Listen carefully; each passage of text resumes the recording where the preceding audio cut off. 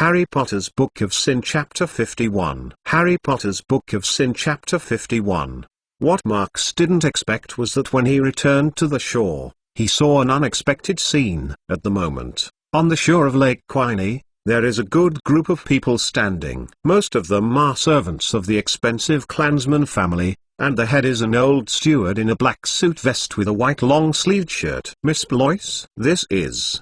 Marx lifted the curse and asked, "The next person at home is here. I have to go back." Winnie is still so calm, and there is still no expression on her face, as if she is talking about something that has nothing to do with her. "Sir, thank you for your care of Our Lady in the past. If you have time in the future, I hope you will come to Blois Fort in Paris and believe that the owner will be very happy." The old steward said kindly, and blamed Marx for not saying anything, but instead made an invitation from the patriarch to show the skill and calmness of the noble steward. Marx nodded, he glanced at Winnie, and this said, "Mr. Steward must have worked hard all the way. When I am free, I must visit. I am a student of Hogwarts and I am a good friend. After the start of the next semester, I will call Slytherin head of house and Severus Middle. Professor Snape to take care of her." Marx's mouth has always been good. He knows what Winnie is lacking, and her family is naturally very clear. Although watching Winnie's appearance, the situation at home does not seem to be very good. As an unsuspecting outsider, the way to express goodwill is always not wrong. Sure enough, the old steward also nodded, thanked him for the words, and then turned and walked toward Winnie.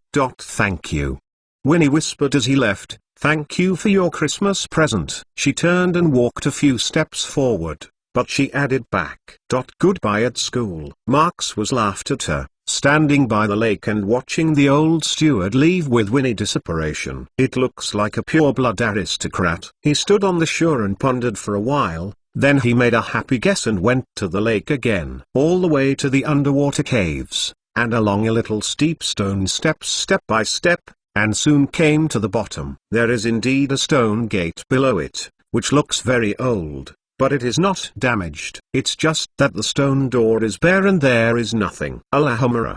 Marx pulled out wand and waved gently against the stone door. This is a temptation, and Marx didn't expect any effect. What made him amazed was that the door slowly opened. "What's the situation?" Marx curiously probed into the inside, only to find that it was just an empty hall. The space inside looks great, and the friction between the stone door and the ground echoes in the hall, which makes people feel a little uneasy. On both sides of the hall, there is a row of support columns, carved with rough engravings. In the deepest part of the hall stands a towering throne with a seat back, which is carved out of the rock. Although there are some defects, you can look at it at a glance, but there is still a primitive rough beauty.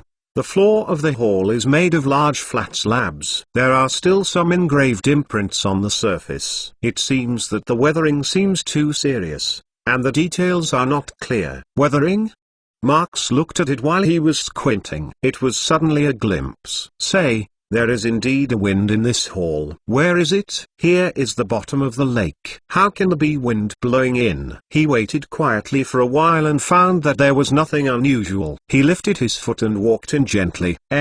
Marx just walked to the center of the hall and immediately felt dizzy. It seems that the surrounding scenery is changing. He was busy with the discomfort of his heart, shook his head, only to find that everything around him changed. To be exact, this hall has become completely new. The glyphs on the stone pillars were clearer, and the gaps on the rock throne disappeared. Even the slate under the feet, the traces of weathering were all restored. What happened? Marx looked around and was trying to figure it out, but I didn't expect the stone door behind him to make a heavy movement again. He glanced back at him, but was surprised to find that Shimon was not closing, but opening. He immediately ran a few steps to the left and used a stone pillar as a temporary hiding place. Just as he had just hid, a footstep passed in from the door. "I have just opened it, how can it?"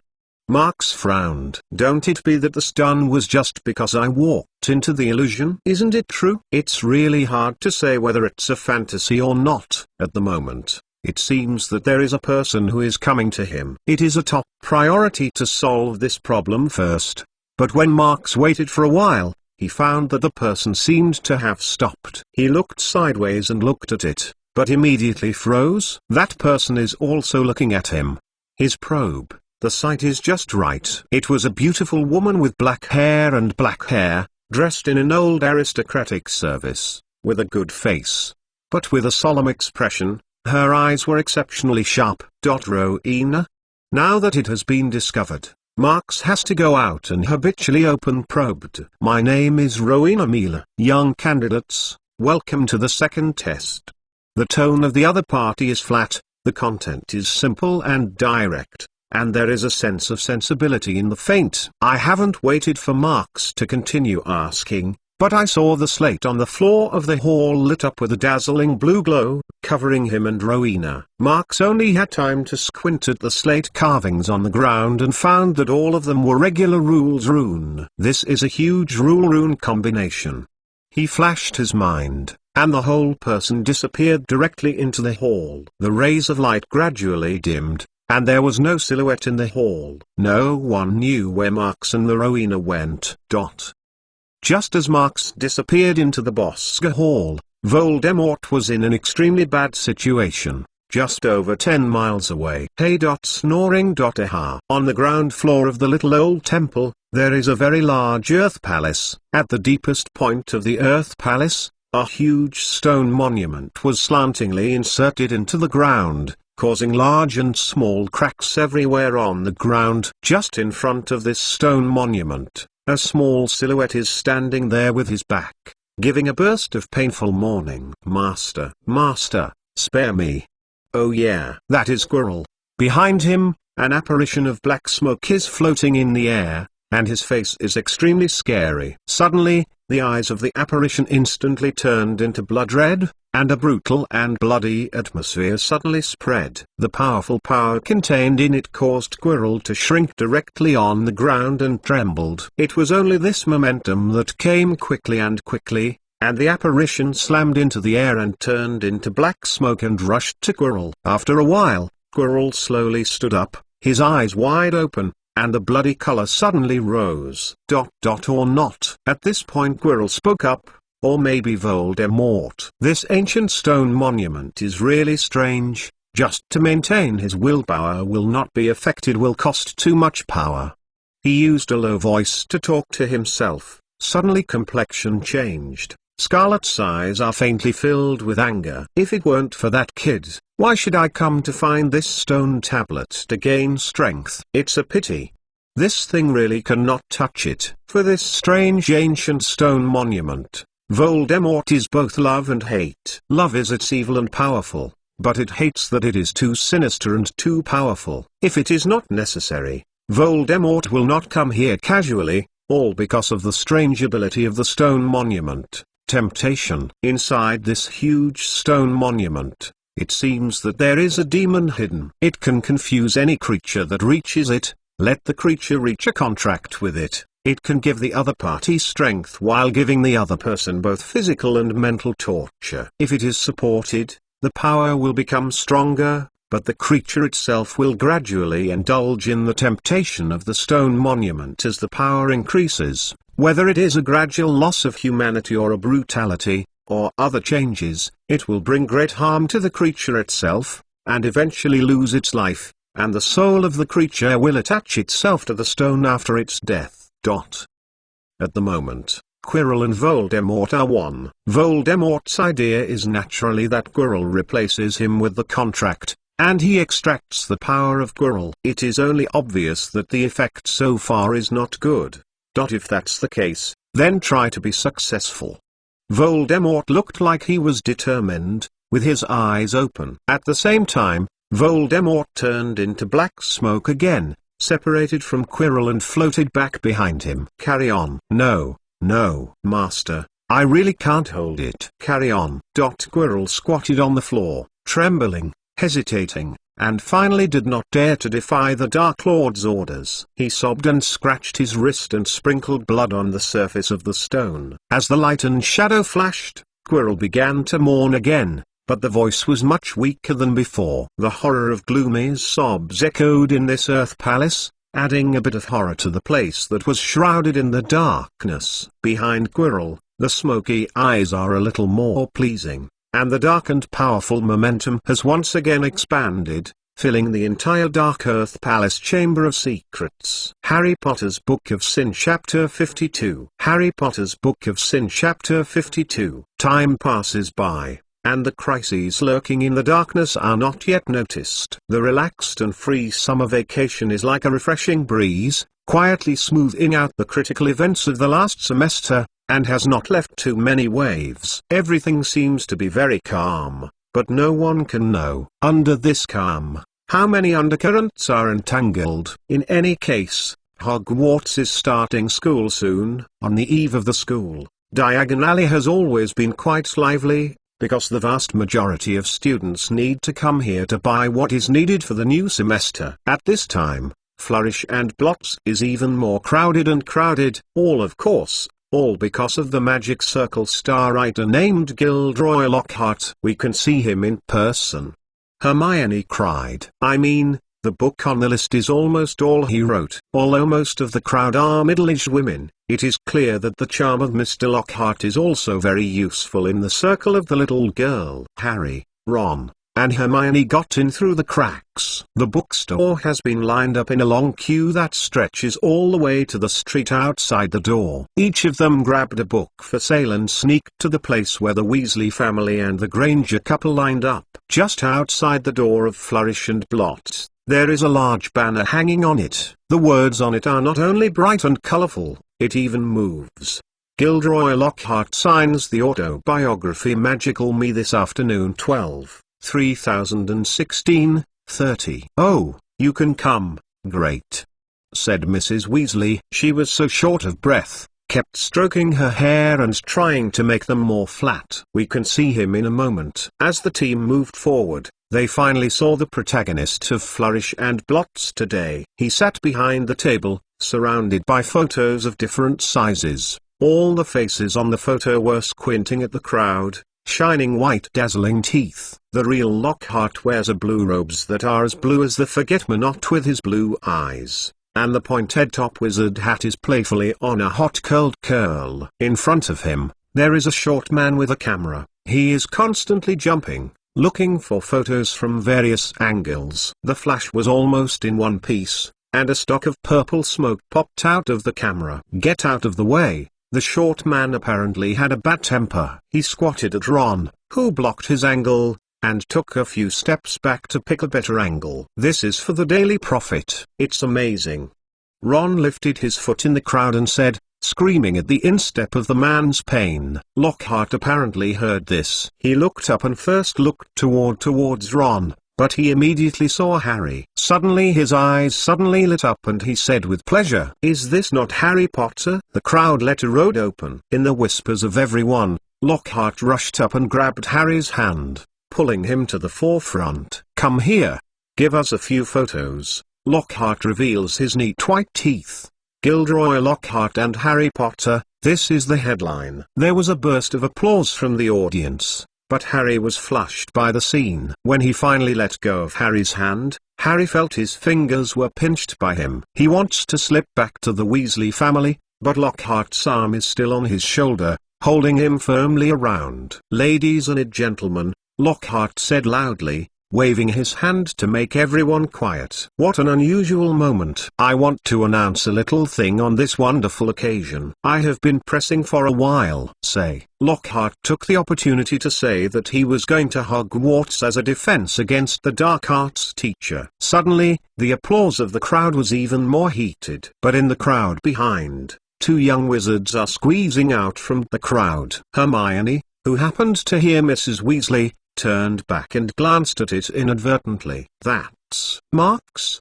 Hermione was surprised. "Who is the female child he is pulling?" She pulled back and pulled Ron in front of her, but when she went back, the man had disappeared into the sea. "Where is Marks?" Ron looked up at his toes and then wondered. "Are you mistaken? People that many." Hermione looked at her head again and finally shook her head. "I don't know. Is it possible?" In fact, Hermione is actually looking at it. It was just that she saw marks, but she was a bit skeptical. She wondered if she was really wrong. No, Marx's A's will be softer. It's impossible. Hermione whispered softly. It's impossible to be so cold. And, who is the female child with the light golden hair next to it? It looks weird. She thought about it and shook her head again. Maybe I really got it wrong? Hermione was pondering, but heard a nasty voice coming from behind. You must like this, Potter? Is Draco Malfoy, his usual ridiculous smile on his face. Famous Harry Potter, Malfoy said. Connecting to the bookstore will be the front page news. Don't talk nonsense, he doesn't want that. Ginny, standing next to Harry, said loudly. This is the first time she spoke in front of Harry's face, and she was mostly shyly brief remark. Potter, you are looking for a girlfriend, Malfoy said with a long tone. Ginny's face brush was red at once. The background and Hermione huddled, each holding a lock of Lockhart's book, separating her from Malfoy. Ginny is the baby of the Weasley family. Malfoy dares to bully her, and Ron naturally doesn't buy it. He and Malfoy sneered at each other, and you satirized the other side with a satirical sentence. Soon, Ron was so excited that he rushed to give Malfoy a punch on his face, and Harry and Hermione quickly pulled the back of his clothes. Ron. Mr. Weasley squeezed with Fred and George. What are you doing? The people here are crazy, let's go out. Arthur Weasley. Just as Mr. Weasley tried to pull the children out, Malfoy came out of the crowd behind him. Lucius. Mr. Weasley looked at him coldly, nodded a little. It was Lucius Malfoy, who put one hand on Draco's shoulder, and the smirk on father and son's face was exactly the same. I heard that my dude is very busy. Mr. Malfoy said. That many copy. I think they paid you overtime. He reached into Ginny's cauldron and pulled out a tattered A Beginner's Guide to Transfiguration from the new, bright Lockhart book. HMPH, it doesn't seem to be. My God, if you can't even get a good reward, what good is it to be a scum in a wizard? Mr. Weasley's face was more red than Ron and Ginny. Still amazing. We have a very different view of what is a scum in the wizard, Malfoy, he said indignantly. Of course. Lucius raised his head and dismissed. His light-colored eyes turned and his eyes fell on the Granger couple who looked at them with fear. Look at your friend, Weasley. I thought your family had fallen to the limit. Mr. Weasley rushed over to Mr. Malfoy and slammed him onto a shelf. Dozens of thick spells fell on their heads, and even Ginny's cauldron flew out and made a jingle. Twin brother Fred and George shouted, Father, on one side, and Mrs. Weasley screamed, Don't be like this, Arthur, don't do this. The crowd panicked back and knocked down more bookshelves, causing the clerk to have a face. At this time, a big voice overwhelmed all the sounds. Distributed, gentlemen, all spread. It was Hagrid, who strode over the books on the floor and pulled Mr. Weasley and Mr. Malfoy away in a blink of an eye. Mr. Weasley's lips were broken, and Lucius's A's were stunned by a thick book, and Ginny's dilapidated Transfiguration textbook was still in his hand. Next to Ginny, cauldron was picked up, and Lucius saw it and put the book in her cauldron, his eyes flashing with vicious rays of light. Hey, little girl, take your book. This is the best thing your father can give you. He broke free of Hagrid's arm and waved at Draco, rushing out of the store. You shouldn't care for him, Arthur. Hagrid reached for the robes of Mr. Weasley, and he almost lifted him up. This guy is so bad. They are all family, everyone knows. Malfoy's family is not worth listening to. The blood on them is bad. That's it. Go. Let's go out. The clerk on one side seems to want to stop their claim, but in the case of Hagrid's physique, the average person really dare not stop him. After a while, they went out from the store door, leaving a shop assistant to cry and face each other, big eyes staring at small eyes. They hurried to the street. Hermione's parents were ordinary muggles. They were scared and shivering, and the next Mrs. Weasley was mad. Good heads for children. Fight in public. What does Gilderoy Lockhart think? He is happy. Fred said. "Did you not hear when we came out?" He asked the guy in Daily Prophet if he could write the fight in the report. He said it would cause a sensation. And just in the crowds not far from them, a teenager is looking indifferently. A pair of deep blacks consciously or unconsciously staring at Ginny's cauldron, specifically, a black in the cauldron-covered diary. Harry Potter's Book of Sin Chapter 53. Harry Potter's Book of Sin Chapter 53. What's wrong, Marks? When the teenager was staring at the black-skinned diary in Ginny Cauldron, the young girl beside him pulled his hand and asked him without hesitation. "Nothing." Marks shook his head slightly. His tone still seemed gentle and peaceful, but his eyes were unusually cold. "This time, going out, it has changed a lot." "Yes, Luna?" Marks turned his head and smiled. "Maybe, but I think it's good too." Luna looked at him with a squint, her eyes slightly awkward, and she couldn't see what she was thinking. After a while, she said, "Yes, it's good." Obviously, Marks caught up with the start of school. Although no one knows where he was taken by Rowena and what he did, at least he returned safely. However, there seems to be some inexplicable changes in him. Go home first," Marks said.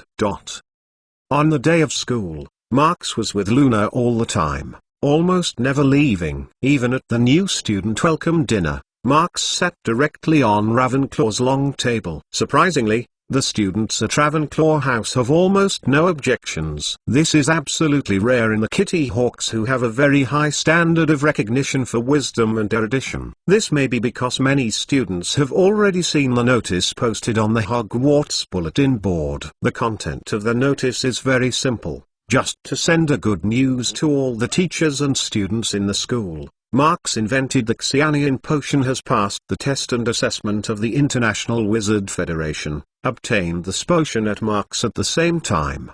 The official certification is equivalent to indirectly recognizing his potion-ear status. Just as Snape said in class, potion is indeed able to enhance reputation and brew glory. This is the most significant testimony to Marks, who has just been promoted to second year this year. In the separate house ceremony, Luna was naturally assigned to Ravenclaw. Marks smiled and gave her a blessing, and repeatedly took care of what she needed to pay attention to in her future study life. The dinner was very lively and as warm as ever, just like a big family that brought warmth to the young wizards. Dumbledore in the middle of the guest table seemed to inadvertently sweep Marks, but soon he heard Professor Flitwick laugh. After a while, Professor McGonagall came in from the side door, and she walked over to Dumbledore and said something a little. Marks looked over the Gryffindor, and Harry and Ron didn't really be on the long table. Other young lions are whispering each other and talking. Among them, Hermione is obviously a fidgety look. When Marks looked at it, she just turned around and looked at Marks. What is it?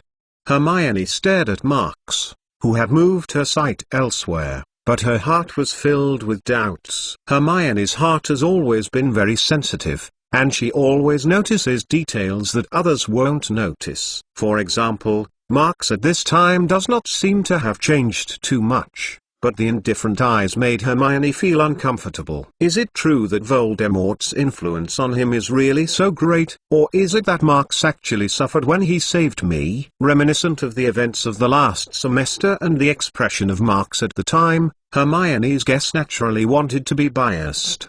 And, who is that female child? She looked at Luna, which was carefully taken care of by Marks. I don't know why it was a bit unhappy. The next morning, Marks, who was eating breakfast, was clashed by a howler over the Gryffindor that was sent to Ron by Mrs. Weasley. Had stolen the car. I dared to drive to Hogwarts, and even a few moles saw it along the way. If they fired you, I wouldn't be surprised at all. See how I pack you when you arrive. I didn't even think about it at all. My father and I found out what it was like when the car was gone. The huge sound broke out from the red howler, flooding the entire hall, 100 times louder than usual. The sound of the plate and the spoon on the table shook loudly, and the echoes of the 4 stone walls were deafening. The people in the auditorium turned around to see who received the howler, and Ron shrank in the chair, only to see a red forehead. Marks frowned, but there is no action. If he used to, he might go over and help Ron solve the howler. It's not difficult for him. But now, he is sitting on the side of the dining table, and the lines are still moving. The first lesson is herbology, and Hufflepuff is still attending this class with the Gryffindors. When Marks walked to the greenhouse, he saw the Homping Willow from afar. It was tied up with a bandage to prevent some branches from breaking completely. This is a masterpiece by Harry and Ron, who drove the magic flying car at the beginning of the school and smashed it all the way. Although they just couldn't go to the Hogwarts train station, where the wall entrance seemed to be sealed. Even so, they still can't hide their ash. At least, Sprout spent a morning to heal the poor Homping Willow, and even hurriedly stuffed the bread for breakfast. When Marks came to the greenhouse, he saw other students standing outside and waiting for Professor Sprout. After a while, Harry, Ron, and Hermione also came. When they arrived, they saw Professor Sprout striding from the lawn. There are a lot of bandages on her arm that don't look too good. Moreover, she has always been kind, and her face has obviously brought a bit of anger. And next to Professor Sprout, is following Gilderoy Lockhart. The two men are a stark contrast. Professor Sprout has a chunky figure, a patchy hat on the ethereal hair, and a lot of dirt on the clothes. But Gilderoy Lockhart goes from scratch. The feet are spotless, the elegant green robes, and the glittering blonde hair is wearing a green rimmed hat. "Oh, how are you?" Lockhart screamed at the students in the spring. "You just gave Professor Sprout a demonstration of how to treat Homping Willow. But I don't want you to think that I am better than her in herbology. I happened to have seen some of these strange plants during my trip today in the third greenhouse." Professor Sprout was unhappy and grabbed the topic. Marks is already a frequent visitor to the third greenhouse. He has been here many times, and even has a small area of his own. Here, the smell of moist soil and fertilizer is familiar, and it is also rich in floral notes. Those flowers are as big as an umbrella, hanging from the ceiling and looking good. Marks was about to go inside, but he saw Gilderoy Lockhart yelling at him. "Oh, Marks, you are Marks!" Lockhart grabbed his shoulder and shouted loudly, "Professor Sprout, and this, Marks McLawn. I also want to talk to him. I think you must not. Would you mind, just 2 minutes?" Marks looked at Harry, who was standing on the other side and was also pulled by Lockhart, and Harry showed him a sly smile. Lockhart didn't seem to be really going to agree with Professor Sprout. He said too good and shut the door to the greenhouse. "Oh, the youngest potioneer. I heard that when you invented Xianian potion, it was still first year. Is this true?" "It's amazing," Lockhart said happily. One hand pressed Marks the shoulders, one hand waving up and down the topic, looked quite excited. "I also heard that you were very loque when you first entered school, quite loque. Just like when I was a child. In any case, gold always shines. Just like me. Although you can't match it now. I have won the Witch Weekly's Most Charming Smile Award 5 times in a row, but one day you will reach my level." "Sorry, Professor Lockhart." Marks interrupted his words and calmly said, "If there is nothing else, I think I should go back to class." After all, he pushed the door into the greenhouse and took the door with him, leaving Lockhart standing there and blinking. "Well, I think." He turned his head, and the stiffness on his face quickly swept away, as if he didn't seem to care, and turned his gaze to Harry's body. "Harry, I think I can understand you." In the third greenhouse, Professor Sprout stands behind a bench in the middle of the greenhouse. 20 pairs of earmuffs of different colors were placed on the stool. In front of everyone, there is a large pottery pot of each and every one, and there is a plant planted in it. It looks like the grass is green and looks healthy. Harry was back when the students were whispering. He walked to the center of the greenhouse with a sullen look and sat in the seat beside Ron and Hermione. At this time, Professor Sprout knocked the flower pot with wand, loudly said, "We are going to change the pot for Mandrake today. Now, can anyone tell me what features Mandrake has?" Hermione raised her hand subconsciously. She always did it. But this time, She raised her hand and looked at Marks again. Marks just stared at Mandrake in front of him and didn't look up at all. "Miss Granger." Professor Sprout also glanced at Marks, and he said, "Mandrake, also known as mandrake root, is a strong efficacy restorer." Hermione recited the knowledge points he had written in the press study almost literally. "Used to put the deformed person or the curse. The person returned to its original state." "Very good. Add Gryffindor a lot." Professor Sprout said, "Mandrake is an important part of most antidote, but it is also dangerous." "Can anyone tell me why?" Hermione glanced at Marks again. In the last semester of herbology, Marks always raised her hand to answer questions. To be honest, Hermione is always very happy about this. She thinks that Marks is the friend who knows her best in this school. But at the moment, the other party still has no reaction, which makes her feel very lost. Harry Potter's Book of Sin Chapter 54. Harry Potter's Book of Sin Chapter 54. Now, can anyone tell me what features Mandrake has? Professor Sprout continued. "Heard Mandrake's crying will kill people." Hermione saw that Marks had no reaction and had to answer it himself. "Exactly, +10, says Professor Sprout. "Look, our Mandrake is still young and has no fatal effect." She pointed to the row of deep-bottomed flower pots in front of everyone and introduced them to everyone. They all looked carefully into the basin. It was a green seedling with purple. "Everyone comes up with a pair of earmuffs," says Professor Sprout. The boys rushed forward.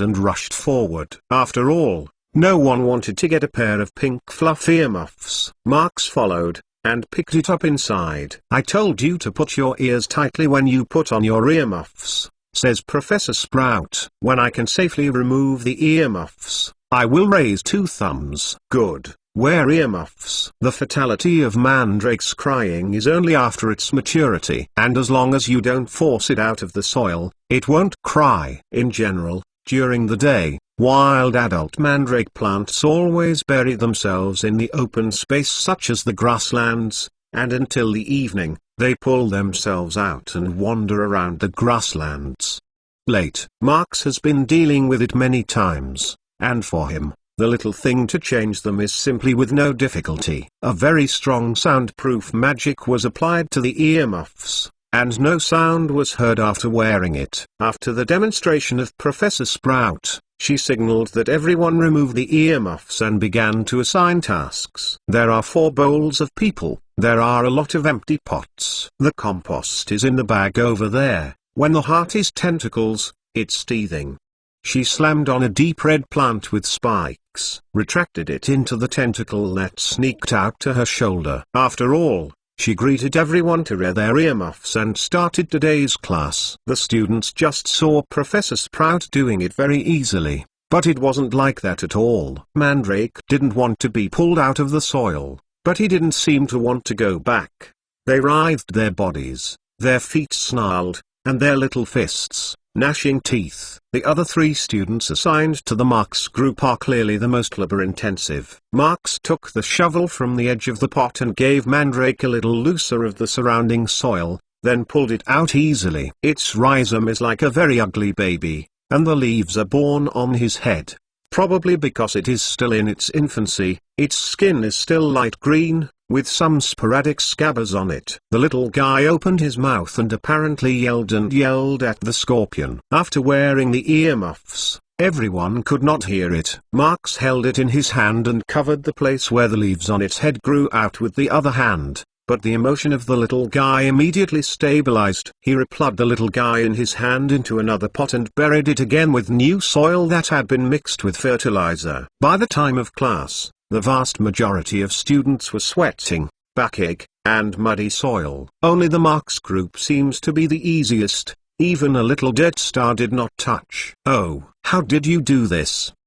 The female student of Hufflepuff next to Marks couldn't help asking. "It will make it think that it seems to have been re-drilled into the soil," Marks said calmly. "Only for the young Mandrake." Professor Sprout habitually praised Marks and added 10 points to Hufflepuff. On the side of Sprout, Marks's face showed a happy smile, and if you look closely, you will find that there is no smile in his eyes. Hufflepuff's next lesson is a charms. and Professor Flitwick's teaching style is still so relaxed. Obviously everyone is relaxed for this.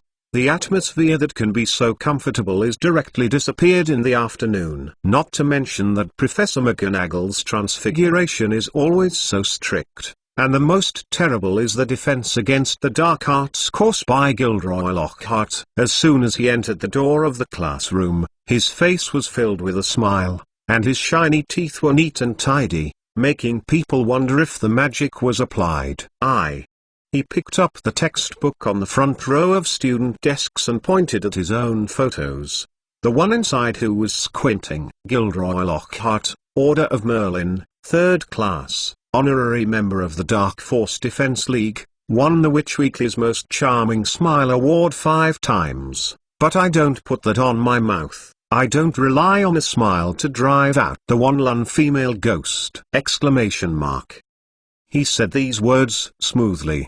Probably because he has practiced this many times. I saw that you all bought my full set of books. Very good. I think we will do a quiz today. Don't be afraid, just look at how you read and how much you understand. He finished the paper and went back to the podium and said, "Give you 30 minutes, now.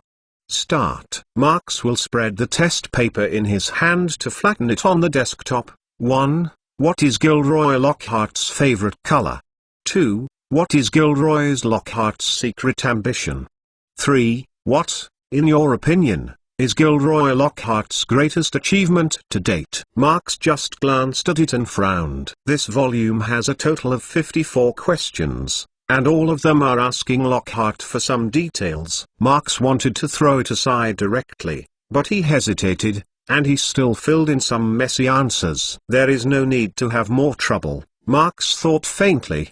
The next part of the lesson is even more annoying. Probably because in the last lesson, the group of Cornish elves prepared for the young lions was too messy. This class actually gave the youngsters the novels he wrote on the spot. When he read The Rise, he even took the students together and played them. Marks sat behind and wrote the study notes of Potion, and didn't even look at the podium. Until the evening, Marks was staring at everyone else, sleeping alone. Leaning against the window, he looked at the cold moonlight outside and couldn't help but recall the things after the dinner. That night, he went to the Ravenclaw Tower to find the Bronze Eagle for the first time. But no matter how he called, there was only a bronze door knocker with no emotional questions. I don't know why.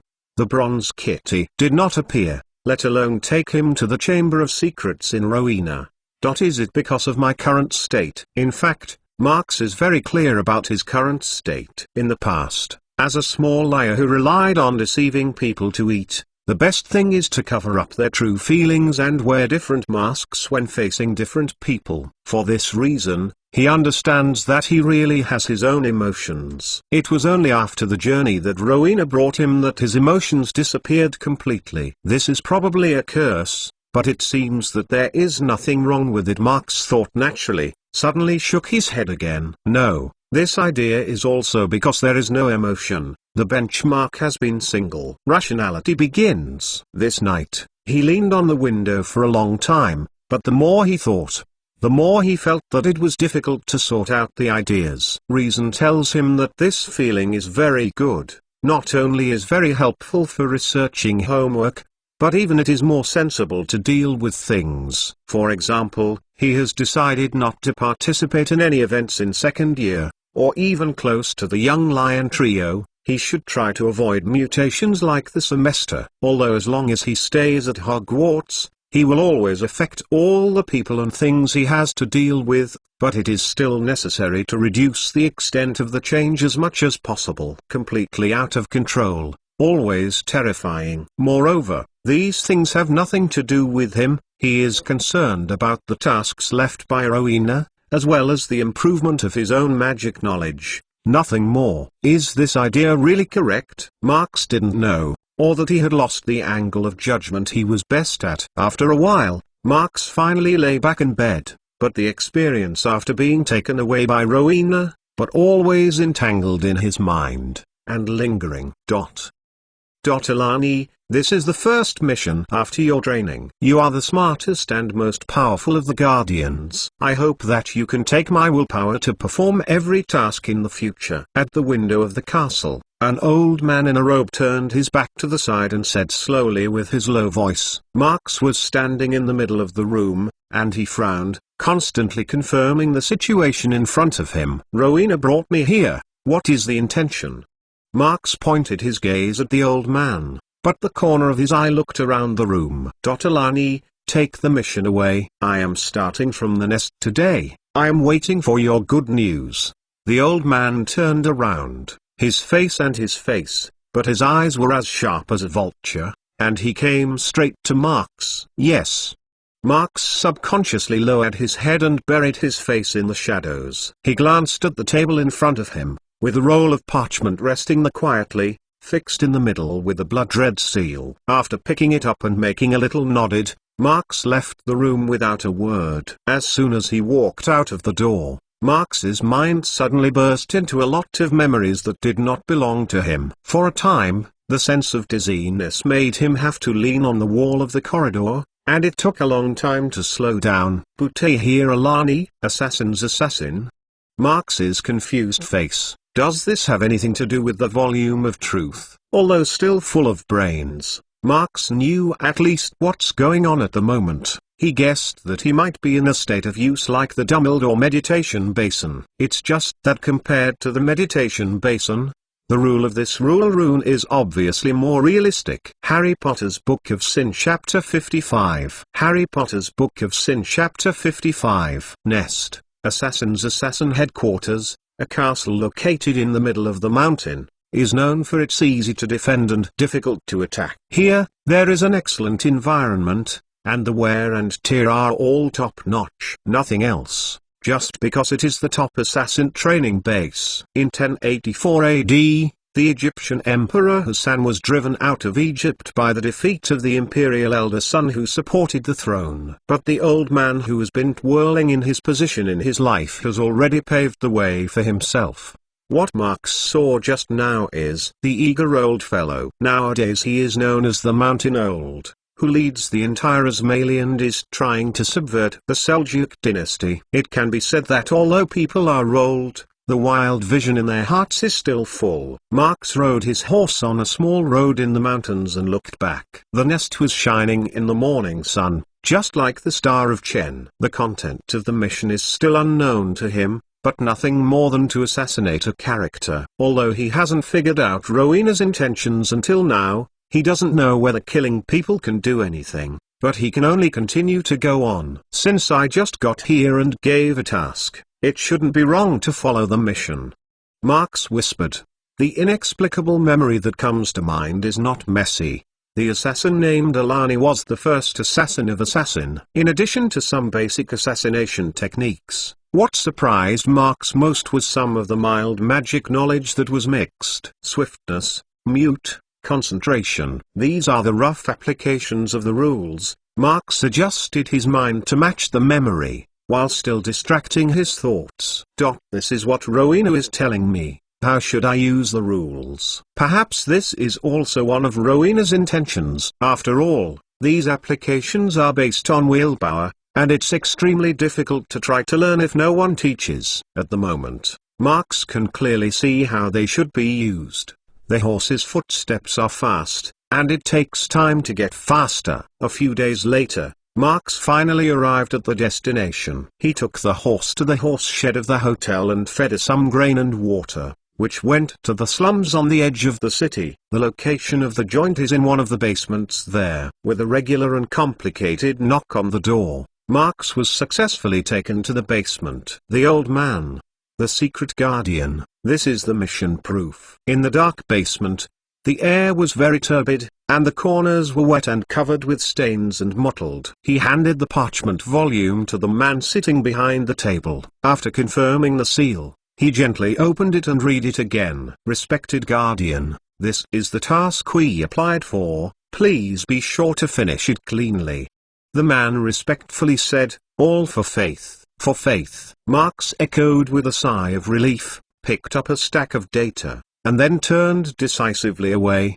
The purpose of the action is not complicated, but in any case, it is undoubtedly a difficult task to assassinate a person with identity. The target person is a high-ranking Sunni believer who also has a certain power in the dynasty. Marx pondered and chose the location at the other's home. The information of the other party is very complete, including when it will appear, what is going on every day, and even the flat maps of various places are clearly marked. It's just that accidents are always inevitable, and everything is the key. After a few days, Marx has been diagonally opposite the other's mansion for more than 3 hours. I hide my body shape from a height, and look closely through the dense canopy. Occasionally, there was a gust of wind blowing, and the branches shook, blowing away the sweltering heat in the air. There are dark clouds in the sky that are spreading to this side. It seems that it will bring down a heavy rain at night. Today's situation is not bad.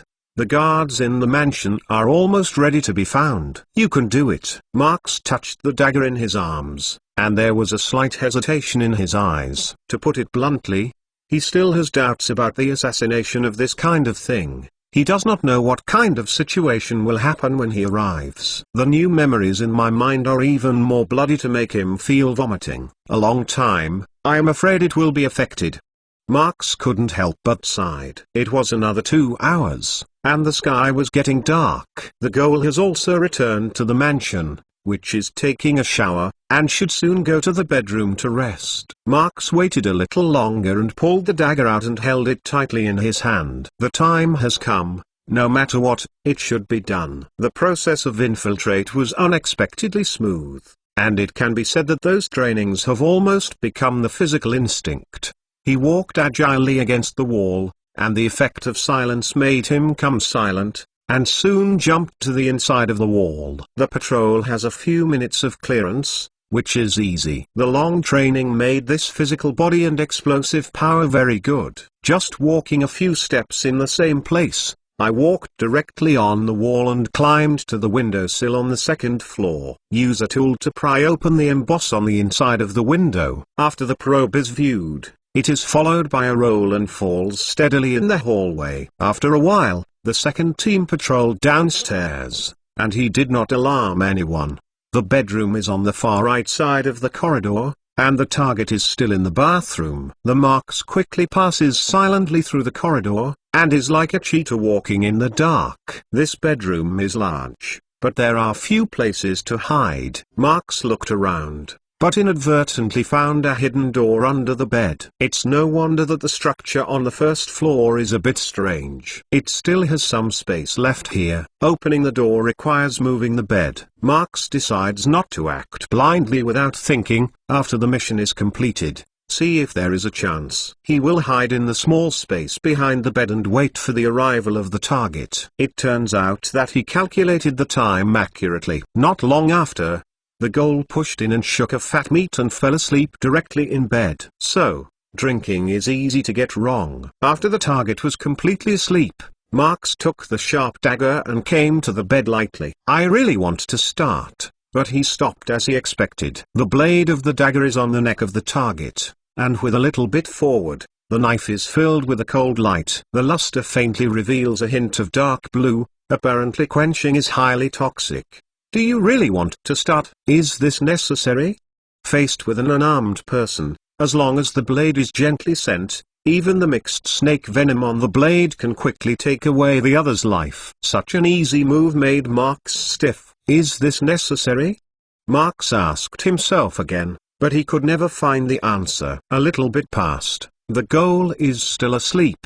Marx can be used as an assassin, but sweat on his forehead. The weather is still very hot. The clouds in the sky outside the window are densely covered, and the air is so boring that people want to faint. Bang! A lightning flash in the outer clouds illuminates Marx's face at the moment. His expression is full of struggles. Booming! It was another lightning bolt, and the target seemed to be noisy, and it was frowned. But this chubby middle-aged man can't think of it. It's just such a move to let himself die on the spot. Almost instinctively, the blood of the throat was so hot that the other side struggled a few times. Marx's gloved left hand smothered the other's mouth, and the power of power made it impossible to move a single step. Soon, There was only one cold body in this bed, and an assassin who was stiff all over. Bang! The third lightning struck the night sky, illuminating the entire mansion and illuminating the full bed of bright red in the bedroom. This feeling is really hard to say, although it is not that I have never seen death, but the feeling of self-control is still unforgettable. After a while, Marx gradually became spiral recovers. It's a terrible assassination. He glanced at the contamination on his body, and smiled bitterly. If you judge according to the training, it is obviously unqualified. Although it was unqualified, it did not make any noise just now. Marx pushed the bed a few inches away, and then heard a slight click. The dark door opened. This is a small dark room that can only allow one person to bend over and enter. Inside, there are a lot of gold and silver goods, as well as a lot of secret documents. Marx picked up a few documents and looked at it, but found that it didn't have much use. The people in the nest are never short of money. What's more,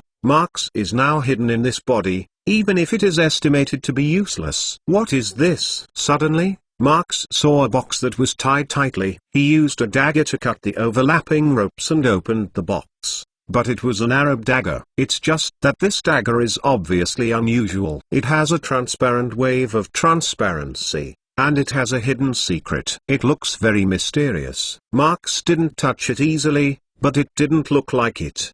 But he doesn't touch it, but it doesn't mean he can't touch it. Only an inexplicable force emerged from Marx's heart, invisibly driving him, reaching out to the handle of the dagger. Even if he reacted quickly, the rebellious willpower would have no effect. At this moment, his hand did not listen to him at all. Just the moment I touched the dagger, a cold breath spread from the finger to the whole body. The feeling could not be described, although it was not painful, but it was very uncomfortable. At this time, he has not noticed anything different. He just felt that the sultry feeling that had just wiped the neck of the man's neck disappeared in a moment without a trace. Suddenly, Marx felt a blur in front of him, and when he was clear again, he found that the scene had once again returned to the mountain room in the nest. Alani, this mission will be very difficult, you have to be careful. The old man is still facing him, his voice is still low and slow, but the amplitude of the back bend has increased significantly. I'm afraid it's been a few years since I was last time. Yes. Marx felt that his tone seemed to be much indifferent. Harry Potter's Book of Sin Chapter 56. Harry Potter's Book of Sin Chapter 56. This second experience is more unreasonable than the first time. Perhaps it has been seen that Marx does not want to cooperate, or for other reasons. This action is much more restrictive. Although you can take some activities on your own initiative, if you deviate from the mission goal, you will immediately have the power of invisible control. So more often, Marx can only be an audience in the first-person VIP perspective. This feeling is very strange and has a strong sense of violation. Any behavior done by Alani, any psychological activity, and even the sensory experience brought about by each movement can be clearly felt, but he cannot interfere with it. What is more worth mentioning is that even from a rational point of view, two different people will have different judgment criteria. From a rational point of view, Marx was puzzled by his own ideas. Obviously, he felt abnormal. He never thought about the problem from a rational point of view, which was not in line with his philosophy. Looking at the scenery in front of me has been changing, from riding to the capital of the Seljuk dynasty, the Eighth Tower, and then to the royal palace. It can be said that Alani's own actions are more straightforward than him, but they must be more swift and concise. Until Alani disguised as a Sunni, pretending to pretend, and assassinating the target, a sorrow from the soul suddenly broke out. How come back? Marx thought for a moment and then reacted immediately. It's the dagger. He can feel that the mysterious dagger is afflicting the soul of the assassin. According to the restricted section of the Hogwarts library, the magic book on the soul says, tortured the same kind of soul, you can gain powerful power, but it will also make your soul vibrate and even defect. There are many dark magics that have been passed down from ancient times, which are created by using this theoretical feature, for example, the method of making souls that has long since been lost. Of course, there is also the opposite.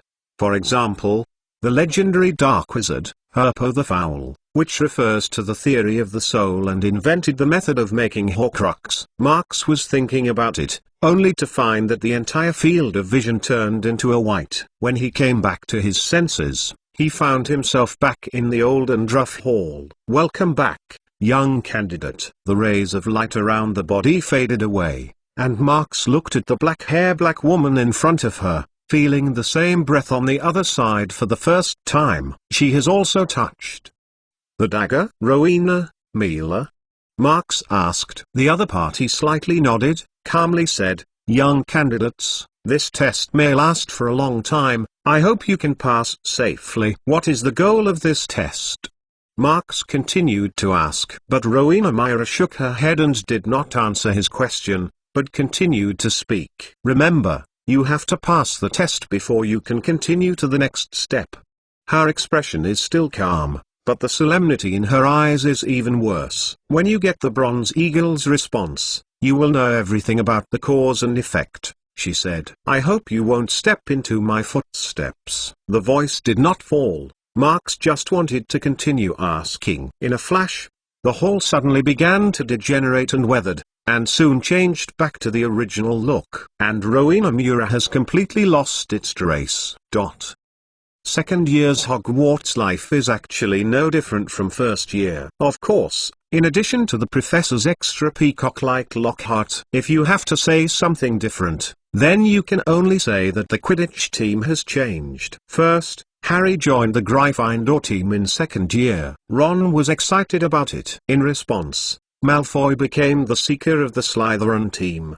His father Lucius even funded a new batch of Nimbus 2001. He also satirized Harry. Stopped for this. Probably enough for the lessons Marx gave him in the last semester. When Hermione ridiculed him back, he glared at Hermione with a sigh of relief, but he chose to ignore it. In addition, the Hufflepuff Academy also produced a major event. That is, Marx actually submitted the application for withdrawal. Although Marx ended up with a temporary withdrawal permit at the request of the team members and even Sprouthead, this is still a pity for the entire Hufflepuff. In fact, in addition to minimizing the intervention of the Young Lion trio, he also needs a lot of time to study the knowledge and application of the soul. If there is any clue at the moment, it is obviously the mysterious power of the dagger. Although I can't find any information about the stuff, I can go along this clue. After all, it is not wrong. I was a Hufflepuff, and a lower level is the right way. In the days that followed, Marx was in the corner of the library except for the class time. The whole person exudes a breath of life. It's not so much a Hufflepuff, it's more like a real Slytherin. Hermione, who was often discussed with him in the library, has never been close to him because of unknown factors. This situation continued until October. Recently, the wet chill has always been scattered, and the entire Hogwarts castle is infiltrated at all times. There was a sudden cold between the faculty and the students, and the head nurse Madame Pomfrey was in a hurry. Her refreshing agent has an immediate effect, but people who drink this potion will smoke in their ears for hours. Ginny Weasley has been ill recently and was forced to drink some refreshing agents by Percy. As a result, a vapor of steam appeared under her bright hair, and the whole head looked like a fire. Harry, who has been training in the Quidditch stadium during this time, no matter how big the rain is, Gryffindor's Captain Oliver Wood has always been enthusiastic. After all, Slytherin's batch of Nimbus 2001 puts pressure on team members. In a blink of an eye, Halloween is coming soon. Hermione herself is not sure why she is afraid to go with him. Smart as her, but cannot tell what the reason is. She just thinks that Marx seems to have changed a bit in the recent period, even if she is particularly admired by Gilderoy Middle. Professor Lockhart, it is sometimes difficult for her to distract her attention. What the hell is he? What? Hermione sat on the other side of the library, looking at Marx, who was burying her head, and hesitated. A few days ago, Harry was invited by Gryffindor's ghost, Nearly Headless Nick, to go to the Death Day party of the ghosts, and she and Ron would also go. In fact, she is very much looking forward to the trip of this party. After all, it is really strange, and the living people are rarely invited. She really wanted to ask Marks if she wanted to go together. Hermione squatted on the seat for a long time, until the time was close to the evening. She clenched her fist and cheered herself. "Well, Marks," Hermione whispered. Marks, who can be buried in the information book, didn't even lift his head. As if he didn't hear it, he still focused on his own affairs. "Marks," Hermione raised some voices. "Nearly Headless Nick invited Harry to the Death Day party, I think. Don't you go tomorrow night?" Marks still didn't answer. He continued to record some information in his notebook, but after a while, Hermione never left. He felt that someone else was watching this place, thinking that he had been ignoring it or not, but he shook his head slightly. Hermione saw that Marks didn't want to lift his head, and his heart was in a mess. Okay. For a long time, she dropped a word, turned away and hurried away, and even read the books borrowed on the table and forgot to go back.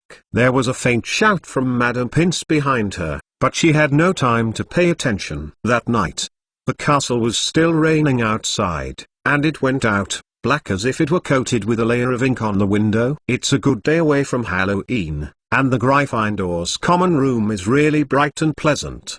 The fire in the fireplace reflects countless soft armchairs, where people sit and read books, chat, and do homework. And Fred and George, the Weasley family, are naturally not idle. They are studying what would happen if you give a salamander a hard-working fireworks. Fred to save this bright orange-red lizard from the class of care of magical creatures. At the moment, it was burning on a table, and there was a group of curious people around it. Just as Hermione pushed in, the salamander over the slammed into the air, frantically spinning in the room, slamming the sparks, accompanied by some ping-pong loud noises. Percy Horse and Squat, Rebuke, Fred and George stopped.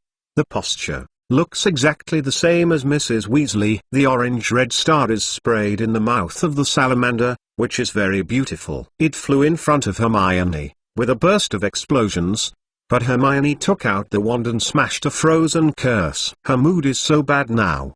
What's wrong, Hermione? Ron asked, cautiously. Don't bother me.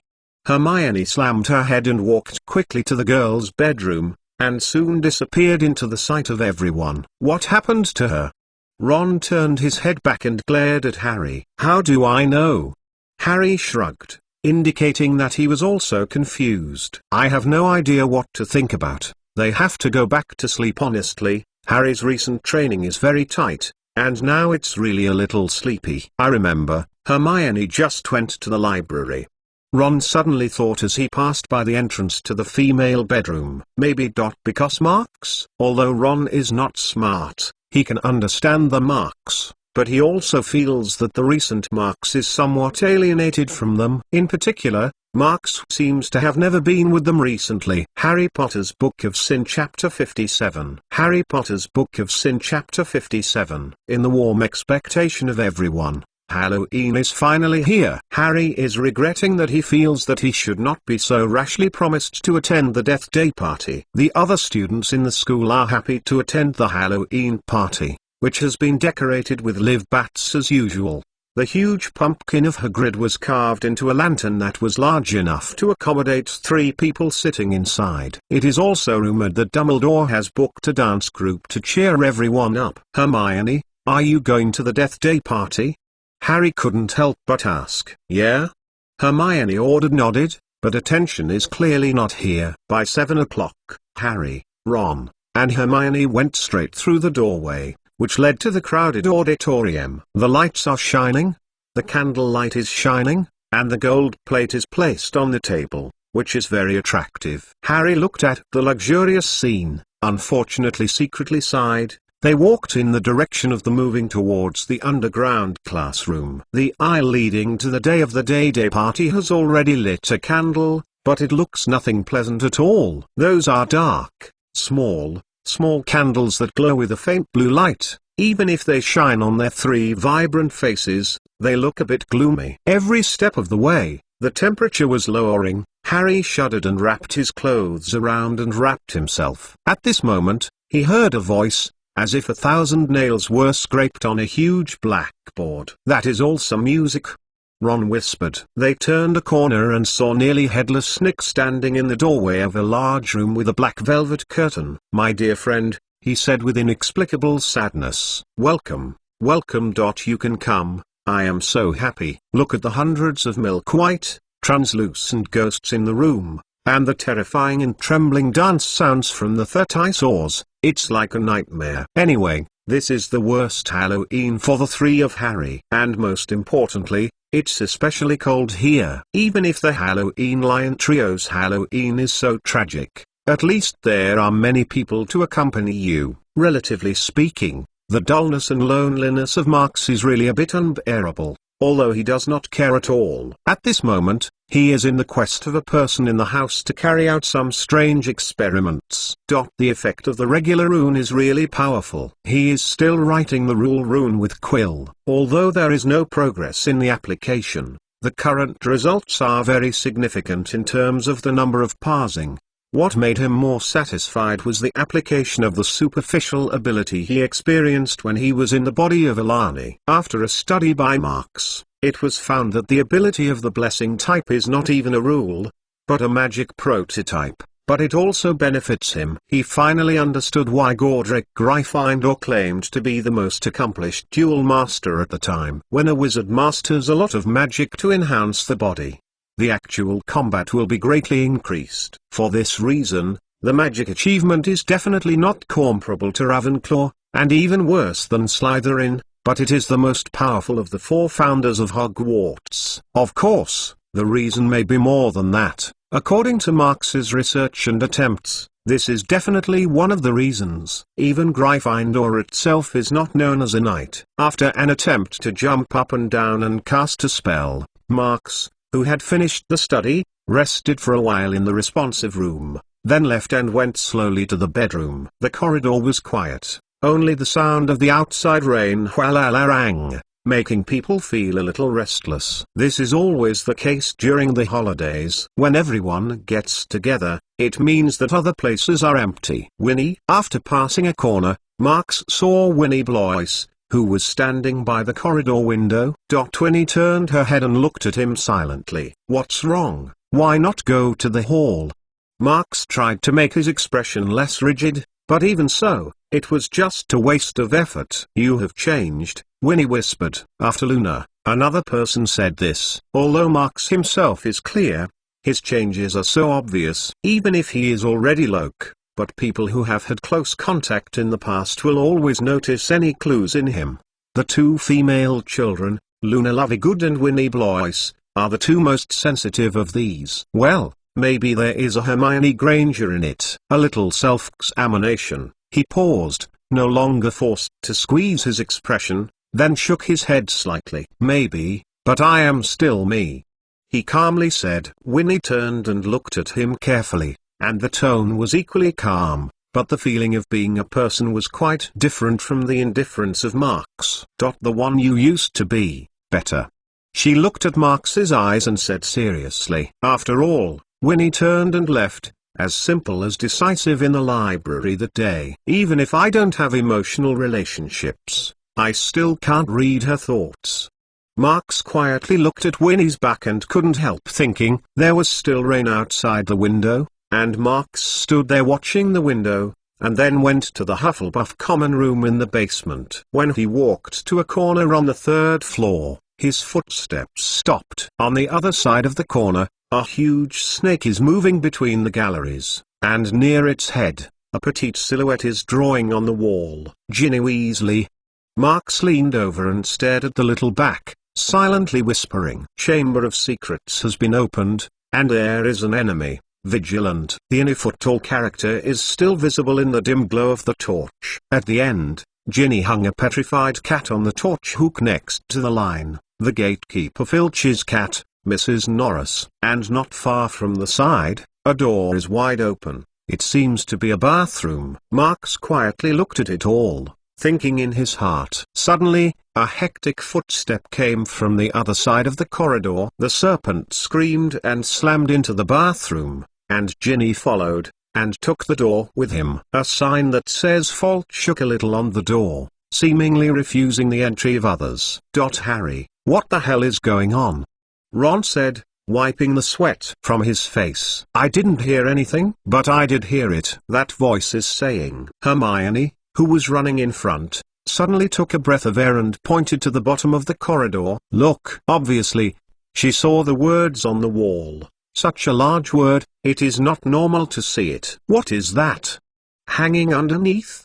Ron said, his voice trembled. They approached cautiously, and Harry almost slipped a little. There was a large amount of water on the ground. Hermione grabbed his clothes, lest he fall. The two of them approached the slogan a little bit, staring at the black shadow below. The two men saw what it was at the same time, scared to jump backwards and splashed a splash of water. But Ron stared straight at the corner not far from here, as if there was something there that made him care. The three people have their own minds, standing there in the same place, for a few seconds. Is it? Should try to save? Harry stammered. What? Ron suddenly turned back and was immediately taken aback by Mrs. Norris on the hook. What? Don't you just see it?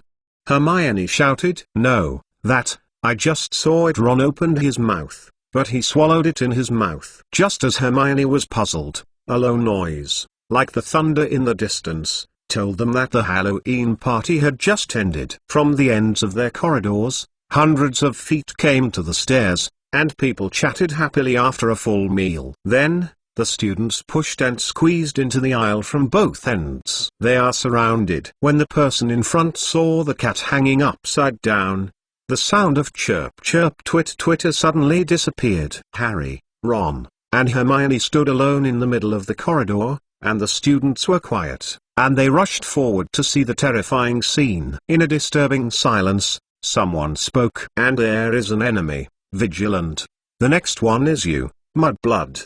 That is Draco Malfoy talking loudly. He had already squeezed into front of the crowd, his cold eyes were alive, and the usual bloodless face was filled with a red light at the moment. Apparently he was particularly happy with the situation at hand. He looked at the stiff cat that was hanging there, with a smirk on his face. What happened here? What happened? Filch was apparently attracted by Malfoy's shouting, and he squeezed his shoulders through the crowd. Then he saw Mrs. Norris. Filch stumbled back a few steps and grabbed his face with horror. My cat! My cat! What happened to Mrs. Norris? He screamed and screamed, staring at Harry in disgust, and it looked like he was going to eat him. Filch, Dumbledore and other professors arrived. In a blink of an eye, he walked past Harry, Ron, and Hermione, taking Mrs. Norris from the hook of the torch. Come with me, Filch, he said to Filch. And you, Mr. Potter, Mr. Weasley, Miss Granger. Lockhart hurriedly squeezed in and asked Dumbledore to go to his office. My office is closest to here, just upstairs. The students are silently directed to both sides, allowing them to pass through here. In Lockhart's office, Dumbledore bent over and looked at it carefully, stamping it here, and hitting it there. Lockhart pretended to be a very familiar look, and he made some sly ideas there. It's not dead, Filch, Dumbledore checked and then started talking. It was petrified. But I don't know how to get it. Ask him. Filch screamed, turning the scabbers, the tear-stained face to Harry. Snape looked at everything in front of him in the shadow of the side, and seemed to have a feeling of taking pleasure in other people's misfortune. As far as he is concerned, Harry's misfortune can be directly converted into his pleasure, and the conversion rate is enough to reach more than 200%. Harry Potter's Book of Sin Chapter 58. Harry Potter's Book of Sin Chapter 58. It must be him. Filch screamed and turned his face to Harry. Second-year students can't do that, Dumbledore said firmly. It takes a very deep dark magic. But Filch didn't seem to agree, and he still insisted that this was a good thing Harry did. On the other side, Snape poured oil on the fire and asked about Harry's whereabouts, trying to get him out of Gryffindor's Quidditch Academy. For a time, the scene was a little chaotic. As long as it is not proven guilty, it is innocent, Severus Dumbledore is clearly as firm as ever. Snape is very angry. The same is true for Filch. My cat is petrified, he screamed, and his eyes widened out. I hope to see someone punished. We can cure it, Filch, Dumbledore patiently said. Mrs. Sprout recently got some mandrake. Once they are well accepted, I have a medicine that will bring Mrs. Norris back to life. I'm going to make it, Lockhart interjected. I have definitely made it 100 times. I can dream of a mandrake resurrection potion.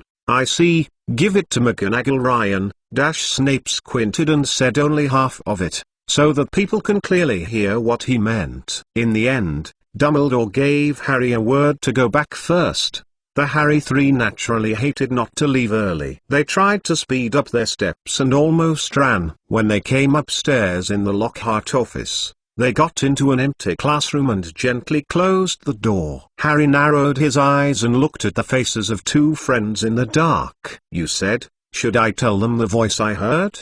He hesitated. Hermione is still thinking about what the Chamber of Secrets is, and Ron is standing on the sidelines. For a time, no one answered the meaning of his sentence. For a few days, the students didn't talk about anything else and talked about Mrs. Norris's attack all day long. Filch's performance made everyone forget this. He often squats in the place where Mrs. Norris is killed, and seems to think that the attacker will come again. Harry saw that he was scrubbing the text on the wall with Mrs. Scour's all-purpose magical mess remover, which seemed to be in vain, and the words were still flashing brightly on the stone wall. If Filch is not patrolling the crime scene, it must be stalking the eyes of two red ones, secretly hiding in the corridor, then suddenly throwing at the unsuspecting students, trying every means to find an excuse to shut them down. For example, they gasp too big, or a reason like skin smiley face. As for Ginny, she seems to be very upset about the experience of Mrs. Norris. According to Ron, she has always liked cats very much. From time to time, Ron will comfort himself with this baby younger sister, but occasionally he will watch the errants day. Originally, he and Harry's friendship, he must have been noticed by Harry. Recently, Harry is also worried about other things. Don't say anything else. Just someone who saw him wanted to run this thing. It was enough for him to have a headache for a while. One day, Hermione came out of the bookshelf. She looked very annoyed, but finally she was willing to talk to them, probably because Marks had not been in the library for a few days. Several Hogwarts, a history have been borrowed, she said, sitting down next to Harry and Ron. The people who have registered to borrow have been scheduled for 2 weeks. Oh, I wish I didn't. Keeping my book at home, but the box contains Lockhart's that thick book, and I can't stop it anymore. Why do you want to see it? Harry asked doubtfully. The same reason that others want to see it, Hermione said. Check out the legend about the Chamber of Secrets. What is Chamber of Secrets? Harry asked immediately. The problem is here, I can't remember. Hermione bit her lip, seemingly inadvertently licking the corner behind the library, faintly said, and I can't find the story elsewhere. Hermione, let me see your composition. Ron looked at his watch and said with eagerness, no. Hermione suddenly gave Ron a look. When Ron saw her, she seemed to be in a bad mood. She had to lick her mouth, but his eyes also glanced at the corner. It was almost to Mark's seat, but it hasn't seen him since the petrified incident. After a while, the class bell rang. Ron and Hermione were silent all the way, heading to the classroom of the A History of Magic class. Halfway through, Harry looked at them 2 times hesitantly. He finally found out something was wrong. I said, would you like to ask Marks? It seems that I haven't talked to him for a while. Harry thought the idea should be good. After all, Marks has a very good position in the heart of Trio. No. Harry didn't expect Hermione and Ron to dismiss this ambiguous idea for the first time. Well, what's wrong? Harry couldn't help but be confused. Nothing. No, nothing. Hermione and Ron glanced at each other, and although they didn't know what the other was thinking, they were undoubtedly related to Marks. In the end, The three people came to the classroom of the A History of Magic class in silence. The course of A History of Magic is still as boring as usual. As a Hogwarts only one after another, the teacher Binns of the ghost teacher came through the blackboard and came to the podium. He opened the note and said it with a dry, low-pitched voice. The continuous snoring was like an old vacuum cleaner. The class's students are groggy, occasionally came back to his senses, copying a name or date, and then falling into a semi-sleep state. But when he said it for half an hour, something happened in the classroom that had never happened before. Hermione raised her hand. Professor Binns suddenly looked up and was very surprised. "You are." "I am Granger, Professor." "I don't know if you can tell us what the Chamber of Secrets is all about," Hermione said in a clear voice. The word Chamber of Secrets is clearly a hot topic in the near future, and most students feel a little bit of fear. Hermione suddenly mentioned this topic in class, just like pouring a cold water on all the sleepy students. Everyone sat up straight. Professor Binns, hearing this, blinked. "My class is A History of Magic," he said in his dry, gasping for breath voice. "I study the facts, Miss Granger, not his legend and legend." He cleared his throat and once again bowed his head and read. In October of that year, a special team consisting of the magician of Ding Ding Island. Hermione raised her hand again. "I want to ask, sir, the legend has a certain factual basis, isn't it?" Under helpless, Professor Binns had to talk slowly. "Okay. Yeah, I think you can say that." He looked at Hermione hard, as if he had never looked at a student before.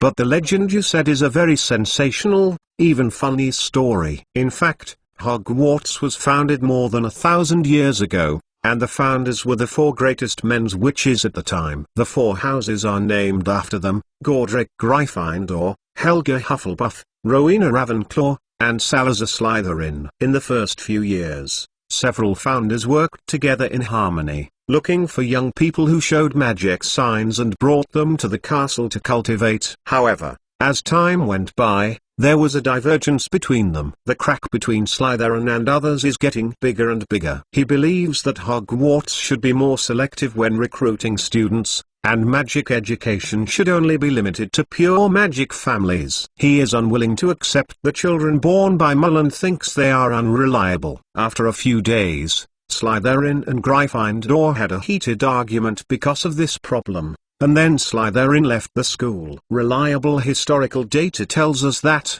Professor Binns raised his lips and looked like a crumpled old tortoise, still translucent. But these pure facts are covered up by the eccentric legend about the Chamber of Secrets, he said. The story says that Slytherin built a secret room in the castle, and other founders knew nothing about it. According to this legend, Slytherin closed the Chamber of Secrets so that no one could open it until his real heir came to school. Only the heir could open the Chamber of Secrets and let the horror inside out and let it purify the school and clear all those who don't have to learn magic. This story is here, even if it is over. The whole class was silent. Everyone stared at Professor Binns, hoping he could continue to talk. It can be regarded as an A History of Magic scholar who is obsessed with facts. The general speculation of this myth is obviously meaningless to him. No matter how the students urged, he is reluctant to continue to tell stories that he does not believe. Soon, the class is over. The three people were pushed aside by the crowd, and Harry's admirer, Junior, Colin Creevey, walked past them and greeted Harry with great enthusiasm. "Hello, Colin," Harry replied casually. Harry, a boy in our class has been saying that you are." However, Colin's head was too small to stop the crowd pushing him into the auditorium. They only heard him screaming "Goodbye, Harry," and was completely washed away by the crowd. "What did the boy in his class say about you?"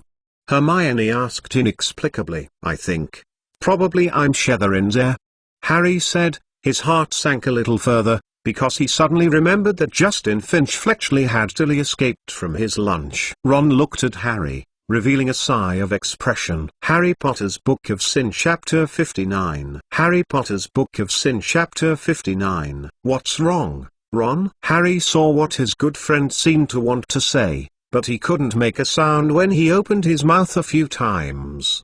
He couldn't help but ask. "Well, actually. That day Ron tangled, but halfway through but could not say anything. To be honest, Ron is still a boy who values friendship, and Marx is really a friend who is not worth much but worth paying for. After all, it's really enough to be able to copy homework for him. He didn't want to doubt Marx at all, although he did see the back of Marx leaving that corner on that day. It's only a moment, but Marx's robes, which are always hidden with a lot of things, are too familiar. It's impossible to admit mistakes. No, nothing. I just think that they can believe anything. I will doubt you, Harry. Ron paused, a boring tone. The crowd gradually became sparse, and they finally managed to climb the stairs effortlessly. Do you really think there is a chamber of secrets? Ron turned his head and asked Hermione. I don't know, she said, frowning. Dumbledore can't cure Mrs. Norris, which reminds me that the guy who attacked it is probably not human. As they said, they walked across the corner and found the corridor where the attack occurred. Immediately, they saw about 20 spiders crawling on the windowsill, seemingly eager to drill out of a small slit in the glass. A long silver wire hangs down like a rope, and it seems that they have hurriedly climbed through the wire and fled to the window. Ron was shocked, and he always hated spiders, especially as they crawled quickly. Hermione giggled. What's so funny? Ron said angrily. You know, when I was 3 years old, Fred turned my teddy bear into an ugly one because I broke his toy broom. Big spider. If you have had such an experience, I won't like them. If you are holding your teddy bear, suddenly it has many legs, and he had a Cold War and couldn't say it, and Hermione was obviously still holding back. Harry thought they would better not talk about this topic. Busy started talking. Remember the water on the ground at that time? Where did it come from? Someone dragged the floor. They walked over and looked at the ground, and looked at the door next to them. Can't go in. Ron's hand was burned by the door handle. It's a girl's washroom. Oh, Ron, there won't be anyone inside, Hermione said. She stood up straight and walked over. This is the site of Moaning Myrtle. Come on, let's go in and see. She ignored the big sign that said Fault and pushed the door open. Myrtle is a ghost and it's not very popular. She is not very tempered, always hiding in this bathroom to cry, but also poured cold water on the girls who accidentally entered. But in general, it is only because of the inexplicable inferiority. Harry went in and asked a few words, but Myrtle obviously didn't want to talk more. After the stopped answer, she slid into the toilet and splashed the water. Unfortunately, they just quit from the girls' bathroom, but they bumped into Ron's big brother Percy. Unlike Ron, Percy has excellent academic performance and always likes to show off his prefect badge to his brother. In school, he is always serious. He thinks he should not read the affair. For example, he deducted Gryffindor 5 points. In the common room that evening, Harry, Ron, and Hermione tried to stay away from Percy. Ron's mood has been very bad recently, and he always spills ink on paper when doing magic class homework. When he absently took out the konjac and tried to remove the stains, he unexpectedly lit the parchment. Ron was so angry that he also picked up the flame and slammed the standard book of spells level 2. To the surprise of Harry, Hermione also forced the book closed. But who is this? She whispered. Who wants to drive people from Squibandmull to Hogwarts? Maybe Malfoy, Ron said casually. He lowered his head and made people look down on his eyes. Hermione looked at him, although some of his face was suspicious, but there was some faint approval in his heart. You mean? Of course it is him. Ron said more and more, suddenly raised his head and looked towards Hermione. You heard what he said. The next one is you, Mudblood. Actually, you just have to look at his ugly one. The mouse face knows that he is. When I heard this, Harry also closed the book. Look at their family. Their family is in Slytherin. He often shows this to people. They are probably descendants of Slytherin. His father is evil enough. They may have taken the key of Chamber of Secrets and took it for centuries. Seeing Harry also echoed, Ron blinked a bit, but his tone became more and more firm. One generation goes down, father sends it to his son. Yeah, Hermione said cautiously. I think this is possible. So how do we prove it? Harry said pessimistically. Maybe there is a way. Hermione said slowly, hurriedly glanced at Percy in the room and put the sound down. Of course, it's not easy to do. It's dangerous. It's very dangerous. We're all about violation of 50 school rules. Come on, what is it? Ron asked impatiently. Well, it's fine to tell you now, Hermione said calmly. The only thing we need to do is to enter Slytherin's common room, ask Malfoy a few questions, and not let him recognize us. This is impossible, Harry said, and Ron also showed a boring expression. No, it's possible, Hermione said. We only need some polyjuice potion. What is that? Ron and Harry asked in unison. A few weeks ago, Snape mentioned it in class, Hermione said, hesitating, and continued, before that, in the last semester, I saw it in Marx's potion handbook. Her voice was getting smaller and smaller, and it was almost inaudible at the end. Oh, Marx. Ron repeated it, but didn't say anything again. Harry cautiously said, really? I mean, don't you ask Marx? If you don't say Chamber of Secrets, just say this, polyjuice potion. It should be better to ask Marx? ? He waited for a while, seeing that both of them were silent all the time, and the color of doubt on his face was even worse. What happened to Marx?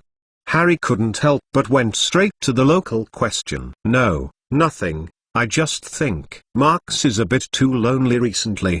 Ron hesitated. Hermione grinned and looked at Ron and yelled, Harry, don't ask. Polyjuice potion. Tomorrow I will go to Marx and ask. In the next few days, Hermione never found an opportunity. She rarely even saw the silhouette of Marx. In the end, they had to go to Lockhart for a signature note to the restricted section borrowing book. In fact, Lockhart would like to sign his name anywhere. So, Harry, Lockheart said as Hermione clung up the note and put it in her bag. Tomorrow is the first Quidditch match of the season. Gryffindor versus Slytherin, isn't it? I heard that you performed very well in training. I was also Seeker. They wanted me to run for the national team, but I would rather use my life's energy to eliminate the black forces.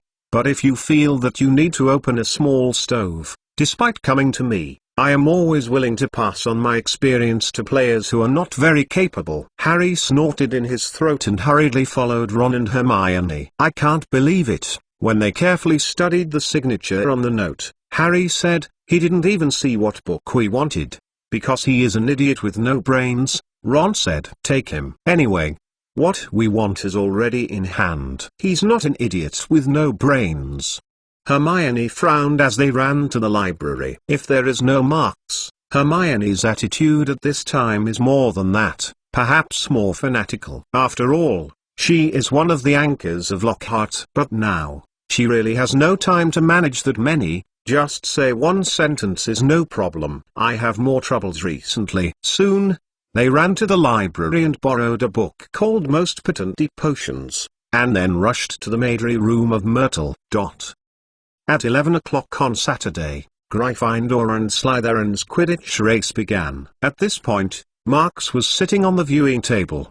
He didn't want to come, but Luna seemed to be very interested in Quidditch. She just pulled Marx and came to the Ravenclaw viewing table. He looked at Luna's eager look, and he had no emotion left in his heart, but inexplicably felt that it would be nice to accompany her once. It was a hot and humid weather, and there was a thunder in the air, which made everyone feel that it would definitely rain for a while. It didn't take long for the game to start. Malfoy straddles underneath Harry's new Nimbus 2001, seemingly to show off the speed of the broom. Not long after, a heavy black bludger suddenly directed towards him. Accio. Harry barely escaped by a few milliseconds. He even felt his hair twitching when the ball flew over. Marx took out wand and pointed at his own eyes, whispering a few words. Suddenly, the angle of view was quickly zoomed in and he clearly saw what Harry was facing at the time. Yes. That house elf?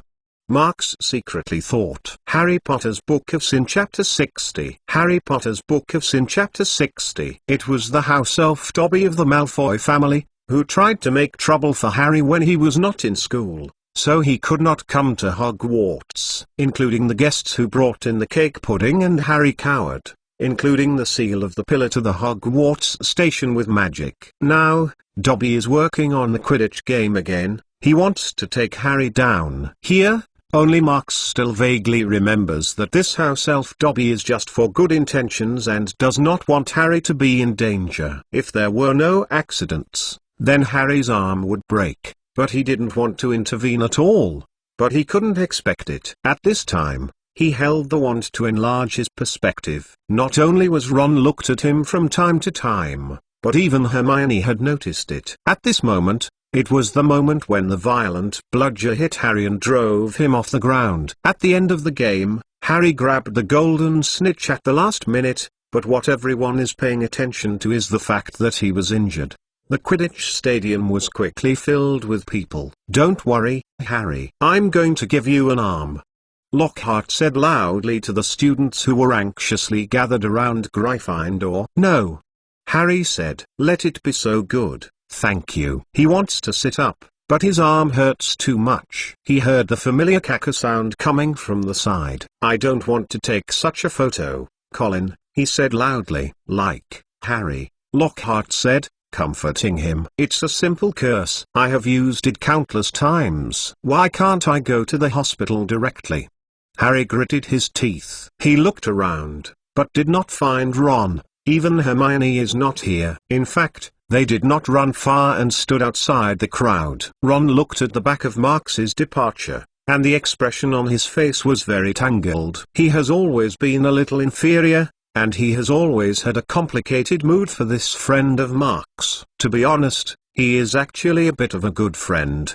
The longer the time, the bigger the gap, so that he can't even think about whether or not Marks should be. When I started school, when I learned about Marks's achievements in Potion, there was only emotion in his heart that was happy for his best friend. Although he did not even discover the psychological changes in this series, this is undoubtedly a qualitative change of friendship. So even if he had seen the back of Marks before, he didn't think his good friend would do that. That kind of bad thing, only the Malfoy bastard can do it.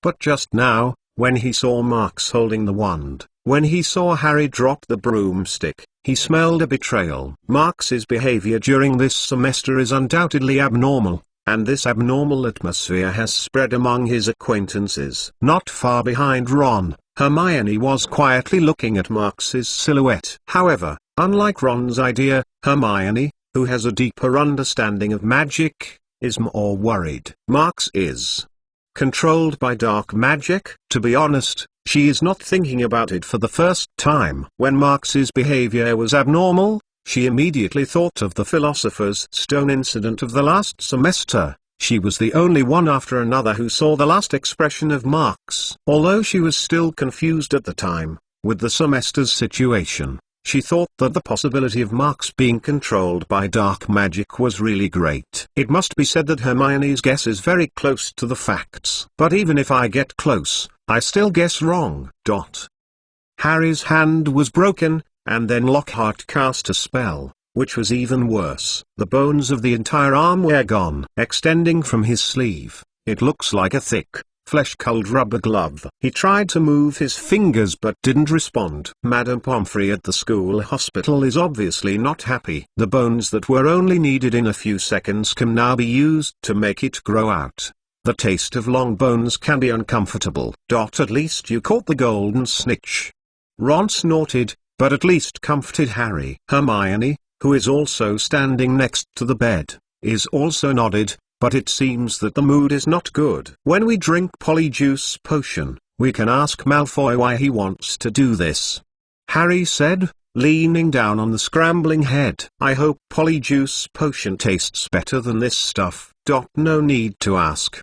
Is it really going to ask? Ron and Hermione thought about it almost at the same time, but the meaning contained in it is difference between heaven and earth. However, the same thing is that the two have not yet said what they said in their hearts. Just then, the door of the ward suddenly opened, and the members of the Gryffindor team came to see Harry. They are covered in mud and look like a chicken. Harry, you are flying very well, said George. "I just saw Marcus yelling at Malfoy. He said that golden snitch is on his head and he can't see it." Malfoy looks too happy. The team members brought cakes, candies and a few bottles of pumpkin juice. They were around Harry's bed and were about to have a very happy party. Unexpectedly, Madame Pomfrey snarled and rushed in. "This child needs a rest. He has 33 bones to grow. Go out. Go out." So there was Harry left in the ward and there was nothing to distract him. I only felt the soft arm hurt like a knife. After a long time, he fell asleep. But in the middle of the night, Harry was awakened by house elf Dobby. The little guy was using a sponge to rub Harry's forehead. When Harry knew that Dobby had blocked the wall, he felt an anger. But when Dobby slammed his head and showed that he was used to this threat, the pitiful appearance made Harry's anger involuntarily fade away. Dobby licked snot with a dirty pillowcase worn on his body, but his face was faintly smiled. "Why are you wearing that game, Dobby?" Harry asked curiously. "Do you, sir?" Dobby said, pulling the pillowcase. "This symbolizes the house elf's slave identity." "Sir, Dobby can only be free when Dobby's owner gives him clothes." The people at home are very careful, not even giving a pair of socks to Dobby. "Sir, because that way, Dobby is free and will leave them forever." "Home." Dobby wiped his big, raised eyes and suddenly said, "Harry Potter has to go home." Dobby thought his bludger would definitely be. "Your bludger?" Harry asked, and his anger slammed again. "What do you mean, your bludger? Are you letting the bludger kill me?" "It's not killing you, sir. It's definitely not killing you," Dobby said in horror. Dobby wants to save the life of Harry Potter. He was sent home after being seriously injured. "It is better than staying here, sir." Dobby only hopes Harry Potter was slightly injured and was sent home. "Oh, that's all?" Harry asked angrily. "I guess you probably won't tell me. Why do you want me to be sent home to Reducto, are you?" "Ah, I hope Harry Potter knows." Dobby groaned, and more tears rolled onto his ragged pillowcase. "I hope he knows that we are humble, enslaved little people in Magic World." What it means. Dobby didn't forget the situation when the devil's power was not as powerful as the name, sir. "People treat us like the pests. House elf, sir." "Of course, they still treat Dobby like that, sir." He continued to wipe his face on the pillowcase while continuing to say, "But in general, the life of our little characters has improved a lot since you defeated the devil whose name can't be mentioned. Harry Potter survived, and the magic power of the evil devil was broken. This is a new beginning, sir. For those of us who believe that dark days will never end, Harry Potter shines like a beacon of hope, sir." Now, at Hogwarts, terrifying things are about to happen. Maybe it has already happened. Dobby can't let Harry Potter stay here, because history is about to repeat. Chamber of Secrets is once again opened. Suddenly, Dobby froze, then picked up the jug on the bedside table and slammed his head. It didn't take long for the outside to seem to have any movements. Dobby lost one's head out of fear and left with magic. If Marx is here, he will definitely keep this scene in his heart. Here is Hogwarts, and there are creatures that can leave with magic, which is a subject worth studying. Marx is obviously not here. Just a while ago, he was watching the second petrified incident. After a while, the door to the ward was opened and Dumbledore stepped back and walked in. He wore a long wool dressing gown and a nightcap. He carried one end of a sculpture-like thing in his hands. A second later, Professor McGonagall appeared, carrying the foot of the thing. They put it on the bed together. It was Colin Creevey, the first-year new student who always took pictures with his camera, and the admirer of Harry. His eyes widened, his hands on his chest and his camera. "Be petrified?" Madame Pomfrey whispered. "Yes," Professor McGonagall said. "I'm shuddering when I think about it. If it's not Albus who happens to come downstairs to hot chocolate, who knows what?" Three people looked at Colin intently. "The Chamber of Secrets is really open again," Dumbledore slowly said. Madame Pomfrey covered her mouth with her hand. Professor McGonagall stared at Dumbledore. "But Albus, you must know." "Who?" "The question is not who," Dumbledore said, staying on Colin and saying, "The question is, How to open it. Harry Potter's Book of Sin Chapter 61. Harry Potter's Book of Sin Chapter 61. Early the next morning, the bones on Harry's arm had grown. Madame Pomfrey checked it once and found that it was not bad. She told Harry directly that she could leave. Harry naturally couldn't wait any longer. He dressed as arbitrarily as possible, hurried to the Gryffindor Tower, and rushed to talk to Ron and Hermione about Colin and Dobby, but they were not there. Harry went out to look again, wondering, where can they go? He felt a little wronged, and they didn't even care about his bones. But when he looked for it and came to Myrtle's bathroom, he found that only Hermione was alone here. "Harry," she said, "you scared me. Come in.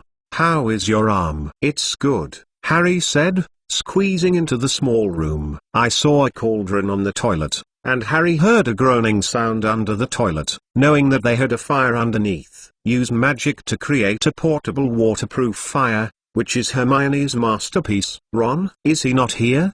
Harry asked curiously. "Yes," Hermione said. "Well, I haven't seen him since I started this morning." They were talking, but they saw Ron pushing the door directly in. His face was very unsightly. "What's wrong, Ron? Where have you been?" Harry was surprised. Ron was silent for a while, started talking. "I went to Mark's." "Going to Mark's?" Hermione stood up. "Well, I didn't find it," Ron said lowly and left again, leaving only Harry and Hermione look at each other in dismay. "We should go and ask what happened?" Harry glanced at Hermione. "I think it's best not to." Hermione shook her head and didn't know what to answer, just to get rid of it. For a time, Harry fell into doubt, but forgot all the words he wanted to say. But they did not expect that, at the most unexpected, Marks suddenly appeared in front of them. On Monday morning, Colin V was attacked and the news of lying in the ward like a dead man was spread all over the school. In a flash, the rumors in the school were flying, and everyone was suspicious. First-year new student is always in groups of 3 or 4. It is like a group of people who are afraid of acting alone and will be attacked. Ginny was on the same table as Colivy in the spell class, and it was a bit distracting. In order to make her happy, Fred and George took turns to wear feathers or turned out to be full of scabies, jumping out from behind the stone statue to tease her, and Harry felt that this was obviously a help. Later, Percy was incoherent and told them that he had to write to their mother Mrs. Weasley, telling her that Ginny had nightmares at night, and they stopped talking. One day after that, Harry was crossing the hall. They suddenly saw a small group of people gathered around the bulletin board and read the text on a parchment that had just been nailed up. Seamus Finnegan and Dean Thomas are very excited and greet them. They want to start the dueling club.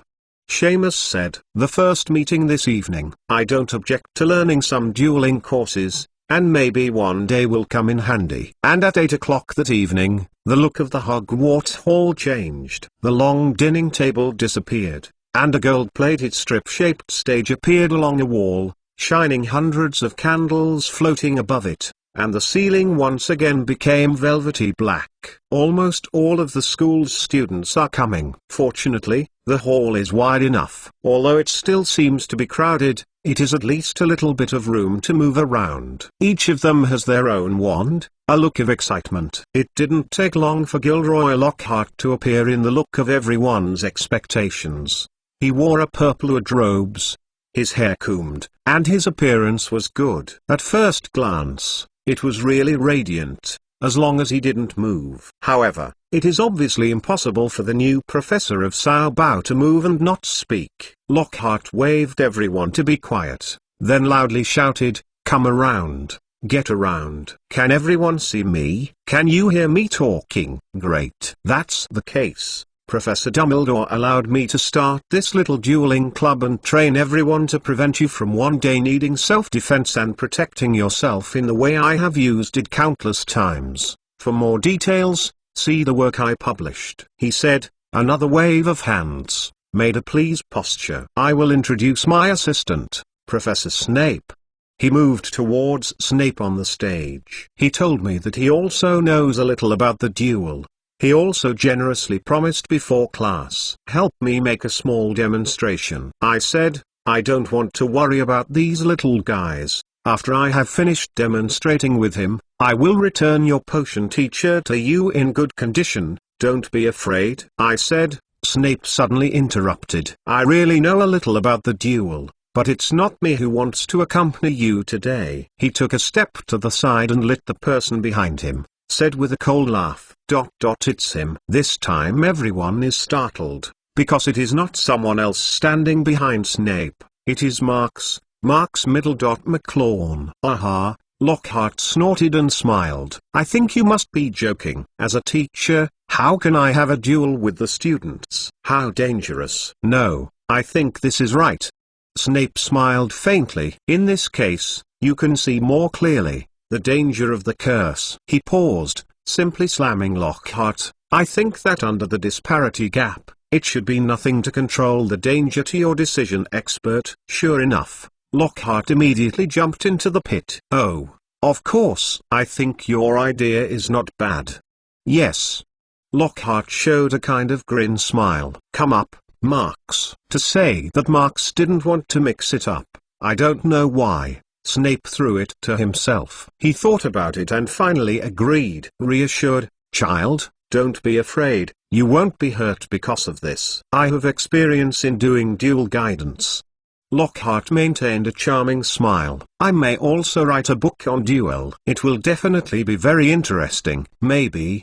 Marks pulled out the wand while he was talking. Under the stage, many students looked at Marks curiously. Although many people have heard about some things at the end of the last semester, the details have been blurred by Dumbledore. In fact, most students are looking forward to this sudden duel. At this moment, the eyes of the three of Harry, Ron and Hermione are also gathered on Marks, but their minds are obviously very different. The one with the least psychological burden is probably Harry. "Come on, Marks," Harry shouted cheerfully. His intention is, of course, to see that Marks can give Lockhart a lesson and stop him from being so annoying. Lockhart and Marks were on the stage, separated by a distance, and they licked each other. Lockhart is obviously much more fancy than Marks's mundane action. He flipped a lot of tricks with both hands, skillfully made a very gentleman's appearance, and took time to make an elegant gesture toward Marks. Then they lifted their respective wands to the chest like arrows. As you can see, we hold the wand in a normal dual position. Marks is doing very well in this respect. Obviously he has the knowledge of the duel.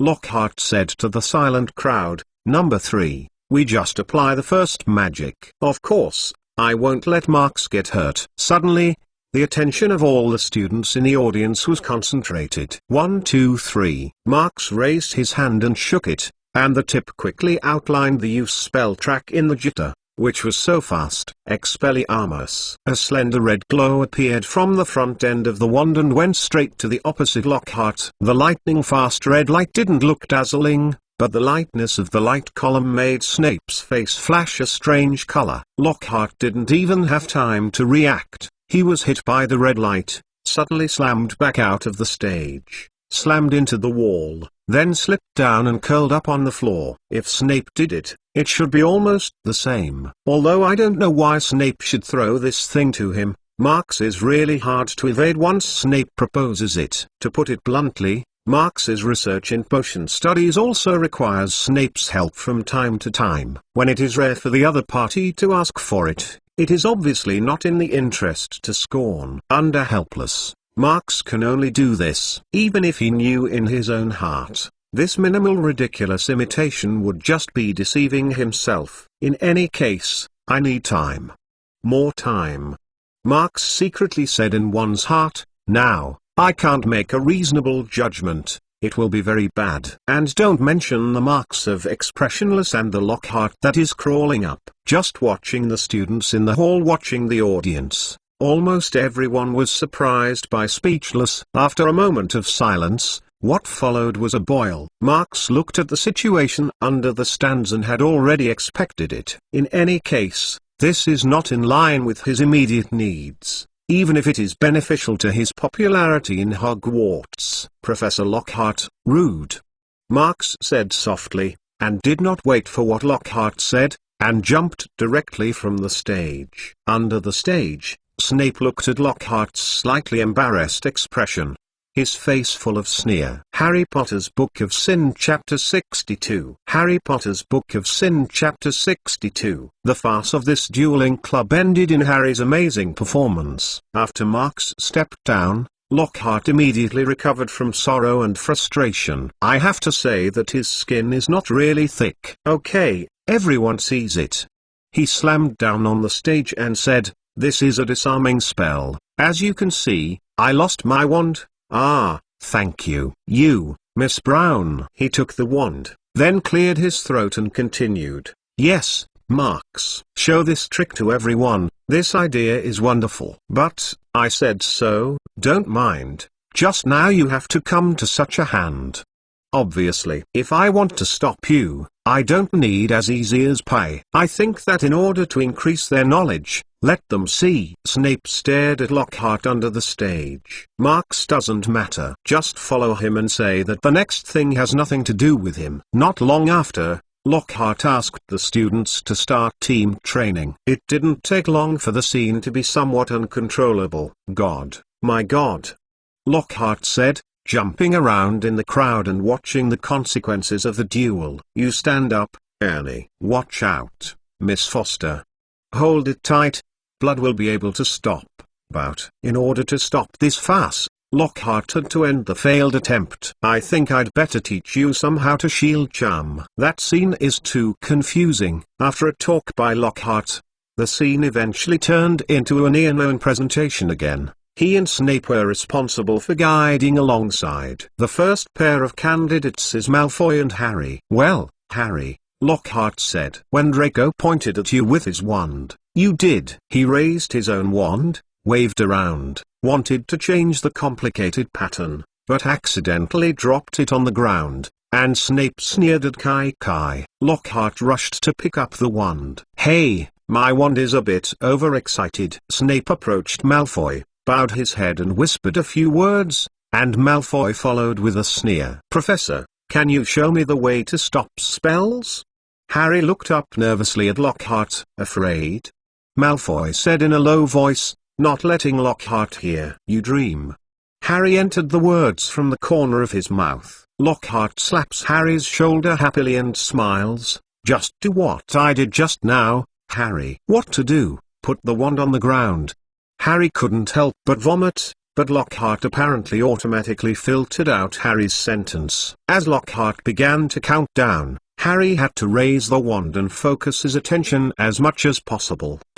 Start. Malfoy quickly raised wand, loudly roared, "Serpensortia!" Along with the tip of the wand in his hand, a burst of black snake suddenly burst out from the inside and fell heavily on the floor between them. There was a slight blackness between the black snake scales, and the snake mouth was slightly open and the fangs were sharp. It was facing Harry, his head high, and he looked obviously ready to attack. The crowd screamed and quickly flashed back and let out the open space. Marks followed back a few steps, hiding in the panicked crowd, making no noise. "Don't move, Potter," Snape said lazily. Apparently, he saw Harry standing there motionless, and the angry snake big eyes staring at small eyes, feeling very happy. "I'll take him away, let me come." Lockhart grabbed Snape's words, and his hands were more sensational. He raised wand and moved towards the black snake. Suddenly, I only heard a loud bang,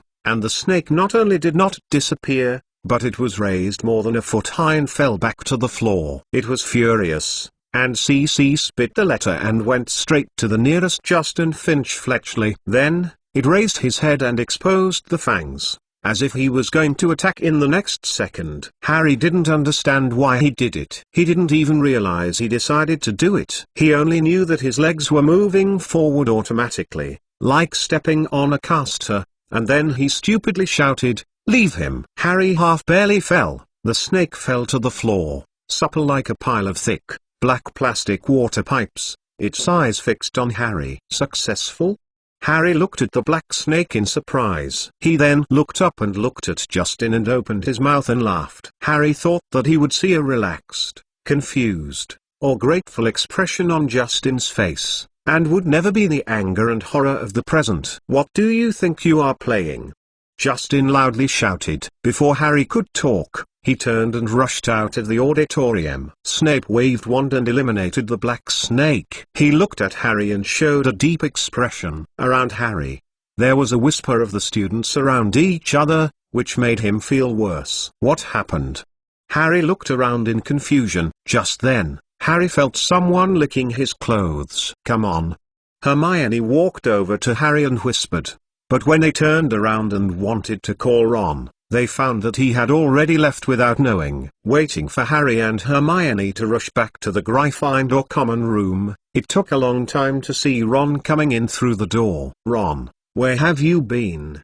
Hermione asked. On the other hand, Harry sat in the armchair next to him, slightly lowering his head and seemed to be thinking about something. "I am going to." Ron looked at Hermione.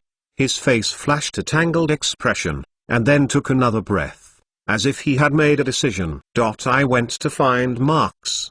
He finally said the words. "Going to Marks? What?" Hermione was talking, but was interrupted by Ron. "Hermione, Harry. Listen to me." Ron walked over to them and lowered his voice. "Remember the day when I saw Filch's cat hanging on the wall?" "Oh, of course. But what?" Hermione asked curiously. Harry, hearing this, also looked up and waited for Ron to continue. "At the time, when you were looking at the cat, I saw someone behind the corner." Ron looked around and confirmed that no one was paying attention to it. "This was the word stopped, although I only saw it. The back of the person. But I am sure it is Marks. Marks's robe is too special, wide and big. I won't be wrong." "You want to say, is Marks doing it?" Harry was incredulous. "No, this is impossible." Hermione glared at Ron, resolutely. "He can't be the heir of the Chamber of Secrets." Perhaps Hermione's tone was too high, and her second half of the story attracted many people's attention, and everyone turned and stared at Harry's mammoth. "Oh, sorry."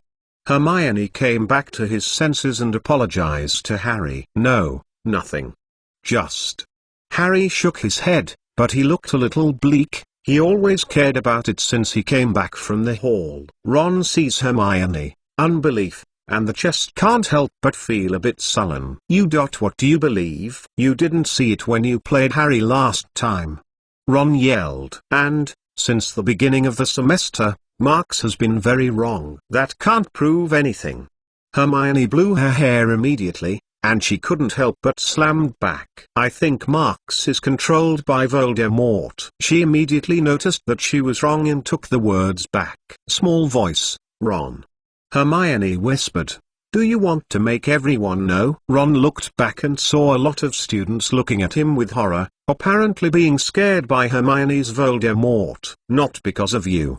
Ron whispered. "That." "Hermione, you just said." "What happened to Marks by Voldemort?" Harry hurriedly asked. "I'm not sure," she said in a complicated face. "But I think that Marks has become less normal since the end of the last semester. You should know that when Marks came back, I was the first to see him. I told you before that Voldemort was attached to Quirrell and asked Quirrell to steal Philosopher's Stone." Harry and Ron both nodded. "What happened to Voldemort last time? Only Marks and Professor Dumbledore knew." But Hermione spoke and recalled the expression of Marks at the time. She couldn't help but lick her lips with a smug expression on her face. But when Marks came back, he looked very strange. Hermione found it difficult to describe it in words. "I think Voldemort might have escaped." Oh, Ron and Harry glanced at each other with a horror on their faces. "Look at the state of Marks this semester. I think he might be dark magic." Hermione said that the guess is very reasonable. "This is really possible. You know, Dumbledore was the two. When he came back, he didn't bring Quirrell, let alone Voldemort. If not." She squinted and was frustrated. "If it wasn't for Marks to save me." "That is, Marks snatched Philosopher's Stone, but it was also in the middle of you-know-who's dark magic."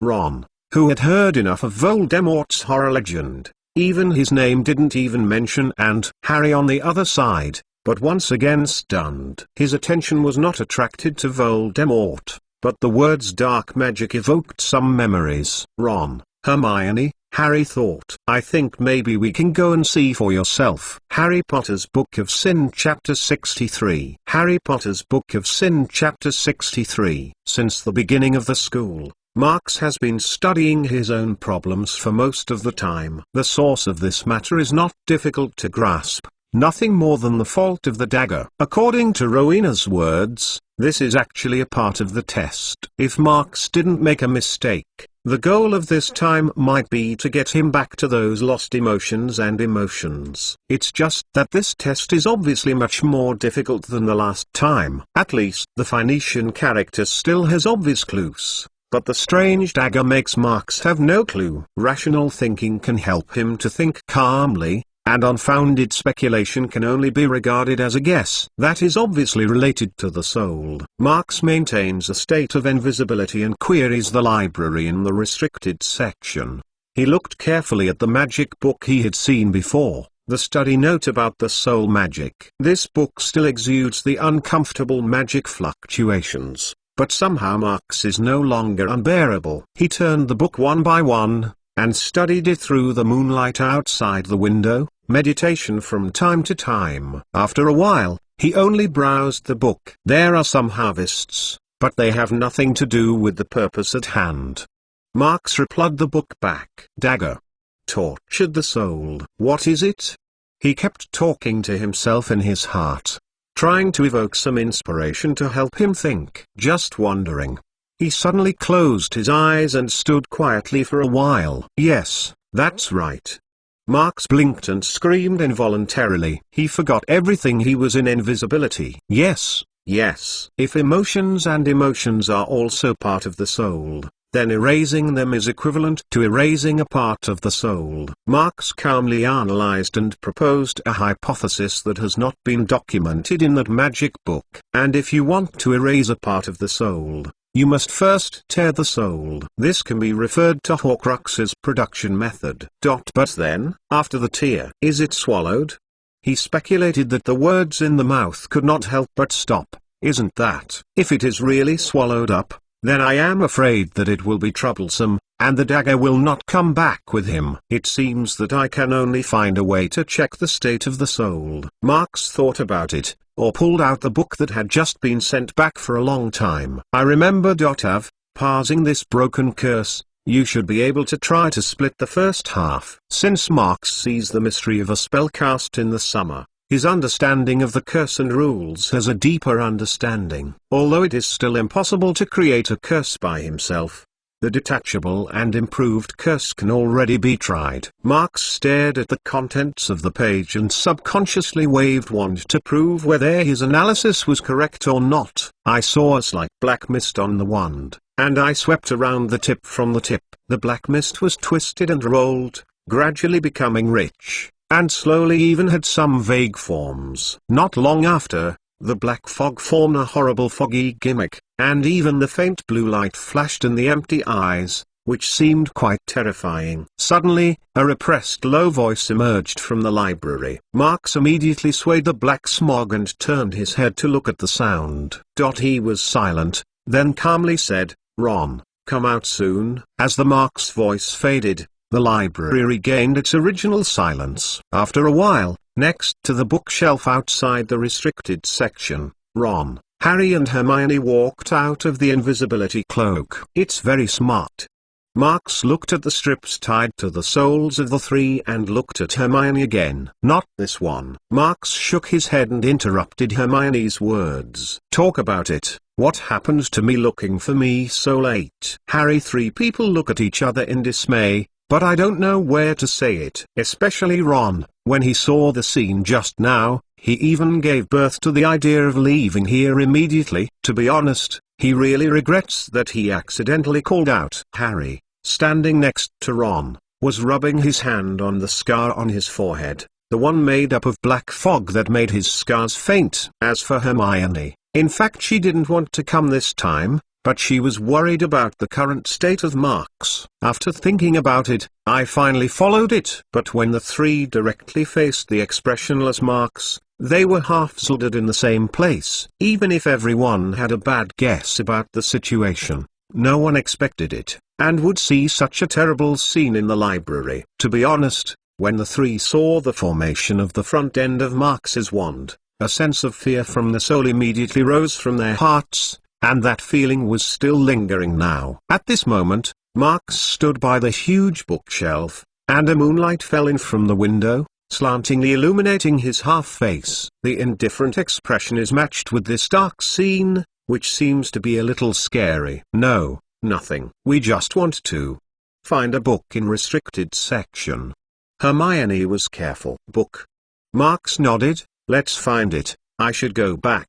He naturally didn't take what Hermione said, and the most potent potions had already been borrowed by her. Now what book she is looking for? Marx doesn't want to break this point. After reloading the book back into the bookshelf, he calmly walked to the library door. Hermione couldn't help but ask when he passed Harry's three of them. Marx, you okay? Marx is paused, but it doesn't look back. Nothing. After all, he continued to move forward and soon disappeared at the gate. From the beginning to the end, Ron did not say a word. I didn't want to say it, but I didn't dare to say it, really. He was a little scared. And Harry was always thinking about the scar on his forehead. He didn't understand why it caused pain when he saw Marx's weird magic. After a while, the three talents re-drilled into the invisibility cloak and returned silently to Gryffindor's common room. Harry, why do you know that Marx will be in the library? In the common room, Ron asked ugly. Harry shook his head and said, I just guessed, because I saw Marx's handwriting in the magic book of restricted section. You are just trying one's luck. Hermione couldn't help but say, I just thought, even if I didn't see Marx myself, maybe Hermione can see some clues from the words of Marx. Harry explained, because those words I don't understand. I have always been very curious. But where do you know? Oh, don't say it, Harry. Ron couldn't help but say, I think I should tell Dumbledore about this. As Ron said, the common room seemed to be a lot quieter. Hermione looked at Ron and it took a while to order. Nodded. Maybe this time, you are right. Even for Marx. Hermione gently said in her heart. Things on the dueling club inevitably become a topic for students. Some are discussing Marx's brave and free, and some are wondering how Marx has become so strong, and so on. But more, still talking about Harry's performance. Because it is Slytherin's famous ability to talk to the snake. So, the symbol of Slytherin House is a snake. It is like this. Now everyone in the school will think that you are his great-great-grandson. Ron's words have been surrounded by Harry's ears, and the other students' arguments and fears have made him quite angry. When Harry left the crowd with anger and walked fast in the gallery, he once again bumped into something he shouldn't have seen. Justin Finch Fletchley lay on the floor, cold and stiff, a frightened look on his face, his eyes staring blankly at the ceiling. It's not finished yet. There is a character next to him. That is a bizarre scene that Harry has never seen before. Nearly headless Nick, he is the ghost of Gryffindor. But now, he is no longer white, translucent, but becomes black and smoky, lying flat and hanging 6 inches from the ground. His head fell in half, his face with the same frightening expression as Justin. Soon Harry found out that he didn't have to worry about how to explain Marx to Dumbledore, because he was being taken to the headmaster room by Professor McGonagall. Dumbledore's office is still so interesting. If Harry doesn't have that many things to worry about at this time, he should feel very happy to have a chance to come here. This is a spacious, beautiful round room filled with all sorts of funny little things. On the slender high table, there are many strange silverware. They spin and spew a small strand of smoke. The wall was covered with portraits of old men and women, who were gently snoring in their respective frames. There is also a huge table in the room. The feet of the table are in the shape of claws. And on a shelf behind the table, there was a tattered, wrinkled wizard hat, sorting hat. Harry hesitated, and he watched the sleeping male witches on the wall around him with vigilance. If he took the hat down and tried it on his head, wouldn't it be a hindrance? Harry sneaks around the table, picks up the hat on the shelf, and slowly snaps it to his head. The hat is too big, slipping down to cover his eyes, as he did when he first wore it. Harry Potter's Book of Sin Chapter 64. Harry Potter's Book of Sin Chapter 64. Harry put Sorting Hat on his head and stared at the black lining of the hat, black, waiting a little nervously. At this moment, a small voice said in his ear, "Is there something I can't understand, Harry Potter?" "Oh, yes," Harry whispered vaguely. "I'm sorry, bother you. I want to ask. You always wondered if I put you in the right house." Hat said cleverly, "Yes. Your position is really not easy to fix, at least it is much better than that of Marks McLawn. Marks? Harry was surprised. "Yeah? You didn't think about him all the time?" Hat gently said, "McLawn should have gone to Ravenclaw, but he went to Hufflepuff, and you should have gone to Slytherin." But Harry's heart slammed down. He grabbed the top of the hat and took it off. The hat was hanging in his hand in a soft, collapsed, faded color. Harry put it back on the original shelf and felt a nausea. "You are wrong," he said loudly to the hat that quietly stayed. Brief remark. Hat did not move. Harry stared at it, stepping back, and suddenly there was a suffocating strange cry behind him, and he turned sharply. On a tall, gold-plated perch behind the door, stood a senile bird, which looked like a turkey with half of its feathers. Harry stared at it, and the bird looked at him with a bitter look, and at the same time made a suffocating voice. Harry thought it looked so ill it had no eyes on it, and it was just a moment when Harry looked at it, and a few feathers fell off its tail. Harry thought, if Dumbledore's bird died, and only him and the bird were alone in the office, it was enough for him to suffer. Just as he thought so, the bird suddenly caught fire all over. Harry screamed in horror and slammed back into the table. He looked all around anxiously, expecting to have a glass of water or something, but did not see it. At the same time, the bird has become a fireball. It screamed and then disappeared, leaving only a pile of ashes on the tray underneath the branches that had not been completely extinguished. The office door opened and Dumbledore walked in and looked very dignified. "Professor," Harry gasped. "Your bird?" "I can't help it. It suddenly caught fire." Dumbledore looked at the pile of ashes on the tray, and the original dignified face suddenly showed a smile. "It's almost time," he said. "It has been around for a long time. I always told it to act quickly."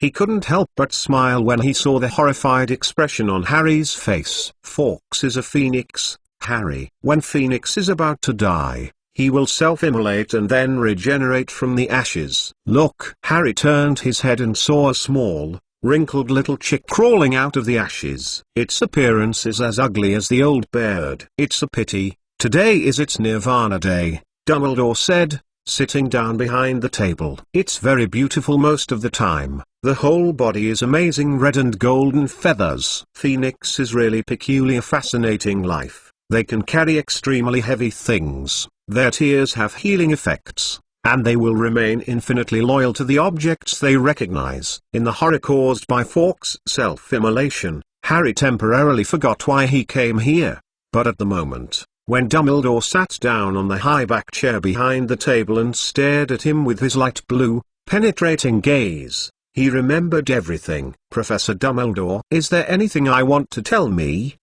Dumbledore said softly. "Nothing, say slowly." Harry found that when he really faced Dumbledore, what he wanted to say became hard to open. "Marks and his relationship have always been very good, and I received a gift last Christmas, although the note on Occlumency has never been seen.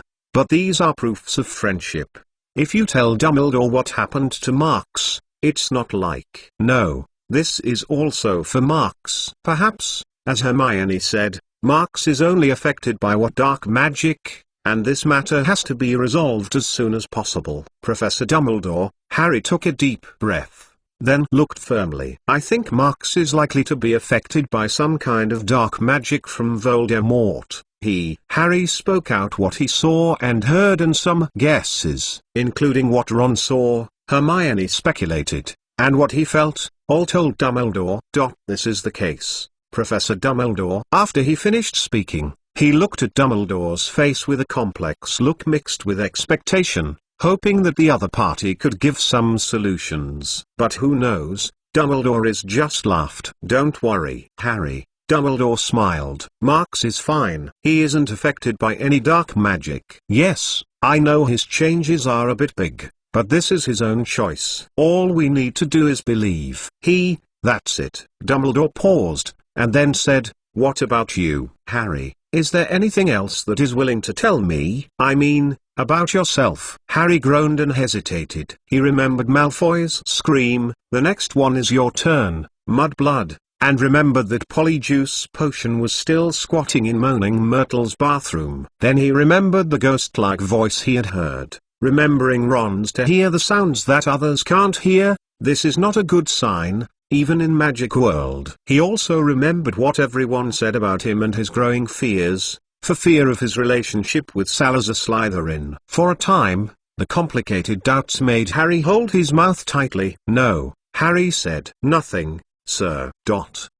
Both Justin and Nearly Headless Nick were attacked, which made the already nervous atmosphere a real panic. It's strange to say that what scares people most is the experience of Nearly Headless Nick. What can be done on a ghost under this poison? People ask each other. What terrifying power can hurt a dead person? The students are almost scrambling to book the seats on the Hogwarts Express train, hoping to go home for Christmas. The three of Harry, who have recently chatted, fell silent. Although Polyjuice Potion is already fast, they don't know if it should be used. Even though Harry told Dumbledore's answer to Ron and Hermione, it didn't help much, and the fear didn't seem to have diminished. After a good thought, they still intend to use Polyjuice Potion to go to Malfoy to test it out, letting themselves tentatively do something, so as not to be too annoyed by such thoughts. Finally, the semester is over, and the heavy silence like the snow on the ground envelopes the entire castle. Luna went home, and every Christmas she had with her at home was not an exception this year. Although she asked Marx if she wanted to go to her house together, she had a lively Christmas like last year, but this time Marx did not agree. He still has a lot to do, and he can't delay anymore. What he didn't expect was that this Christmas, he was not alone. "There is a flower. Help me see it." A familiar voice rang from the stairs as Marx sat on the wall at the top of the astronomical tower. "Miss Blois." Marx turned his head. "Don't you go back. There is a flower. Help me see it." Winnie stood on the stairs and was still wearing the wide, loose, Slytherin robes, and repeated the words just now. Marx looked at Winnie and asked after a while, "What flower?" "No name." Winnie took a small bag from her arms and opened it to look at Marx. It was a handful of flower species, white, and there was some faintly discernible psychedelic color. Marx carefully picked up a flower and put it under the nose to smell it, and immediately felt some pungent smell. "The taste is definitely not good. I have never seen it. It should be a rare magic plant," Marx said. "It looks very similar to the seeds of the magnolia, and perhaps a very environmentally demanding flower. Go and try it. I will help you apply for the 5th greenhouse." Marx walked with Winnie towards the office of Professor Sprout and soon got to the key to the greenhouse. In the 5th greenhouse, Marx quietly recorded the morphological characteristics of the seeds on the herbology notes, while Winnie stood next to the ground pots. Now two people don't like to talk, and they are doing things together, but they don't have a corresponding atmosphere. Because of this, the efficiency of work is unusually high, and things are finished soon. While Marx was about to leave, Winnie took the initiative. "What about you?" she said suddenly. "What? Is there something to help?" Winnie's short speech seems to have become a habit, and I always like to omit the premise. "I?"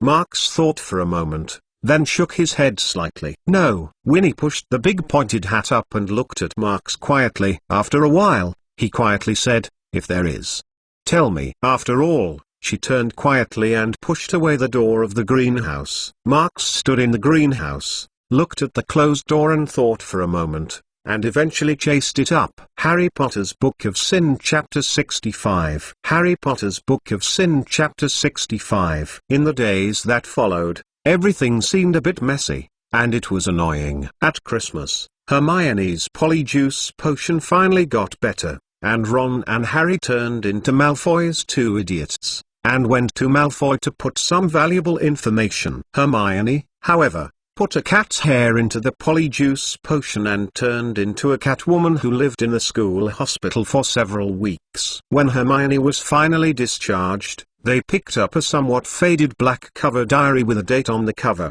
probably one day 50 years ago. On the first page of this old diary, you can only recognize a name written in ambiguous ink: Tom Riddle. Three people surrounded the diary: Big Eye staring at Small Eyes, so I didn't research anything. Finally, Harry had to put it on the bed and see when there was a way to think about it. He always felt that this old diary looked suspicious. Later, Valentine's Day is here again. This Valentine's Day obviously does not make people feel happy. Lockhart didn't know where to find 12 faces of Gloomy's dwarf, and they are different from the average dwarf. Lower holds them with golden wings and a harp. The little elves sent greeting cards everywhere, and sometimes they pulled away the scorpion and the horse and unpleasant music. It was really evasive. After that, the diary was missing, but Harry did not find it in the first place. Woke up early the next morning. The weather was fine,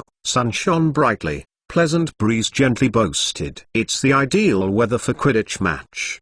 On the Gryffindor dining table, Wood said with enthusiasm, adding a lot of scrambled eggs to each team member's plate. Harry, cheer up, you need to eat stopped breakfast. Harry and Ron and Hermione left the auditorium and went to pack his game item. At this time, he had already had a very heavy worry in his heart, because he just heard the sound when he just stepped on the marble staircase. This time I want to kill. Let me tear. Let me tear, he yelled. Ron and Hermione jumped away from him in horror. That voice, Harry said, turning his head and looking back. I heard it again. Did you hear it? Ron shook his head, his eyes were round, and Hermione listened with a puzzled look, but still couldn't hear anything. Right, Harry, you said last time. What happened to Hagrid's chicken? Hermione asked with a blind eye. Chicken? What's wrong? Harry wondered. Hagrid just said. Well, the chicken was bitten by something. Oh, I think I need to check it out, she said, hurriedly ran away and went upstairs. What did she understand? Harry said in a panic, still looking around and trying to figure out where the sound came from. I don't know. Ron shook his head and said, but why is she going to the library? Because this is Hermione's style, Ron said, his face a bit ugly. I don't want to go. And just half an hour ago, there was a demand for the house. What you want to help me is when I call your name, use a knife to cross the symbol. Marks squinted at Winnie, who was sitting on the floor. Ah, okay, then you have to start, Marks said, heading towards the center of the room. Some special symbols are being drawn on the floor in the middle of an open space where there is a room for refusal. Between these symbols, a neat line is connected back and forth to form an irregular array. That looks like a circuit diagram invented by the Moles. The ink used to draw these symbols and lines looks very special. It is a purple-black imprint. From time to time there is a faint blue light looming, revealing an inexplicable mystery. Marks barefooted to a position in the picture, and the left and right feet stepped on a line breakpoint and connected the entire image with his body. Suddenly, the lines and symbols of the purple-black burst into a surprising blue glow, enveloping the entire Marks. Marks, who had already had a lot of experiments, didn't feel any surprise. He stood still and seemed to be waiting for something. Suddenly, Marks felt sick and had a feeling of vomiting. At the same time, a lot of faint black smoke emerged from his body. After a short time, a huge black fog gimmick formed behind Marks. The girl looked very stunned, and it opened her mouth wide, and moved towards Marks made a silent roar. Well, Marks felt very painful, but he still didn't show it. His face was still calm. However, this feeling is like something that wants to shake his soul out of the body. As the power disappears a little, his whole person becomes weak. No, I have to wait, Marks calmly thought, maintaining his standing posture, the slightly trembling knees and palms. but it showed that it was not easy. The second time, the black smog licked his hair for a second time. Marx groaned. His eyes are round and the blood on his eyes is almost visible. But this kind of patience is not in vain. Soon, a faint apparition has been convex from Marx within the body, although the head and feet are still tightly connected to Marx. But the body part is silent. The bark blew out the shell. Marx stared at the translucent fuzzy apparition. He was using his own eyes to confirm the integrity of the soul. After a short while, he could not support it after all, and shouted Blois weakly. When Winnie heard it, he immediately stroked the floor with a knife. With the sizzling snoring, the magic brilliance disappeared in an instant, and the black smog smashed quickly. Marx's soul once again returned to his within the body, and he himself, but half squatting on the floor, gasping. The Phoenician magic is still too rudimentary, and the accuracy is hard to control, resulting in excessive volatility. Marx thought as he lay flat on the floor and his chest undulating. Winnie walks over to Marx, squatting beside him, looking at his face quietly. "Is it all right?"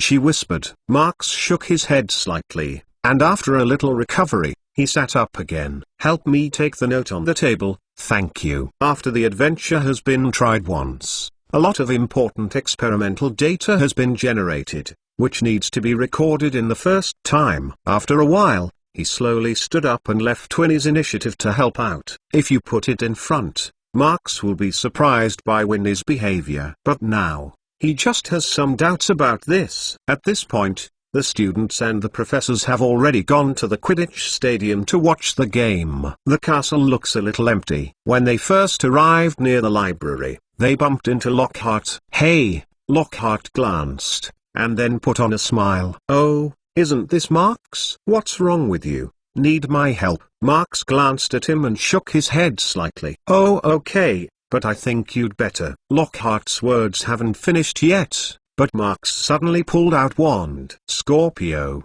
what are you going to do?" Lockhart also hurriedly took out his wand and panicked at Marx. "Go on the side." Marx stood up straight and swung the wand, and the Lockhart flew to the adjacent hallway. At this time, his eyes have also closed tightly. "Miss Blois, close my eyes and go to the corridor over there." He was in front of Winnie, solemnly. "Professor Lockhart, you too, if you don't want to die." After all, he no longer manages Lockhart, but whispers something. "God. Quick."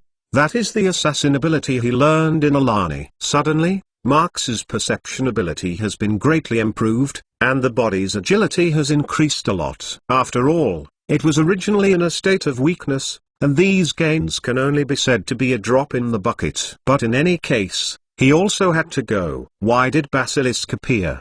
Marx thought of it, but he stopped. "Hermione!" Hiss. Marx grabbed his head and caught everything. He could feel the proximity of Basilisk, even the slight sound of the snake scales creeping on the ground, but his physical strength made him have to defend. Suddenly, a strong wind rushed to the front of the left, and he took a few steps back with the slightest hesitation. Bang!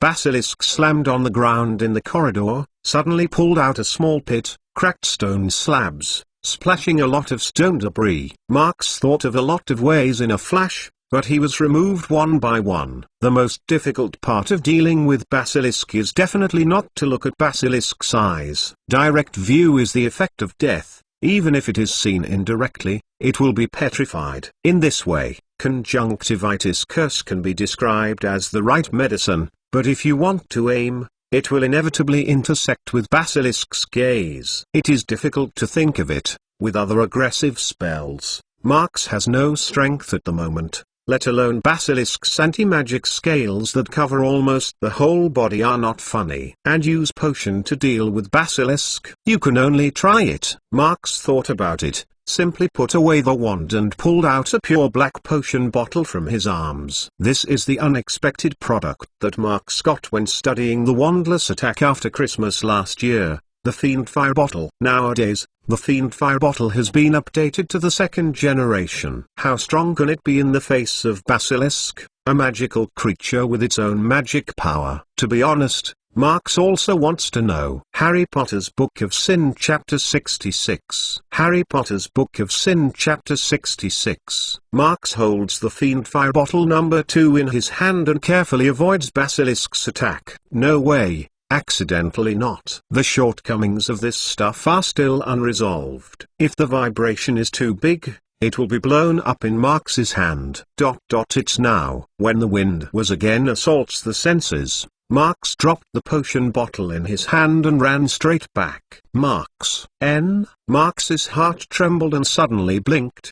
But Hermione was standing at the door of the library with a Ravenclaw girl, looking to him. That's too late. He hurriedly slammed a bottle on the ground, and an icy white cold fog rose up and shrouded the entire corridor. Look carefully, and it's still a little bit glimmering. Marx, this is a hasty. Use this as a smoke bomb. Even if Marx moves fast, it will take time for the white fog to change from light to dark. Hermione stood with the other girl, and her body became stiffer and she fell to the ground in a short time. In the end, Basilisk still squatted and fled with injuries. More than half of the flames that broke out in Fiendfire bottle number 2 fell on the ground and on the wall, and disappeared in a while. The remaining flames are attached to Basilisk's head and body, even if it flies quickly and flies, but it does not have much effect. The flame seemed to stick to it, burning continuously, and there was no sign of getting smaller. And Marx is now at Hermione's side,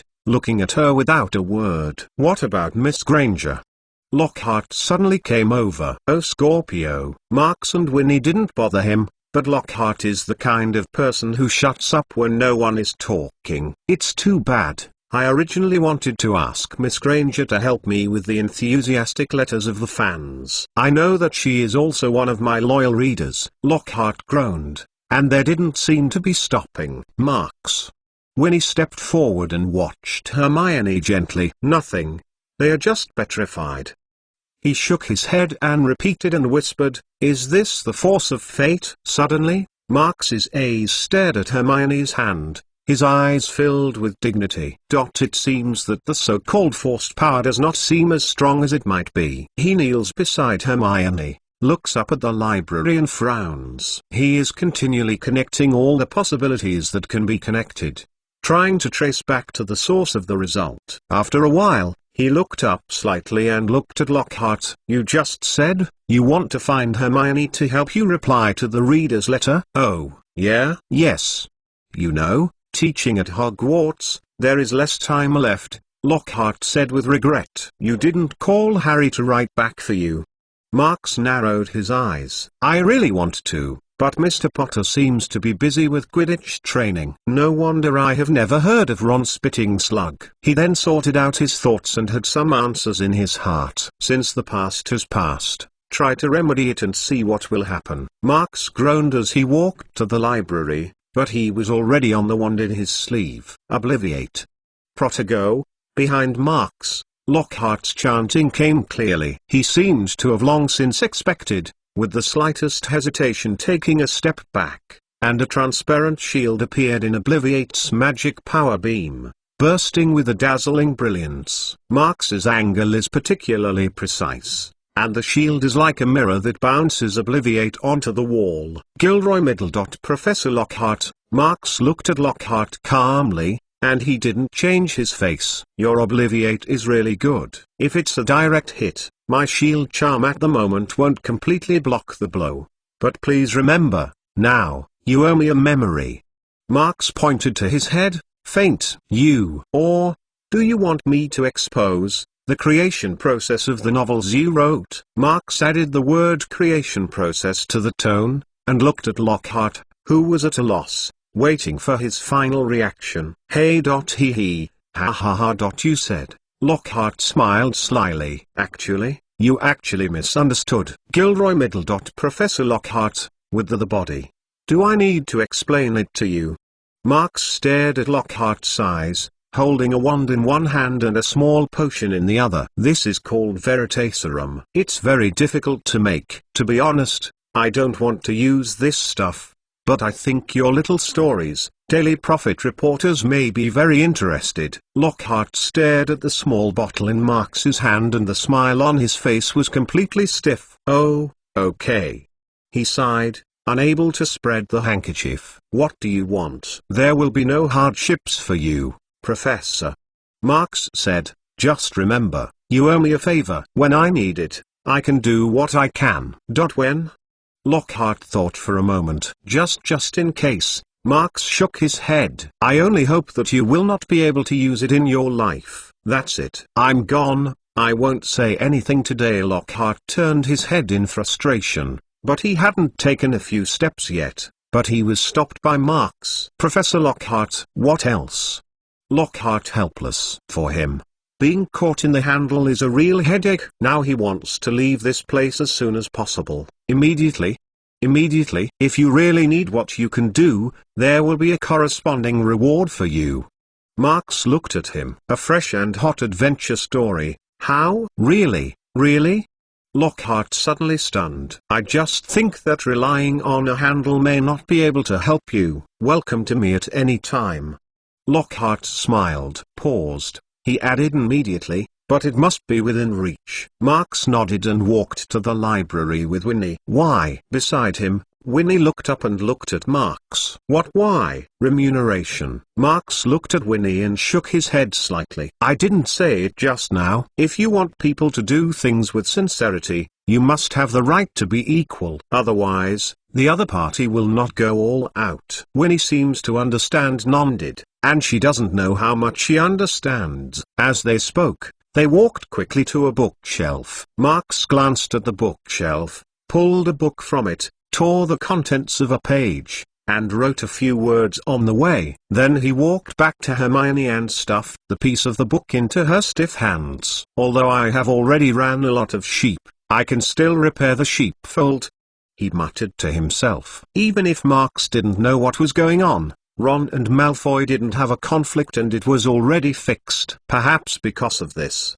neither Harry nor Ron were punished. Harry didn't go back to Lockhart, and Ron didn't go to the souvenir display room to wipe the trophy. It is precisely because of this that Lockhart came to the library today to find Hermione to help, and the result was the attack of Hermione. Ron did not see Tom Riddle's special contribution trophy in the display room. Hermione did not have any comments about Chamber of Secrets tips, so I can only look for it, and I still haven't gained anything yet. Marx didn't think that it was because he gave Malfoy a lesson last semester that Malfoy didn't dare to use the word mudblood to insult Hermione again. This is the real beginning of that series of changes. Even Harry is very likely not to be able to find Voldemort's diary at all. This is Marx's mistake and speculation, but it is clear that the general change of the whole incident has been pushed back by him.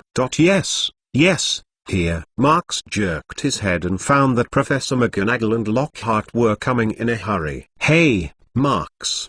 Lockhart looked at him, revealing a sly expression. Immediately, Lockhart suddenly said to Professor McGonagall, I asked Mr. McLawn to be here. Marx helpless shook his head. Although this is obviously the result of Lockhart's enthusiasm, the ability of this liar to respond is still good. Professor McGonagall, this time is a double attack. Oh yes, I am in trouble. Professor McGonagall sighed. I know that your relationship with Miss Granger is very good, but now, she must first send it to the school doctor courtyard. Yes, I understand. Marx said. Do you need my help? No, but you can follow. When Professor McGonagall sent Hermione to the school hospital, she hurried to the Quidditch stadium. For the safety of the students, today's event must be cancelled. Marx sat at Hermione's bed and looked at her calmly, but she didn't know what she was thinking. Winnie stood quietly behind him, and Brief Remark looked at his back, and her thoughts were equally unknown. On the other side of the bed, Madame Pomfrey is carefully watching the situation in Hermione. About 10 minutes later, Professor McGonagall came to the ward with Harry and Ron. Marx. Ron stared wide-eyed. You are coming. Marx looked up and looked at him and Harry expressionlessly. You have nothing to say? Ron glanced at the stiff Hermione on the bed and slammed it over, grabbing Marx's front chin with both hands and slamming him from the chair to the floor. You have nothing to say. Ron's face was straight at Mark's, and asked again loudly. Harry Potter's Book of Sin Chapter 67. Harry Potter's Book of Sin Chapter 67. Ron, who was always suppressed, broke out after Hermione was attacked, and the object he broke out was Mark's. You have nothing to say. This is the third time Ron said this sentence, and it looks like a faulty repeater. Mark's was forced to squat on the door of the bedside table by Ron, and expressionless and brief remark looked at him. Ron. Harry came over and pulled Ron's clothes, but he was ignored. He just stared at Mark's face, and the anger on his face almost overflowed. After the initial surprise, Professor McGonagall and Madame Pomfrey rushed to open Ron. They look very confused and don't know what happened between Ron and Mark's. Mark's stood up and calmed his entire ruffled robe, but his eyes swam again to Hermione's face. Mark's. You don't want to explain what happened? Ron was still yelling, and although he was pulled by Professor McGonagall, he couldn't rush again, but the anger on his face didn't diminish. Harry looked at Ron and Mark's back and forth, and didn't know what to do at the moment. Mark's, I heard that you and Hermione first discovered by Professor Lockhart. Harry said, I don't know. You saw who did it? Harry was euphemistic, but there was a hint of hesitation in his tone. Mark's didn't lift his head. He just looked at Hermione and shook his head slightly. Of course he didn't see it, because this is what he did, isn't it? Ron was no longer struggling. He just stared at Mark's with hatred and said angrily, Okay. I believe Mr. McLawn. You should also believe him. Are you not friends? Professor McGonagall pressed his hand on Ron's shoulder and said seriously, Yes, friends. Ron didn't look over, no longer going to see Mark's. That night, Mark's leaned against the window at the back of the Hagrid cabin and remained in stealth, waiting quietly. Harry and Ron didn't come.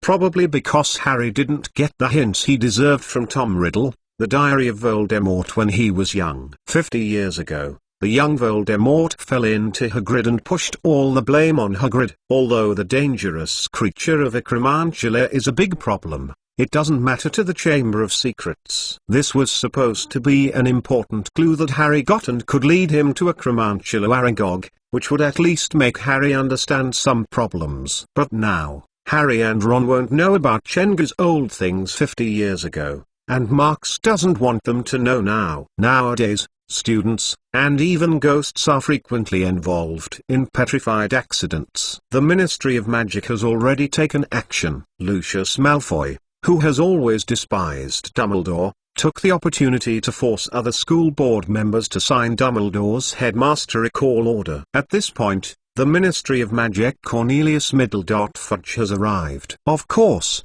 Dumbledore himself came along. It's awful, Hagrid, Fudge said in a crisp, fast tone. Very bad, have to come. There have been 4 attacks on the mole, too much, and the Ministry of Magic must take action. I didn't. Hagrid looked at Dumbledore pleadingly. You know I didn't, Professor Dumbledore, sir. I hope you understand, Cornelius. I totally trust Hagrid.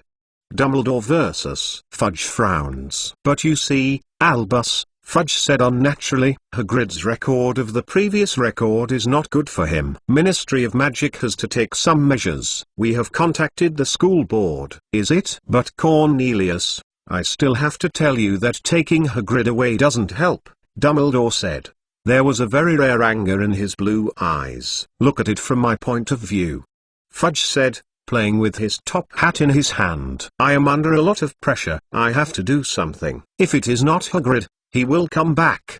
There is no word. But I have to take him away. Shouldn't I fulfill my own? Take me away? Hagrid said, his body shivering. Where to take it? The time is short, Fudge said, not looking at Hagrid's eyes. It's not a punishment. It's just a precaution. If you catch another person, you will be released and fully apologized. Not Azkaban?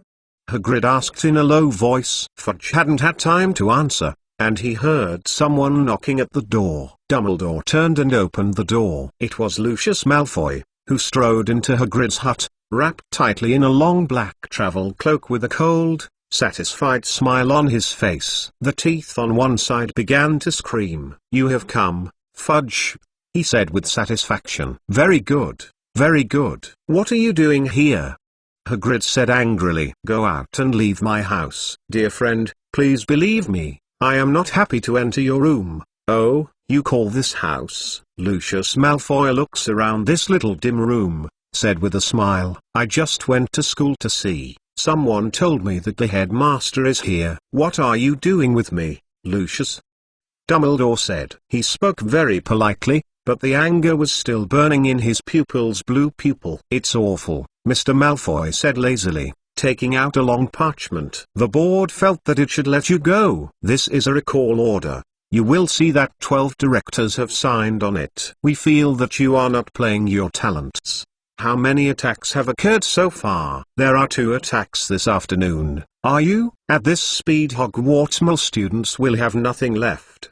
We should all know that it will be a terrifying loss for the school. Oh, what? What do you say, Lucius? Fudge said. He looked very scared. Dumbledore was dismissed. No, no.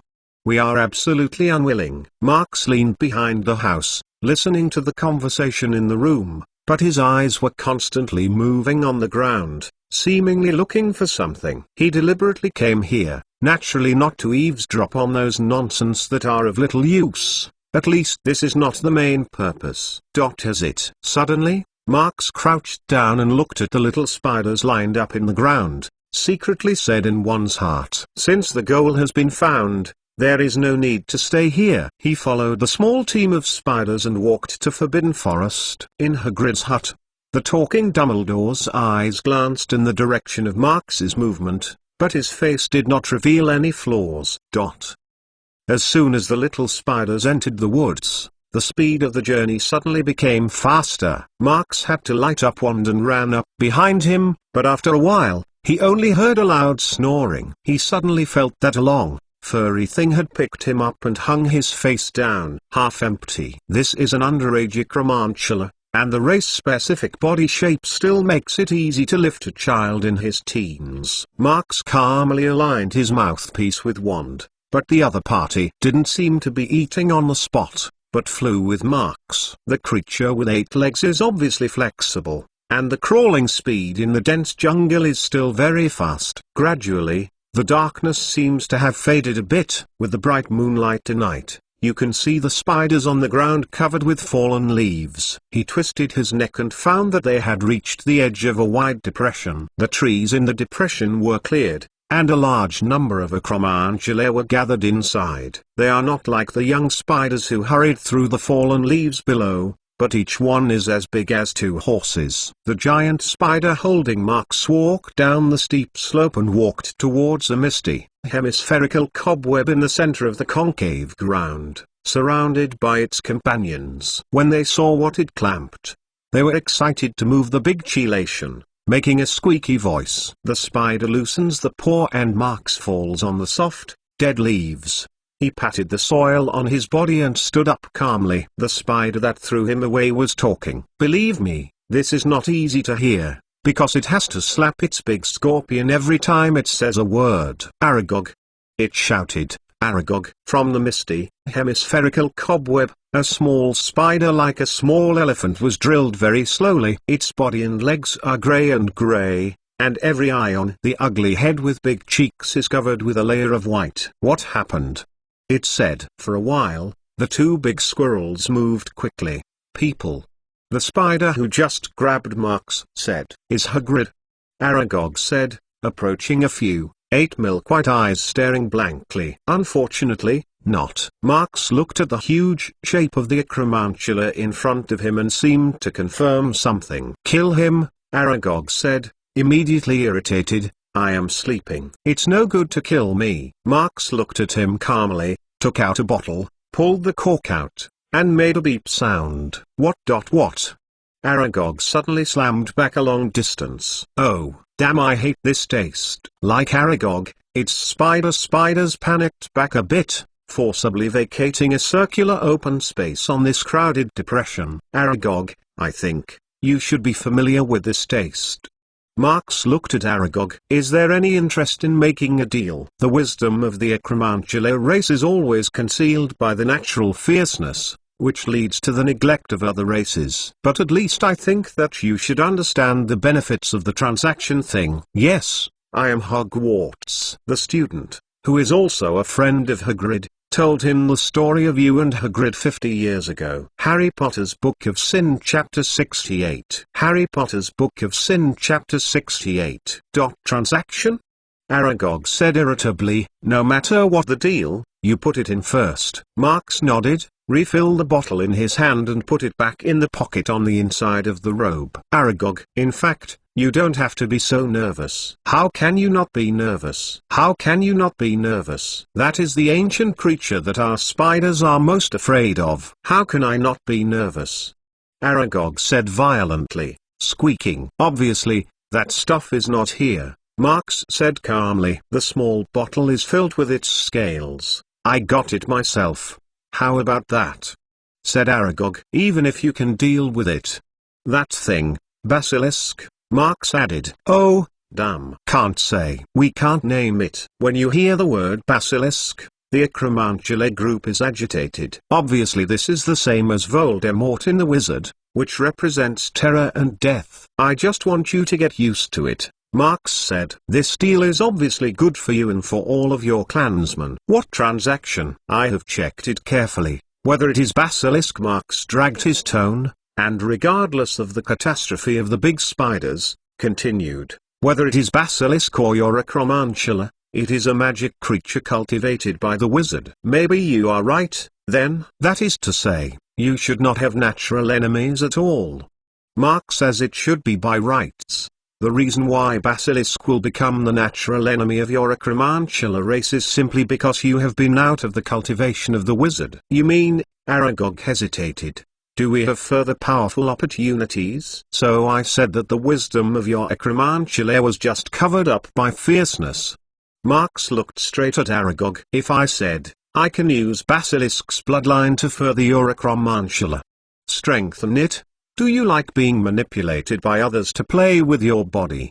Aragog screamed violently. Marks suddenly turned the topic. Aragog, you think, why would I choose to trade with you? What? Aragog didn't respond for a while, and pause took over the new topic of Marks. Well, because we are all friends of Hagrid. Exactly, it's because of wisdom, Marks said. If I remember correctly, your Acromantula's favorite food is human flesh. Right? Yes, this is the most delicious food.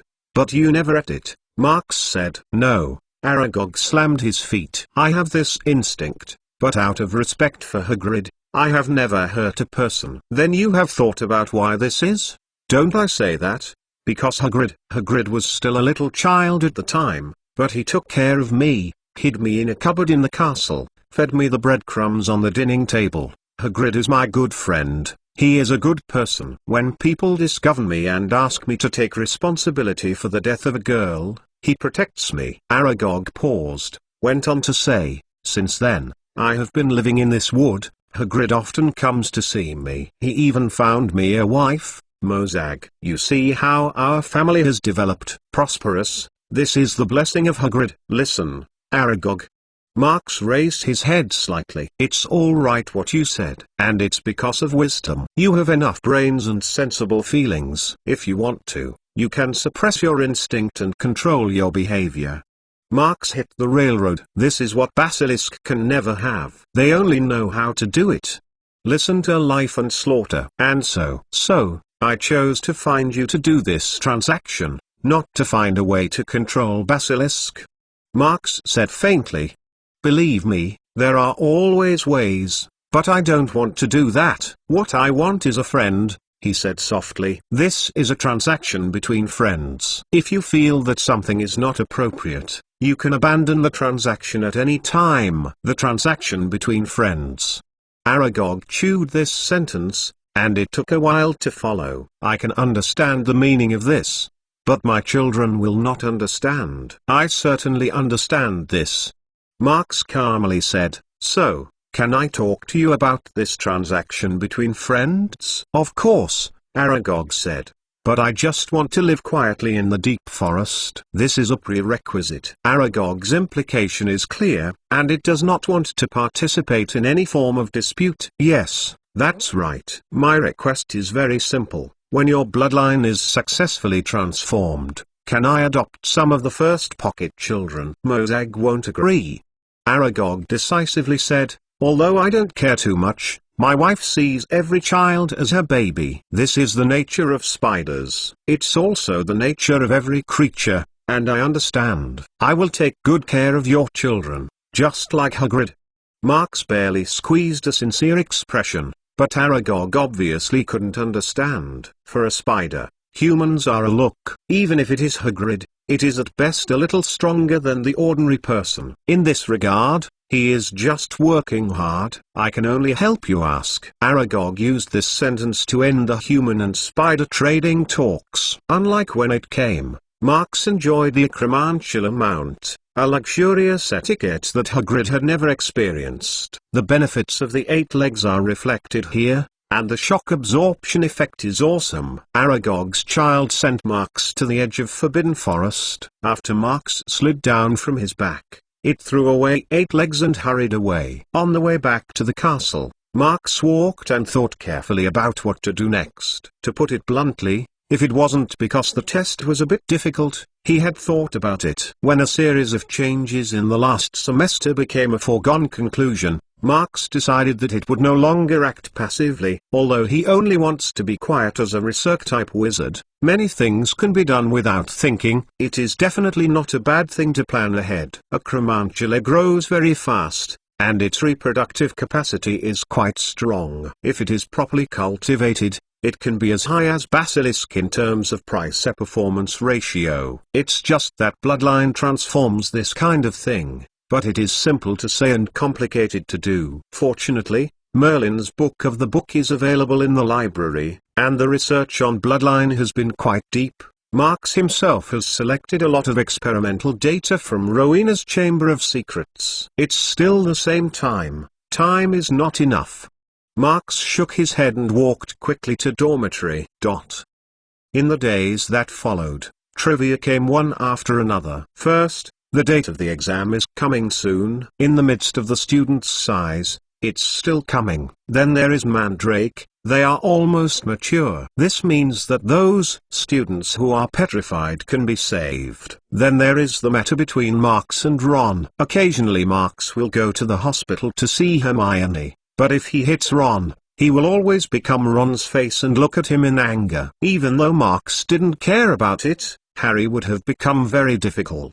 One day, Harry and Ron bumped into Marx again in the ward. When Ron glared at Marx, Harry found something in Hermione's hand that seemed to be licking. He looked carefully and looked at it, and immediately when Madame Pomfrey was standing between Marx and Ron, he took out Hermione's hand. Marx naturally noticed that because he came so often, it was to witness this incident. Since Harry has taken the note out, he can leave. Marx expressionless glanced at Ron and immediately turned and walked outside the door, quickly disappearing into Ron's angry sight. After a little while, Harry glared at Ron and walked out of the ward. "Look at this," Harry whispered. "I found it from Hermione's hand." This is a piece of paper that was torn from a very old library collection. Harry couldn't wait to unfold it, and Ron got together, and the two read together. "In our country, there are many terrifying wild beasts and monsters, the most bizarre and most lethal of Basilisk, also known as the Snake King. The snake can be very large in size and can usually live for hundreds of years. It is hatched from a rooster egg by a dragonfly. The way it kills is amazing. In addition to its deadly fangs, Basilisk's contempt can also kill people. Anyone who is stared at by his eyes will die immediately. When the spider sees Basilisk, it will run away, because Basilisk is the deadly enemy of the spider, and Basilisk will only escape when he hears the rooster's cry, because the rooster's cry is fatal to it.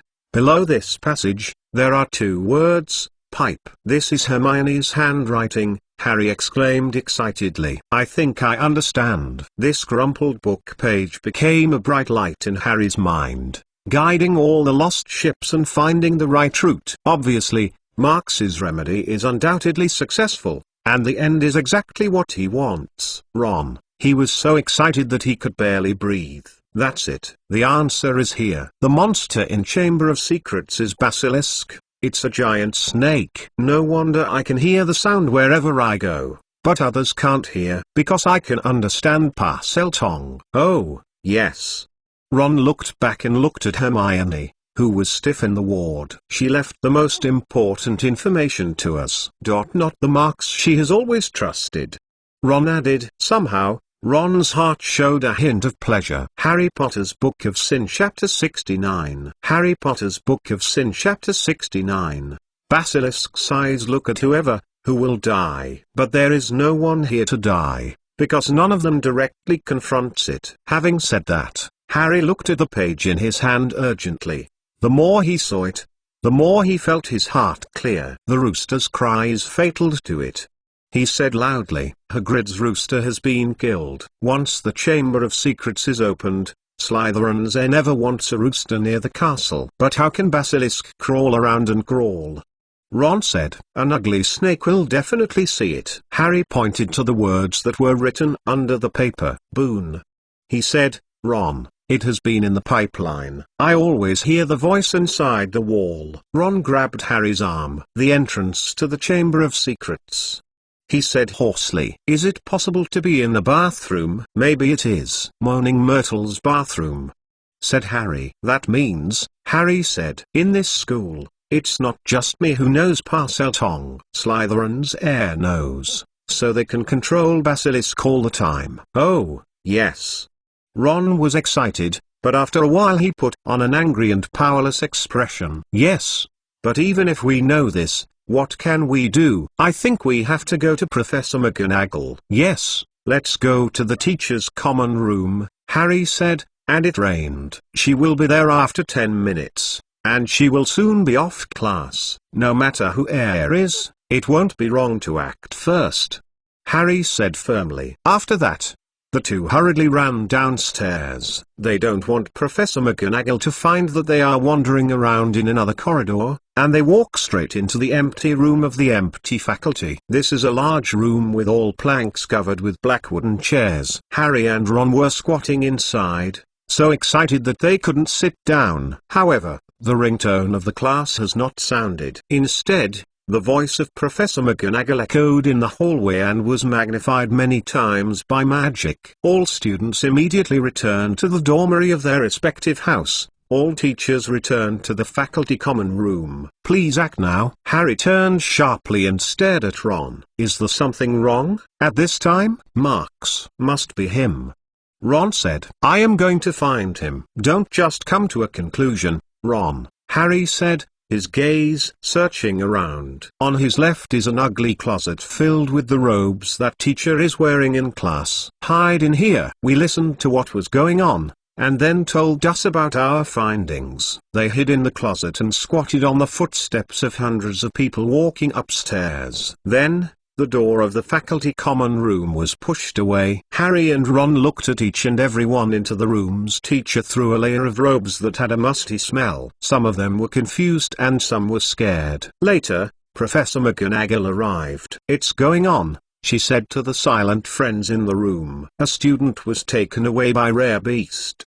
He was brought directly into the Chamber of Secrets. Professor Flitwick screamed and Professor Sprout slammed his mouth with his hands. Snape grabbed the back of a chair and asked, how can you be sure? Slytherin's heir, said Professor McGonagall, who was very pale. There was another line left. Just below the last paragraph, it was written, her bones will remain in the Chamber of Secrets forever. Professor Flitwick couldn't help but cry out. Who is it?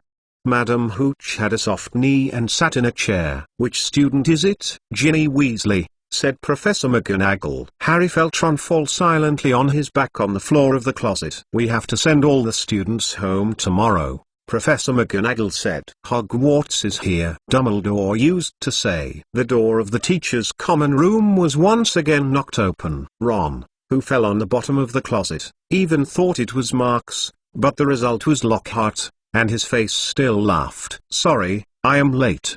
He didn't seem to notice that the other teachers stared at him with a hauntable look. Snape took a step forward. The person who solved the problem is coming, he said. It's this person. Lockhart, a girl was taken away by Rare Beast, was brought into the Chamber of Secrets. When you showed your glory finally arrived. He thought that Lockhart would certainly lose one's head out of fear, and what surprised him was that Lockhart still maintained his radiant and calm expression. Yes, of course. I am going to the office to do some preparation. Lockhart smiled and left the Comrade Common Room in the eyes of a group of professors. When Lockhart hurried back to the third floor and pushed open the door to his office, the smile on his face immediately collapsed. Oh Scorpio. He closed the office door and moved toward the desk. Do you really want me to go to the Chamber of Secrets to deal with the horrible basilisk? I mean, since you already know my secret. In fact, I don't want to. On the armchair in the desk, an expressionless teenager is leaning on the backrest. His left arm cuff was rolled up, and there was a large bruise on his arm, which was faintly bloody at the moment. This boy's right hand is holding a cotton wool with a pair of tweezers, and is applying a light green medicinal liquid to his wounds. You also saw that Basilisk really didn't deal with it well, and finally let it slip away. But Professor Lockhart, you don't have to worry too much. Although Basilisk can sleep to slow down the growth rate, after all, it doesn't stop growing, said the teenager. It's too old. And now it's not a light injury, even eyes. I also married one, not much danger. Isn't this a novel material that is delivered to the door? Lockhart had a difficult location nodded, but he muttered again, is there still another eye? At this time, the teenager put the scorpion in his hand on the table, took out a bandage and wrapped it on his arm, and he said while tangling, you just follow along and go. I need experimental materials. And you need novel material, isn't it just right? He said, you don't have to do anything, a spell can be done without thinking. Is there anything better than this? Okay, even if you don't say so much, I have to do it. Lockhart shook his head. It's hard to believe, you are only second year this year. As long as you are focused enough. The teenager put the sleeves down and then looked up at Lockhart. Your Obliviate formidable power is definitely master, isn't it? It's not blocked by you. The teenager walked to the door and opened the door to the office. Because I focus on magic, and you focus on seize every opportunity. After that, he quickly left. Lockhart looked at the office door that was slowly closing, muttered in the mouth, Marks McClawn. McClawn. Which ancient bloody wizard family? Why didn't you seem to have heard of it? At this point, each head of house informs the student what happened. This has to tell them that the Hogwarts Express train will send them home tomorrow morning. Other teachers want to make sure that one student is not left outside the dormitory. The teachers stood up and left one by one. This is probably the hardest day in Harry's life. He, Ron, Fred and George are sitting in a corner of the Gryffindor common room, and no one can say a word. Percy was absent. He sent an owl to Mrs. Weasley and then locked himself in the dormitory. No one has ever been as slow as it is today, and the Gryffindor house has never been crowded and silent like it is now. When the sun was about to set, Fred and George couldn't sit still anymore, and went back to dormitory to sleep. Ginny knows what to order, Harry. Ron said it was the first time they talked after hiding in the wardrobe of the comrades' common room. So she was taken away. It was a stupid thing with Percy. It doesn't matter. She must have discovered the situation related to the Chamber of Secrets. Maybe she met Marks. It must be like this, so she will. Ron rubbed his eyes desperately, and his face gradually filled with anger. I mean, she is a purebred. She couldn't have her. It's impossible to have other reasons. Harry could see the sun red like blood and gradually sink below the horizon. His heart has never been as sad as it is now. Even if they can do something, no matter what. Harry, Ron said. You said, is she? Probably not yet, you know. Harry looked at Ron for a moment of anger, and then lost his frustration. And for a moment he didn't know what to say. Although Harry always felt that he could not easily doubt his friends without evidence, Marks's various behaviors during this semester are so suspicious that he has to have a feeling of boredom. I think we should look for Lockhart and tell him what we know. Ron suddenly said. Is he not ready to enter the Chamber of Secrets? We can tell him where we think Chamber of Secrets is and tell him Chamber in the Secrets is a basilisk. Harry couldn't think of anything else, but he wanted to do something and nodded to agree with Ron's proposal. The Gryffindor students around them were in a very sad mood and felt sorry for the Weasley brother, so when Harry and Ron got up through the room and drilled into the portrait hole, no one tried to stop them. As they walked downstairs to Lockhart's office, they found the hallway to be a little dim. The night has already arrived. Harry Potter's Book of Sin Chapter 70. Harry Potter's Book of Sin Chapter 70. Dong dong dong. Harry and Ron stood in front of Lockhart's office and glanced at each other, then Harry reached out and knocked on the door of the office. Soon, there was a "Please enter inside." The two turned the door handle and opened the door. In the office, Lockhart was sitting behind the desk and looking at a thick book. Harry glanced subconsciously, the autobiography written by Lockhart, Magical Me. "Oh, Mr. Potter, Mr. Weasley." He looked at Harry and Ron. "Is it coming to me so late? Is there anything important?" "Yes, Professor. We have some things to tell you," Harry said. "We think it will help you a bit." Of course, of course. "Come on, sit down and talk slowly." Lockhart stood up and pulled Harry and Ron to the next seat, waiting for them to sit still. "Say, I listen. Things are like this." Harry spoke out the information he and Ron got from the note and the corresponding speculation, and Ron added a few words from time to time. Although the process of the narrative is a bit messy, at least one of the key points is not missing. When the two of them finished, Lockhart nodded. "It's a good reasoning. Who can think of it? The Chamber of Secrets will be hidden in a bathroom that is in a state of disrepair." Lockhart smiled as usual, but the smile looked so stiff. "Yeah, that's unbelievable, but I care more about my younger sister." Ron impulsively. "Ah, indeed. That thing, it's too unfortunate," Lockhart said. "I think saving people is the most important thing, and you just brought good news." "Go now?"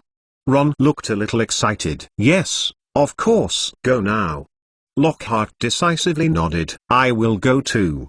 Ron hearing this immediately. It can be said that the Weasley family is all desperate when it comes to things related to the younger sister. To be honest, the current Ron and his usual fearlessness are really different. Lockhart shook his head. "No, I don't think I can let the students take risks. This is my job.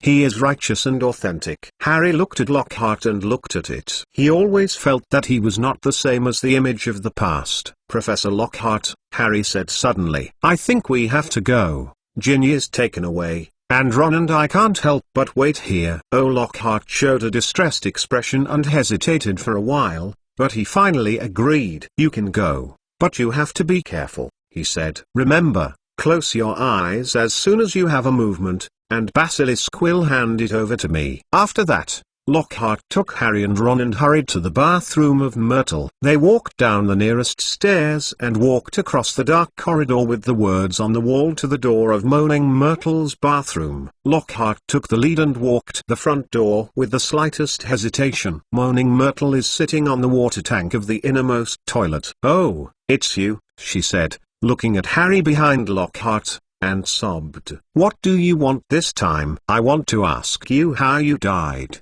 Harry said. The whole look of Myrtle changed suddenly. It seems that no one has ever asked her such a question that made her feel privileged. "Hey, too terrifying," she said with keen interest. "Pleasure. Things are happening here. I died in this toilet. I remember very clearly, at the time, Oliver Hump mocked me with eyes. I mirrored the 4-8 dog, and I came here. I locked the door, cried inside, and suddenly heard someone coming in. They said it was funny. I think it must be another language. But what annoys me the most is that I heard a boy's voice saying that live. So I opened the door and yelled at him to go to his boys' toilet. Then Myrtle thought that she had a great chest and her face was radiant. I am dead." "How did you die?"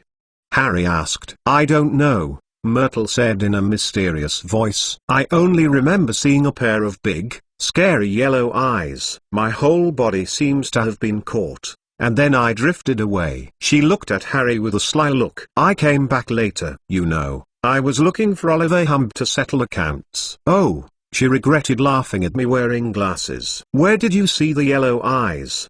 Harry asked. It's almost there, Myrtle said, faintly pointing to the sink in front of her. Harry and Ron hurried over. Lockhart followed and walked over and looked at it carefully. The sink seems to be normal. They checked it inside and out, up and down, and even the water pipes below were not let go. Then, Harry saw it, on the side of a copper faucet, engraved with a small snake. This faucet never comes out of water. Myrtle saw Harry trying to unscrew the faucet and said happily, Harry, Lockhart said suddenly. You try to speak to it, use Parseltongue. Yeah, Harry, give it a try. Ron followed. But Harry desperately recalled the past experience. But this kind of thing can't be achieved by memories. In the past, he always said Parseltongue when he faced a real snake. Harry stared at the carved snake and tried to think of it as a real snake. Open, he said. He looked up at Ron and Lockhart, but Ron shook his head. No, you are talking about people, he said. Harry turned his head again to look at the snake and forced himself to believe that it was alive. Harry thought, if he swayed his head a few times, the swaying candle would make the snake look like it was moving. Open.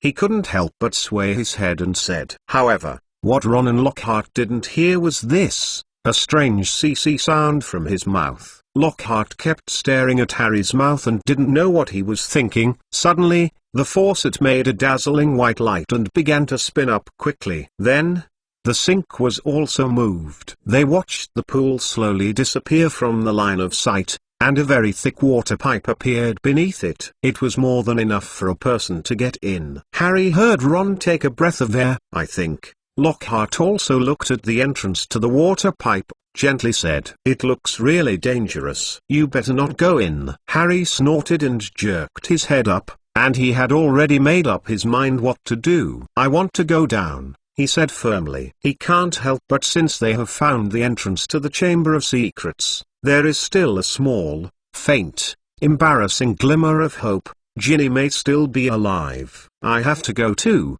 Ron said. There was a moment of silence in the small bathroom. Okay, at least, I will go down and have a look. Wait until I say nothing. It's not too late to come down. Lockhart said this, decisively jumped and slid down the pipe. After a while, Harry and Ron heard a very subtle cry from the following, and if they hadn't listened carefully, they might not hear. Harry and Ron nodded on each other and then jumped in. This gliding is naturally not pleasant, at least not the facilities in the playground can generally bring laughter to the children. Inside, it feels like a quick, sloppy, endless slide. They can see that there are still many pipes that open to all directions, but none of them are so thick. Their pipe was twisted and twisted, 7 winding around, and the slope was steep all the way down. Harry knew that he had slipped into the deep place of the school, even deeper than those underground classrooms. He could hear Ron follow him and make a slight collision at the corner. Then, as Harry began to worry about the next thing, the slope of the water pipe gradually became much smoother. After a while, he came out of the mouth of the pipe and slammed into the damp ground. This is a dark stone tunnel that is too big to stand inside. In a place very close to Harry, Lockhart was standing there with a wand standing there, but his body was not covered with mud like he was dirty. Harry stood aside, and Ron also came out of the pipe. Who? Scourgify. After Ron stood up, Lockhart gave the muddy scaling spell. Suddenly, the stains on Harry and Ron disappeared. Oh, thank you, Professor. The two could not help but thank. We must have been a few miles deep below the school. Harry looked around and looked around, his voice echoing in the dark tunnel. Probably under the lake, Ron said. He narrowed his eyes and looked at the black, sticky walls around him. Then, all three of them stared at the dark front. Lumos. Lockhart raised his wand and whispered, and wand gave off another light. Let's go, he said to Harry and Ron. 3 people's shoes part are on the wet ground, making a very loud sound. The tunnel is too dark, even though Lockhart's wand radiance is quite bright. It still only illuminates a certain path. Their shadows are reflected on the wet stone wall, and the surface of the uneven stone wall is constantly changing and twisting, which looks quite strange. Remember? Lockhart lowered his voice. Although it looks awkward, I have to say it again. Once I hear the movement, I close my eyes. Harry and Ron immediately complied and said they heard it. Harry Potter's Book of Sin Chapter 71. Harry Potter's Book of Sin Chapter 71. The tunnel is as silent as a grave. Suddenly they heard an unexpected sound. It turned out that Ron stepped on a mouse skull. Harry looked down at the ground and found some small animal bones everywhere. He desperately restrains himself, not imagining what Ginny would look like when they were found. Lockhart was walking in front. The stride was not big, but the frequency of the leg had not changed. He took Harry and Ron through a dark corner in the tunnel. "Harry, there's something out there." Ron grabbed Harry's shoulder and said hoarsely. The two suddenly stood still and watched nervously. Harry saw the outline of a behemoth, lying on the other side of the tunnel, motionless. "That is the snake. The skin of Basilisk." Lockhart raises the wand in his hand so that the light can shine farther. The light shines on a huge snake skin, green and bright, and at first glance is the skin of a poisonous snake. It is coiled on the ground lying in the tunnel, and it is empty inside. Obviously, the animal that had just peeled off this layer of skin was at least 20 feet long. God. Ron sighed weakly. "Keep vigilant and move on." Lockhart calmed down. The three turned a corner and a bend in the deep dark tunnel. Every nerve of Harry trembled uncomfortably. He hoped to walk to the end of the tunnel, but at the same time he was a little scared that the tunnel really came to an end. Finally, he carefully turned another corner and finally found a solid wall in front of which was engraved with two intertwined snakes with large, shiny emeralds in their eyes. "Mr. Potter, it's time for you to be there," Lockhart said. Without Lockhart, Harry had already guessed what he had to do. He cleared his throat and the emerald eyes seemed to be flashing. He doesn't need to fake these two stone snakes now, because their eyes look exactly the same as they live. "Open," Harry said in a low, dull cc. The two snakes separated, and the stone wall split from the middle and slowly slipped to the sides and disappeared. This is the side of a long, dimly lit room. There are many large stone pillars, engraved with a variety of winding entangled snakes, towering to support the ceiling that melts in the darkness of the sky, casting a path of long shadows in the room filled with mystery. Lockhart held his own wand in half, and the brief remark was slowly advancing between the stone pillars coiled by the serpent. At this point, Harry and Ron each pulled out their own wand and carefully followed him behind him. Every time they take a step, they create a hollow, dull echo between the walls of the ghost building. In such a quiet environment, any unnecessary sounds are extremely disturbing. As they walked to the position between the last pair of stone pillars, there was a huge statue as tall as the room itself, which clung to the dark wall behind it. The slightly greenish stone gave it a layer of gloomy horror. They had to lift their necks up to see the face of the statue, a senile, monkey-like face, a thin, long beard, almost dragged onto the hem of a wizard robe carved into stone. Two Padfoot stood firmly on the sleek floor of the room. Salazar middle. Slytherin. Lockhart looked at the statue, muttered. Between the 2 feet of the statue, lying down on a small silhouette wearing a black robe, her hair was red like a flame. "Ginny!" Harry and Ron screamed and rushed to her side and squatted down. "Ginny! Oh! You don't want to die, I beg you." Ron dropped his wand and grabbed Ginny's shoulder and tried to turn her over. Harry also put the wand aside and helped him. At the moment, Ginny's face is like a marble, cold and bloodless, but her eyes are closed, so she is not petrified. "Ginny, wake up, beg you." Ron swayed her desperately, whispering. Ginny's head was pulled without any fuss. "She won't wake up," said a soft voice. Ron turned a deaf ear to the sound, and he just shook Ginny's body as if he couldn't hear anything else. Harry jerked his head back. A tall, black-haired boy leaned against the nearest stone pillar and was watching him. The boy's outline was ambiguous and very strange, as if he was looking at him through a layer of misty windows. "Who are you? What does this mean?" "You said she won't wake up?" Harry asked anxiously. She didn't. She is still alive," said the blurred boy. but it won't last long. Harry was kneeling in the same place, and Lockhart on the side stood just quietly, without a word. "Who are you?" "Is it a ghost?" Harry asked uncertainly. "It's a memory," Riddle said quietly. "It's been 50 years in a diary." He reached out to the big toe of the statue, where the diary that Harry had picked up in Moaning Myrtle's bathroom was lying. Harry couldn't figure out how it would go there. He obviously put it in the bedroom, but he had more pressing things to deal with. Harry stopped talking to him, but it took a lot of effort to help Ron pick up Ginny from the ground. Then he leaned over to lick his wand, but the wand disappeared. "Have you seen? For every wizard, wand is a lifelong partner. Take it." At Harry's side, Lockhart handed Harry's wand over, but his eyes were always on the fuzzy silhouette. "Oh, Professor, thank you, but what?" "He wants to take your wand." Lockhart raised his head and pointed his chin to the side. The tall boy stared at Lockhart for a moment, but looked at Harry again. "Harry Potter, I have been waiting for a long time," he said. "I hope I have a chance to see you and talk to you." Harry gradually lost his patience and said, "You probably haven't understood what I mean. We are in the Chamber of Secrets. We might as well talk about it later." "You must talk now," the boy said. His face still had a clear smile. "There is nothing to talk about. We must go back now. We want to save Ginny." Ron suddenly broke out. His angry shouts echoed in the big room, and the echoes overlapped, and the voice was even more annoying. "Tell me," Lockhart suddenly spoke again. "I think we have to know, how did Ginny become like this?" "Yeah, why did Ginny become like this?" Harry asked this and couldn't help but ask. Ron, who was holding Ginny with Harry, couldn't help but calm down. "After all, this problem is really crucial." "Oh, this is an interesting question," the boy said happily. "It's a long story. To see me, Ginny Weasley is like this. The real reason is that she is open to an invisible stranger. I have a heart and talked about all my secrets." "What are you talking about?"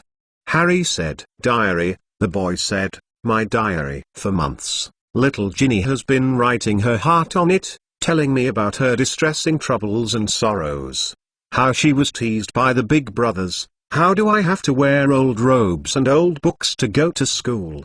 And she thinks." The boy's eyes flashed cunning. "She thinks that the famous, kind, great Harry Potter will never like her." When he was talking, his eyes never left Harry's face, as if he had no interest in the existence of other people. There is a near greedy look hidden in his eyes. "It's too boring. Listen to an 11-year-old girl telling her naive troubles," he continued. "But I am patient. Write something to answer her. I am kind and understanding. Ginny fell in love with me." "Oh, Tom, no one understands me like you." "I am so happy to get this diary. I can tell you the truth, just like having a friend who can carry it in your pocket." The boy gave a cold, shrill laugh, which was not like a child who was only 16 years old. It made the hair behind Harry's neck stand up. "I didn't brag about myself, Harry. I have always been able to confuse people as do as one pleases. So Ginny opened her whole soul to me,"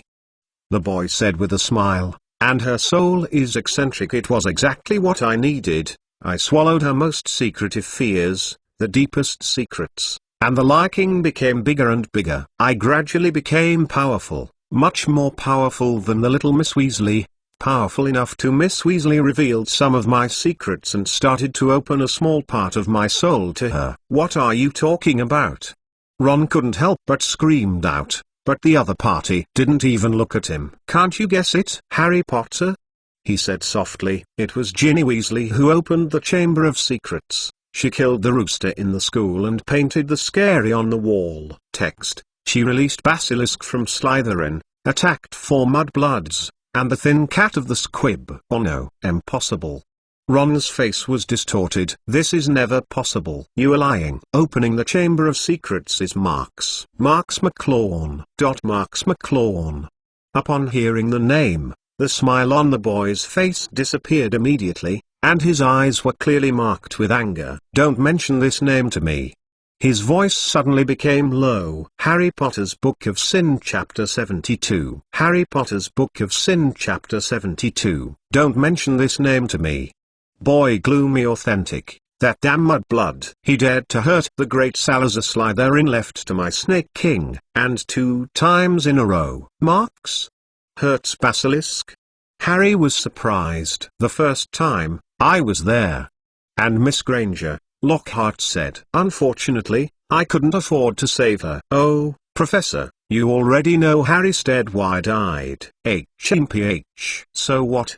The boy was coldly snorted. A stinky Mudblood wants to save another Mudblood? Funny. He paused and sneered. What's even more ridiculous is that this Mudblood didn't save, but he still wants to save the next one. Harry Potter, it's a pity that you didn't see it. Miss Weasley struggled, crying it's noisy, and the Mudblood can only lean against the wall, licking the injured arm, watching her being taken away by the Snake King. Oh, yes. He can't see it, because from the beginning to the end he doesn't have the courage to open eyes. Even if you look at it, this what a joke is good. Harry clenched his fist and stared at him with resentment. Ron, who was standing next to Ginny, had been hanging from the beginning and looked at Ginny's face and didn't know what he was thinking. We really blame Marks, Harry said angrily. And all this is yours. Don't say that. I have been waiting for you since I arrived with Ginny. I know you will come. I have a lot of questions waiting to ask you. Harry Potter. What's the problem? Harry asked sharply, his fist still tight. For example, the boy said, with a happy smile on his face. A baby, without any magical magic, but how did he defeat the greatest wizard ever? How can you escape safely, leaving only the next scar, and the power of Voldemort was destroyed? Now, his wolf-like eyes are shining with a weird red light. Why do you care how I escaped? Harry loudly said. What does this have to do with you? Of course it matters. Just because I am Tom Riddle. Harry immediately thought of the name on the diary, but for the key, he had no clue. But Riddle hadn't had time to wonder, and Riddle gave an explanation directly. Voldemort, Riddle whispered. It's my past, present and future, Harry Potter. Just move the letters, you will understand. In fact, he is Voldemort. Voldemort at the age of 16. Lockhart said. He is Voldemort. Harry, hearing this, could not help but startled. Do you think that I want to use the name of my dirty mole father all my life? You know, in my blood vessels, the blood of Salazar Slytherin is passed to me through his daughter. Can I still keep the name of the disgusting ordinary mole? He abandoned me when I was not born, because he found out that his wife is a witch. No, Harry. I came up with a new name for myself. I know that one day, when I became the greatest in world magic, the wizards everywhere don't dare to say the name easily. Riddle's tone is getting more and more intense, and the voice is getting bigger. At this point, Lockhart took a big step forward. The greatest magician? He looked at Riddle with a weird look. Do you really think that someone who does this would be a great magician? Lockhart pointed to the diary at the foot of the statue of Slytherin, asking meaningfully. You know what it is? When I heard Lockhart's words, I was immediately shocked. Riddle immediately gave up the original plan, and no longer had the feeling of continuing to talk nonsense with Harry. Instead, he turned decisively and opened his mouth to the statue of Slytherin, making a CC sound. Only Harry understood him. If, talk to me, Slytherin, the greatest of Hogwarts' 4 founders. The huge stone face of Slytherin moved, and its mouth grew bigger and bigger, eventually forming a huge black hole. There seems to be something moving in the mouth of the statue, which slid upwards from the depths of the statue. Close your eyes. Go back. Lockhart shouted loudly. Harry and Ron dragged Ginny back and slammed back almost at the same time on the Dark Chamber of Secrets wall. Their eyes closed tightly, a behemoth fell sharply on the stone floor, and everyone felt that the Chamber of Secrets was shaking. They all know what's going on, they can feel it, and the serpent is unfolding its coiled body from Slytherin's mouth. Then Harry heard the voice of Riddle CC. Kill him. What Riddle didn't expect was that the man in front of him looked like a soft egg, and the reaction speed was extremely fast. Although Lockhart closed his eyes at this time, he seemed to see the surrounding situation, pointing the wand to the stone pillar around him. Defindo. Under the effect of the cutting spell, part of the stone pillar crashed into the ground and fell into several pieces. Immediately, Lockhart waved wand again, and one of the stones turned into a big rooster very quickly. Damn it! Riddle immediately felt that it was not good, but he couldn't make a good interference without having a wand in his hand. He slammed his hand toward Lockhart, and a thrust formed by magic power suddenly slammed into the rooster, but was easily resolved by Lockhart's wand. Rooster screamed, and the sound of the chickens was noticeable, and Basilisk immediately swam around and panicked. For a time, the stone pillar was cracked several times, dusty everywhere, and the scene was quite chaotic. Lockhart took this opportunity to quickly rush to the foot of the stone statue through the shadow of the sky. On the other hand, Riddle is obviously also planning to do so. I don't know if the shape is different, and the Riddle is more fast than Lockhart. But when Riddle suddenly overtook Lockhart, he didn't notice that Lockhart immediately stopped running. He swiftly and decisively waved wand, and a head-sized black misty smack suddenly rushed out from the tip, like a ghost, flying forward quickly,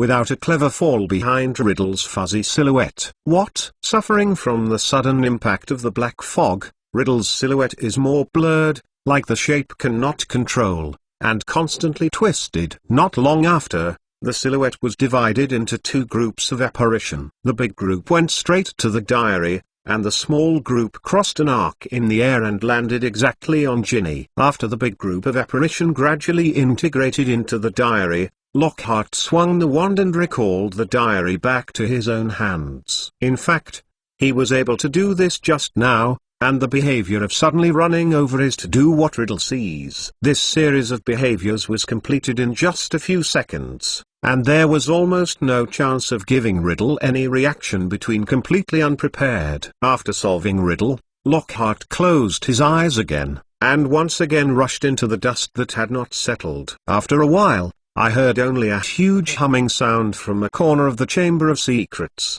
and then followed by a heavy landing. In the opposite corner of the dust, Lockhart is standing on a huge skull of Basilisk. His gaze is not on the scales or fangs of Basilisk. He cares more about the horns on his head that are not very eye-catching. That is actually the most precious part of Basilisk. According to legend, Salazar Slytherin used it as his own wand core, and the formidable power was quite amazing. Come out. What to do next, I think you should understand. Lockhart, or the appearance becomes Lockhart's marks, said. Of course, there is nothing easier than this. With the voice, a silhouette suddenly appeared not far away. That is the real Lockhart himself. He will hand over a suitcase in his hand. Take them away. Here, I will handle it. Of course, the cooperation is pleasant, Mr. McClawn. When the real Lockhart rushed to Harry's side, a soft slap sounded just faintly. Ginny had woke up. Her gaze looked first and right, then looked forward towards holding her own Ron, and finally fell to some wretched Harry. Immediately, her tears flowed down. Oh Harry, I want to tell you when I have breakfast, but in front of Percy, I can't say that I did it, Harry, but I swear, it's not intentional. Yes, Riddle forced me, he controlled me. Oh, Riddle is in. Where? I only remember him coming out of the diary. Reassured, nothing. I have killed them. You are embarrassed. Lockhart looked like a cheerful person, pointing to the huge body of the Chamber of Secrets. Ginny doesn't seem to feel much peace of mind. I will be fired, Ginny cried as Ron's brief remark swayed and stood up. Since Bill came, I have been looking forward to Hogwarts to study. Now I have to leave. What will Father-Mother say? How? At the urging of Lockhart, they passed through the dark, empty, echoing room and returned to the tunnel. But they did not notice that the stone gate behind them did not close because of their departure. Of course, even if they noticed it, they would never have thought that there was still one person who was unloading the body of Basilisk at the moment. Harry Potter's Book of Sin Chapter 73. Harry Potter's Book of Sin Chapter 73. Basilisk is almost covered with extremely tenacious scales, not only to withstand the ordinary sword weapon, but even the spell can resist or even rebound. Even if it has become a corpse now, it can still be very troublesome to cut. Speaking of it, Marx really wants to take it all away. After all, this is Basilisk. There is no exaggerated ingredient in saying that it is a treasure. Even if it is the suitcase that has been stretched, it is impossible to put it all in. Eventually, when Marx turned and left, this ancient beast that had been squandered by Hogwarts almost all of the school, and Dumbledore had received the removal order from the school board, had become a pile of meat mountains that no one could recognize. With the departure of Marx, Shyman finally closed. Not long after, I heard a faint roar of the Chamber of Secrets, and the entire ground shook a little. On the other hand, Lockhart returned to his office with Harry, Ron and Ginny, and soon after, Professor McGonagall came over. She brought Lockhart and her 3 children to her office, where many people were waiting for them. Harry, Ron, Ginny, and Lockhart stood at the door. Harry was almost covered with mud and mucus. Although Lockhart looked better, he was always in stealth along the way, and the soil splash was always inevitable. For a time, there was silence in the 4. Suddenly, the fire made a scream. Ginny. It was Mrs. Weasley, who had been sitting in front of the fire and weeping. At this moment she jumped up, followed by Mr. Weasley, and both of them stretched out their arms and caught their baby daughter. Ron stood by, and he still had his head down and didn't know what he was thinking. Harry's eyes crossed them and looked into the room. He saw Professor Dumbledore smiling and standing in front of the shelf. And standing next to Dumbledore is the same smiling Hermione. "Oh, Hermione, are you okay?" Harry was pleasantly surprised. Hermione smiled, nodded, but her eyes were still looking behind Harry, seemingly looking forward to something. "Miss Granger is awake when you violated a bunch of school rules." It was McLawn. He had been squatting for 2 days and 2 nights, using the newly matured mandrake to make a resurrection potion. That was his improved formula. Very effective, Professor McGonagall explained happily. Next to him, Ron, standing not far away, raised his head slyly. He looked at Hermione and looked at Ginny again. The expression on his face changed continuously, and he finally lowered his head again. Just then, Mrs. Weasley was excitedly looking towards Lockhart. Unlike the kind of worship that used to be a star in the past, it is a kind of respect from the heart. "Professor Lockhart, you saved her. You saved her. How did you do it at the time?" "This is what we all want to know." Professor McGonagall looked at Lockhart with a hesitant look. In front of the shelf, Dumbledore also showed a curious expression. But Lockhart looked at Mrs. Weasley, his eyes showing a rare, confused color. When Harry stretched out his clothes and hem, he suddenly came back to his senses. "Oh, of course, I will tell everyone the whole process." Lockhart reveals the smile of the past, but the smile reveals that it is not the kind of show-off in the past. It seems a little perfunctory. "Well, but before that, I think everyone has to listen to Mr. Potter's reasoning. I think that is the real beginning to save Miss Weasley." With Lockhart's words, everyone's eyes fell on Harry's body. In everyone's gaze, Harry hesitated for a moment and immediately began to talk about the things he had experienced. He spoke for about 10 minutes, and everyone listened very carefully, and the room was absolutely silence. But when he said that the piece of paper in Hermione's hand gave him a clue, Hermione did not accidentally point, nodded to everyone. Only her hands on the side of her body clung to the cuffs. When Harry finished, Lockhart had fully recovered to its usual state. He held his head up and exaggeratedly said the whole process of entering the Chamber of Secrets. Storytelling has always been his specialty, not to mention, this time he almost watched them all the way around them. "Is it really?" Listening and listening, Professor McGonagall couldn't help but ask Harry. Harry glanced at Dumbledore and saw the headmaster smile faintly, and the fire flashed quickly on his half-moon glasses. "Oh, roughly like this. What I am most interested in is," Dumbledore suddenly started talking. "How does Voldemort confuse Ginny? Because according to my sources, he is currently hiding in the forests of Albania." What? Mrs. Weasley said in amazement. You know who? Confused Ginny. But Ginny is not. Ginny, no, is it? It's all that the diary is doing, Harry said quickly. That was when Riddle was 16, and there was a memory stored inside. Diary?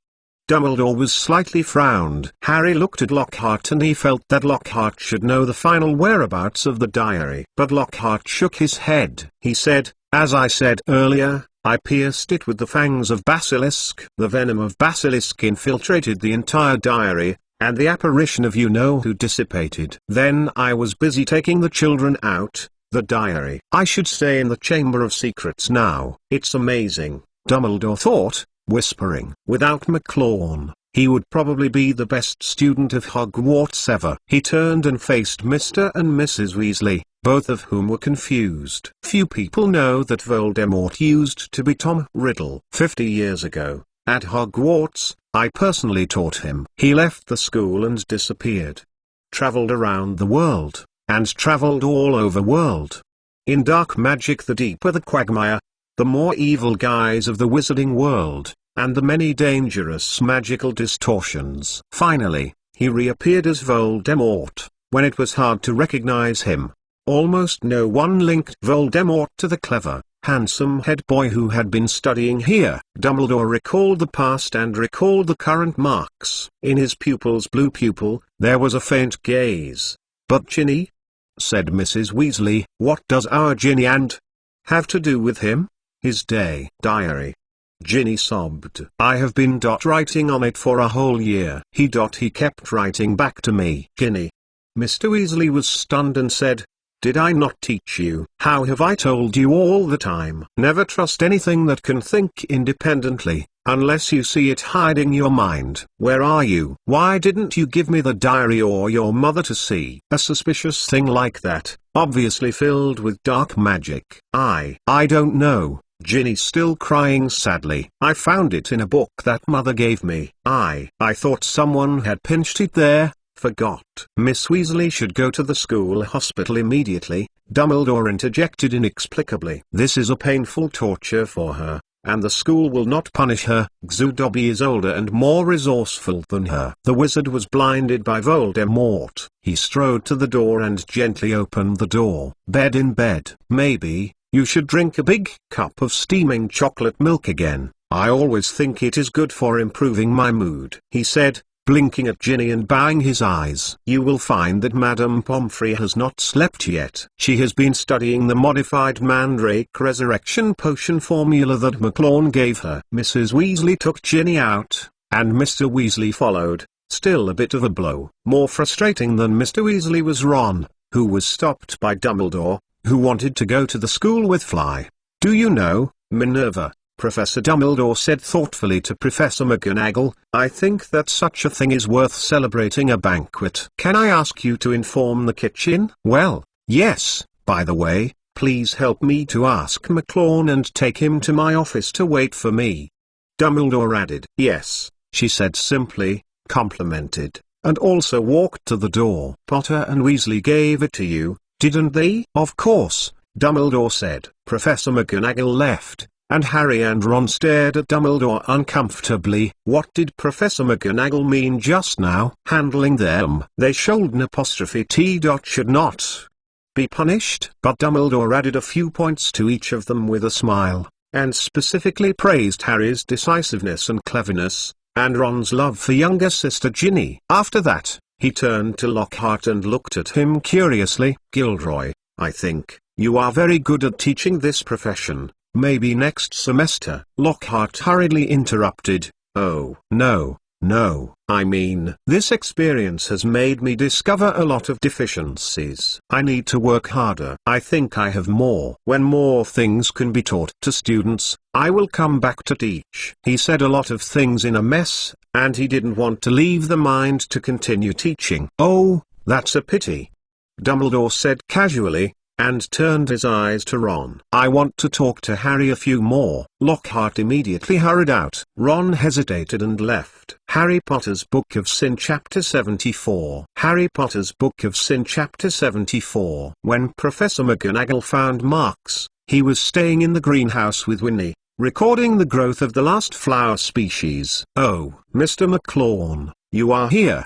Professor McGonagall pushed the greenhouse door and immediately said, "Come with me, Dumbledore has something to look for." Marks took the record closed without hesitation, and then looked up at the door. "Okay, Professor McGonagall."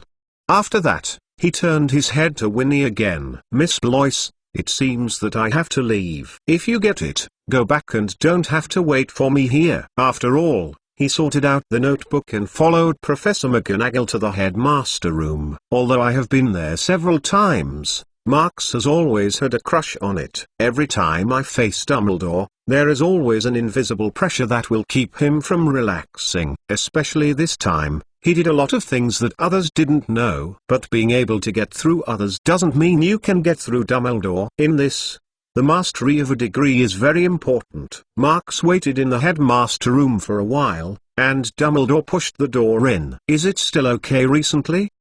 Dumbledore said easily. "Would you like some iced lemon juice? I think this is a good idea." Marks calmly nodded. Dumbledore took the initiative to open the conversation when they were face to face and each sat down at the desk. "Make sure you must be very concerned. I am here to find you something," Dumbledore said gently. "It is not a complicated thing. I just invited you to come and listen to me telling a little story." Marks didn't understand that this so-called small story had anything to do with him, but it didn't prevent him from being a qualified listener. A long time ago, there was a young wizard who had a happy family and a good life. When he entered Hogwarts to learn magic, he discovered his innate talent and a series of ambitions. "Ideal." Dumbledore spoke gently in a soothing tone, as if he was missing something. Behind his half-moon-shaped glasses, the pupils of Kang Blue have a faint glow. The ideal of this young wizard is simple, but it is also very large. As far as he is young, he did not consider the correctness of this ideal. A few years later, the young wizard graduated from Hogwarts with the best results.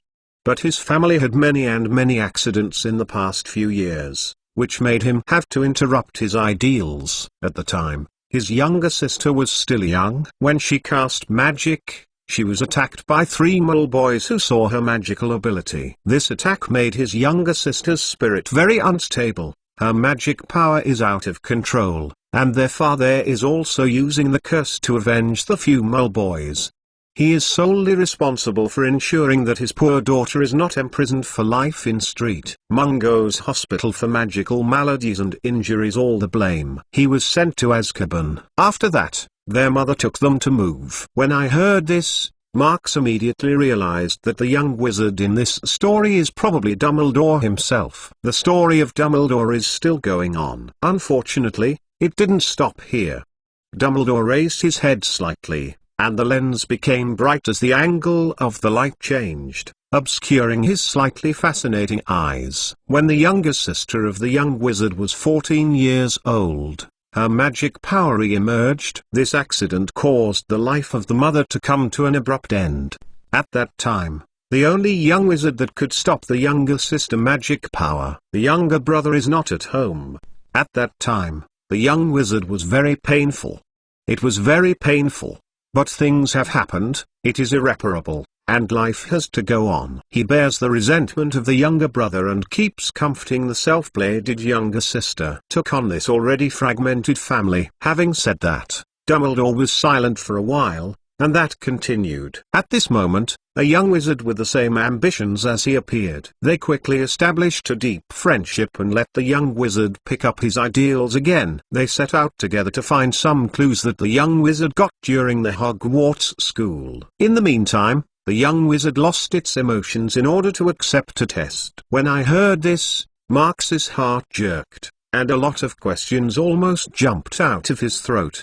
But when he saw Dumbledore still immersed in his own story, when he got to his lips, he was swallowed by him. Perhaps Dumbledore was once one of the candidates. Perhaps Dumbledore had known his little secrets long ago. Perhaps this sudden conversation was born. Marks decided not to interrupt Dumbledore's story, and he would always tell himself if he wanted to say something. And at this moment, the young wizard of the young wizard pointed out that if there is a younger sister as a concern, The young wizard is definitely not a hero leader. The young wizard's friends are very angry about this, and toward the young wizard the younger brother cast a cruciatus curse. At this time, the young wizard's sealed emotions were loosened. He protected his younger brother. But because of this, there was a messy duel between the three. In the chaos, the young wizard of the young wizard: I hope I can help the big brothers, but I am killed by a spell that I don't know who cast it. The long beard of Dumbledore's white flower trembled a little, and it seems that it has not yet been released. The emotion of the young wizard has been restored, and the test of the original helplessness has passed. But he gave up the subsequent tests and his own ideals. He does not know what he has always insisted on. What is the meaning? Younger sister is dead, the younger brother has always hated him, and even his best friends have escaped far away. Having said that, Dumbledore suddenly looked towards Marx, his eyes sharp and serious. What would you do if it were you? He asked. Marx licked his lips and his face remained calm. He thought, and really considered the problem, but he didn't know. After a long time, Marx finally started talking. The answer to this question needs to be found by yourself. Dumbledore stretched his face. He looked at Marx, and after a while he actually smiled. You are better than the young wizard in this story, Dumbledore said.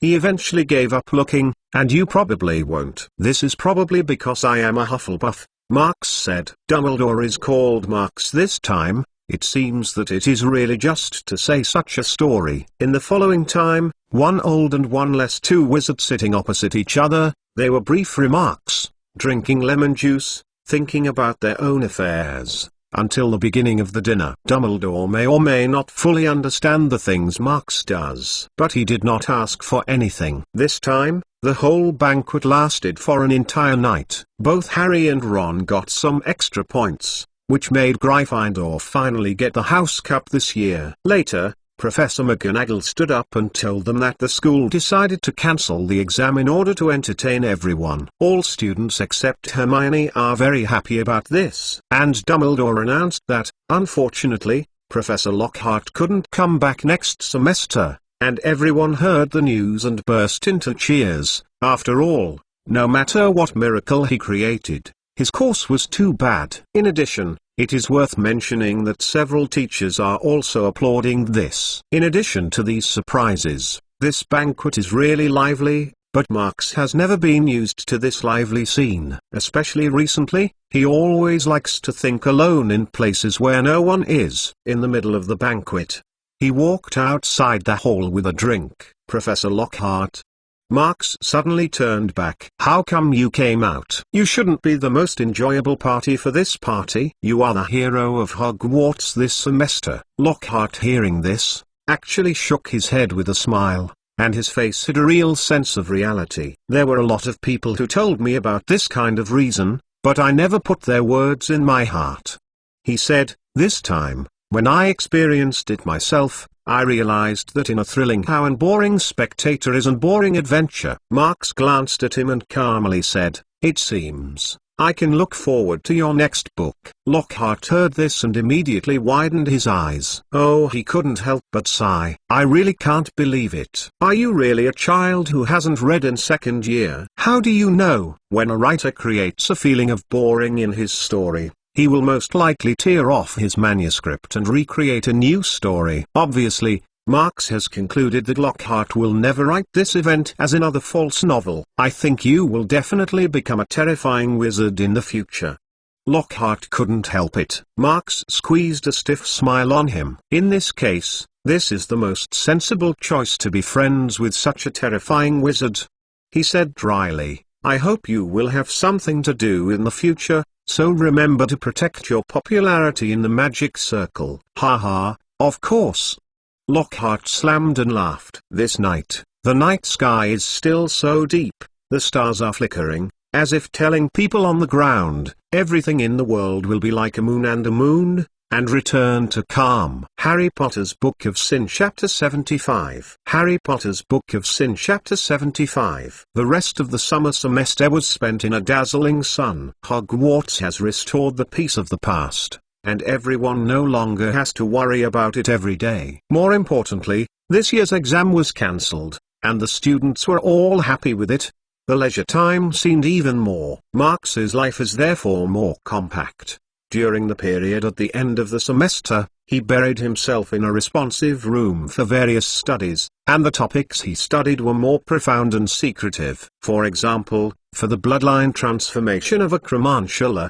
For example, if you have nothing to do, Tom Riddle will be tossed out. Previously, Riddle's remarks of swallowing fear and Dumbledore's sad past gave Marx a great inspiration. He has a feeling that as long as the research continues in this direction, the correct solution can be obtained. The rest is probably just a matter of time. Time passed quickly, and in a blink of an eye, it was time for a holiday. To be honest, every time Marx has a holiday, there is a feeling of not knowing where to go. When a person who has no family faces the home date, the sadness he has lost is transformed into sudden. It's just this summer, but someone has already arranged for him.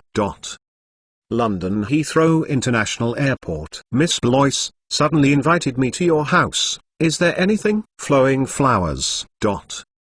Marx glanced at her and found that Winnie was still the expressionless face, and he immediately gave up asking. No way, she said, that planting flowers. It must be that the flowers are right. There is no deep meaning hidden inside. Marx remembers that the former Mr. Stewart once said that Winnie's home is in Blois Fort in Paris. You know, it's a famous royal castle. Although it has become an attraction now, if there is a family of wizards, the meaning can be quite different. What's more, the name of this castle is the same as Winnie's last name. After a period of flight, the plane landed smoothly on the runway at Paris Charles de Gaulle Airport. Marx took his suitcase and helped Winnie pick up her checked baggage and then took the airport bus to the Loire River. When he stood at the gate of Blois Fort, he immediately rushed to a unique atmosphere and rushed toward him. This is a very strange castle building, the main body of which is a square surrounded by 4 wings.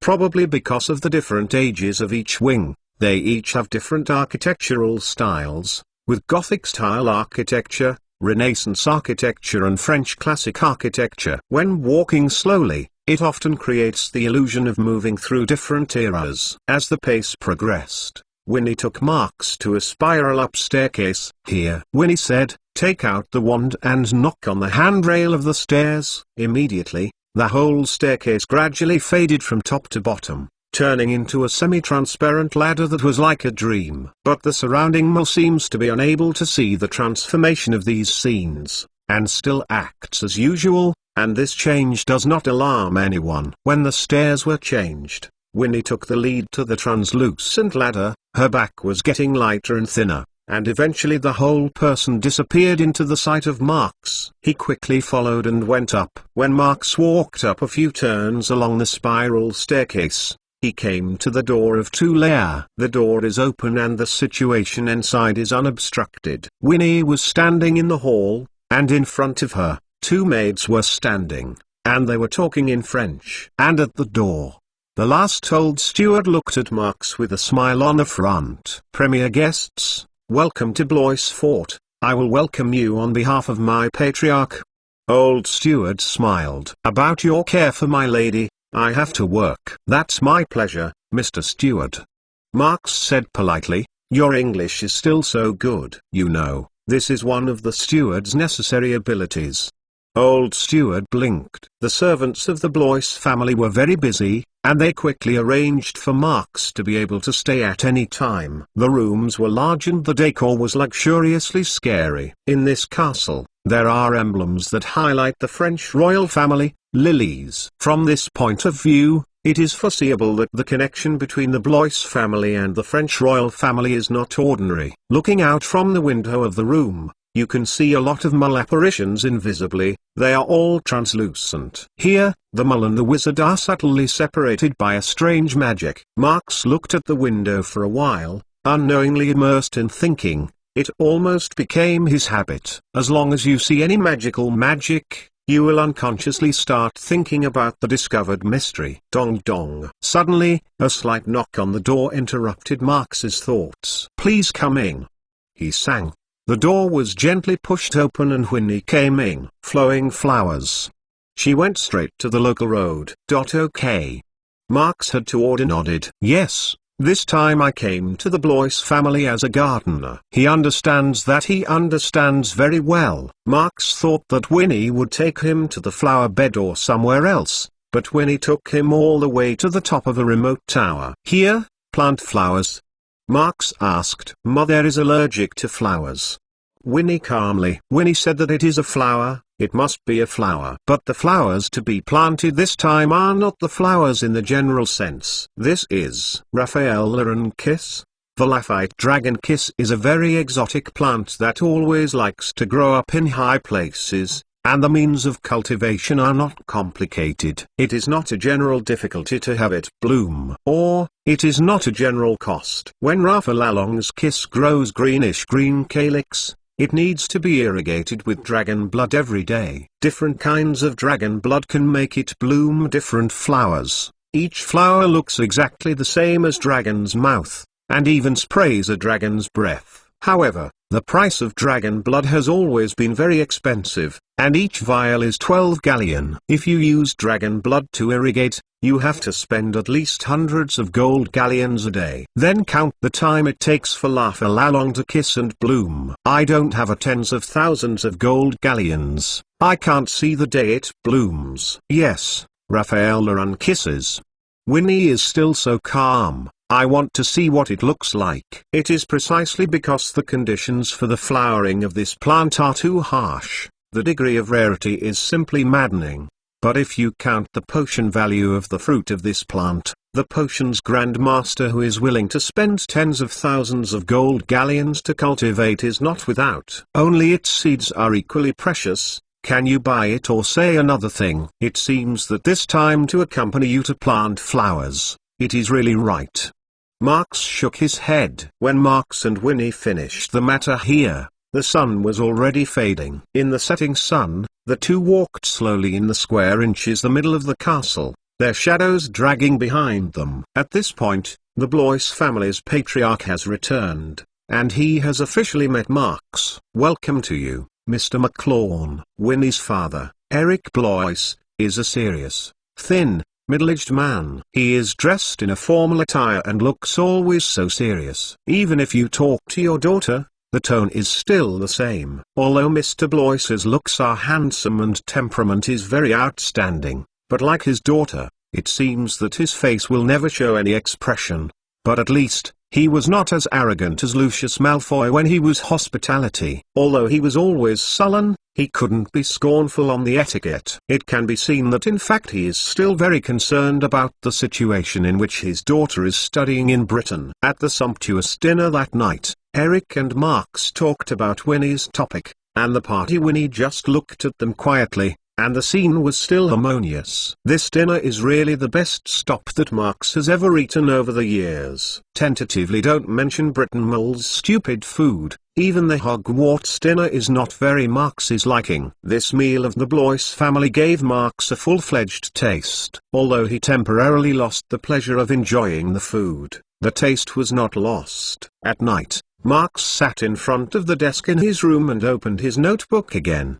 The environment here is really good. It is very suitable for some theoretical research. He snorted and plunged into the various experimental data on the notebook. Marks's life at Blois is very moist, and there are servants who care for both living and dining. Any trivial things in life don't matter to him. But during this period, probably one day in the month of 8, Britain had an unprecedented major event. Sirius Black escaped. Almost all wizards know the name of Britain's wizard prison. It is located on an isolated island in the middle of the North Sea. The original inhabitant was an evil wizard called Ecristes. When he died, the building was discovered by the Ministry of Magic and transformed into an officially controlled wizard prison. In this famous prison, all the guards are an indigenous dark creature called Dementor. They are considered to be the ugliest things on the world. They feed on the joys of other creatures and therefore make people close to them feel gloomy and desperate. But in extreme conditions, they will also take advantage of the soul of the creature, turning the creature into a state of walking. It can be said that no one would have thought of staying in this prison for even a quarter of an hour. And this frightening famous wizard prison is called Azkaban. Harry Potter's Book of Sin Chapter 76. Harry Potter's Book of Sin Chapter 76. Sirius Black.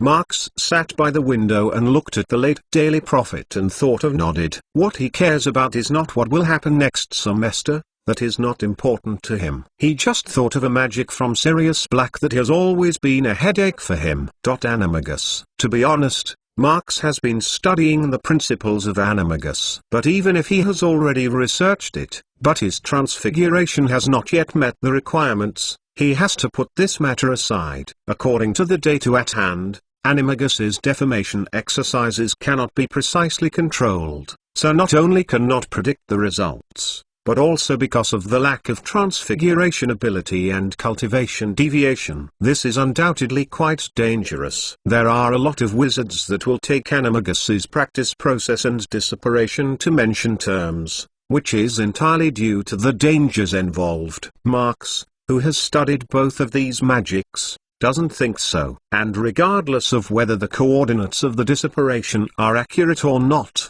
at least a firm enough willpower can avoid the occurrence of a split event. The practice of Animagus is quite different, and its danger lies in the uncontrollability of the practice. For Marks, which has always been cautious, if the magic that is dangerous enough is uncontrollable, it means failure. This is absolutely unacceptable to him, whether it is past or present. He has never changed at this point. After Marks's long hours of hard work, his level of transfiguration has actually reached the standard, but it is still far from the standard he is expecting. In his view, the probability of failure still exists. It's no wonder that all the materials on Animagus are marked with the importance of courage.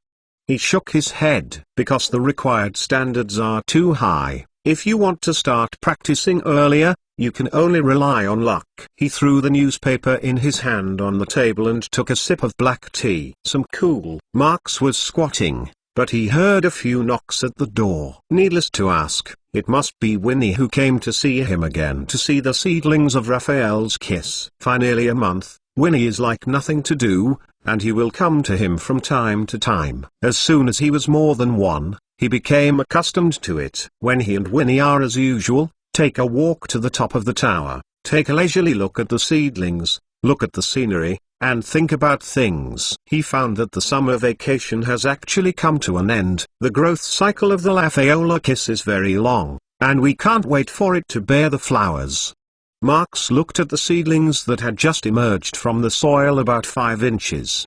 But Winnie shook her head immediately. I can see. The summer vacation is coming, Marks reminded Winnie, hearing this, but shook his head again. A year off, Winnie said faintly. Marks glanced and looked at Winnie and asked, study off? Why? However, Winnie stopped talking, just looking at the seedlings in the huge pot on the ground. Since she didn't want to say that Marks wasn't the kind of chasing person, he quickly left it behind. To put it bluntly, Marks himself wants to leave school if he is not looking at the huge collection of Hogwarts and the Rowena Chamber of Secrets. Hogwarts is not a good place, especially in the next few years. 1 year is more chaotic than 1 year, and it is not conducive to the development of various magic studies and research. But it can be a good place to practice as a practical combat.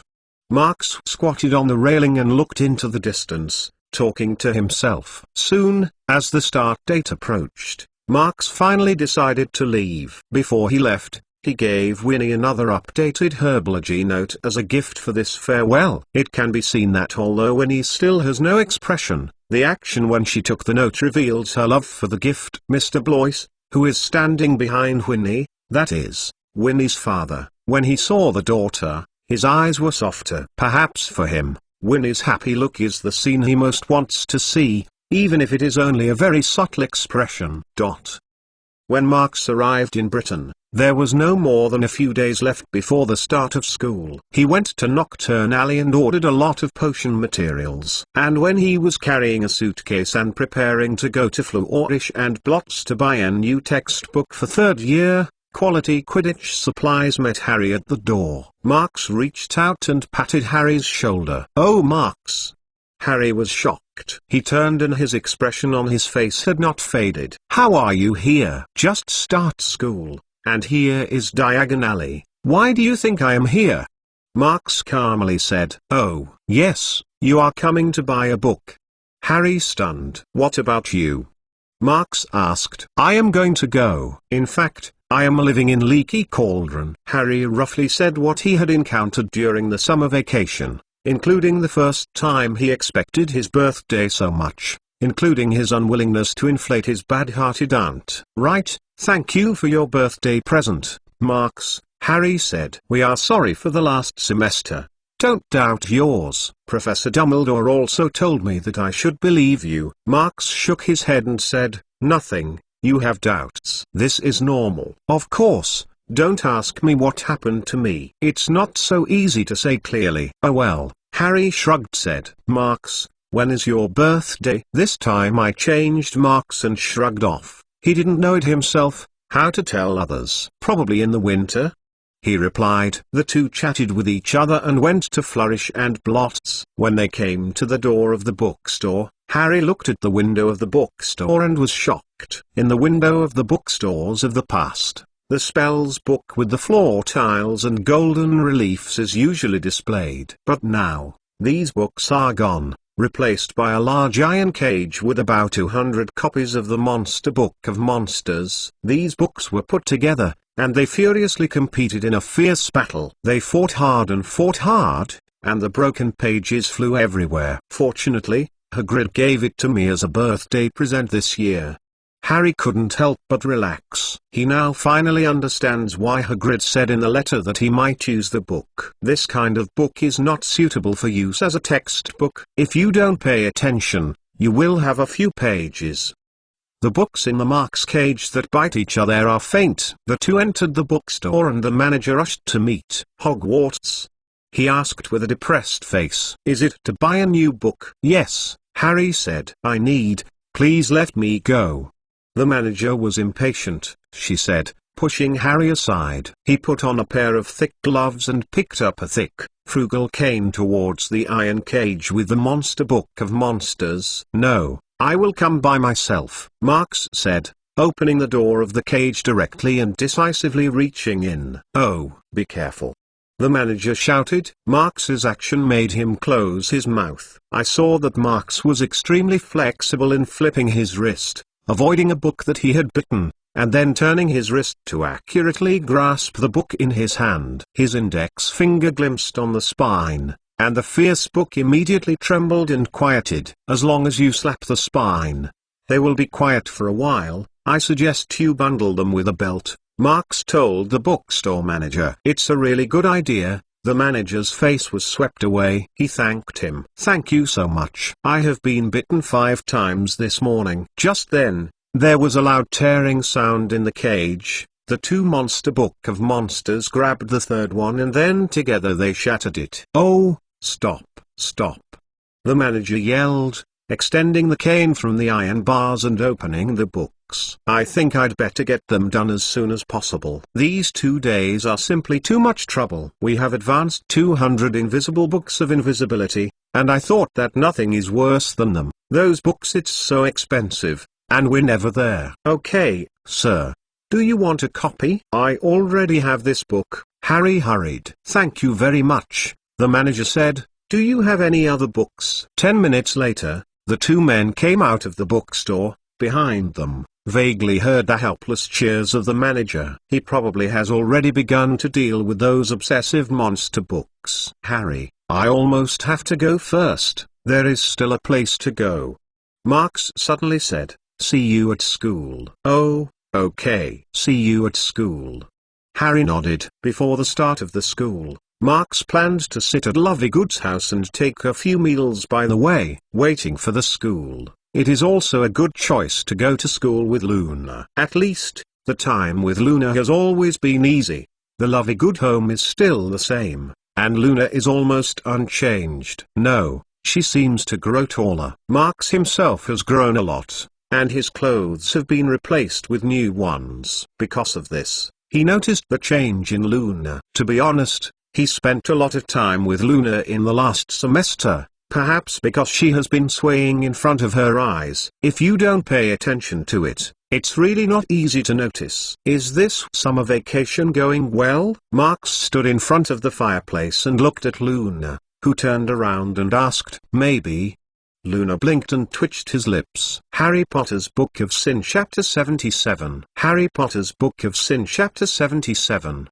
The last few days of spending at Lovegood's home were like a sneak peek at Marx. Instead of holding his own notebooks, he accompanied Luna to catch fish at the mountainside, catching the insects, and then squatting in the shade of the trees. It was only the days of school that soon came, and Marx had to end his real holiday. Xenophilius sent Marx and Luna to King's Cross Station in the country and watched them pass through the wall post and rushed back to work. I don't know if they came too early. There are almost no people on the 9 3/4 platforms. Well, except for the huge silhouette of Hagrid that can be seen far away. Marx took Luna to the front, only to discover that someone was being blocked by Hagrid's body like a wall. Good morning, Professor Hagrid.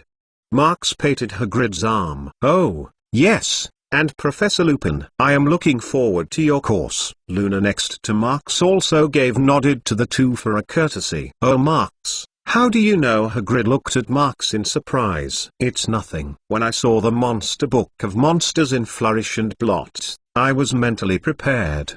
Marx spread his hands and calmly said, ha ha, I heard that the books made the bookstore manager have a headache for a while. Professor Lupin, opposite Hagrid, laughed. Although Lupin should still be young, there are a lot of wrinkles on his face. His hair was white and his clothes were sloppy. His worn robes were full of patches and looked exhausted. The naughty strength of speaking, but vaguely revealed his inner innocence and calm. Lupin apparently already had an understanding of Marx, a loquacious, talented student. He was passionate about chatting with Marx, and he often made a joke when he didn't often think of him as a child. It's worth mentioning that Marx gave Hagrid some advice on the course schedule, but it's really impossible for Hagrid to listen. Luna stood by and watched Marx's side face quietly. Gradually, the surrounding students began to get more. Okay, get on the bus. Marx. And Miss Lovegood?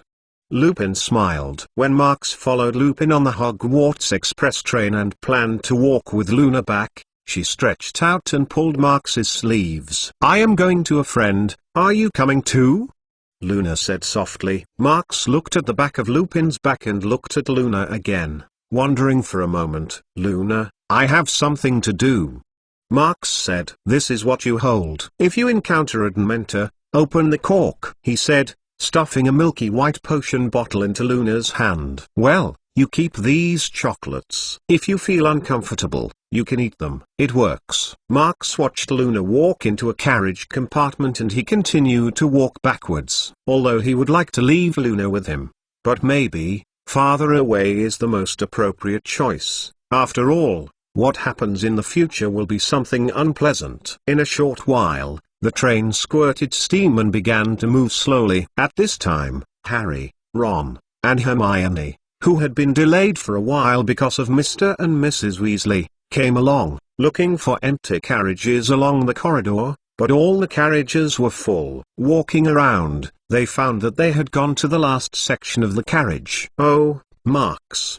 Hermione was pleasantly surprised. Harry was equally happy, only Ron's face was not very good. Marx stood up and greeted the three of them. He naturally reached out and hooked Ron's shoulder and pulled him to his side. Hey, don't care so much, Marx whispered. I know what you are thinking, but in any case, it's already gone. Oh, I think so.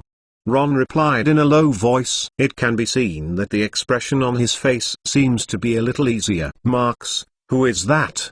Harry asked, pointing at the man in the corner. Lupin was probably exhausted because of the hurry. After talking to Marx for a while, he said that he wanted to take a nap. At this moment, he is leaning against the window and gently sleeping. The new professor of defense against the dark arts in this semester, Mr. Lupin.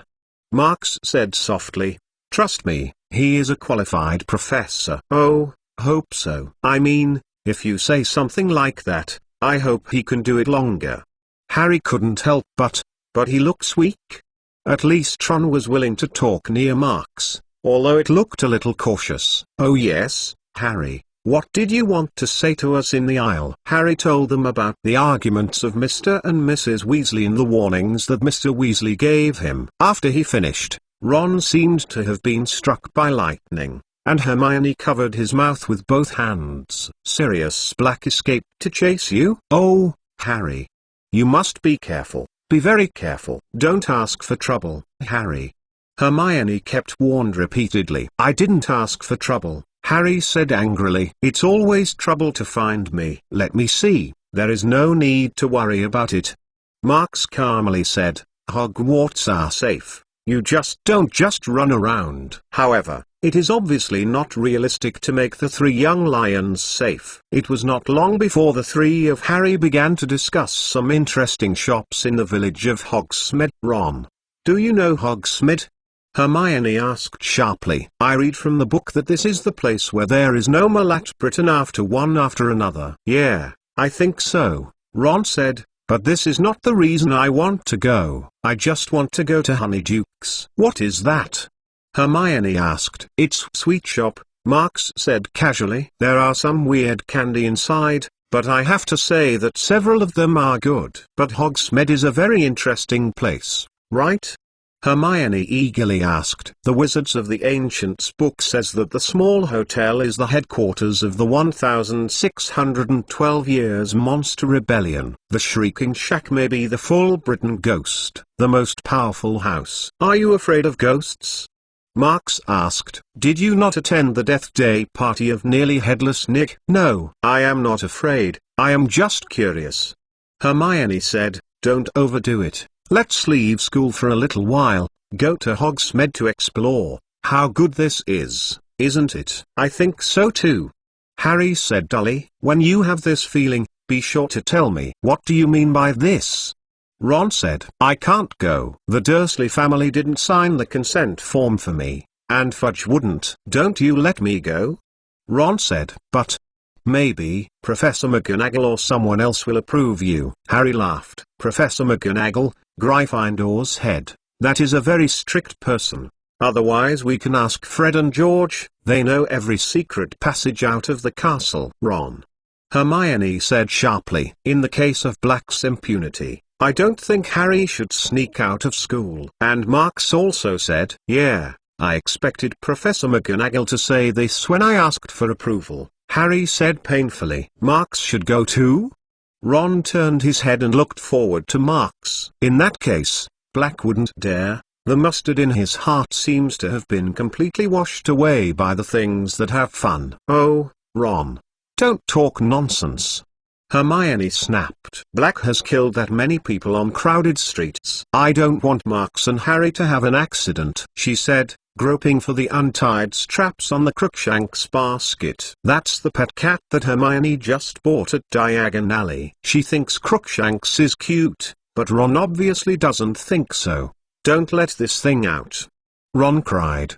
But it was already late. Crookshanks easily jumped out of the basket, stretched out, yawned, and then jumped to Ron's lap. The drum in Ron's pocket trembled and Ron yelled at Crookshanks angrily. "Get out!" "Ron, don't do this," Hermione said angrily. "Oh, yes." Harry looked at Crookshanks, who jumped into Marks's lap, and curiously asked, "What about your owl? How can you never see it?" Marks, hearing this, shook his head. "You mean moth? I don't always see it. It likes to fly around and stay in Forbidden Forest during the summer."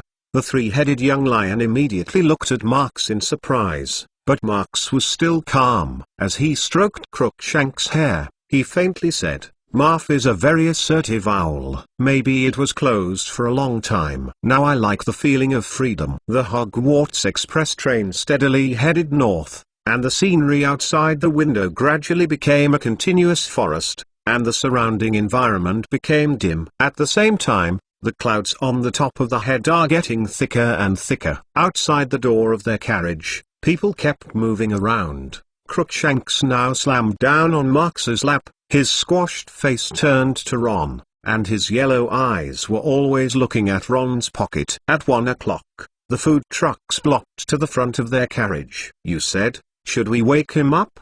Ron stared at Professor Lupin, who was still tired in his sleep. "He looks like he needs something to eat." "Don't worry, I have a lot of food in my box. Wait until he wakes up and say it." Marx stopped Hermione, who wanted to get rid of Lupin, indicating that they only need to manage their stomachs first. Professor said before going to bed, he was just a little tired. In the afternoon, it began to rain, and the contours of the continuous hills outside the window gradually blurred in the rain curtain. At this time, they heard the sound of footsteps in the aisle outside, and several people seemed to be slowly approaching here. Harry Potter's Book of Sin Chapter 78. Harry Potter's Book of Sin Chapter 78. The footsteps from the outside aisle were Malfoy, and of course, his two big 5-big-3 followers. Crabbe and Goyle seemed to be born to listen to Malfoy's call. Both of them are tall and strong, muscles are strong. Crabbe is taller, hair is cut like a pudding bowl, and the neck is long and thick. Goyle is short, has many hairs, and his arms that look like gorillas. But these two people have one thing in common, that is enough. Stupid. "Hey, look who this is." Malfoy opened the carriage door and said in his usual lazy, long tone, "Potter and Weasley." Goyle and Crabbe laughed in confusion. Then Malfoy's face changed, because he saw Marx immediately, and the other person was watching him coldly with a cold-blooded look. "Well, oh," Malfoy turned around. "Crabbe, Goyle, remember where my luggage was?" "Ah?" Both of the classmates looked at him stupidly, and did not respond. "Follow." "Two idiots," Malfoy whispered, "and even left without a big head." "It seems that your deterrence against the bad guy is not that small," Harry said happily. "Malfoy doesn't dare to look at you more, huh?" "It's not unusual, just—" Marx hadn't finished talking yet, but suddenly turned his head and moved toward the end of the train. "Marx, what's wrong?" Hermione asked. He shook his head and his eyes remained on the back wall of the carriage, as if he had been staring at it. The rain outside was getting bigger and bigger, the window glass showed a greasy dark gray, and it was getting deeper and deeper until the lights in the hallway and the luggage rack were automatically lit up. The train swayed, and the raindrops slammed against the window, and the wind screamed wildly, making people feel an inexplicable uneasiness. "We are probably coming," Ron said, leaning forward and looking at the Professor. Lupin, still leaning against the window. Just after he said this, the train slowed down. "Great," Ron said, standing up, carefully bypassing Professor Lupin, and wanted to see what was going on outside. "I am starving, I want to eat." "Stopped. We can't be here." Hermione looked at her watch and said, "Why can you stop?"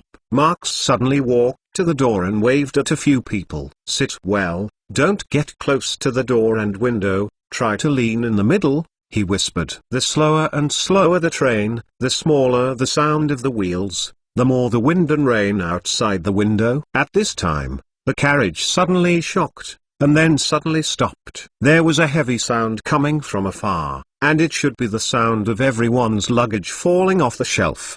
Then all the lights suddenly disappeared, and they were annihilated in the complete darkness. "What happened?" Ron's voice came from the darkness behind Marx. "Hey!" Hermione took a breath. "Ron, that's my feet." "Sit all, don't move," Marx reminded again. "There is something outside." The voice did not fall, and there was a short, shrill sound from the outside, and the carriage was quiet. Marx's gadgets come in handy. He took out a bottle and shook it. Suddenly, the carriage lit up.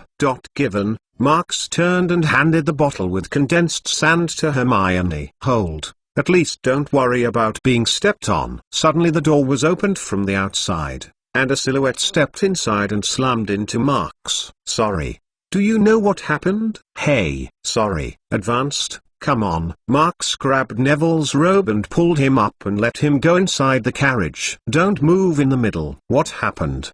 This is Ron's voice. Immediately, everyone heard that the carriage door was opened, and then there was a blunt sound, accompanied by two screams. It seems that Ron's dirty mouse, Pettigrew Peter, probably fell out of Ron's pocket when it was dark, and has now been stepped on by two people. "This guy with bad luck," Marx said. "Ginny, why are you coming over?" Hermione said. "Come in, Sit down." Professor Lupin was finally woken up by this messy voice. He still looks a very tired look, but his eyes are full of vigilant expression. "Don't move in the same place," he said, still a slightly dull voice. Lupin was trying to stand up and didn't want a horrible silhouette at the door. Under the rays of light from the Mark's condensate bottle, you can clearly see the monster standing in the doorway. It was a humanoid creature with a ceiling that was covered in a tattered cloak. Its face is completely hidden under the hood of the hooded cloak, making it impossible to see its appearance. And then squatting down, you can see a hand sticking out of the cloak. The hand was shimmering, gray, thin and crumpled, like something that died and soaked in the water. It looked a bit disgusting. The monster under the cloak seemed to feel the gaze of everyone, and the hand suddenly shrank into the black cloak. Then, the thing underneath the headscarf, whatever it is, took a sigh of relief, long and slow, and twitching, as if trying to suck in something other than air from the surroundings. Everyone immediately felt a chill over the body. "I finally waited for you," Marx whispered. "Dementor." It's complicated to say, but it can be just a few seconds of can be counted on one's fingers. Before Lupin got some action, everyone was surprised to find that Marx, who was standing at the door, took another step forward. After retreating, Lupin loudly said, "It's okay, Professor." Marx waved his hand toward the back, but the line of sight remained on the Dementor. He was keenly aware that Dementor did not seem to feel his presence. It seems that Dementor does indirectly understand whether someone is close by feeling the emotions. Marx took out the wand. He didn't even read the mantra. He just called out a cloud of silver white and pushed the Dementor to subtly. Then he followed and went to the aisle outside. At this moment, Lupin finally squeezed out from inside, holding his own wand in his hand. But after seeing Marx's behavior, he was surprised to be in the same place. He couldn't think of it. Marx actually opened the hood of the Dementor directly. On Marx's left hand, the white mist of silver is lingering, which is undoubtedly a new use of Patronus charm that Lupin has never seen before.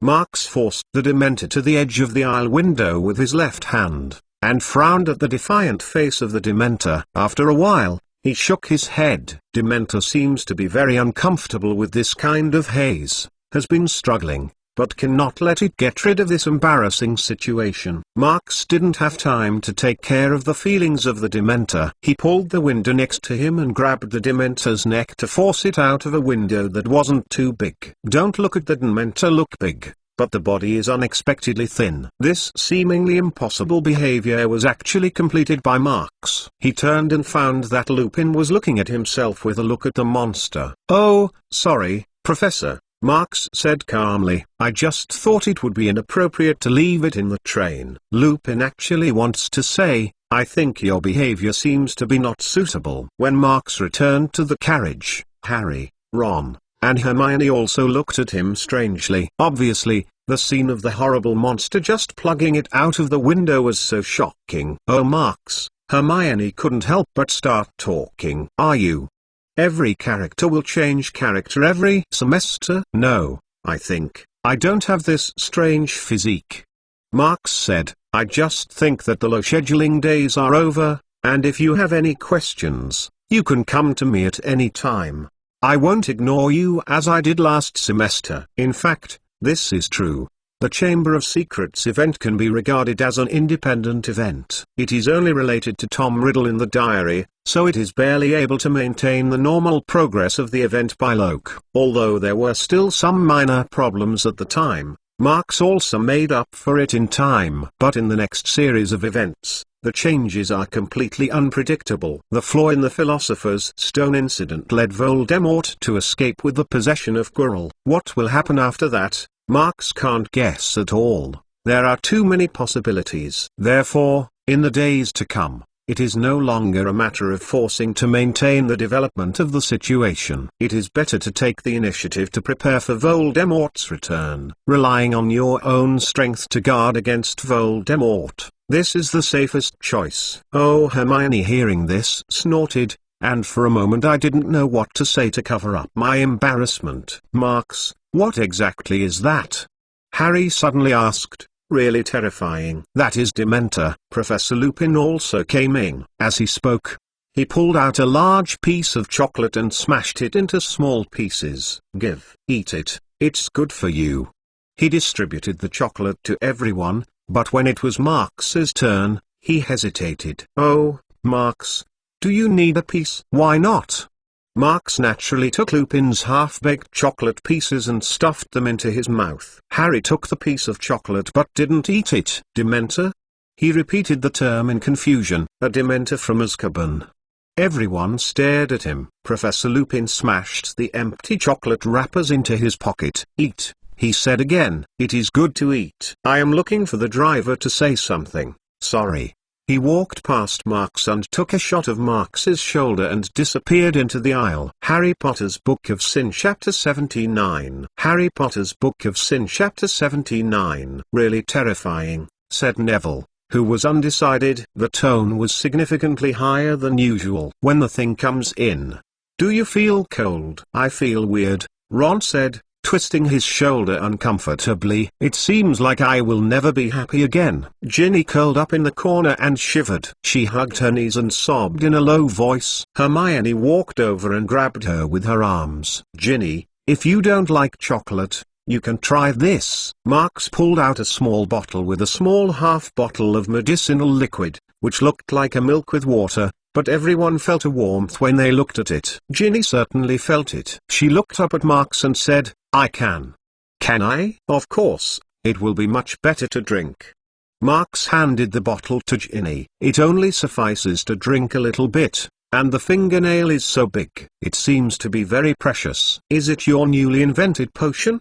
Hermione asked curiously. Oh, yes, Marx said. Well, I mean it's really expensive, but it's not a potion. It's not made by blending. Oh, I always wanted to ask. Harry couldn't help but say, Marx, what's in your robe? It's like a locker filled with potions. Marx, hearing this, shrugged. This is my secret. As they spoke, Ginny twitched and unplugged the cork, then carefully took a sip. Suddenly, she clearly felt that there was a warm current that flowed down the throat and then spread out in the stomach in an instant. Her mood changed incredibly. Oh, I feel happy. Ginny's smile won his face, but he turned his face and said, but it tastes so bitter. She refilled the cork and intended to return it to Marx, but Marx waved her hand. You can keep it for yourself and use it for those who need it, he said casually. Oh, thank you. Ginny thanked for the nodded location. But I think it's best not to drink a second time. Have she become more cheerful? Ron looked strangely at Ginny. That's only temporary. When the effect is over, it will return to normal state. It will take about 2 or 3 minutes. After a while, Professor Lupin is back. He paused when he came in, looking around all around, smiled and said, I didn't poison the chocolate, you know. He was talking, but his eyes were attracted by the potion bottle in Ginny's hand. Oh, is this? Give the milk of the chef flower juice, Marx said casually. That's great. Lupin corner of the mouth twitched. Although it sounds simple, the material of safflower is not cheap, and the individual cough flower juice can play a similar role to the high-level potion recreation agent, and there is no sequel of singing and dancing. Well, we will be at Hogwarts after 10 minutes. Professor Lupin said. Are everyone better? They didn't talk much about the rest of the journey. Finally, the train finally stopped at the Hogwarts station. When I got off the bus, it was really a mess. Owl screamed, and the cats were busy from time to time. Even Neville's pet toad was screaming under his hat. The little platform was already frozen, and the cold rain was underground. First year's coming here, cried a familiar voice. Hagrid has bent over and pulled out of the train. He is now beckoning to the new students of Lose One's Head out of fear to lead them through the traditional journey through the lake. Are you all right, 3 of you? Hagrid shouted at the many heads across the head. Harry waved at him, but didn't have a chance to talk to him because the people around them were pushing them along the platform. Harry, Ron, and Hermione followed the school's other students on a rough, muddy road. There, at least 100 cars are waiting for the rest of the students. Each car is covered by an invisible horse, Harry can only assume this, because after they climb into a carriage and close the carriage drive automatically. The carriage stumbled all the way, and there was a hint of musty smell and dry straw in the carriage. Carriage is rolling forward, with a pair of magnificent cast-iron doors in front, with stone pillars on both sides and small sculptures with winged wild boars on the top. They saw two tall, hooded Dementors standing guarding the sides of the gate. As they approached, there seemed to be another cold wave coming to the side. It's all hidden under the cloak, but it's really impossible to tell which one is.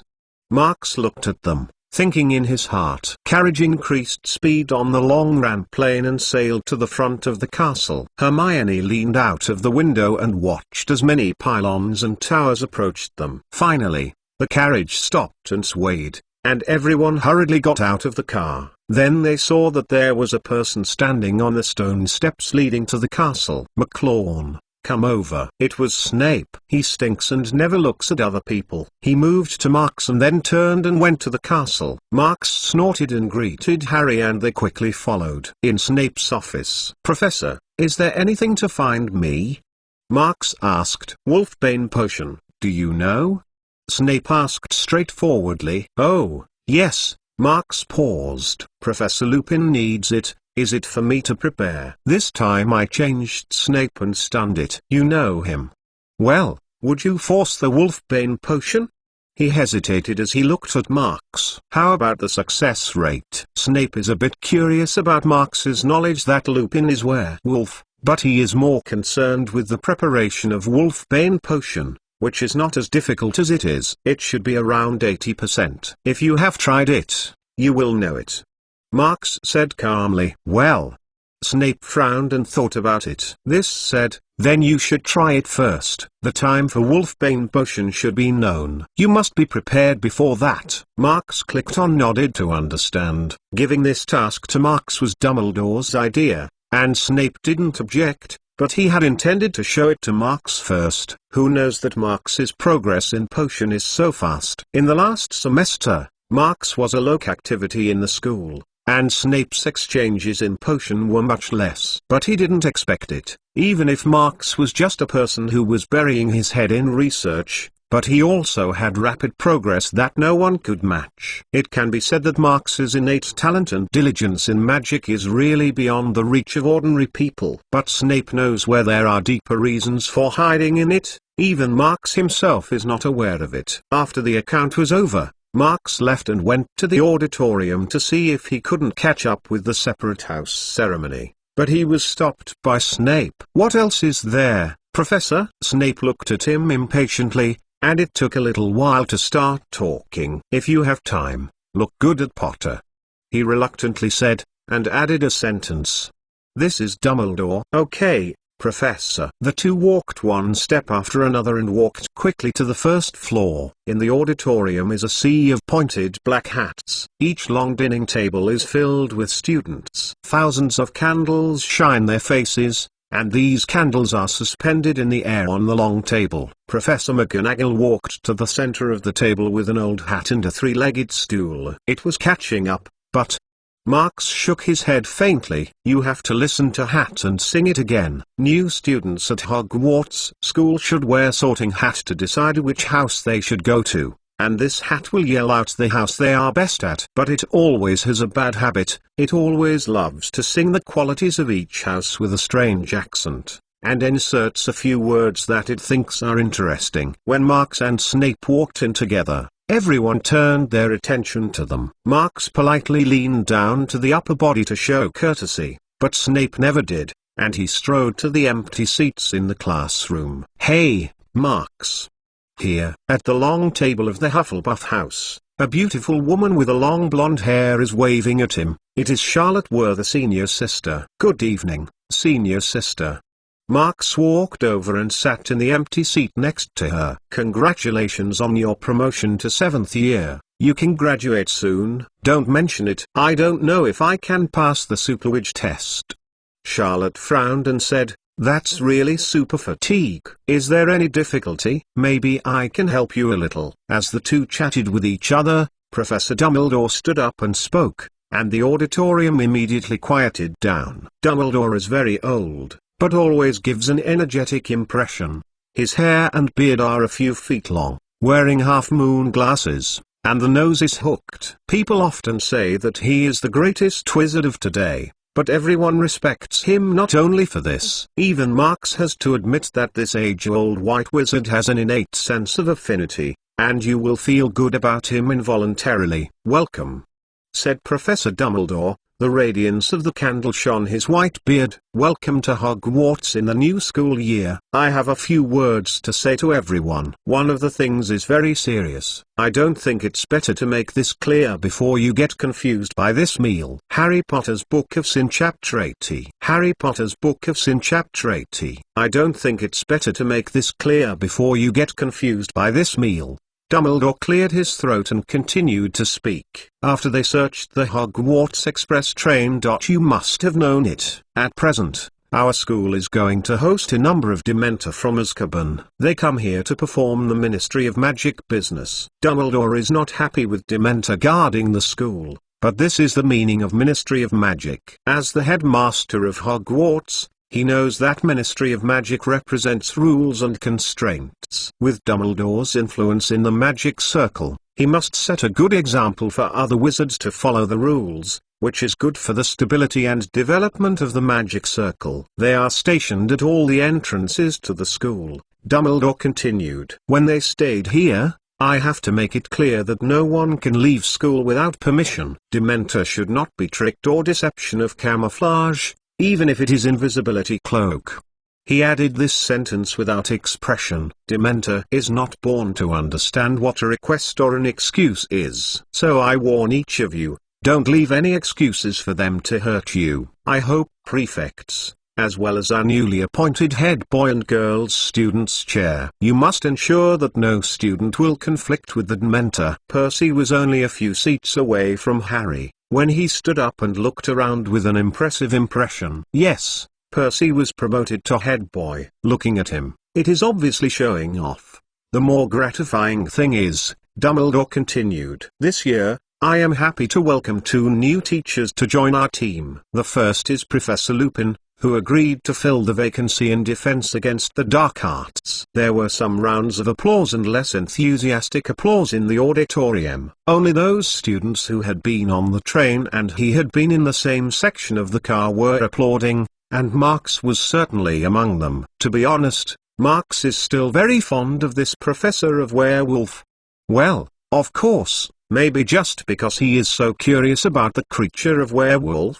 Lupin sits in all the well-dressed teachers and is particularly shabby. And Snape, who is sitting on the other side of the staff, looks at the teacher's long table and keeps staring at Professor Lupin. At Hogwarts, everyone knows that Snape has always wanted to be a teacher at Defense Against the Dark Arts, and it's normal to have some anger. What is strange to everyone is that the expression on Snape's face has exceeded anger, and that is abhorrent. That feeling was exactly the same as Snape's eyes fell on Harry's face every time. As for the second teacher we appointed, after the less enthusiastic applause for Professor Lupin disappeared, Dumbledore continued, "Oh, I regret to tell you that Professor Kettleborn, the teacher of our care of magical creatures, retired at the end of last year, so that I have more time to spend the rest with his little naughty. However, I am happy to say not someone else, but Rubeus Hagrid to fill his vacancy. Hagrid has agreed to serve as a teacher in addition to being a hunting ground." Dumbledore barely, Marx took the lead in apprehension. He knew that Hagrid had to be encouraged so much that he would never forget to be a teacher and what to do, although it is estimated that it is useless. Marx thought as he tried to slap dryly. He could hear that the applause on the Gryffindor table was particularly warm, and the group of young lions had a good sense of Hagrid, especially Harry. He leaned forward and looked at Hagrid with a smile on his face. I saw Hagrid excited and flushed. He stared at his big hands and his smile was hidden in his messy black beard. Gradually, the applause subsided, and when Professor Dumbledore started talking again, everyone saw Hagrid rubbing his eyes on the tablecloth. "Well, I think the important thing is over," Dumbledore said. "Start eating." The new semester began, and everyone once again invested in intense study. At the beginning of the third year, there are electives. One is the ancient runes, the other is the mole study, and there are two subjects related to divination and arithmancy. Of course, you can't forget, as well as Hagrid's care of magical creatures. Speaking of it, Marx is not good at divination. It's like he is not good at astronomy, but he chose both divination and arithmancy classes. In addition, the study of ancient runes seems to match Marx, but he has no interest in watching it. As for the care of magical creatures of Hagrid, Marx thought about it and chose it. Well, his relationship with Hagrid is not bad. This phase is still to be given. However, he only intends to try a few lessons first in the 2 divination courses. The details are still to be counted. Even so, the marks of this semester, on the busy side, is obviously better than the past few. Oh, right. There is one more thing to mention. During this semester, Hufflepuff House had a major event. The Quidditch team of the house suddenly entered a state of paralysis. There is only one reason for the embarrassment. That is, the original team member has been retired. The first to retire is Captain Darren Criss and Chase-in player Charles Brown, who have graduated gloriously this year, and the team members who are retiring from the team are 2 7th-year team members, which are under pressure from them at home. They had to leave the team and concentrate on preparing for the Newt's exam. So, Seeker, who is also 7th year, is also quit. There was only one 6th year's Peter Mark Baker, who had no way of dealing with this tragic situation and eventually withdrew under helpless. In this way, the Hufflepuff House team was completely dramatized. When you get here, you have to mention Cedric Diggory. He started last year and got the job of Hufflepuff's prefect. Since he took office, let alone, people are really good. I would like to ask, a boy who is full of reason, handsome and elegant, who would not like it? In the semester of Marx's love life, Cedric's reputation in the Hufflepuff House has risen rapidly, and the younger ones often put him and Marx together for comparison. It was such a fast-rising handsome prefect that when the Hufflepuff Academy appeared such a serious problem, it was inevitable to take things to himself. He personally served as captain, re-recruiting the team member, and soon returned the completely stagnant team to normal training. He even came to Marx many times, hoping that he would be able to rejoin the team. Although Marx did not agree, he always maintained a humble and elegant tone. He was not impatient or even resentful because of Marx's many resignations. It's just that Marx didn't have the time to ride Mobiliarbus on the broom. He had too many things to do, and he was too busy. No, just after finishing divination, he had to rush to the classroom of the arithmancy class. To be honest, the former divination of Professor Trelawney really made him feel a little confused. And this is still premised on the premise that he has considered the content of divination in advance. Why is the appearance of T-Slag predicting the future? What is the principle?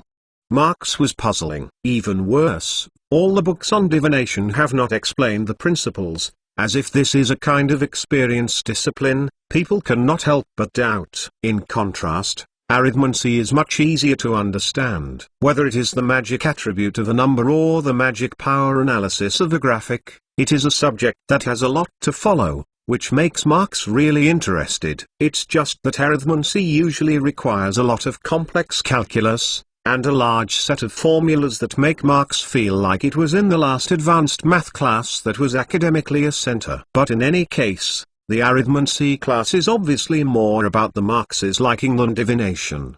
But when Marx was about to give up divination, he inadvertently remembered a word from Professor Trelawney when he started class. You chose divination, which is the hardest course in all magic art. I have to warn you from the beginning, if you don't have a viewport, then there are very few things I can teach you. In this regard, books can only take you so far. Yes, divination is undoubtedly a discipline that pays great attention to innate talent, and this innate talent comes from the extension of bloodline. But this has nothing to do with the pure blood theory of the wizard family. The viewing of divination begins with an awakening similar to the phenomenon of returning to the ancestors, which has nothing to do with the pure impureness of the bloodline. It was this speculation that led Marx to decide to continue the course that made him don't understand and tried to find some clues from Professor Trelawney. In addition to this, Hagrid's care of magical creatures is followed. Just yesterday,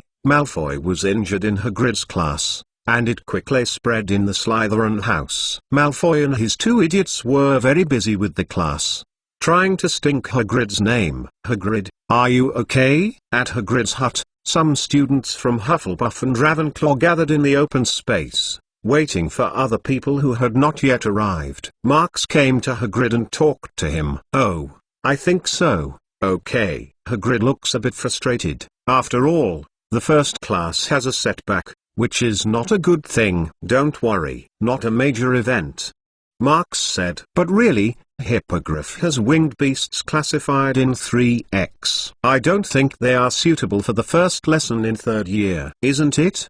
But they are very interesting," Hagrid argued weakly. "And it's beautiful. What do you think?" Harry Potter's Book of Sin Chapter 81. Harry Potter's Book of Sin Chapter 81. It can be seen that under the influence of Malfoy's injury, Hagrid's status is not very good today. After the students arrived, he led everyone along the edge of the forest. After 5 points, they were already outside a paddock. "Everyone is coming to the fence," he cried. "Stand up to where you can see. Now, the first thing you have to do is open the book." Marx saw that the students were mostly depressed and decided to take the initiative to give you a demonstration. "Everyone, just take a slap on the spine," he said as he used his actions to tell you the correct way to open these monster book of monsters. Immediately, everyone did it. It can be seen that some students still find this strange and interesting, but the shadows that these books bring to them are not eliminated in a short while. A book that will bite people?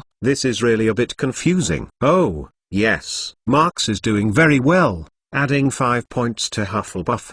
Hagrid looked happy. "Oh, I mean, Mr. McGonagall." He paused and went on to say, "So next, it was time to call out the Hippogriff with the winged beast," but at this point, Hagrid was hesitant. Marx knows that he is still worried that someone will be injured again. "Well, in fact, Professor Hagrid just invited me to give him a lesson for the class."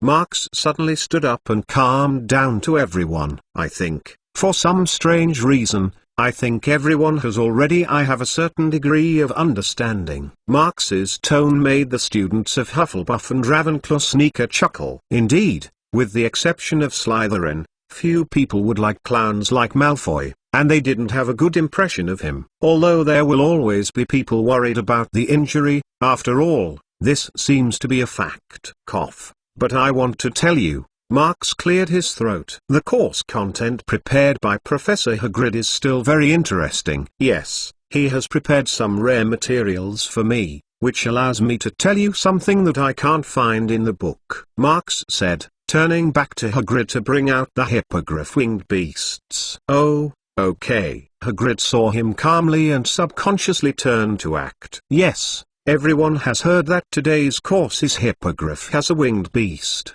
Marx continued. "This is a creature born of male griffin and a mare. And we know that Griffin I was very contemptuous of the creature of mare, so Hippogriff was born with a winged beast and had to be said to be an incredible thing." Marx saw that some of Ravenclaw's clever students are nodded, and obviously the eager little eagle knows about it. "And that's why," he continued, "Hippogriff is a creature of the winged beast and has always been seen as a symbol of miracles and love. It's very romantic, isn't it?" Marx spread his hand. "Oh, yes. This creature sounds great," a few little girls suddenly said. Their eyes flashed with sparkling brilliance. Obviously, Marx's argument is very popular with young girls. "Hey, teaching assistant. Although it is really interesting, but this book says that the natural enemy of this creature is Griffin?" A Ravenclaw boy with glasses couldn't help but started talking. Marx didn't worry about it at all. He explained calmly, "This shows the cruelty of survival. Everyone has to understand that everything has a different side. It's like our wizard, killing magic biology, using the materials on them to make potion that saves people and saves lives. We must also take responsibility to protect them from survival, instead of disappearing in the dust of history after one another. This is also one of the important meanings of the Protection of Magical Creatures course. The students listened to what Marx said and became serious when they were unconsciously. Everyone was thinking about the meanings contained in them. Of course, Marx added, it's also because of this cruel side that will make us feel more, how good it is, on the good side. Isn't it? At this time, Hagrid came to the open space with 6 hippogriff-winged beasts. It seems that because of yesterday's lesson, it was better to let him decide to reduce the amount. You know, when he gave Gryffindor and Slytherin classes yesterday, he brought a whole 12. Although everyone has a certain understanding of these creatures, but after all, they are the first to see their true appearance, and everyone's attention has been concentrated on them for a time. Hippogriff is a winged beast with horses, hind legs and tails, but their front legs, wings and head are still eagle. They have a steel-like color and bright orange eyes. The claws on the front legs are about half a foot long and look really dangerous. On each hippogriff's neck, there was a thick feather collar with a long chain attached. The ends of the chains were held in the big hand of Hagrid. He followed the animals and ran slowly on the paddock open space. Go over there, he muttered, shaking the chain and sipping these guys in front of the fence where all the students stood. When Hagrid stepped forward and put these guys on the fence, most of the students couldn't help but retreat. Hippogriff has a winged beast. Hagrid shouted aloud and waved at everyone, then cautiously said, they are really beautiful, aren't they? In fact, these half-bird and half-horse creatures look really good. They have shiny fur, and the color gradually changes from the end to the end. People can't help but want to touch it. Of course, you have to ignore their sharp sly and sharp claws first. Well, the first thing you must know about Hippogriff is the winged beast. They are proud, Hagrid said as he said. The voice went down. No, at the first contact, it's easy to offend them. Marx had to shake his head. If this continues, this lesson will not be used. Although Hagrid is a half-giant, his heart seems to have been inherited by humans. It's a bit overkill. He is always worried that he will leave a bad impression on the children.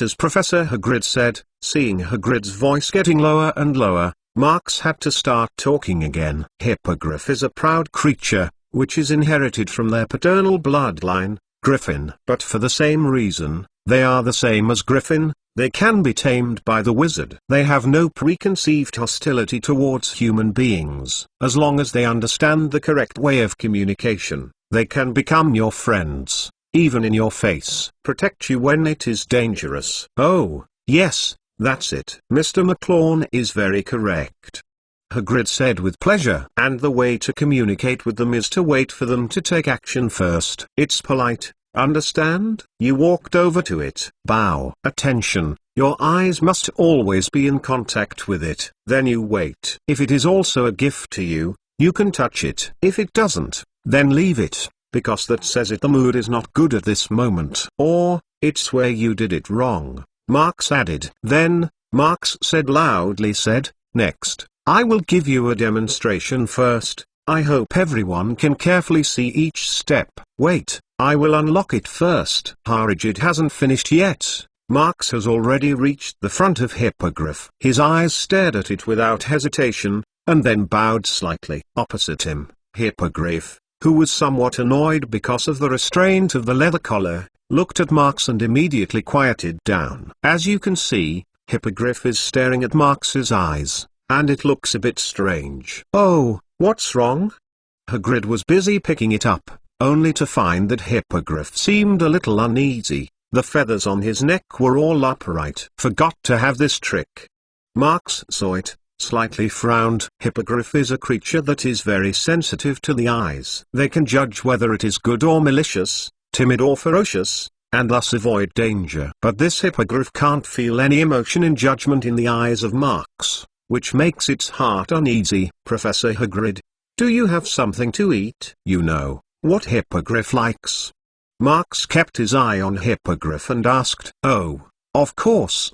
Hagrid took a sleigh from the big pocket behind him and placed it in the hand that Marx had extended. Marx swayed the sleigh in front of him, and the hippogriff was immediately attracted to its favorite food. Marx took 2 steps forward and threw the sledge to it. I saw Hippogriff quickly open his wings and fanned it a few times. He raised his neck and caught the snow that Marx had thrown up, and then swallowed it. Taking advantage of this opportunity, Marx bowed again. It turns out that for Hippogriff, a winged animal with a slightly lower IQ, it is actually a good way to give them food. This time, after hesitating a few times, he bent down his scaly front knee and lowered his head. "Good job, you succeeded."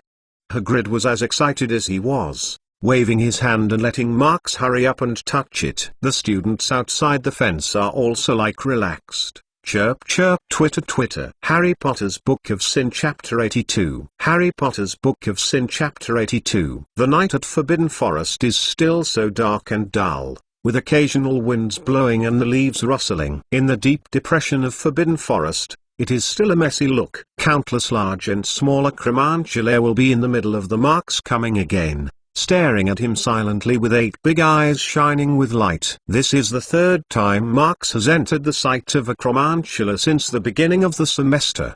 He spent almost the entire summer vacation for the bloodline transformation. You know, at Blois Fort, in addition to helping Winnie take care of the Rafflian kiss, most of the free time Marx is doing research in this area. Fortunately, the research on bloodline transformation is going very well, and I can start my first attempt tonight. "Aragog, are you ready?" Marx asked calmly. When Marx came back from France and first came to Forbidden Forest, Aragog and his wife Mozag met with him. Originally, Mozag didn't agree with it. It was like asking for it to send out its own child. But when Mozag learned that if Aragog accepted the bloodline transformation, the born child would be stronger and more viable, and it quickly agreed. In Forbidden Forest, even for the Cremancula population, the survival rate of larvae is not very high. Mozag is always tempered because children are missing and dying. For them, it is too important for children to grow up healthily. Even so, the acceptance of wizard transformation still makes Aragog hesitate. When Marx asked if Aragog was ready, Aragog was moving around, apparently still worried. "Reassure, I have said that even if the transformation fails, there will be no problem." Marx comforted. "At most, I feel very tired and need to rest for a few days." The transformation plan Marx chose was to learn from his best potion. He extracted some of Aragog's body fluids and targeted it to Basilisk's blood. If successful, Aragog may not produce too much change, but its child will fuse some of the magical properties of Basilisk. Go to the characteristics of a Cremancula. However, this kind of bloodline transformation is really difficult. Even if the research process is quite smooth, Marx does not think it will be successful soon. When Aragog says it is ready, Marx decisively injects the already prepared medicinal liquid into it with the body. A little bit past, Aragog's state does not seem to change much. It just slowly becomes wilting. From the beginning of the standing, it gradually became a squat on the ground. "I feel there is no strength," Aragog said slyly. "I think the first attempt failed." Marx patted Aragog's leg and took a bottle of potion and handed it to his mouth. "Drink this, then rest for a few more days, and you can quickly recover." The failure of the first attempt did not bring too many surprises to Marx, which is normal. What he needs to do is to readjust the formula according to the data collected in this attempt, and that's it. The next morning, the sun rose as usual, and the first smattering sun was thrown at Hogwarts, dispelling the silence brought by the night. Marx got up from the bed, hurriedly washed, and quickly walked to the greenhouse. Although Winnie was out of school, the things that can take care of those flowers and plants are still going on. There are a lot of potion materials that Marx has planted, and it is a big loss if you accidentally. If it was in the past, it would have been no one so early, but there is an unexpected guest in the greenhouse today. "Professor?" As soon as Marx opened the door to the greenhouse, He saw Snape looking at the medicinal herb in the greenhouse. Snape, expressionless, nodded to Marks, just as Marks was going to do his own thing. He didn't expect Snape to take the initiative. Wolfbane potion, what happened? Snape asked. The progress is good, Professor. Marks, hearing this, turned and replied, although the preparation process is very complicated, there is not much difficulty in pharmacology. Yeah?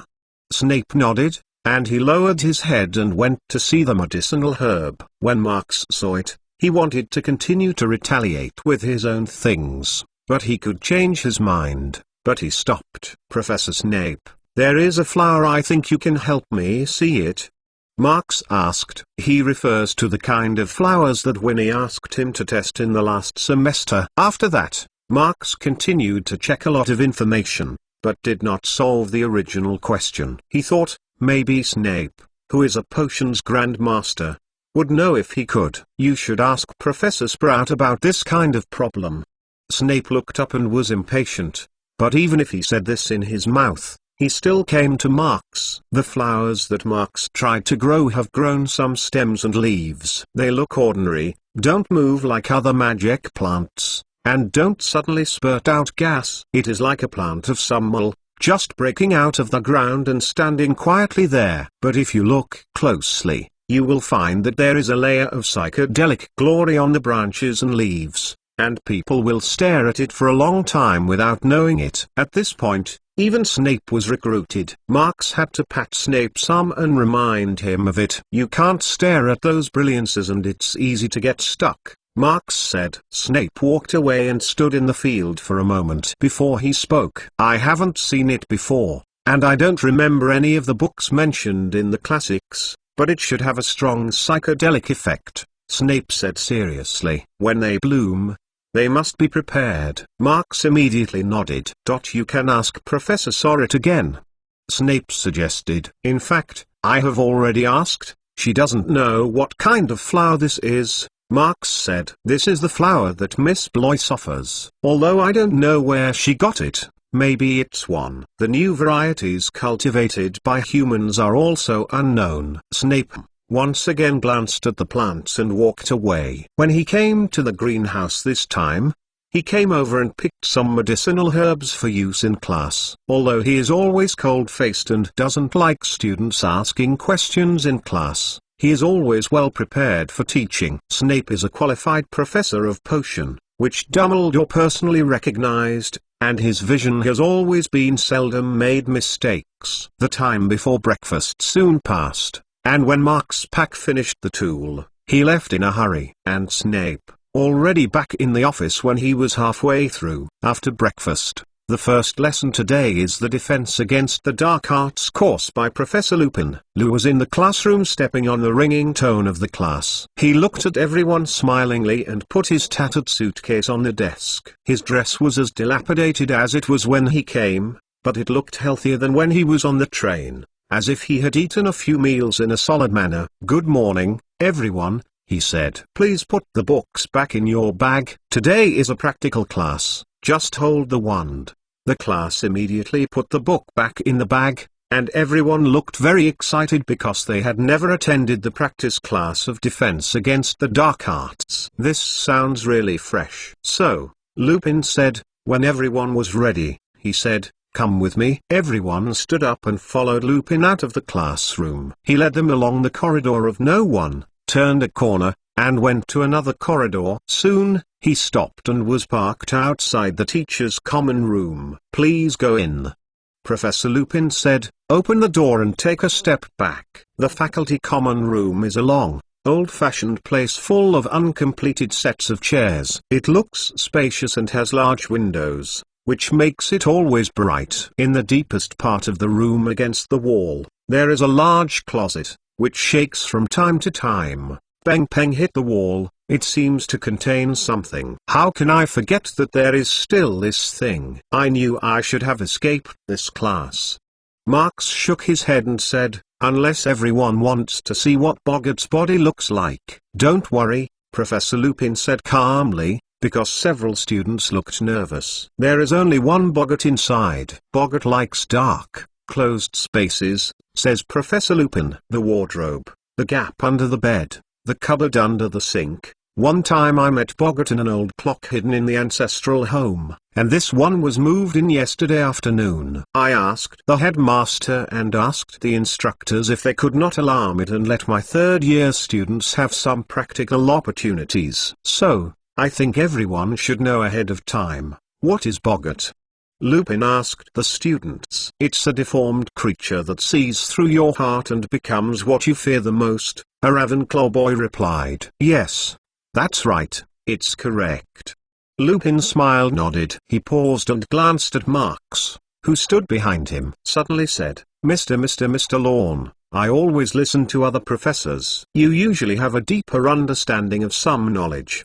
Do you know what you want to add? Marx looked at Lupin, started talking. It can't be said to be a supplement. It's just a guess. Boggart is morphing to scare people, perhaps because they feed on human fears, not the self that wizarding world generally believes.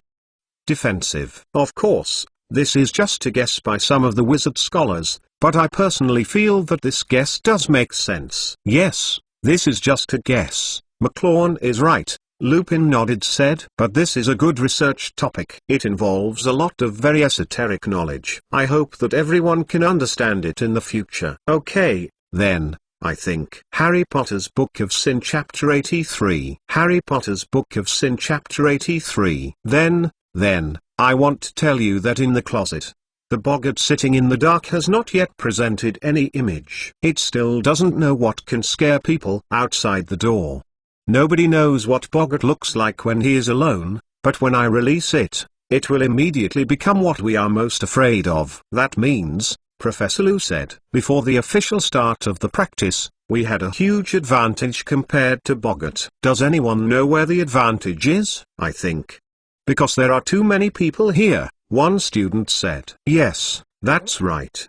Lupin said with a smile. The best way to deal with Boggart is to have more people, so it's confusing, because it doesn't know what to change. Repulsing Boggart's spells is very simple, but it needs willpower. You know, it's a big laugh to really scare Boggart. All you have to do is force it into an image that you think is ridiculous. We don't need wand to read the mantra. Please tell me. Ridiculous. Marx is obviously not a fan of this. In fact, Boggart is almost harmless. Even if the other party becomes the thing you are most afraid of, it will not cause you corresponding damage. They will only scare you. Okay, says Professor Lupin. Very good. But this is just the easiest part. You know, it's not enough to say that this spells. Lupin put everyone in a row and went up to deal with Boggart in the closet. At this point, Lupin's course content is definitely much better than Hagrid. Although Boggart seems to be terrifying, it does not hurt people. It is suitable for use as the first lesson. Everyone looks very happy. After all, such an interesting course is really rare. Of course, occasionally it is inevitable that students are being stunned, but at least no one has ever seen this. Soon, it's time for Marx. Oh, okay, great. Lupin praised loudly, then continued, so, next. Marx stepped forward, facing Boggart, who had become a snow singer in Christmas costume, waiting quietly. He is also very curious about what kind of reaction Boggart will react to when facing himself. The next moment, the snow monster twisted and twisted, making a burst of crackling sound. This is a sign that Boggart is about to be deformed. The blasting sound continues, and it spins fast, but the deformation is not completed. There was a doubtful expression on everyone's face, and Professor Lupin looked at Boggart in confusion, not knowing what it was doing. Be aware that people are fearful, even if it is so small. Boggart will perceive and transform himself into what the other person fears. So Lupin didn't think about it elsewhere. He just thought that there was something wrong with this Boggart. But Marx is clear about this situation. He looks at Boggart, who is constantly twisting and rotating in the air. Seeing that it doesn't seem to stop, he can't help but stick out wand. Originally Marx wanted to use a frozen curse, but after a little consideration, he gave up. Ridiculous. Marx turned the constantly rotating Boggart into a large wool yarn ball, and Peng Peng bounced a few times on the ground and rolled aside. Maybe because I am more afraid of dizziness, it wants to stun me by spinning, Marx explained dryly. Well. Lupin spread his hand. Oh, all right. Maybe that's right. Other students were wondering, and when they heard the reason for Marx, they couldn't help but laugh. Overall, this class was very successful. If possible, everyone hopes that Professor Lupin will be able to break the curse of defense against the dark arts. Professor can only serve for 1 year and has been staying. The students loved his defense against the dark arts course. Perhaps only Draco Malfoy, and the people in his group of Slytherin, are talking about the bad things about Professor Lupin. Look at his robe. As Professor Lupin walked, Malfoy would say, he dresses like our house elf.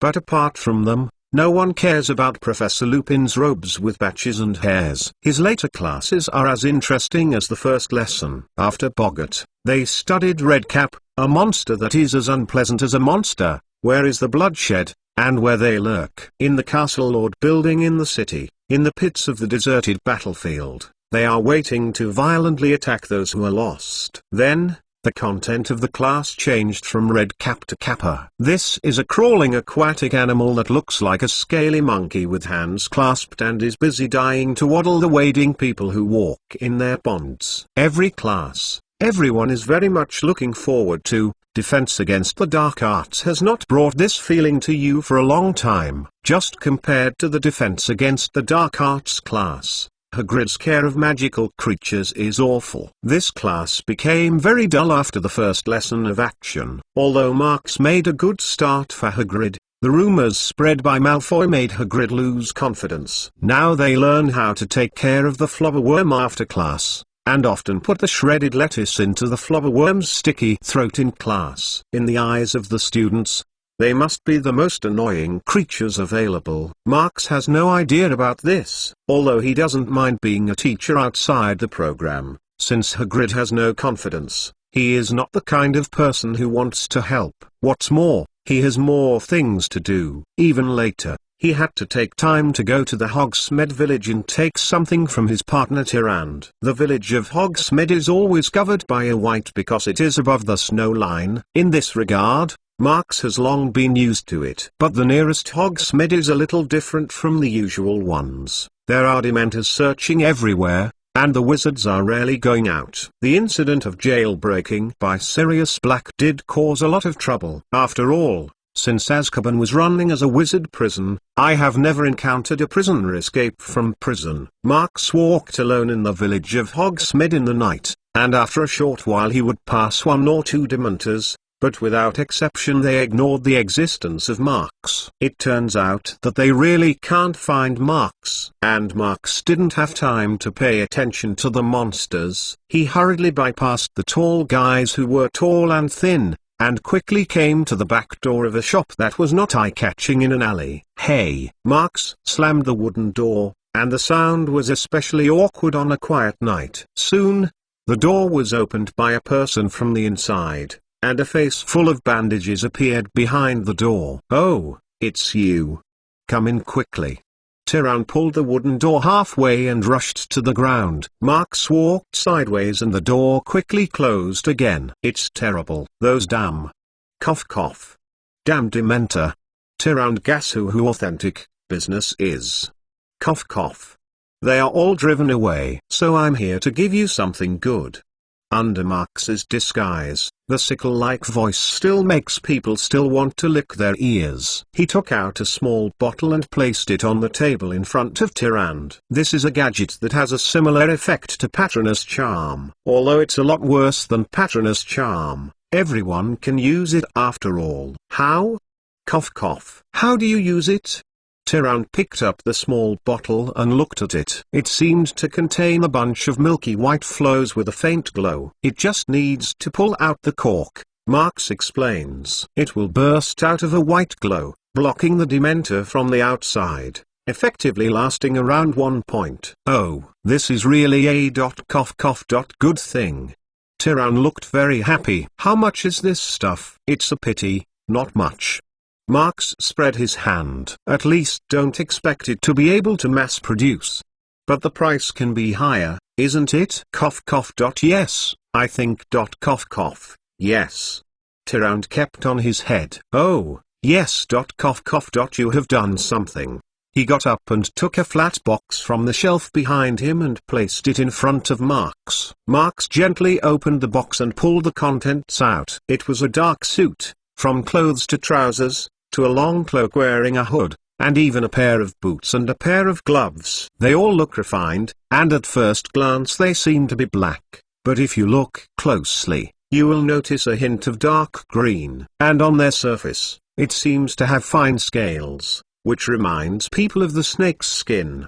That's right, this is the snake skin that Marx took the boss to peel off from Basilisk as a raw material, and let Tyrant go to find the good things that the craftsman ordered. In addition, Basilisk has a lot of material left, enough for Marx to slowly arm himself. Especially the Basilisk corner, Marx intends to handle it himself. If nothing else, a formidable powerful homemade wand will become one of his powerful boosts in the future. The thing I wanted to do was already done. Marx sat in Tyrant for a while. After learning about the recent large and small rumors, he got up and left. What he didn't expect was that in the village of Hogsmeade, where Dementor was everywhere, Sirius Black was daringly flowing around in the form of Animagus. It's really big. Just as Marx stepped out of the back door of the Tyrant store, he saw a silhouette of a black dog flashing through the depths of the alley. Harry Potter's Book of Sin Chapter 84. Harry Potter's Book of Sin Chapter 84. At the moment,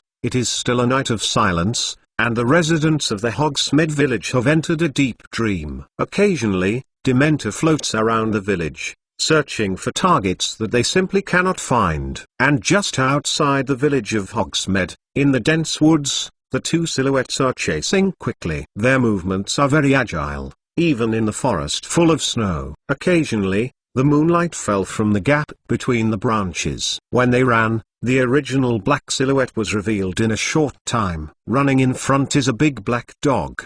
It looks very strong. Running is quite powerful, but it is the one to escape. Not far behind the big black dog, but it is a body wrapped in grey cloth. The little man in the cloak, he looked even taller than the big black dog, but he couldn't stop the big black dog. That's naturally Sirius Black, and Marx still wearing a camouflage line. Not long ago, Marx inadvertently caught sight of Black, who was roaming in the village of Hogsmeade. At the beginning, Marx had no intention of taking care of him, but he changed his mind when Marx chased Black and came to another, narrower alley. Black, who was in the Animagus form, suddenly turned and rushed toward him. Black thought that this tale can be quickly resolved, but the result is not the same as he imagined. Under Marx's two extremely fast stunning spells, Black's black dog screamed and was shot. It can be seen that Black's physical condition is not very good.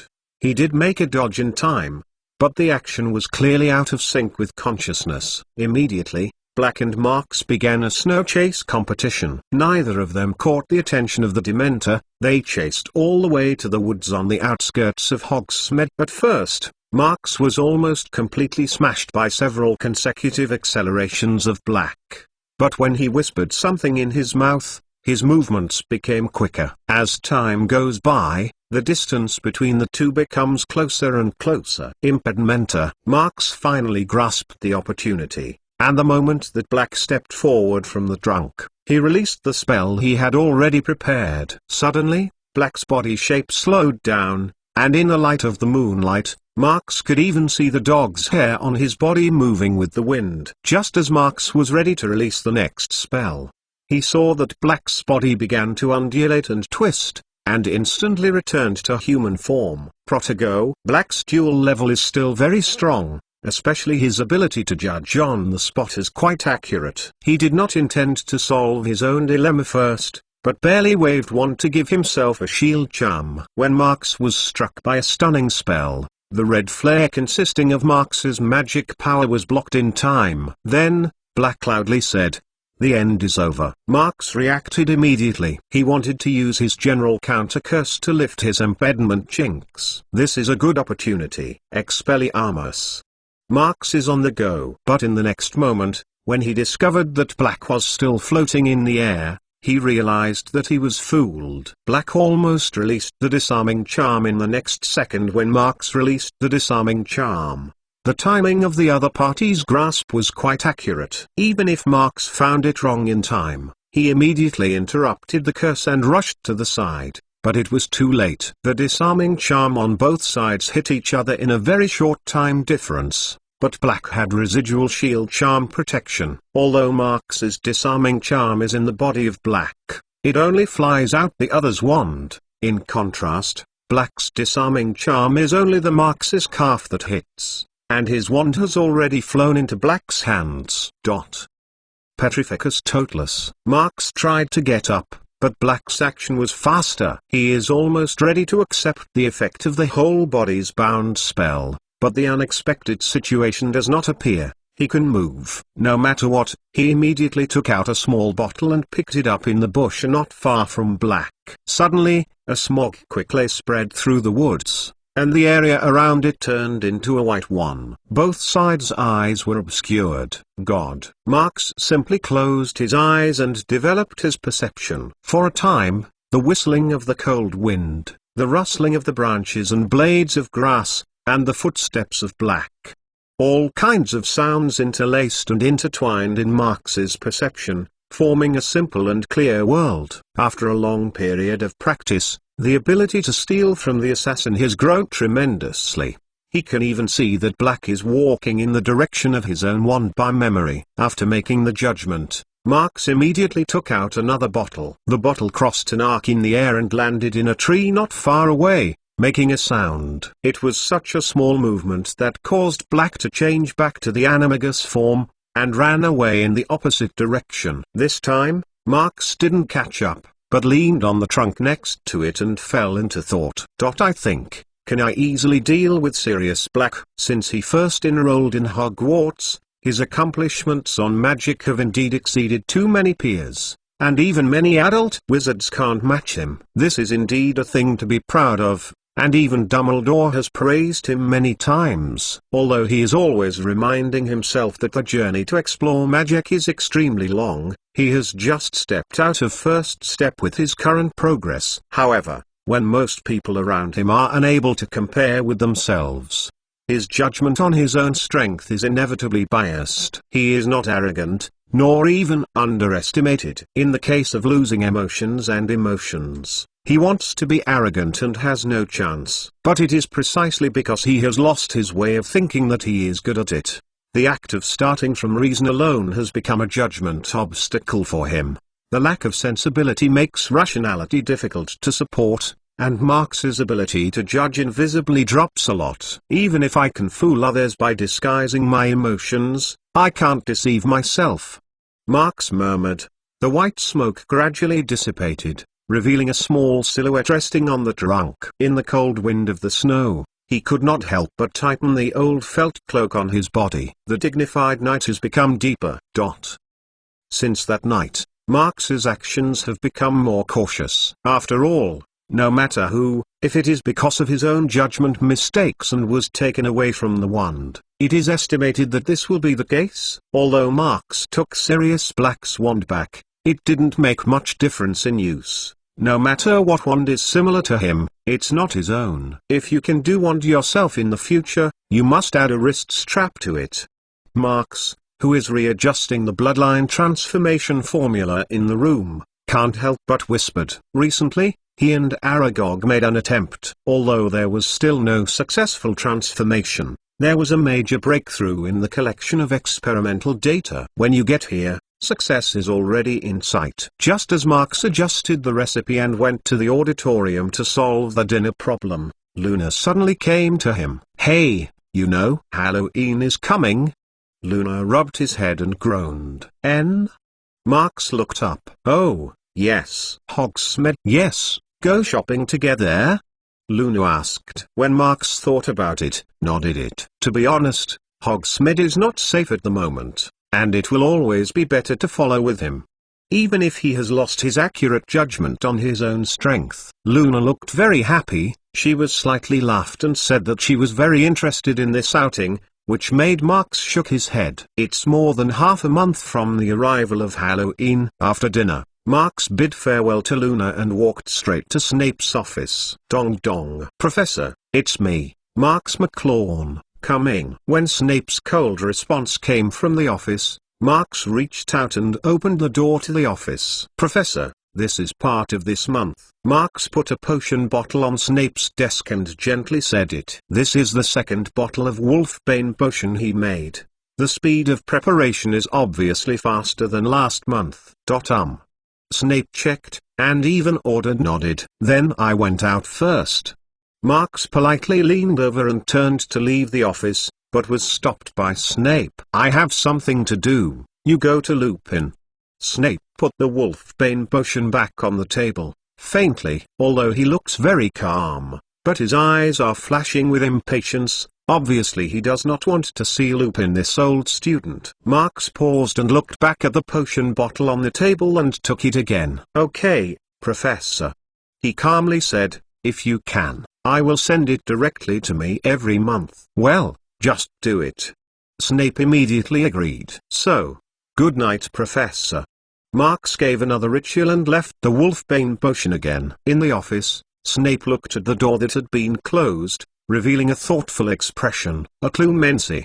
After a while, Snape whispered, Harry Potter's Book of Sin Chapter 85. Harry Potter's Book of Sin Chapter 85. Dong dong. Lupin is preparing for the next lesson in the office, and the desk is full of books, most of which are large-scale datasets with 3 fingers. Suddenly, 2 light knocks came from outside the door. Who? He asked, raising his head. Good evening, Professor Lupin. I am Marx McLaughlin. Lupin snorted and snorted. To be honest, he doesn't know how to deal with this particular student. When Dumbledore invited him to teach at Hogwarts, he had a general understanding of the students he was going to contact. This after all is a rare serious work. You know, it is too difficult for a werewolf to find a suitable job. For this reason, he is not lacking in talent, but he has been living in poverty and stigma. Lupin cherished the job. Marx, the child, made him a little helpless. To say that Marx is just an ordinary genius, Lupin does not have any concerns. It is better to say that he is too happy to be too late. But what the student has shown is not only explained by the word genius. It can be said that Lupin has begun to worry about whether he can hide his husband's identity in front of this child. If it is discovered, oh, this is really unbelievable. He really didn't want to see the frightening faces of the lovely children who knew their identity. The kind of look that looks like a monster, and the pure face of the children really do not match. He never wants to see the second time. And, if you change to Marx, the child might have drawn the wand with the slightest hesitation and made a nap on my face. He did that to the Dementor. Lupin couldn't help but smile. Well, please come in. He stunned and eventually ended up complimenting. The door was opened, and the child's face was still in a calm look, as if no matter what happened, it would not be too surprising. It is hard to imagine that it was a childish face. Good evening, Professor Lupin. Marx squeezed a smile, but he didn't know that his smile seemed to be infiltrating, not as good as laughing. Good evening. Come to me so late, is there anything? Lupin also laughed and asked, Oh, yes, I am here to give you something. Marx said. He smashed the potion bottle with the Wolfbane potion and gently placed it on top of the pile of books on Lupin's desk. There was no extra space on the table. He could only do so. But Lupin looked at the little potion bottle and his face smiled stiff. Oh, is Professor Snape asking you to send it to me? Lupin said dryly. Thank you. Trouble you. Yes, that's right. Marx nodded. The potion will be sent to you by me every month. Damn slug. Lupin couldn't help but darkly cursed, but his face hid to maintain an embarrassing smile. Oh, thank you. But I think this may not be appropriate. I will be with Snot. I mean, Professor Snape. I will let him send it myself, without bothering you. No trouble. Marx spread his hand. In fact, the professor, Every month's Wolfbane potion is made by me. It doesn't take much time to send it." When Marx's words were not finished, Lupin's face was completely dead. "A cough. Last month. Is it?" Lupin showed a complex expression and shouted. "Yes," Marx nodded, said, reassured, "Professor, I will keep this secret for you, don't worry." Lupin subconsciously nodded, then immediately shook his head. "Thank you. But what about you?" He couldn't help but ask. "You have nothing to do with this." "Any other thoughts?" "What else?" Marx repeated his words and immediately understood what he meant. "Oh, this is nothing," he shrugged. "Let me see. The change in bloodline is even a manifestation of an advantage. Like Merlin, he has studied the bloodline transformation of the wizard, which is very interesting. Magic research." "But..." Lupin opened his mouth, but didn't know what to say. "Well, okay. Thank you. Let's relax, Professor," Marx said. "Your course is very good. Everyone likes it. I believe that even if things are exposed, at least among most students, their impression of the professor will not change much. I hope." Lupin sighed, then shook his head decisively. "No, it's better not to expose it. So, I will go back to the common room first, Professor. Good night." "Good night, Mr. McLawn." Lupin watched Marx calmly leave his office. When the door closed, he couldn't help but add, "And thank you." Recently, Harry has been training Quidditch 3 times a week, and not less. The weather is getting colder and colder, and the night is darker. But no matter how much mud, wind or rain, it can't shake Harry's good foresight. Their team will eventually win the huge Quidditch Silver Cup. "This is our last chance to win the Quidditch Cup. My last chance," Gryffindor's Captain Oliver Wood said to his teammates, striding around in front of them. "I will leave at the end of the year. The school is. I can't play here anymore. Up to now, Gryffindor hasn't won in 7 years. Well, we used to be bad luck. We were hurt, and then cancelled the tournament last year." Wood swallowed, as if this memory still made him if you are in the throat. "But we also know that we have the title of the school, the best, the team." He said that he made a fist in one hand and knocked on the other hand, and the eyes of the old ray of light flashed in his eyes. "We have 3 best chasers." Wood points to Alicia Pinnett, Angelina Johnson, and Katie Bell. "We have 2 invincible beaters." "Don't say Oliver, you made us embarrassed." Fred and George, the 2 weird Weasley brothers, said they pretended to be blushing. "We still have a seeker.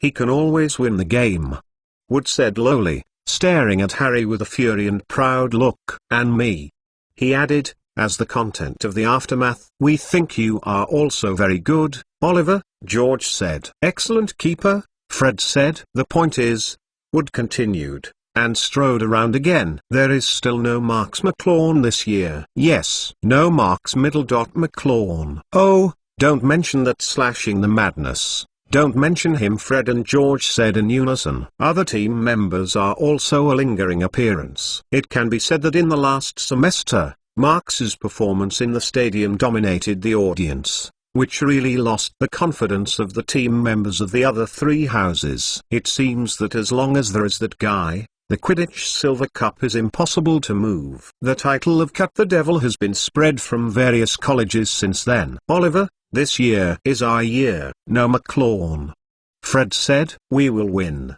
"Oliver, no McLawn." Angelina said. "Yes." Harry also said weakly, "Well, no no McLawn." One night, the night had quietly arrived, and Harry ended the hard training of the day. He is heading to Gryffindor's common room. He feels cold and stiff, but he is still very happy with the practice. When Harry got through the hole behind the portrait of Fat Lady, he found that people in the common room were talking about something, and they were very excited. "What happened?"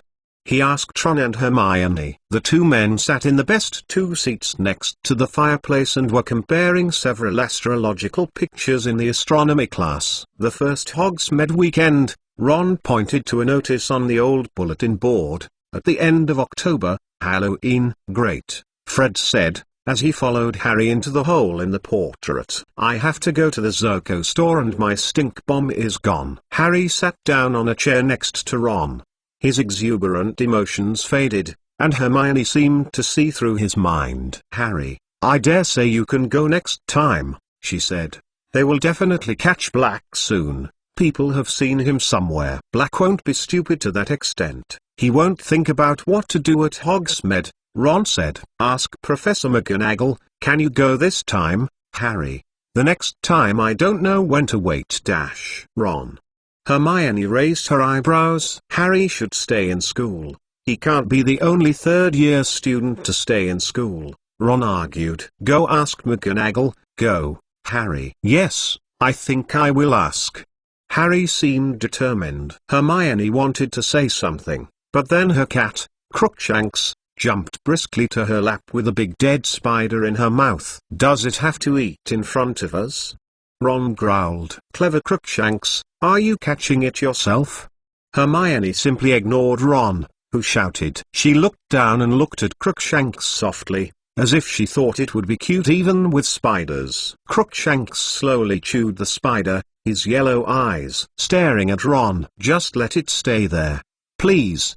Ron Gas-Hoo said, and went to get the star map again. "Scabbers sleep in my bag." Harry Potter's Book of Sin Chapter 86. Harry Potter's Book of Sin Chapter 86. Next to Ron, Harry yawned. The recent training is a bit tired. He really wants to go to sleep directly, but his astrological chart has not yet been completed. He pulled the bag over, took out the parchment, ink and quill and started doing homework. "If you want, you can copy me," Ron said, marking the last star on his astrology map and pushing the astrological chart to Harry. Hermione was not in favor of plagiarism. She couldn't help but lick her mouth, but said nothing. Crookshanks still looked at Ron with a sigh of relief, gently shaking its pointed tail. Then, it rushed over without a hit and a sudden attack. "Oh!" Ron yelled and grabbed his bag. He saw that Crookshanks' four paws had firmly grasped the bag and began to bite fiercely. "Let go, you stupid!" Ron tried to get the bag back from under Crookshanks' claws, but it was still clutching and biting his mouth. "Ron, don't hurt it!" Hermione screamed, and the entire common room was watching the fun. Ron took a quick turn around with his bag and Crookshanks still caught it. Suddenly, Scabbers jumped out of the top of the bag. "Catch the cat!"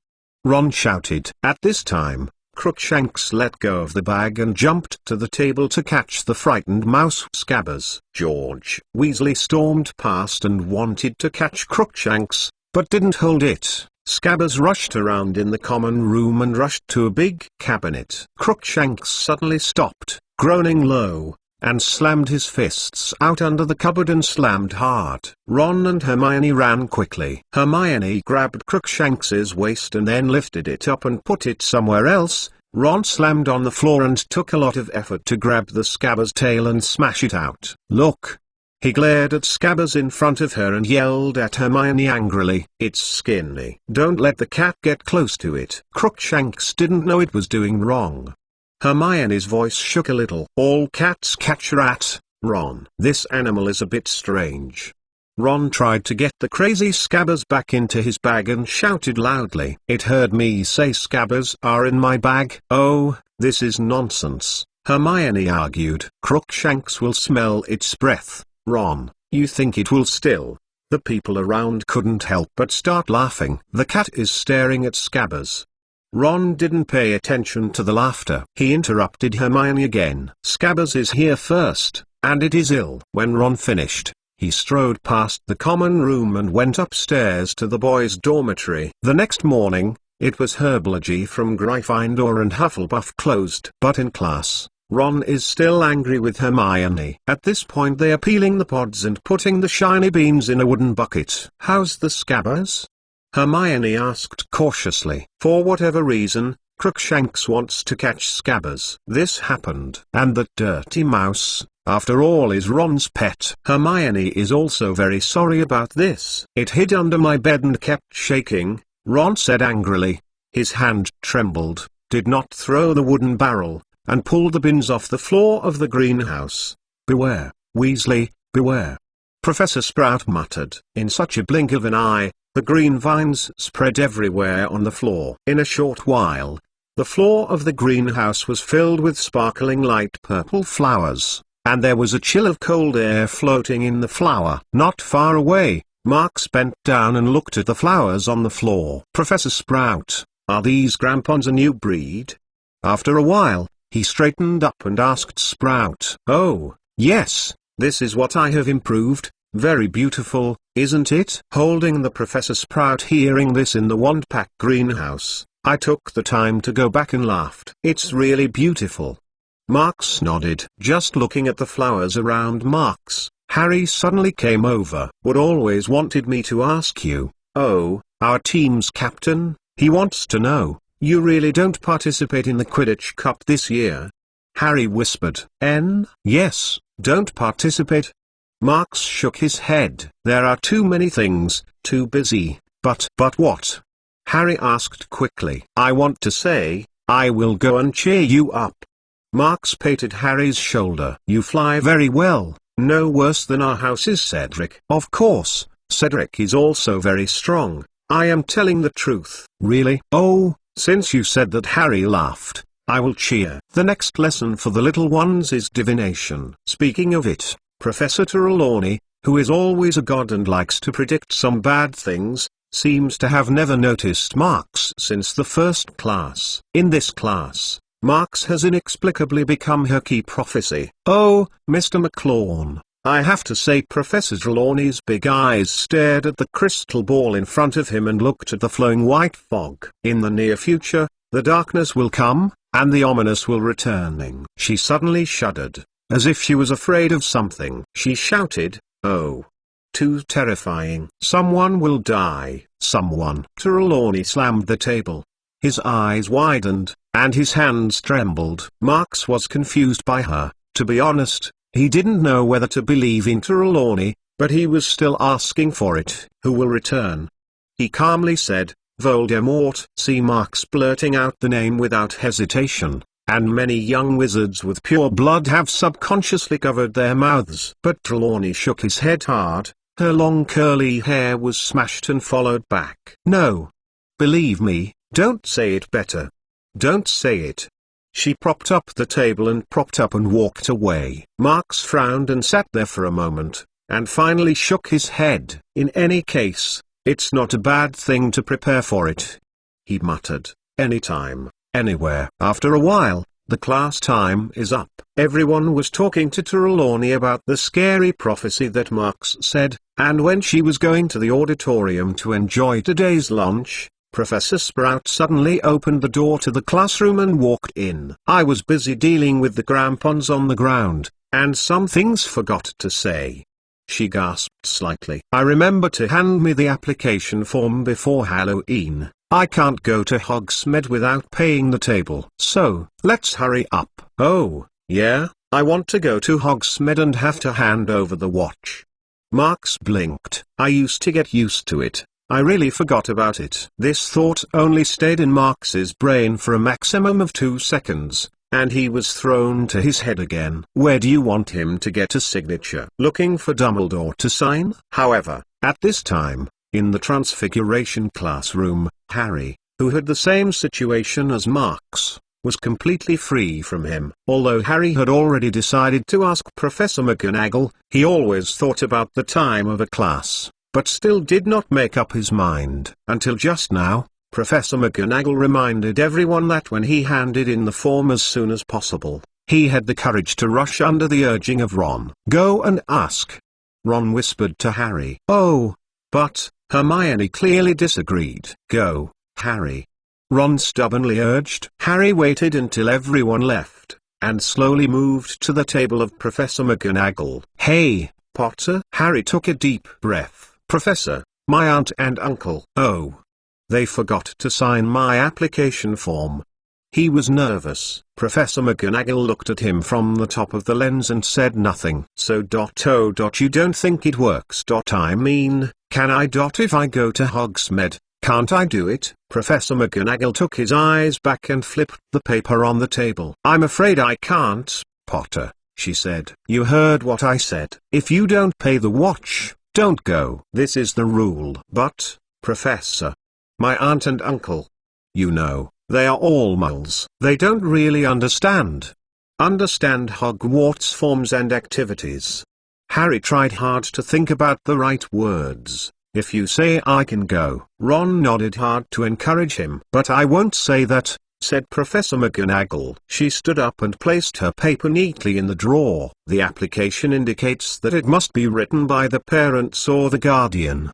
She turned to look at him with a weird expression on her face. "I am sorry, Potter, but this is my final decision. You still hurry. Otherwise, you should not be able to catch up with lunch." "This obviously cannot be saved." Ron stunned Professor McGonagall's many ugly words, which made Hermione very angry. She deliberately showed a finished perfection expression on her face, and Ron was even more angry. The students in the class were happy to talk loudly, and when they went to Hogsmeade, they had to do what they wanted first. In this regard, Harry groaned with a full silence. "There will always be a feast. Ron wants to make Harry happy." He pats Harry. "You know, the dinner on Halloween is always rich." "Yeah," Harry said, gloomy. "That must be great." Harry Potter's Book of Sin Chapter 87. Harry Potter's Book of Sin Chapter 87. On the morning of Halloween, Harry woke up with everyone and went downstairs to have breakfast. His mood is terrible, but on the surface he has to try to pretend to be as usual. "We will bring you a lot of candy from Honeydukes." Hermione felt very sad for him. After all, Hogsmeade Village is a magical and fascinating place for most of the young wizards. "Yeah, take a lot," Ron also said with an attachment. Because of Harry's low mood, he and Hermione finally forgot their quarrel about Crookshanks. "Don't worry about me." Harry wished he looked very casual, though he had to swear with a sigh of relief. "When the dinner is coming, I wish you a good time." He accompanied them to the front hall, and the caretaker, Filch, stood by the door and held a long list against each other. He looked at everyone's face in disbelief. "Beware of anyone who shouldn't go out." "Being left, Potter?" Malfoy looked around and found that Marks was not here, and moved to Harry yelled. He and Crabbe, Goyle were standing in the team. "Oh, really poor Potter." Crabbe and Goyle also laughed, and all three were a virtue. Harry didn't pay attention to Malfoy. They walked up the marble stairs alone, through the corridor where no one was moving, and returned to Gryffindor Tower. Password. At the door of the common room, the fat lady in the portrait yawned. She just woke up from her nap. "Jixing is shining," Harry said sloppily. At this time, Marks was being walked by Luna to the Tower of Ravenclaw. "There was Miss Grey telling me," she said as she pulled Marks forward and whispered. "She said it was the best secret passage to the Hogsmeade Village." "That's really good." Marks nodded, letting Luna walk over his sleeve. The bronze door knocker of Ravenclaw common room still has no reaction to him, just working as usual. After Luna answered the door knocker's question, they both bypassed the bookshelves and tables and chairs in the common room and came to the back of Ravenclaw's marble statue. There is a small marble table that looks like a protruding part of the base of the statue. On the smooth countertop of the marble table, there are more than a dozen rows of slightly sunken dots. "I can't see it without looking carefully." Luna pulled out her own wand and carefully spotted it on a few dots. Suddenly, a few lines appeared between the dots, which were connected to each other to form a strange pattern. "This should also be some sort of puzzle. It really is the style of Ravenclaw," Marks thought. As the pattern formed, Marks immediately felt a slight vibration in his feet. The marble table was automatically removed, and an old trapdoor was revealed underneath. As Luna said, "This secret passage is not as narrow as the others. It is very spacious. People walking inside not only do not need to bow, even Marks and Luna can go side by side." When they walked a short distance, Marks heard a slight shock coming from behind him again. The marble table automatically moved back. The exit of the secret passage is in the abandoned underground warehouse in Hogsmeade Village. Probably because of this secret passage, almost no one knows. The underground warehouse outside the exit is very messy. The shelves around the slanting slopes are all covered with thick dust, which makes people feel like they are holding their mouths and nostrils, so as not to be picked up by the dust. The two avoided the dirty shelves and walked on the sizzling wooden stairs to a private house above the underground warehouse. Here is the same as the following, not only black and white, but also dirty. It can be seen that no one has lived here for a long time. This house is at the very end of the avenue in Hogsmeade Village, next to the back door of the Davis & Bands Magic Equipment stores. If you walk a few more steps back, it is Hogshead. Today's Hogsmeade Village looks great. Although it is still covered with snow, the same coldness on the street, the huge pumpkin lanterns everywhere in the snow have dispelled the gloom that this Dementor brought. Occasionally, I saw the magical snowman who was waving the dry branches in the middle of the snowball and greeted the passing wizards. "Oh, that's my nose. Please return it to me." When Marx and Luna walked past his snowman, a carrot rolled to Marx's feet. Marx bent down and picked up the carrot. It just fell in the snow and looked a little dirty. "Thank you." Marx took a bite, crisp. As he chewed, he blurted the horrible snow population. "Oh, it's very fresh." "Happy Halloween, Mr. Snowman." "Scorpio, my nose." The snowman waved its slender arm and angered. "Yes, happy Halloween, Mr. Robber." "You're better." Marx licked the carrot with his mouth, reached for a bunch of snow from the wooden fence next to it, pointed at it with wand. Suddenly, the mass of snow quickly deformed, and in a twinkling of an eye it turned into a crystal-clear pumpkin-colored carrot. When the deformation was completed, Marx was placed in the nose of the snowman, but it was immediately pulled out. "Sorry, it is reversed." He threw the translucent carrot in a direction, pointed the tip to his side, and then reinserted it back. "Let it flash again." Marx suddenly had a thought. He used the wand to order the new nose of the snowman. "At night, you will become the most eye-catching snowman." With the last point of Marx, the snowman was surprised to find that its nose was like a light bulb, and it began to flash like a pumpkin. That is the same as the neon lights invented by Mull, bright and dazzling. "It's beautiful."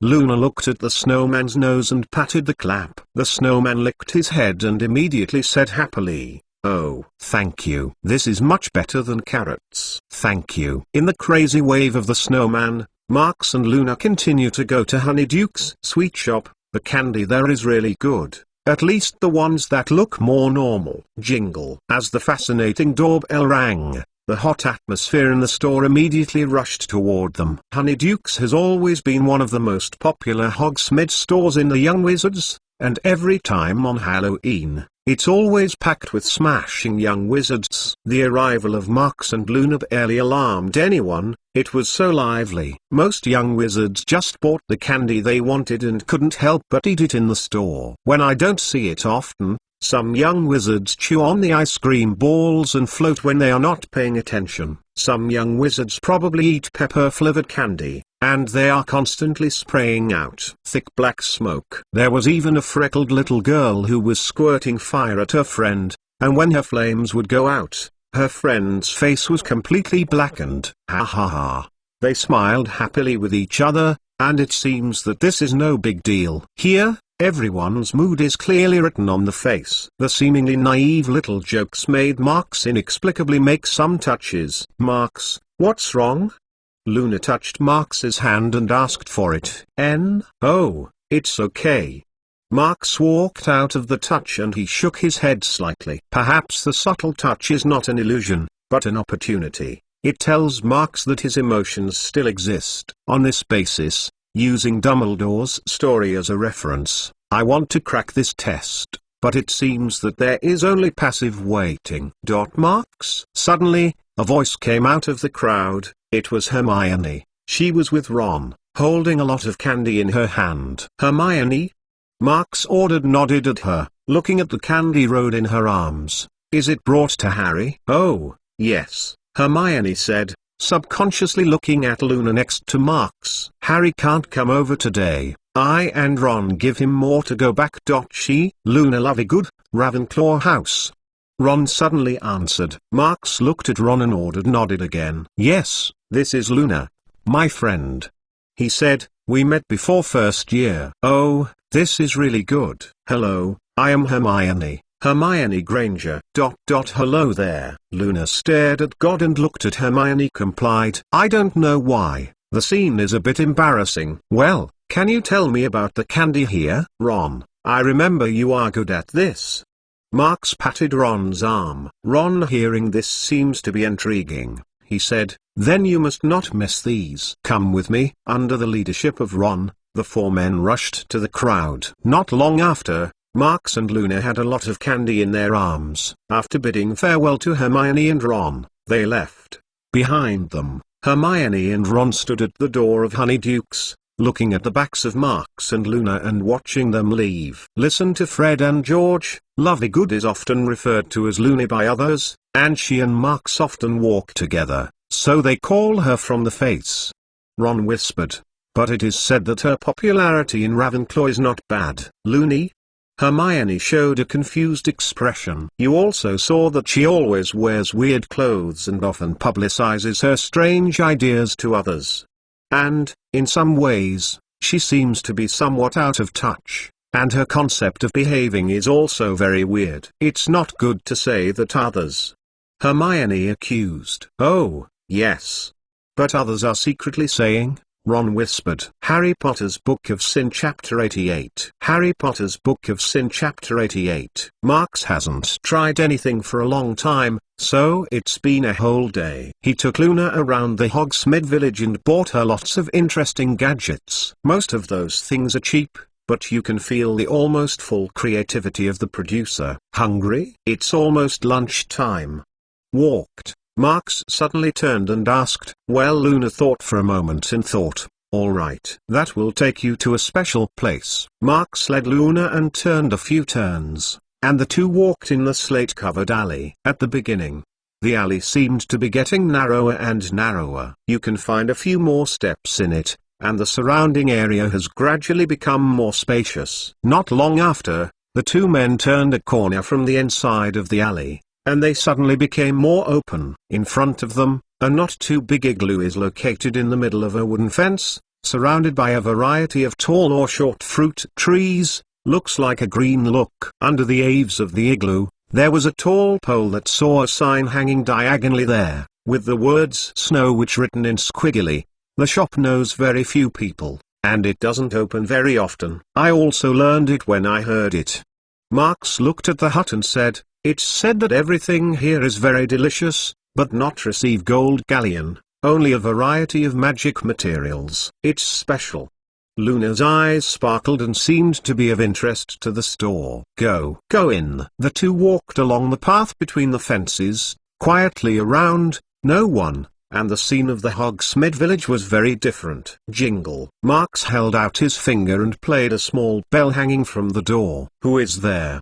There was a light female voice. If it is not Owl, then please come in. Marks glanced at Luna, then turned the door handle and pushed open the closed wooden door, making a creak ringing. The look in the cabin is very strange. It looks unexpectedly empty, and it makes people understand at a glance that the space inside is extended by the magic extension. All around the wall is full of strange things, portraits, animal bones, and even huge whole bottles of unknown smoke. They exude different colors of light. From time to time inside, I saw some interesting scenery from around the world. In the middle of the open space, there are only a few round tables, and each location is separated by a great distance, which makes people feel extra spacious. If you look up, you can also see the magic top wall similar to the ceiling of the Hogwarts auditorium. But here is not the starry sky, but the blue sky and large patches of cotton and white like cotton candy. In the innermost part,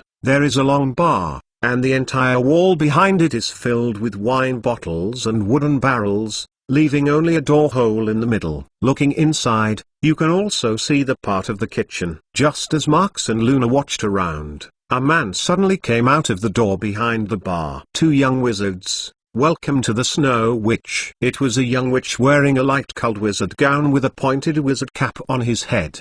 She smiled and welcomed Marks and Luna and reached out and invited them to sit down. You just need to pay for magic material. Whatever it is, you can exchange delicious food. The young witch said, "The food material can be provided by me. Of course, you can also use it. So, is there anything I need?" She politely asked, whispering, "Well, then use this." Marx thought about it, and he pulled out a lot of materials from the waste. There were meat, there are all kinds of plants and fungi, they are well preserved in containers, they all look very good. Fresh. As for the magic material for payment. What do you need to see? Marx asked. If I have it, then it would be better.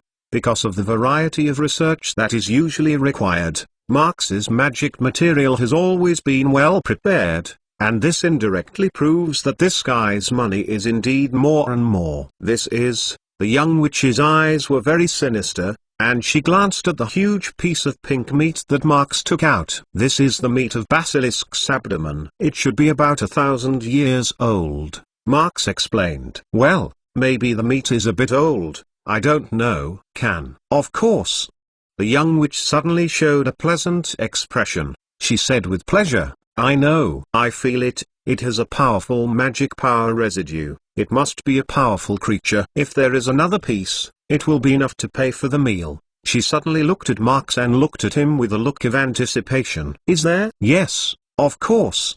Marx pulled out another piece and placed it next to the pile of materials. I must know that the material inside it is the most meat. I can't hold it at the time. Oh, the young witch immediately showed a look of regret. That was a waste. She pulled out the wand from the waist and clicked. All the materials floated out of the air and followed her footsteps to the kitchen. It should be a good lunch. I told people who recommended it here that the best meal he has ever used is here. What I recommend to Marx is his partner, Bandage Witch Tyrande. That shouldn't be wrong. Luna raised his neck and looked at the clouds overhead. He said, the right friends can always bring you the right surprise. That guy.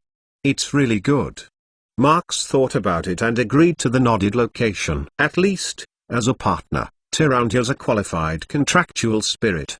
The accounts between him and Tyrande have always been detailed and complete, and there has never been a copper canute in the payment to Marx. The food production seemed to take a lot of work. After a long time, when Marx felt a little hungry, the young witch used magic to control the large and small plates coming towards this side. It can be done from that plate, but I recommend starting with the appetizer and the appetizer. She bowed a little and then stepped back again. I have some drinks. Little children cannot drink. Oh, sorry, Marx shrugged, taking a big bottle from his waist and putting it on the table. I bring it. Is this wine? Luna curiously said. Father never let me drink. In fact, he doesn't drink too much, because it's too expensive. Just kidding, here is my own ice flame fruit juice. Specially made, the whole world is such a bottle, he said, knocking the bottle with wand.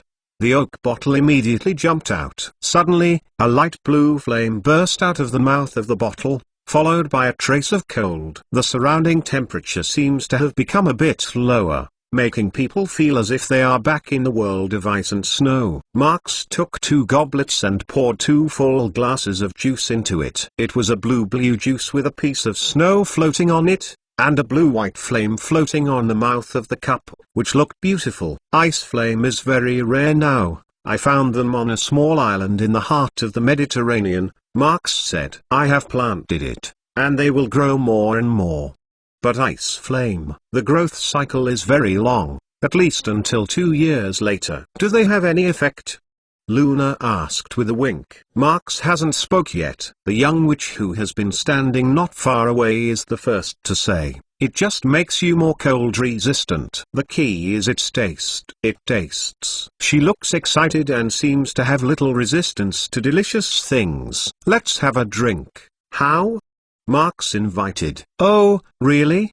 She exclaimed excitedly. I mean, really? This ice flame fruit juice was originally prepared by Marx after researching this material, and added some other materials to make the juices refreshing, cold and sweet and sour. As the meal is delicious, the relationship between the 3 is much better. They ate and talked, enjoyed the food, and enjoyed their own stories. It was a happy look. During the conversation, Marx also learned some specific information about this young witch. Her name is Celine, and it is said that there is no surname. It is an orphan who is taken in by the female boss of this Snow Witch Dining Hall. When she was a child, she often traveled with boss all over the world to find a variety of food and materials. Then come back several times a year and stay for a while, during which time Snow Witch will open a store. There is no doubt that such a life is really wonderful. And Luna seems to be very interested. She asked Celine a lot of questions.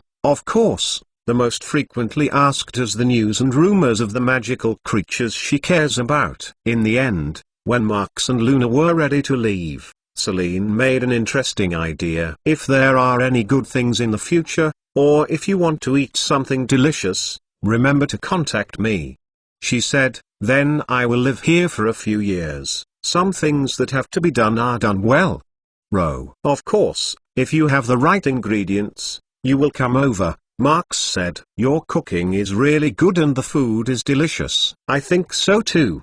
Luna took the nodded road seriously. They left here and soon returned to the main road of Hogsmeade Village. And time, it is already more than 2 in the afternoon. Let's go to a place and go back to school, Marx said. Harry Potter's Book of Sin Chapter 89. Harry Potter's Book of Sin Chapter 89. In the last time before returning to Hogwarts, Marx didn't go anywhere, and he took Luna to the Three Broomsticks Inn bar for a while. For this very popular bar in the Hogsmeade Village, most wizards choose to sit here every time they come. The owner of the bar, Madame Rosmeter, is very sociable and a very popular woman. She always talks very much, and many wizards like to talk to her. Well, especially the male wizards, even the professors of Hogwarts know her most. Speaking of this, there is an interesting little illusion in this bar. Marx sat at the table and said to Luna, before Madame Rosmeter took over the bar, it was called Two Brooms. Is this interesting? One of the other sorcerers on the other side came over and he looked at Marx. Interesting is not here. Marx spread his hand. You know, what is it going forward? Well, the wizard thought for a moment and naturally guessed, a broom? No, it's a little earlier. Here is a private broomstick workshop, Marx said. The Covering the Moon at the end of the 19th century was born here. It was the early 20th century. Greedy Busby, design a creative source of moon sign. This is really unexpected. It is indeed an interesting illusion. The wizard smiled. You know a lot. Are you a young wizard from Hogwarts? Yeah, you know, today Hogsmeade is full of Hogwarts students. That's right, that's right. The wizard laughed. It's not as calm as you are. At this moment, Madame Rosmeter came over with a tray and smiled with the wizard while placing the glass goblet in front of him. Would you like me to have a drink? The wizard suddenly caught Marx. It's the reward of the interesting little illusion you said. How? Hey, Terrino, don't teach bad children.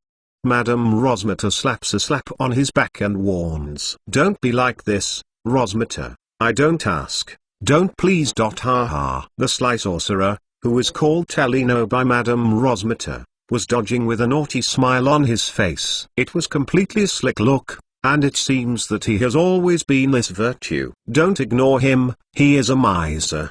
Rosmeter approached Marx and went straight to the back of the bar. Hey, that body. Cough cough. I mean, Madame Rosmeter is a charming witch. Probably finally aware of the age of Marx, plus Luna has been watching his relationship curiously. He finally controlled his mouth and did not continue to say anything unspeakable. But Marx stared at Terrino thoughtfully, and seemed to be thinking about it. He paused for a while and suddenly started talking. Mr. Terrino, I think, I will ask you to be more appropriate. Marx said, suddenly turned his head and shouted in the direction of the bar. Madame Rosmeter, give Mr. Terrino a blue card. John, I treat you. Oh, of course. But Madame Rosmeter hesitated. Reassured, no problem. Terrino smiled and looked at Marx in surprise. How can this be? He said, I was just joking. Marx squeezed a smile at him and said calmly, but I am not enjoying the beautiful bar, sir. I just want to ask a few questions. Terrino groaned and immediately shrugged. Oh, okay. Blue John, What reason can I refuse? The wine came up very quickly, but Marx was not interested in it. He was only interested in getting useful information. Mr. Terrino, you must be familiar with the dark side of the magic circle. Can you talk freely with me? I think so, but there are no interesting stories there. Are you sure you want to hear it? Terrino spread his hands and confirmed. Of course. Do you think that I am asking you to drink for no reason? Marx said very naturally. This is a bar, except for wine. It's a story. Now that the wine is there, of course, some stories are needed. Hey, this is really not to be seen. You are quite clear about the road here. Okay, well, then tell the story. Terrino took a sip of the wine carefully, and then continued. Speaking of it, it's actually not very stable recently. Well, really, it's never been stable. In Terran's intermittent remarks, Marx first learned about the messy things hidden in the shadow of the magic circle. In fact, it is somewhat scattered. After all, Britain has the greatest white wizard of today, Albus Dumbledore, and there is basically no major event in recent years. It's just that the major event is not, but the little things are always forbidden and endless. The Ministry of Magixerans are dedicated to their duties, and there are dark wizard search teams and strikers who specialize in dealing with dangerous criminals. No matter how strict the defense is, there is always a time to lose sight of it. What's more, there are also creatures of werewolf and vampire that are easy to sin, and there are more chaos. Of course, the recent hot events, of course, still need to count the suspension of Sirius Black. Criminals like those who can escape from Azkaban are the real headaches. That is, someone has seen him recently? Marx asked. Yeah, I heard that he lurked in the Hogsmeade, Terran whispered. But he seems to have been hurt in his leg. If it is true, the danger will be reduced a lot. You know, the madmen like Black. Even the dark wizards of the bad scabbers don't want to provoke. It's true. Although for me, the incident was really a bit doubtful, and before Black entered Azkaban, he didn't even go through the trial process. Marx nodded. Who knows? Terran hearing this immediately curl one's lip. There is nothing in the inside. No one has said it clearly. After that, Marx talked about something else along the subject. After learning about the little things that stole the chicken and the dog, he left Luna. It's not too late. It's time to go back to school. When you go back, take another secret passage. At this point, Ravenclaw's common room is estimated to be all human. Marx walked with Shuna to Shrieking Shack not far away. The secret passage to Humping Willow was still so narrow, and the two men finally bent all the way to the other end of the secret passage. Marx was just outcropping, only to find that a black dog was staring at him with its big, round eyes. Good evening. Marx blinked. He really didn't expect to be so smart. He would meet Sirius Black here. Because of the sudden incident, he really didn't know what to say at the time. But the next moment, Black, which became the animagus form, made a forward move. Marx? Just as Marx hesitated to pull out the wand, Luna, who was bent in the secret passage, made a noise. Suddenly, Marx stopped the action, and Black did the same. The other looked at Marx and immediately turned around decisively, ran to Forbidden Forest, not far away, and soon disappeared into the bushes on the edge of the forest. You know, the wand that Marx uses now is the one that was shot down from Black. On the same day, Marx still had camouflage on his body, so today he did not let the other party find his identity. But if you take out wand, the other party will recognize it at a glance. He can't reveal his identity so quickly. After all, since he didn't be able to subdue Black last time, he could only make a long way. There are things that he must get from Black. It's all right, and now his relationship with Black can't be too stiff. Nothing. Come on, the dinner will begin soon. Marx climbed to the ground and stretched out Luna. Later, the two walked quickly to the auditorium. In the shadow of the edge of Forbidden Forest, Black is looking at the backs of Marx and Luna, with a hint of brilliance in his eyes. As Ron told Harry, today's dinner is really rich. Hundreds of pumpkin lanterns hung in the auditorium, as well as a group of bats flying up and down and a lot of orange ribbons that spewed flames. They floated lazily under the ceiling, like a group of brilliant horned serpent. The food was exceptionally beautiful, and even Hermione and Ron, who ate the Honeyduke's candy to blast, had a second serving of food. Lupin looks happy and not as funny as usual in the instructor's seat. Not far away, he is actively chatting with Professor Charm's teacher Flitwick. Looking down the table, you can see where Snape is sitting. He is also the same old-fashioned, and still incomprehensible in the festive atmosphere of the auditorium. The dinner ended with an entertainment program provided by Hogwarts Ghost.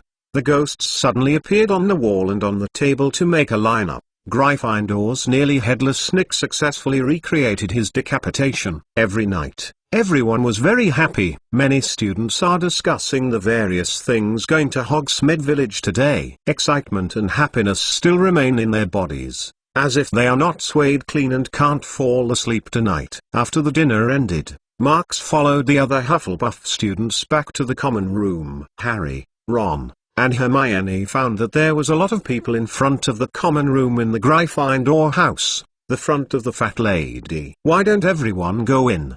Ron said strangely. "There are too many people in front of them, and they can't see exactly what happened." Harry tried to lift his toes and look over the head. The portrait seemed to be closed. Harry Potter's Book of Sin Chapter 90. Harry Potter's Book of Sin Chapter 90. "Please let me go." It was Percy's voice, and he walked out of the crowd. "Why are you stuck here? You all don't have to forget the password." "Sorry, I am head boy, please let me know." The crowd calmed down and started to calm down from the front, so it was like a cold current, spreading out in the hallway. Then they heard Percy's voice suddenly pointing up. "Who is going to ask for Professor Dumbledore?" Fast. People have turned back and the last person stood up. "What happened?" "Ginny probably stayed in the auditorium for a while, just arrived." After a while, Professor Dumbledore arrived, and he hurried to the portrait of Mrs. Fat. The students at Gryffindor College were crowded together to make him pass, and Harry, Ron, and Hermione leaned closer, trying to see where the trouble was. "Oh, my God!" Hermione seemed to be seeing it, and a sleeved tube made a scream. "The fat lady has disappeared from the portrait. The portrait has been vandalized, the canvas fragments are everywhere on the ground, and the large canvas is completely removed from the frame." Dumbledore quickly glanced at the damaged painting. "Professor McGonagall, go to Filch right away and tell him to look for a fat lady on every painting in the castle. You will be lucky." A hoarse voice suddenly said. It was Peeves, who loves to tease people. He jumped on the top of the crowd, very happy when he saw the scene of destruction and sorrow. He always did. "What do you mean, Peeves?" Dumbledore asked calmly. Peeves's mocking smile faded a bit. He didn't dare to laugh at Dumbledore. Therefore, he turned to a slick accent, which sounded better than the hoarse voice. "Not good, Mr. Headmaster." She didn't want to be seen. She was messed up. "I saw the landscape that she ran across the 5th floor, sir." She hid in the middle of the tree, crying and saying terrifying things. Peeves said in a happy tone. "Poor things." Finally he added a sentence, "but there was no pity for others." "She said who did it?" Dumbledore asked calmly. "Oh, yes, the professor's head." Peeves said, "She won't let him in, he's very annoyed, you understand." Peeves flipped in the air and grinned at Dumbledore from his own legs. "His temper is really bad, this Sirius Black." Soon, Professor Dumbledore called all the students at Gryffindor House back to the auditorium. 10 minutes later, Hufflepuff, Ravenclaw, and Slytherin students came, and the students were all puzzled. "The instructors and myself will conduct a thorough search of the castle," said Professor Dumbledore. At this time, Professor McGonagall and Professor Flitwick closed all the doors of the auditorium. "For your own safety, I think you may have to spend the night here tonight." I asked the prefects to stand at the entrance to the auditorium. The Boys and Girls Student Council presidents stayed in the auditorium for management. "I will report it to me immediately if anything happens." Dumbledore added this to Percy. After Percy heard it, he immediately put on the pride of "I am an important person. Let's find a ghost and bring it to me," Dumbledore added. And when Dumbledore passed by Marks, he said softly, "Marks, Please come out with me." He took Marks out of the auditorium, but he thought of something and stopped. "Oh, yes, I think you will need it." Dumbledore waved wand at random, and the long table flew to the side of the auditorium and arranged neatly. Again, the ground was covered with hundreds of a purple sleeping bag. "Sleep well," Professor Dumbledore said, opening the door and going out. Marks followed, and took the door with ease. Outside the door, Dumbledore was standing on the side waiting for him. "Professor, is there anything?" Marks asked. "This time someone broke into the school and it also destroyed the portrait of the fat lady, which is dangerous for the students," Dumbledore said. "I think you are familiar with the Acromantula in the woods and can help me search that piece of wood." Marks listened to it. He sorted out his thoughts and he replied, "Professor, you know everything." "Of course, why not?" "I don't know everything." Dumbledore squeezed his eyes at him. "I only know what I know." "Professor Hagrid will go with you." And don't mention how surprised Hagrid knows Marks and Aragog's friendship. The search for everyone this evening is a failure. It is as should be by rights. In Black's decisive style, long after Marks and Luna returned, he left the secret passage under Homping Willow. In this regard, Dumbledore has no feeling of disappointment. He just made sure that the intruder did not stay in school. It is already very good to rule out the danger hidden in the school. This is the most important thing at the moment. In the next few days, everyone in the school talked about rumors about Black. The more and more mysterious about how he entered the castle. The Hufflepuff Academy, a student named Hannah Abbott, heard that Black could incarnation a bush of flowering shrubs. In their next potion class, she spent a lot of time telling everyone who was willing to listen to her. The ruined portrait of Mrs. Fat has been taken off the wall, replacing it with the portrait of Sir Cadogan and his obese grey ponies. In fact, no one is happy about this. Sir Cadogan spends half of his time every day challenging people or asking people to fight with him. The other half is spent on ridiculously ridiculous passwords. To change the password twice. "He's crazy," Seamus Finnegan said angrily to Percy. "Can't we change people?" "No other paintings are willing to do this errand," Percy said. "They are all terrified by what Fat Lady has encountered.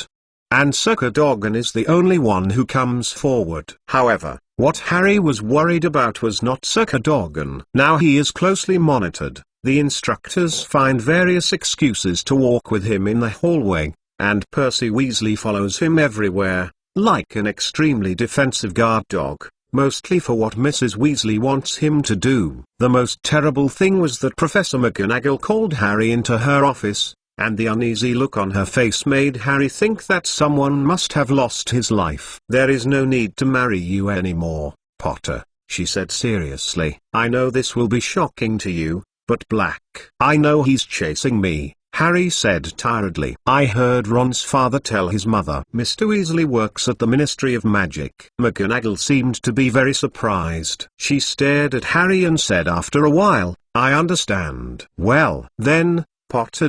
You understand why I think you are not a good idea to practice Quidditch in the evening? On the stadium, there are only your teammates around you. You are very exposed, Potter. We are going to have the first game on Saturday."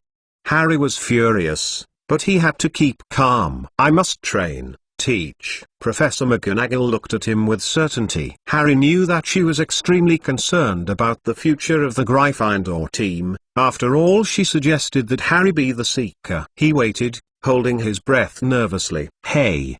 Professor McGonagall stood up and stared at the Quidditch stadium outside the window, and the sill was visible in the rain. "Well, God knows, I would like to see our team finally take back the trophy. But anyway, Potter, if there is a teacher present, I will be happy. I will ask Madam Hooch to supervise you."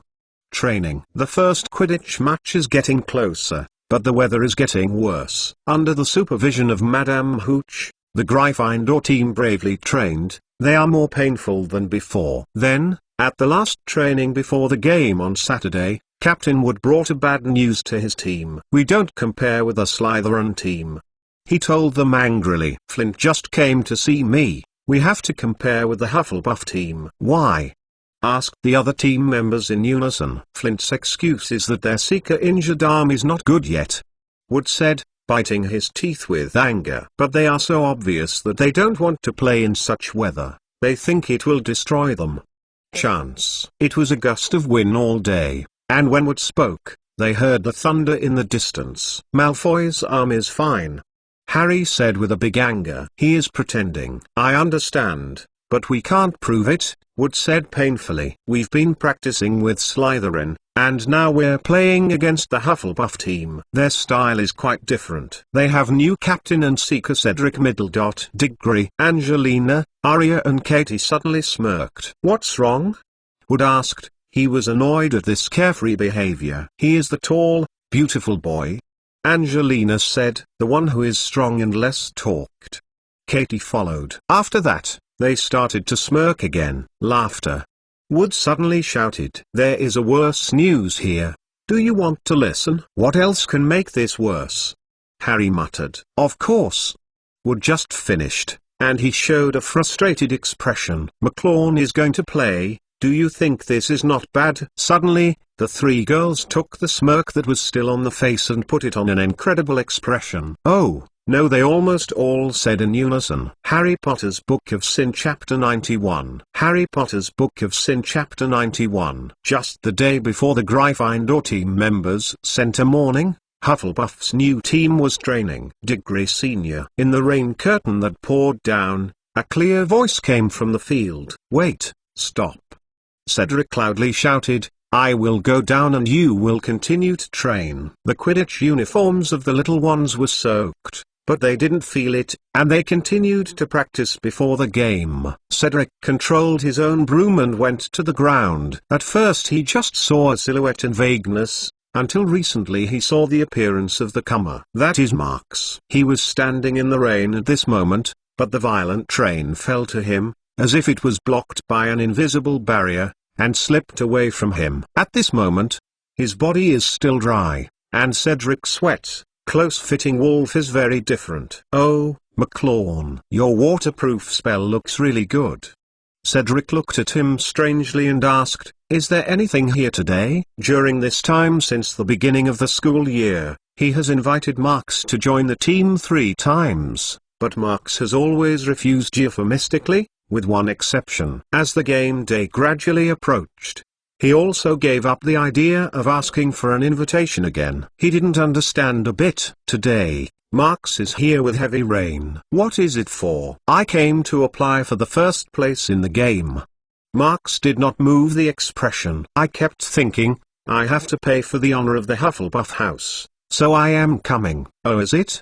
Cedric said with pleasure. That's great. I'll ask you. There must be someone who is willing to make a place for you. Sure enough, when Cedric called everyone down, the new team members were very welcome to Marks. In the Hufflepuff house, where the collective sense of honor is unusually significant, personal honors are not so important. Everyone is willing to contribute their own position for the Hufflepuff house. Of course, Marks chose the position of the chasing player. Although it is most appropriate for his plan to put Cedric off, he can suddenly run out and replace Captain's position. This is not a good idea. Later, Marks also removed the waterproof spell and started a more rush-strewn in training with the other team members. It must be said that Marks's innate talent in flight is indeed very powerful. As long as he enters the team, the whole rhythm will gradually unfold around him. Not long after, Cedric adjusted the tactical layout over and over again to accommodate Marks's participation. Until the end,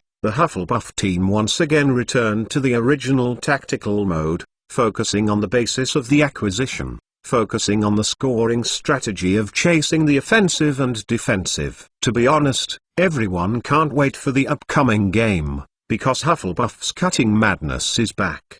The first game can come faster than they think. The next day, when the Hufflepuff team members had just finished training, Slytherin's captain, Marcus Flint, suddenly appeared at the entrance to the Quidditch field locker room. Hey, Diggory. Flint, who looked at the door, leaned against the doorframe. It's a bit of a thing to talk to you. Cedric looked at him questioningly and asked, what is it? Hufflepuff's team members walked in with wetness, and when they saw Flint, They all showed a disgusting expression. Flint is a guy who is unscrupulous in his quest for victory. He is carrying small sparks on the stadium with other Slytherin team members. No one in the other house's team likes him. In fact, our team's seeker was injured before. It was made by Hippogriff, a stupid big professor. I think you should be clear. Flint smirked. So we have to change with you. Look at the preliminary game. Is this not very compliant? Cedric frowned. Just change the game. How can there be irregularities? Flint smiled, revealing a slanted tooth, which looked a bit disgusting. Flint Sr., have you graduated yet? Suddenly, Marks came out from behind. He calmly looked at the other and said, if I remember correctly, you have 7th year last year. Flint's smirked expression immediately froze. That's right, this guy should have left school last year, but because many courses are unqualified, he has been relegated. This is undoubtedly a shame in the Pureblood family, and his father was so angry that he stopped and thought he had blacked out the Flint family. HMPH. Yeah, I am leveling. What's the matter? He glared at Marks, gnashing teeth. We already know about the game. Marks calmly stepped forward to him and looked at him coldly. Is there anything else to say? Marks took out wand, and the brilliance of Qui Green appeared at the top of the wand, and Flint was scared to take a few steps back. Nothing. He stuttered and ran away after he left the locker room, and there was no shadow in the blink of an eye. Several senior Hufflepuffs looked at Marks's wand and also a little trembling in fear. They also learned the terrifying of unforgivable curse, knowing that the magic power of the curse is green. That is, Cedric asked cautiously. No. Marks turned and waved wand, turning off the green light on the tip. It's just a variant of the wand glow, no need to be nervous. They all sighed with relief, and only a few junior team members maintained a look of stunned. Slytherin is nothing more than not wanting to race in this weather, but in any case, their strength is the same. Even if you change the game environment, there will be no chance. Marks calmly analyzed, they don't even have to win Gryffindor. On the eve of the game, the wind and the rain are still non-stop, even more powerful than before. The corridors and classrooms were dark, and the professors had to use more torches and lights to illuminate them. The Slytherin team is indeed smug, and no one can match Malfoy in this regard. If my arm is a little better, he said aloud, and he sighed from time to time. At this time, the outdoor wind is hitting the window, and the sound of jingling is constantly being heard. Harry got rid of a Captain Wood behind him and stopped at the outside of the Defense Against the Dark Arts class. He pushed the door open and rushed in. Sorry, I am late, Professor Lupin, he said as he walked inside. However, it wasn't Professor Lupin, but Snape, who looked at him on the podium. This class started 10 minutes ago, Potter. I think I should give Gryffindor a deduction and sit down. Where did Professor Lupin go? Lupin is naturally not here, because at this time, he also had to shrink in the corner of the office, waiting for the deformation state of werewolf. Marks's Wolfbane potion effect is very good, although Lupin turned into a werewolf form last night, but his sane still remains. Only the more time, the more painful he is. Remus Lupin is a lonely person, which is inseparable from his painful experience. When he was 4 years old, his father offended the werewolf Fenrir Greyback. In retaliation, on a certain night, Greyback invaded the Lupin home from the window and bit the young Remus Lupin. Since then, Lupin's life has become awkward and lonely. As time passed quietly, his parents used all kinds of methods, but they failed to cure him. He and his parents thought that he could not enter Hogwarts anymore. Other parents would not want their children to be close to a werewolf. Dumbledore gave him the opportunity to meet a lot of friends at school, including Sirius Black and Harry's father James Potter. And of course, Pettigrew Peter. That was the happiest day for him. But after graduation, Lupin, who was immersed in friendship, had to start to face reality. In his case, it is difficult to get a suitable job, and his life has become difficult. It doesn't matter how hard it hurts, he can stick to it. The only thing that made him feel sad was that he had scared a child on a full moon night. Although he tried to suppress his wolf, he quickly left there. But he will never forget the scary and fearful tender eyes. Lupin is a person who likes children very much, but he himself scares a pure child, which makes him feel disgusted for himself for the first time. In the past, even if he knew that he was not normal, he could treat himself as a victim, and it is true. From that day on, he suddenly understood a conclusion that made him feel sad. Sometimes, the victim will become a perpetrator on his own. This is probably an inevitable result. McClawn, are you really scared? Lupin, which became a werewolf form, looks ugly, but because the effect of wolfbane potion is constantly working, he looks calm. Why? Marx asked calmly. Trusted by Dumbledore, Marx was responsible for guarding Lupin as he turned, lest he misunderstand during this critical period. He sat behind Lupin's desk and bowed down to write something, while Lupin shrank in the corner between the bookshelf and the desk. Werewolf is always disturbing. They are cruel, bloodthirsty, and passionate about attacking humans. Very dangerous.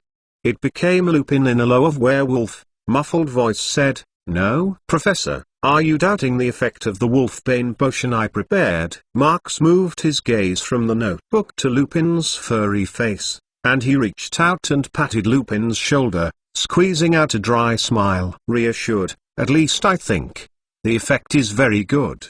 He played hard with the play with a smile. Harry Potter's Book of Sin Chapter 92. Harry Potter's Book of Sin Chapter 92. The next morning, Marx woke up from dormitory's bed. "To be honest, I sat in Lupin's office last night until I arrived in the early hours of the morning, and I didn't sleep for a long time." At this moment, he yawned and redressed, then gently left. There is still a lot to do today, such as the Quidditch race that will start in a while. The thunder outside is still endless, and the violent wind slams against the outer wall of the castle. Of course, the windows are not spared. Fortunately, Hufflepuff's dormitory is all underground, and there is clearly no window present. Only a few tiny vents are arranged in the corners to keep the air flowing. But when Marx came to the corridor on the first floor, he immediately noticed the raging wind and heavy rain that roared outside. They were obviously bigger than yesterday. Marx used a waterproof spell on himself, and the rulers of weather conditions moved toward the greenhouse. Most of the students just got up when Marx took care of the flowers and plants and came to the auditorium to fill his stomach. "Hey, Marx, I heard that you were going to play today?"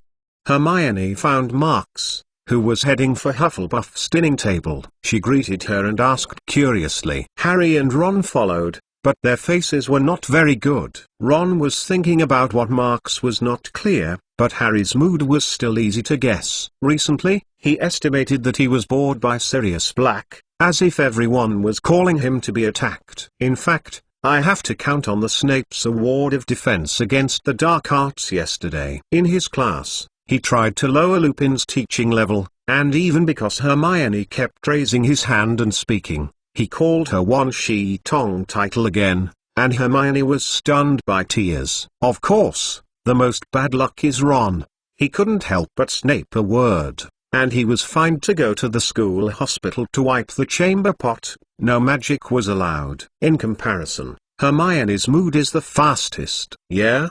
Marx looked towards Hermione, nodded. "Well, I am also a member of Hufflepuff. I have to make some contributions, aren't I?" Although this is just Marx's pretext, at least, this is a very reasonable explanation. No one will be surprised. "Oh, I think so." Hermione laughed, encouraged. "I hope you and Harry can all play the best, although the weather is not very good." "Thank you," Marx said, walking over and hooking Harry's neck. "Don't care if there's nothing, Harry. I'm in a better mood. If there is any trouble, come to me. If I can, I will help you solve it." It's best to let Snape talk less about the bad things about Professor Lupin.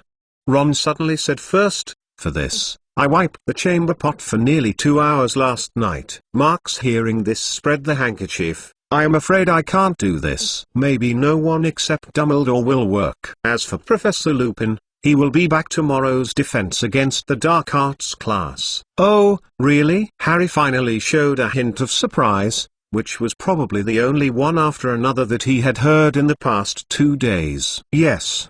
That's right, Marks said. I can always mention some spirits here. It's better in a while, but I won't be merciful. Although Slytherin has escaped bad weather, think about it from another angle. At least we don't have to deal with the little tricks of Slytherin in the storm, which is good. What do you say? Harry felt that Marks really made sense and couldn't help but nodded. Quidditch. This sport has always been very popular. The teachers and students of the school have come out in peace and go to the stadium to watch this game. They ran across the lawn to the Quidditch stadium, lowering their heads against the wind. But after all, no one can cover the entire body of the waterproof spell like Marks. Most of them are holding their umbrellas against the wind and rain. Halfway, several people's umbrellas were blown off by the wind, and all the way to the air. Even so, it is impossible to extinguish everyone's enthusiasm. In Hufflepuff's locker room, Cedric is mobilizing for everyone before the game. Speaking of it, Marks knows that many spells can be used to raise the level of the team in heavy rain. It may be a foul in the official game, but it is relatively easy to drill some holes in the Quidditch Cup of Hogwarts. It's just that he didn't have this idea. To put it bluntly, he didn't come to win. After Cedric finished speaking, everyone went out of the locker room and came to the entrance. Marks stepped on the broom with everyone and flew to the dense rain curtain outside. The wind is really big, and almost everyone is affected to varying degrees, even Marks is no exception. But he quickly stabilized his figure and flew into the field in the cheers of the audience. Below, both captain flew to the center of the field to shake hands. Diggory smiled at Wood, but Wood now looks like he has a closed jaw. He just nodded, and from time to time he raised his head and looked at Marks. Everyone can see that Marks's sudden entry has put him under great pressure. Harry also flew over from the opposite side, and Marks ordered nodded at him. Harry laughed, but his smile is stiff. The wind and rain on the field is too big, and quite cold. He feels almost frozen. Madam Hooch put the whistle on his lips and blew his blows, making a sharp whistle. The whistle was covered by the violent rain, which sounded more like coming from a distance. Quaffle flew high in the rain. The game started. Marks was the first to move, and the Nimbus 2000 he sat down quickly accelerated, taking him through the rain and rushing straight into the quaffle. He grabbed the quaffle accurately, and then as a sharp knife, he did not rush to the Gryffindor team's halftime. The torrential rain was not standing underground, and everyone's vision was greatly limited, and Marks's speed was extremely fast. For a time, the Gryffindor team didn't even have time to see where Marks was. Soon, Marks rushed to the front of George Weasley. George saw Marks, but the speed of Marks was too fast, and the two almost hit it. At this moment, Marks's body momentarily tilted to the left, and the whole person slipped under the broom, as if hanging upside down on the broom. He and George passed by in danger and scared George. After breaking through George, Marks immediately adjusted his body shape, and while others had not arrived, he sprinted directly toward Captain and Keeper's Wood. Wood is very stressed and very big, but after all is the old team member, and this time he barely controlled his mentality, seriously defending, and intends to fight to intercept Marks once. At least once. Wood kept groaning, his eyes looking straight into the direction of Marks. Near, closer, has entered the scoring area. He is going to pitch the ball. Wood struggled to the door knocker on the left, because Marks chose that side. The speed is so fast, he wants to change direction is impossible. But Marks suddenly slammed the broom handle to the right. After this is almost impossible. In order to increase the small arc deflection caused by the high-speed steering, he turned all the way to the right, and the whole person was almost at a horizontal angle to the ground. Nimbus 2000 hurried through an arc in midair, and even the rain was brought out of an arc.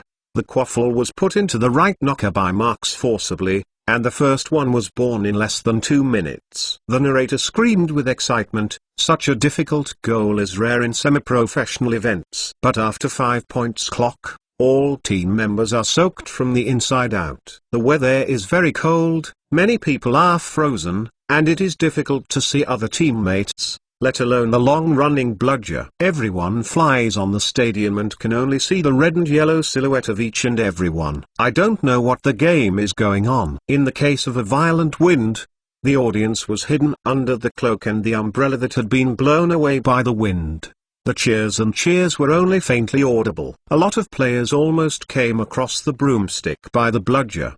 The heavy rain made everyone almost unable to open their eyes. They couldn't see the ball colliding from the opposite side. In fact, Marks has also been affected. In addition to just getting into the state and getting a goal, he still hasn't found a chance to take the ball. Of course, this has a lot to do with his mind not on the ball. Even so, when he found that Gryffindor's chasing player Katie Bell was throwing the quaffle to another teammate, Marks, who just flew over, intercepted the ball. Time passed a little, and unconsciously, the score has risen to 60-10, and Hufflepuff has already taken a 50-point lead. Just then, the whistle of Madame Hooch accompanied the first lightning blow since the opening. On the Gryffindor side, Harry could see the outline of Wood in the dense rain curtain, and the other side was pointing to him, asking him to come down to the ground. The whole team splashed water and landed on the muddy field lawn. I called timeout.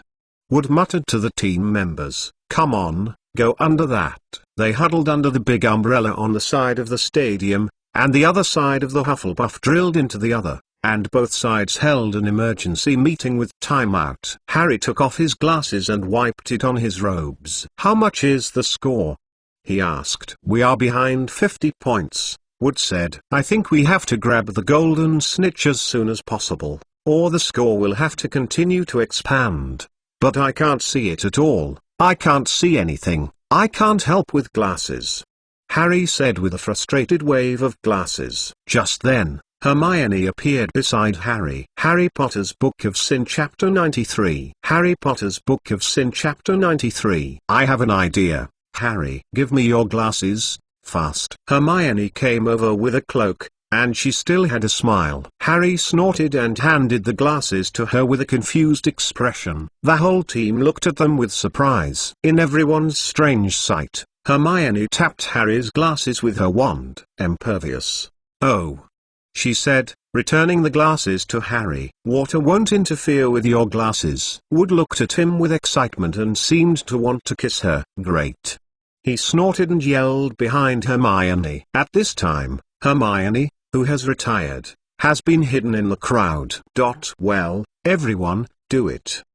Wood turned and the moved towards team members shouted again, seemingly because of the little action of Hermione. Hermione's spells worked. Harry was still cold and numb, and his body was still wet as never before, but he could at least see it. He renewed his determination to urge his broom through the turbulent airflow, moving toward the various directions and rushing in, looking for the humble golden snitch. In the process he avoided a bludger and swept through Diggory, and Diggory was flying in the opposite direction. There was another thunder, followed by a forked lightning, and the situation seemed increasingly dangerous. Harry felt that he had to catch the golden snitch as soon as possible. Marks scored another goal. Almost no one can stop him. Harry turned again and wanted to go back to the center of the stadium. But at this moment, another lightning illuminates the stands, and Harry inadvertently sees what is most distracting. It was a silhouette of a huge black dog covered with thick hairs. The silhouette was clearly reflected in the sky, and it stayed in a row of empty seats on the highest level of the stands. Since Harry saw the black dog before the start of the school, the impression has been lingering in his mind. On divination, Professor Trelawney even said it was horrified, and some students tried to stay away from him. And now, damn, he saw it again. Harry's frozen numb hands slipped on the broomstick, and he couldn't help but drop a few feet. He opened the already wet hair tip from his eyes and squinted to see the stands. But the dog is gone. "Harry!" Wood's scream came from the Gryffindor's goal. "Harry, behind you!" Harry panicked and found that Diggory was continually slamming down the stadium, and a small golden plaque swept through the rainy air. sparkling a golden light that could not be ignored. Harry panicked and fell on the broomstick, spinning to the golden snitch. "Come on!" he yelled at his broom, and the rain patted his cheek, but he completely ignored it. Come faster!" However, something strange happened at the scene. There was a silence on the stepped stands around the stadium, which was timid. Although the wind was still as strong as before, it seemed to have forgotten the whistling, as if someone had pressed the volume switch and turned off the wind. Harry felt that he suddenly seemed to be paralyzed. What happened? Then a familiar terrifying cold snap hit him again, raging in his body. At this time, he just felt that something seemed to be moving on the stadium below. Harry couldn't think too much, and he moved his eyes off the golden snitch and looked down. That is Dementor. The amount is horrible. There, at least 100 Dementors stood underneath, and their faces hidden under the headscarf were facing him. Suddenly, Harry felt as if cold water had risen from his chest and kept cutting his internal organs. Then he heard a familiar and strange voice. Someone is jealous. He is in his mind. It is a woman. No, there seems to be something else. Don't touch Harry. Don't touch Harry. Please don't touch Harry. Let's go, you stupid woman. Go side by side. Now. Don't touch Harry. Please don't. Come to me. Kill me and get it. Harry was full of numbness in his mind, and he felt that his mind was full of white fog. What is he doing? Why is he flying? He must help her. She is dying. She is going to be murdered. But Harry only felt that he was falling down and fell in the cold fog. Don't move, Harry. Please don't move him. Please. Send mercy. Send compassion. A sharp voice was laughing. The woman was screaming. But at this moment, a sudden force held his body that kept falling. Expecto Patronum. A calm voice rang from Harry's ear, and he felt his body surrounded by a soft, warm atmosphere. At the same time, there seemed to be a burst of cheers and exclamations in the distance. That is the audience. Is the voice of the audience in the stands? I am still playing? Yes. The game. Harry woke up awkwardly. When he found himself closing his eyes, he tried to open up the heavy eyelids like lead. Suddenly, he saw a giant eagle that was emitting silver-white fog. The body of the giant eagle is almost bigger than the person, the wings are flat, and it is so big that his spirit is violent. Giant eagle soared in front, silver-white light fog surrounded and entangled around its body. Suddenly, its wings and swiftly dived toward the Dementor floating on the ground with a grand momentum. The haze was stretched behind the giant eagle, and a conspicuous silver-white band was pulled in the air, which seemed to have a reassuring beauty. The silver-white giant eagle suddenly rushed into the place where the Dementor got together. When it hit nearly 10 Dementors. For a time, the scene seemed a bit confusing. This giant eagle seems to be the natural enemy of the Dementor,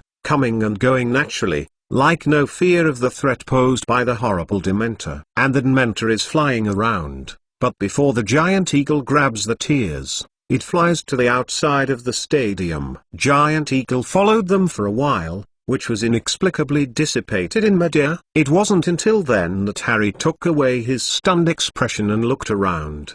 Marks?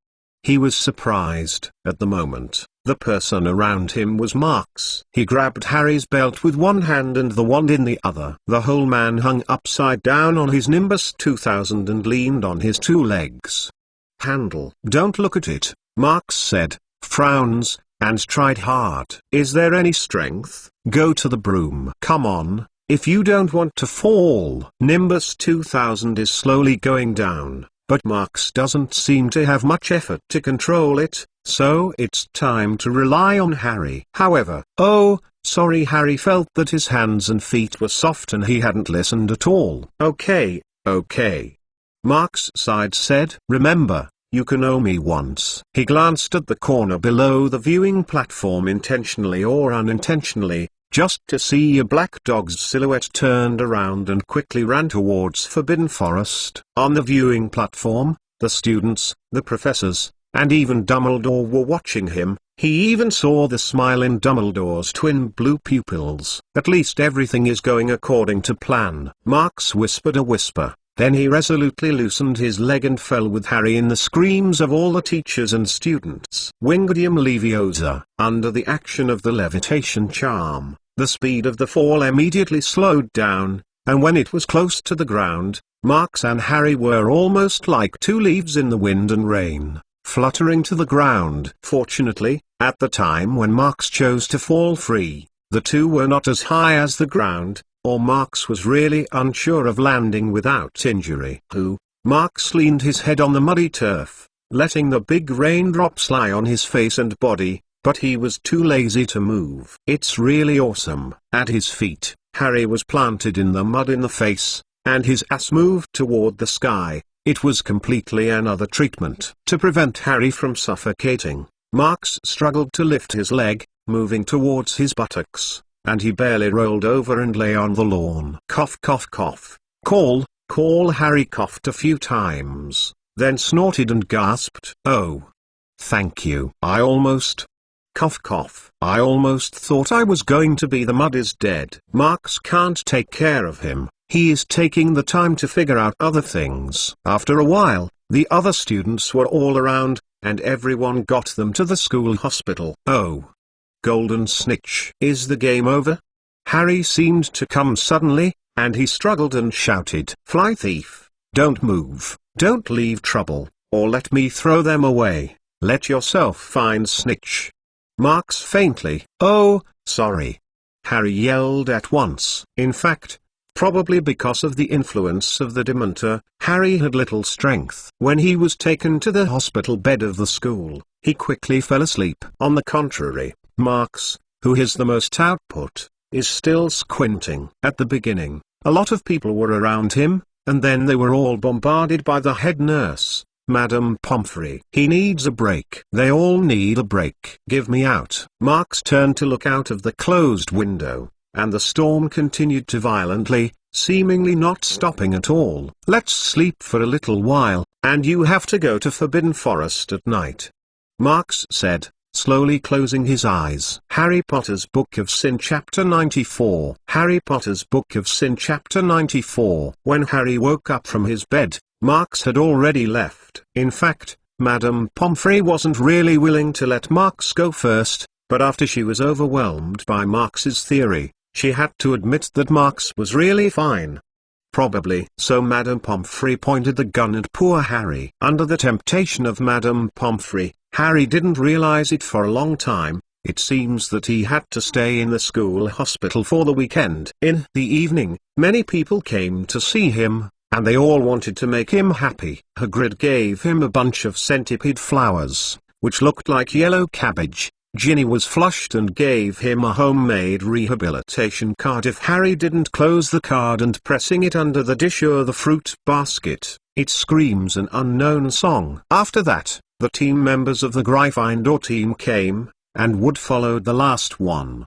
He was empty and looked completely lifeless. But he said to Harry. He didn't blame Harry at all. It wasn't Harry's fault. Ron and Hermione have long arrived. They have been on the edge of the bed and left at night. Everyone can see that Harry's state is not good. But no matter what others say or do, Harry can't feel better, because what people know is only half of his troubles. He didn't tell anyone about his ominous things, not even Ron and Hermione, because he knew that Ron would lose one's head out of fear, and Hermione would laugh at him. However, the only thing he is not sure about is Marx. Maybe Marx already knows something. Harry recalled the warm, sinister silver-white fog that was pulling him. He pondered for a while, but he had to shake his head. By the way, there is the black dog that has appeared twice. Every time I saw the black dog, there was almost a fatal incident. The last time, he was almost killed by night bus. This time, he fell off the 50-foot broomstick. Is that really as ominous as Professor Trelawney said? If that is the case, then, is it ominous to keep entangled with him until he is really dead? Is it necessary to keep an eye on this beast for the rest of his life? If there is any trouble, come to me, I will help you solve it. Harry inexplicably recalled the words Marx had said to him. But Harry always felt that he couldn't rely on Marx just like this. This is not what he should do. The arrogance of young lion will always ignite spontaneously at this time. Yes, there are those damned Mentor. Every time I think about them, Harry feels sick and humiliated. Everyone says they are terrifying, but no one else is like him. They faint as soon as they approach. No one else has repeatedly heard the voice of his parents before his death in his mind. And Marx can even run them with that powerful spell. In the middle of the night, Harry was lying in the hospital. I don't know if he slept more during the day or for other reasons. He couldn't sleep. He stared at the ceiling, the path of moonlight leaking through the gaps in the curtains. Oh, are the rain clouds gone? Harry muttered. At this time, he seemed to hear the words of her and heard those words repeated again and again. When the Dementor approached him, he heard the voice of Mother at the end of his life. She tried to protect him from Voldemort's injury. He also heard Voldemort's laughter before killing Mother. Throughout the night, Harry woke up in his dreams and dreamed of sleep in an intermittent sleep. He dreamed of wet, slippery, rotted hands, and the pleading of send cold shivers down one's spine. He woke up at once, but the voice of Mother was always echoing in his mind and lingering. Just as Harry tossed and turned, in the depression in the depths of Forbidden Forest. Aragog, hasn't there been a black dog all the time in the woods? Marx asked as he prepared for the potion. Black dog? Aragog said, and asked a few words to the children not far away. It seems that there is one, but the little thing is only on the edge. It rarely runs. Come inside. That's good. Marx is not going to make contact with Sirius Black yet. At least not yet, he said, licking the reagent tube and walking towards Aragog. The experiment has been done several times, and Aragog is already used to it. At least it won't be as nervous as it was the first time. As the medicinal liquid feeds its with the body, Marx sits directly on the side of the drunk, waiting quietly for some of the next changes that may occur. Although in terms of data, the value of the transformation of Potion and Aragog has increased a lot. Probabilistic events are always probabilistic events, and it will not become a necessity because of your expectations. Looking at Aragog's abdomen and feet are gradually filled with some green, and its 8 eyeballs are also faintly grayish. This is the state that appeared in the last experiment. Marx just calmly recorded the time and extent of change, and continued to focus on their attention. Just then, Aragog showed further reaction. Its 8 long legs trembled slightly, not only the chest and abdomen and the feet, but even the back of the strip-like pattern was filled with the dull green. Something like scales is spreading from its forehead. Hey! Marx glanced at his eyes subconsciously, but immediately squinted and removed his gaze. He felt that his skin seemed to get tight. Marx, who noticed this, immediately pulled out a potion bottle and pulled out the stopper and poured a small medicinal liquid into his mouth. That is, the Mandrake Resurrection Potion he had prepared for, just to cope with this situation. Although I didn't pay attention to it, I was successful in the bloodline transformation experiment. Aragog, how is it?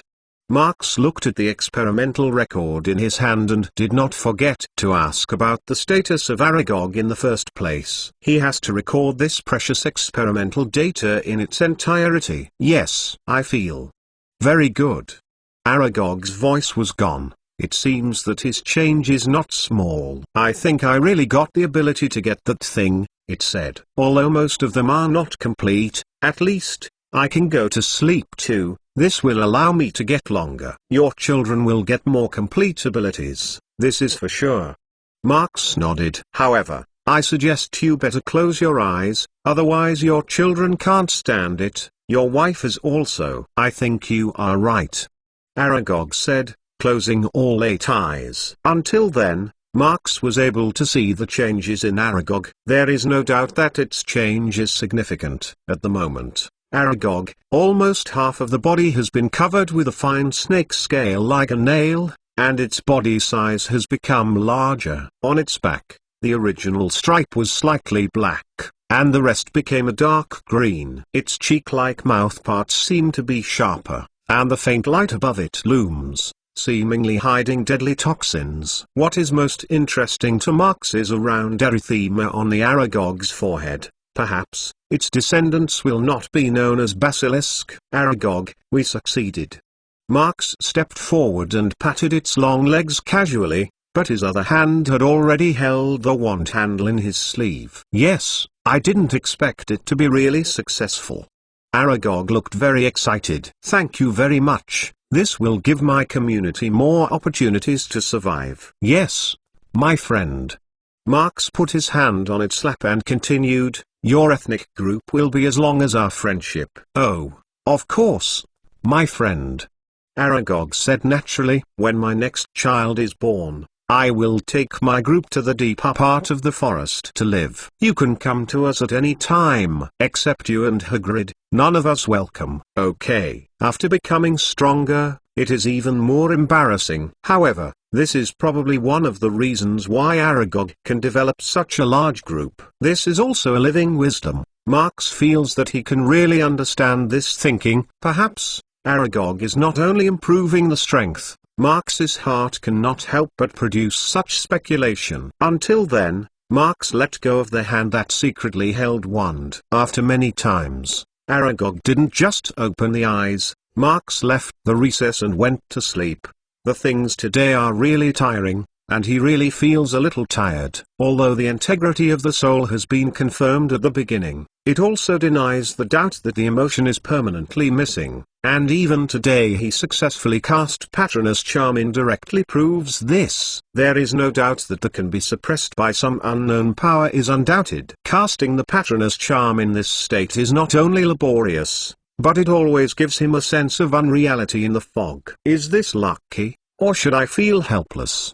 Marx lay on the bed and looked at the ceiling and thought, well, in fact, nothing can be felt. On that day, the kind of touch that felt in Honeyduke's sweet shop, Marx suddenly wanted to experience it again. He felt that it should be the key to cracking the test. In the midst of confusion, the more Marx wants to go further, the gradual ignorance of consciousness. Soon, he was completely immersed in his sleep. The night sky after the rainstorm seems to be exceptionally clear, and the stars are shining with faint brilliance. Harry Potter's Book of Sin Chapter 95. Harry Potter's Book of Sin Chapter 95. A lot has happened recently. For example, Lupin came back to teach, although he seemed to have had a sickness.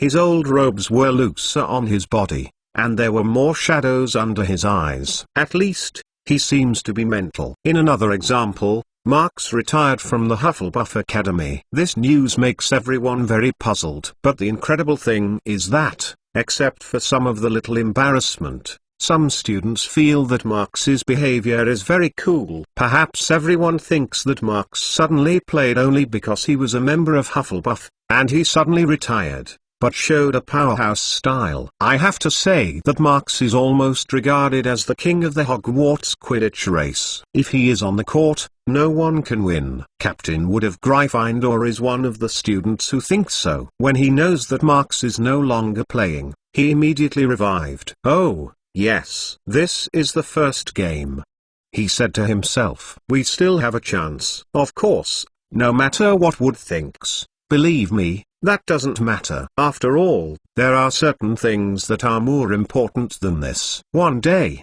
the class bell rang. Everyone packs good things to the door. Harry is there, but, wait a minute, Harry, Lupin called him. I have something to tell you. Harry doubted his footsteps and turned and walked back. He watched Professor Lou, who cast a layer of cloth on the box containing the Hinky Punk as the content of the lecture. I heard about the game, Lupin said, turning to the podium and putting the book in his briefcase. That was a terrible accident. Have you heard about those Dementor? Lupin turned his head and glanced at him. Yes, I heard. Professor Dumbledore is very angry about this. We haven't seen him angry for a long time. In recent days, those guys have become more and more unstable. They are angry because they can't enter the campus. I think they made you fall down? Yes, fortunately Marx helped me, Harry said absently. Harry got a little stunned, and the question that had been pressed in his heart subconsciously blurted out,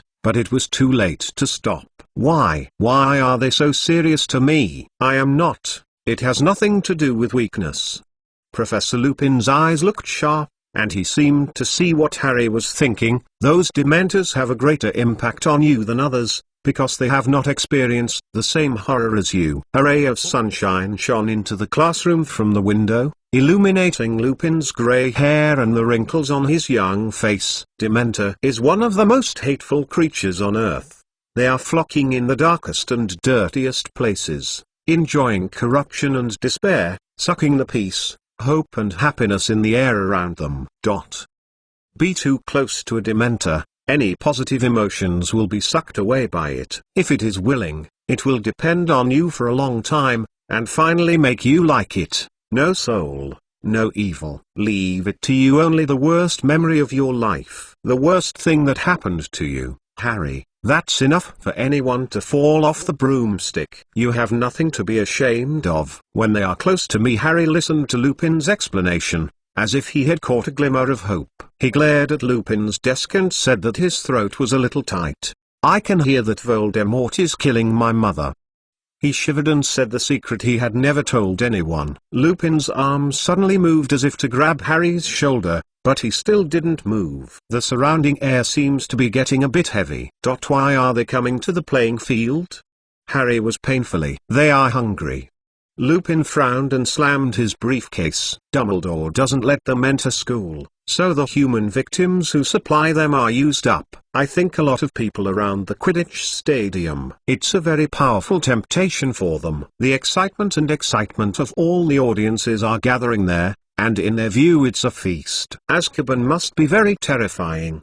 Harry mumbled said. Lupin was gloomy and nodded. The castle is located on a small island, on the way to the sea. But there is no need to use walls and water to shut the prisoners, because the prisoners are in their grasp. The prisoners will lose even the simplest ideas. Most prisoners for a few weeks it's completely gone crazy. But Black escaped from their hands. Harry thought as if he had been opened. He felt that he could pour in Lupin here.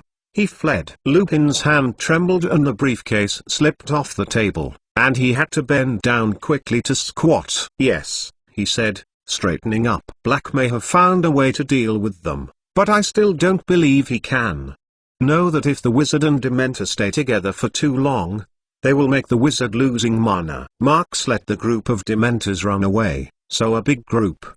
Harry suddenly said, yes, there is some way to defend against Dementor. Although Lupin has been recovering his strength in the office, he also heard about the situation at the time. However, the more they are, the harder it is to resist. McLawn does it's really good, unimaginable, but that's not something everyone can do. Is that a curse? But I never learned it, Harry asked immediately. Can you teach me? I don't want to pretend to be an expert against Dementor, Harry. Lupin was awkward, but if there is another Quidditch match, they come again, then I have a way to deal with them. Lupin looked at Harry's firm face and snorted, then said, if you really want to learn, why not go to Mr. McLawn? I think he may be no better than I used. That Harry said with amazement. Is that impossible? Marks will be more powerful than you. At least, according to what I heard, McLawn's curse really works better than me. Lupin is also a complex face. Who can think of it? A student of third year can not only call Patronus, but it is almost the same level of achievement. This is what Miss McGonagall told him. But Harry hesitated. Well, maybe I should actually ask Marks. After bidding farewell to Lupin, Harry thought about it and finally he was relieved. Indeed, Marks's mighty power is obvious to everyone, and Harry is convinced. And Marks's help to him also made him very grateful. To be honest, he didn't want to owe Marks anymore, which made him feel that his life was still not clean. But if you always think so, will they still be friends? No. Harry shook his head. You don't have to think about it. You shouldn't have these things between friends. Thinking about it? Ron suddenly asked, and Hermione also cast a questioning eye on him. Oh, I was thinking. Harry said that he was going to visit Marks, and Ron and Hermione were invited to join. In his opinion, this spell is really useful. It can withstand the sudden attack of terrifying monsters. Does Professor Lupin really say that? Hermione exclaimed excitedly. "That's so cool." "Of course, I have to go." But Ron twisted his neck and revealed a look that was not very comfortable. "Oh, you won't care about what happened last year?" Hermione couldn't help but say, "You have been twisting and pinching this semester. This is not very good. Are you not a good friend with Marks?" But Ron was reddened by Hermione's words. He looked tangled. "I think.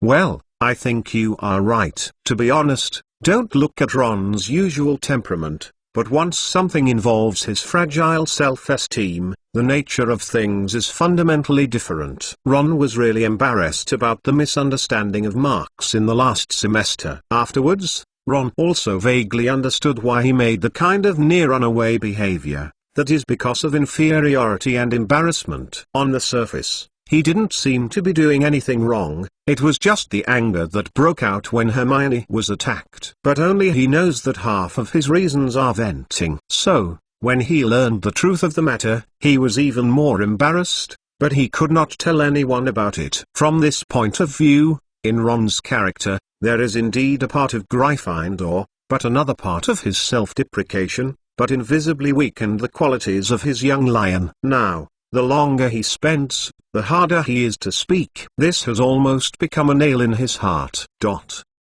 However, when the young lion trio decided to go to Marks to ask for advice, he found that Marks was missing. They are almost used to Marks's ghosts. "Wait a minute, maybe he will appear in a few days." Hermione shrugged. In fact, until the end of November, Marks had been in the responsive room except for the time of class. Recently, Aragog's business has come to an end, so he focused his research on Wand. It is time to deal with Basilisk. However, when Marks started his research, he immediately encountered a very difficult problem. According to the limited amount of Wand data in the library, the existing Wand production technology is a secret family inheritance. This makes his layman almost impossible. I knew that I had a few books about Wand in Ravenclaw's Chamber of Secrets. He sat in the pleading room, staring at the blank notebook in front of him, and shook his head. Harry Potter's Book of Sin Chapter 96. Harry Potter's Book of Sin Chapter 96. Speaking of it, every school year seems to be very busy, everyone thinks so, but the passage of time is always so rushed. People can't help feeling a little lonely. Although Marks is not always concerned about grades, other students have to pay attention to their studies. Especially for 7th year students, they are not only graduating, adult and looking for a job, but before that, there are NEWT exams waiting for them. And Charlotte Werther, who has been a big girl for 7 years, is one of the graduates. Graduation is always a sensation, most people think so. But when you are a party, you will find that you have absolutely no effort and no mood. Go with the students, hug each other, feel sad, and then throw sweat and tears. Because, you still have to take the exam. You have to fight to go to the exam. Charlotte's performance is not bad, but there is no good match with her appearance. To this end, she had to put aside all her thoughts and devote herself to the hell of learning, reviewing, and relearning. Christmas is coming. But what does it have to do with the old lady? Holiday? No, don't be kidding, it doesn't exist in the life of 7th year. Sometimes textbooks are like a shit. When you are driven by hunger and mad, there is only one option left. Is it better to be more Sven? Charlotte, who was smashing his head in a pile of information, raised his head sharply, and the bloodshot eyes in his eyes looked very scary. No, it's not too late to wait for the test. She plunged into the data pile again. Oh, shit, it's wrong. In fact, there are 2 weeks left until the end of the semester. Recently, the sky suddenly cleared, showing a dazzling egg white. The muddy ground that was originally rainy was also covered with a layer of shiny hoarfrost. In the castle, the atmosphere of Christmas has already begun to overflow. Professor Chart's teacher, Professor Flitwick, decorated his classroom with a shimmering light source. These are actually a group of little fairies that are constantly shaking their wings. With the exception of 7th year, almost all students are happy to discuss their vacation plans. But this year, Both Ron and Hermione decided to stay at Hogwarts. Ron said he couldn't stand the 2-week stay with Percy, and Hermione insisted she was going to the library. But Harry understood in his heart that they were doing this to accompany him, and he was very grateful. Of course, in the last week of the semester, everyone can go to the Hogsmeade Village once. Everyone except Harry is very happy. However, the 3 young lions that have been waiting for Marks have not waited. At this time, it was dinner time. Everyone was filling their stomachs. But at this moment, a large group of owls suddenly flew in from the outside, and the students looked at them with amazement. Is it McLawn? But Christmas is not here yet?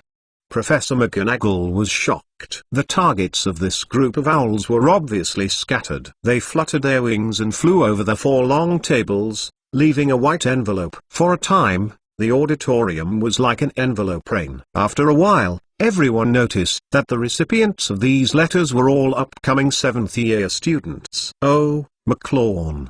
Yes, mine too. Same. Everyone looked around and then read the envelopes and read them. Graduate party?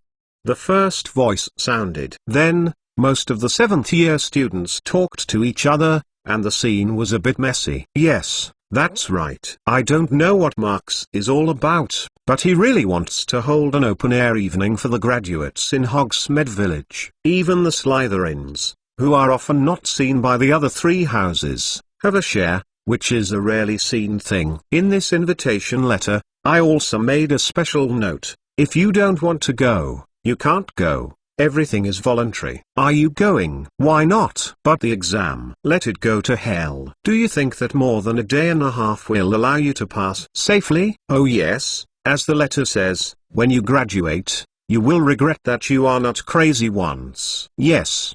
That's right. That's it. Similar conversations take place on the long tables of the various houses, although some graduates don't agree with them, but most people think this is a great idea. Soon, the news in the letter was passed along with the dining table. The lower grades wanted to participate, and the drinks and food were not free. This time, Marks inexplicably bleed once, and he actually had to hold an open-air party at his own expense. You know, the entire 7th year has 150 multiplayer, and the cost of this party is an astronomical figure for a student. Just when everyone was a little excited, Marks's owl, Marfrio, also rushed in from outside the gate. It didn't stop, but after throwing a letter to Dumbledore sitting in the middle of the teacher's seat, he immediately flew out of the hall. It seems that I also have a share. Dumbledore laughed and picked up the envelope that was falling in front of him. He opened it and looked at it, but continued, oh, not only that, everyone has a share. Dumbledore handed the letter to McGonagall sitting next to him, then stood up and cleared his throat. You are 7th year. Please note. Dumbledore's prestige was as high as ever, and the hall was quiet immediately. I regret to tell you that this party is just Mr. McLawn's personal behavior. He has not notified me in advance or Professor McGonagall. I think this is not a rule. He looked at everyone, slowly. On the long tables of each house, many students showed a frustrated expression. But, at this moment, everyone's heart hangs again. If you go to Hogsmeade to attend a party, it's just a personal act. There seems to be no reason for the school to stop everyone. Dumbledore blinked and looked a bit naughty. Although Mr. McLawn invited me, but I still have something to do, he said. He turned to look at the faculty members. If other professors have time to participate, it is theirs. Individual freedom. After that, Dumbledore sat back in his seat and looked down at the food in the dish, as if nothing had happened before. Suddenly, the students on the field cheered happily. A fair party for farewell graduates. Hermione said strangely, what is Marks doing? Who knows? Harry was a little depressed because he couldn't go, at least not just and honorable. Ron sighed with a face. Oh, Marks is really rich. That's right, this is really an interesting event. But everyone is wondering, what is the reason for Marks to hold this event? Or simply don't think about it, just prepare to go crazy at the open-air party. In any case, it's just like the excitement of everyone. This party should be quite lively. The next day, on the morning when everyone went to Hogsmeade Village, Harry said goodbye to Ron and Hermione, and then set foot on the marble staircase to Gryffindor Tower alone. He planned to go out of school by stealth. The snow floated out of the window and the castle looked very quiet. "Hey, Harry." Harry turned around in the middle of the corridor on the 4th floor, and he saw Fred and George sneaking up from behind a humpbacked witch sculpture. "Are you there?" Harry asked curiously. "Why didn't you go to Hogsmeade?" "Let's go to bring you some festive atmosphere," Fred said, mysteriously rubbing his eyes. "Come here." He was nodded to an empty classroom to the left of the Aeneid statue, and Harry followed Fred and George. George gently closed the door, then turned and looked at Harry with a smile. "Give you a Christmas present early, Harry," he said with a smile. Fred, aside of the hand, waved a thing from the cloak and placed it on an empty table. It was a big, square, very old parchment with nothing written on it. Harry thought it was a joke by Fred and George, and stared wide-eyed to watch it, lest it be twins. "Give it up," I said. "What is this?" "Well, this, Harry, it's the secret of our success," George said, patted the parchment with gusto. "It's a bit reluctant to give it to you," Fred said. "But last night we decided that you needed it more than we did. In any case, we have already remembered its contents," George continued. "We gave it to you. We no longer need it." "So a shabby parchment, what do I want it to do?" Harry asked doubtfully. "A dilapidated parchment." Fred repeated Harry's words, then closed his eyes and made a face, as if Harry had stunned him. "Explain, George." "Okay. At our first year, Harry, we were young, carefree, and innocent." Harry snorted in his nose and he wondered if Fred and George were naive. "Oh. At least it's more naive than we are now," said George. "There was a little accident between us and Filch. We put a big dung in the hallway. For some reason, this bomb made him very depressed, so he pulled us into his office and started to deal with us with that kind of convention." "Closed," Harry inserted. "Put out our intestines." George he smiled, and Harry immediately curled one's lip. "What about?" Harry urged. Harry Potter's Book of Sin Chapter 97. Harry Potter's Book of Sin Chapter 97. "Well?" Harry asked curiously. "What are you doing?" Yes.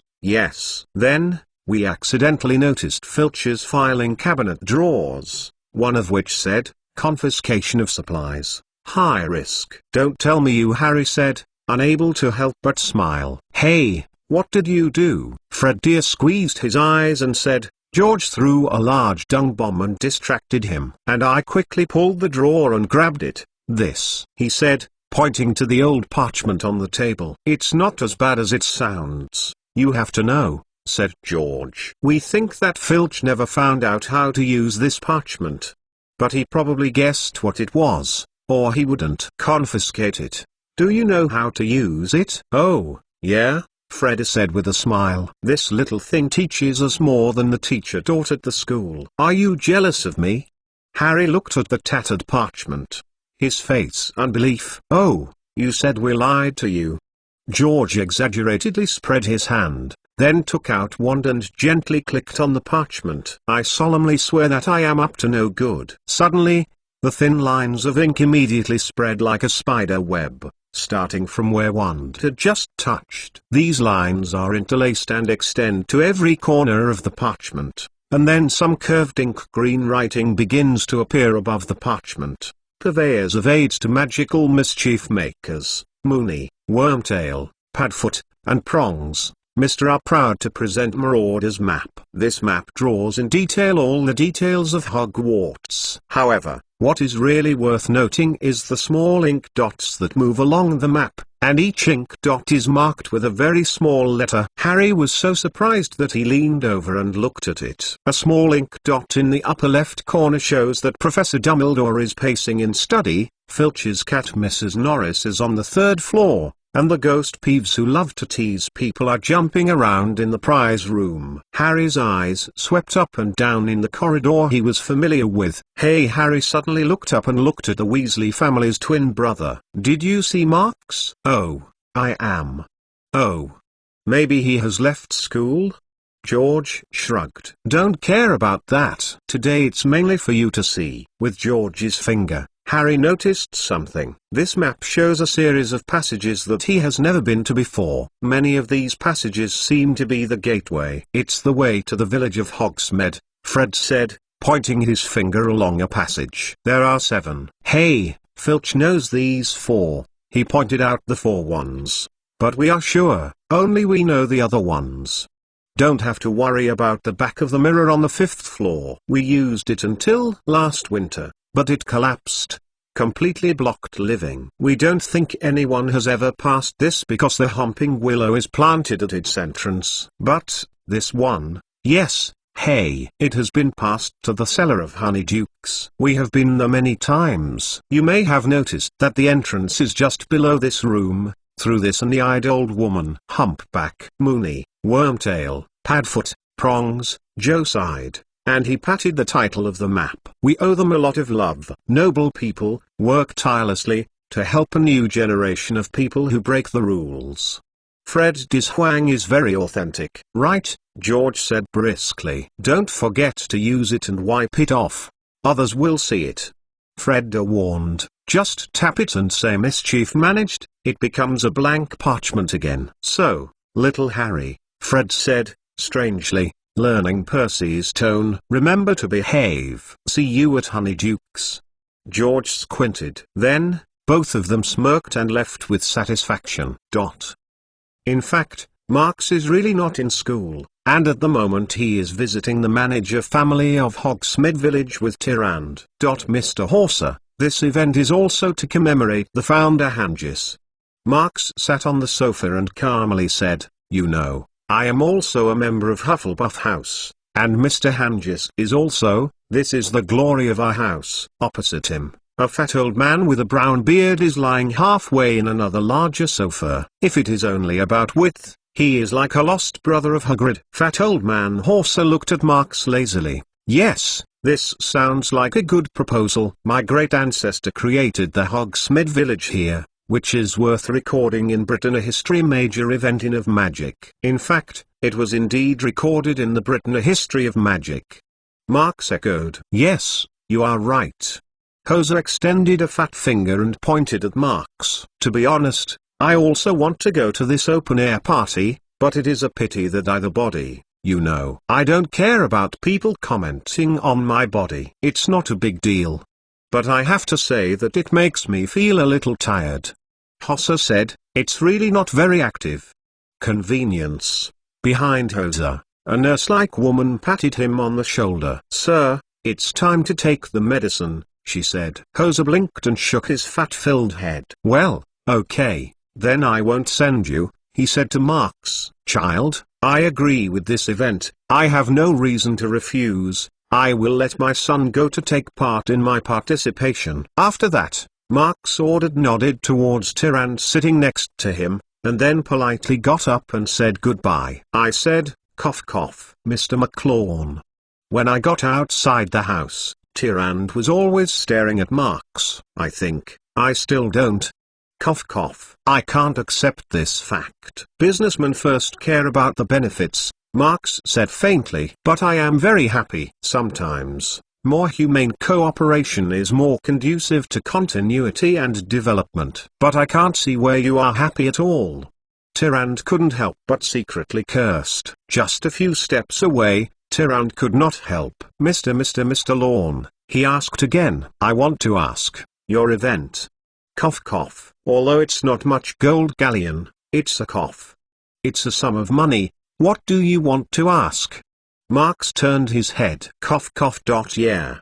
Tyrande said. This is a human investment with uncertain returns. Marks said naturally. I just said it. I like the more humane cooperation with him. He often does not understand Tyrande doing business in Magic Circle to go through arduous training or hard work. Indeed, having a good relationship with the graduating students is a low-cost and efficient option. If done right, Marx can build a network of his own in just a few years. Regardless of the results, the value that can be created is definitely higher than the cost of input. And the most crucial thing is that this kind of investment is not complicated and does not require frequent follow-up operations. The relationship between people is sometimes as simple as that. It's like ... a shrinking Hogwarts. Tyrande couldn't help but say. But Marx shook his head. That also needs a powerful strength to support. The Potioneer's ability alone is not enough. You want to be the next one, Dumbledore? Tyrande widened his eyes. In fact, Tyrande wanted to say Grindelwald. After all, the latter was done more directly and more thoroughly. He stayed in the magic circle and left a dark legendary, but he failed, and Dumbledore defeated him in a dying duel with his personal strength. However, Marx still shook his head. I am me, not the next one. He calmly said, I don't have the love of guarding the magic circle, nor the ambition to conquer and change the magic circle. I just pretended to be reigning, nothing more. The two talked from time to time and went to the avenue of Hogsmeade Village.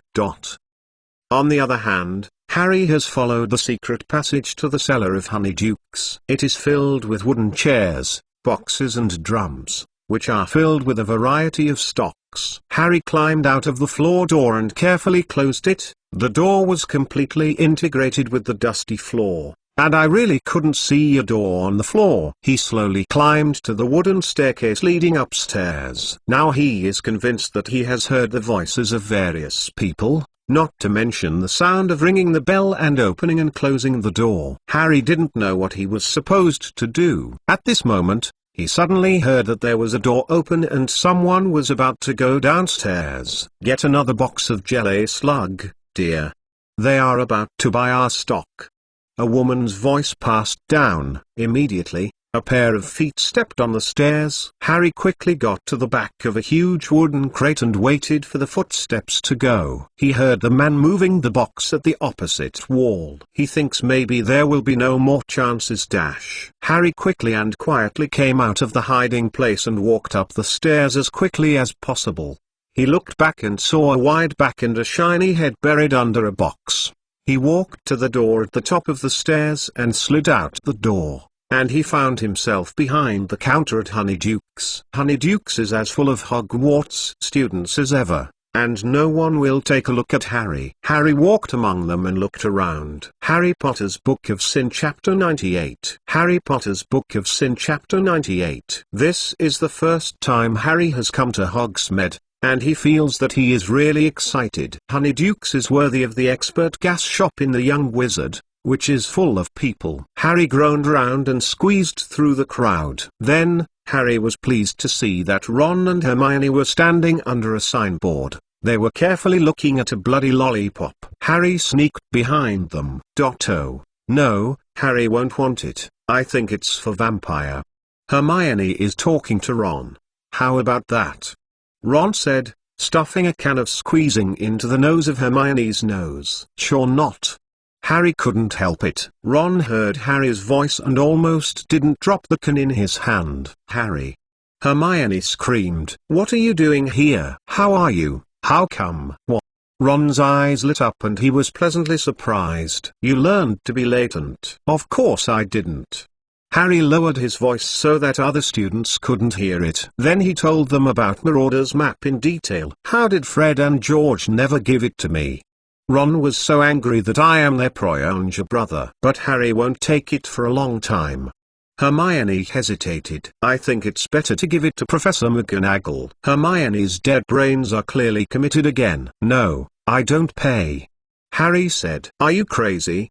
Ron said, glaring at Hermione. Have you handed over such a good thing? If I handed it, I would have to say where I got it. Filch will know what Fred and George took. But what about Black? Hermione worried about the authenticity. He might just use a secret passage to enter the castle. If Professor McGonagall has this map, he can't come in from the channel. Harry retorted immediately. There are 7 secret passages on the map, right? Fred and George estimates that Filch might know 4 of them. In the other 3, one has collapsed, and no one can come in from that passage. The entrance to the one is the Whopping Willow, And when I go in, I can't come out. And the one I just walked.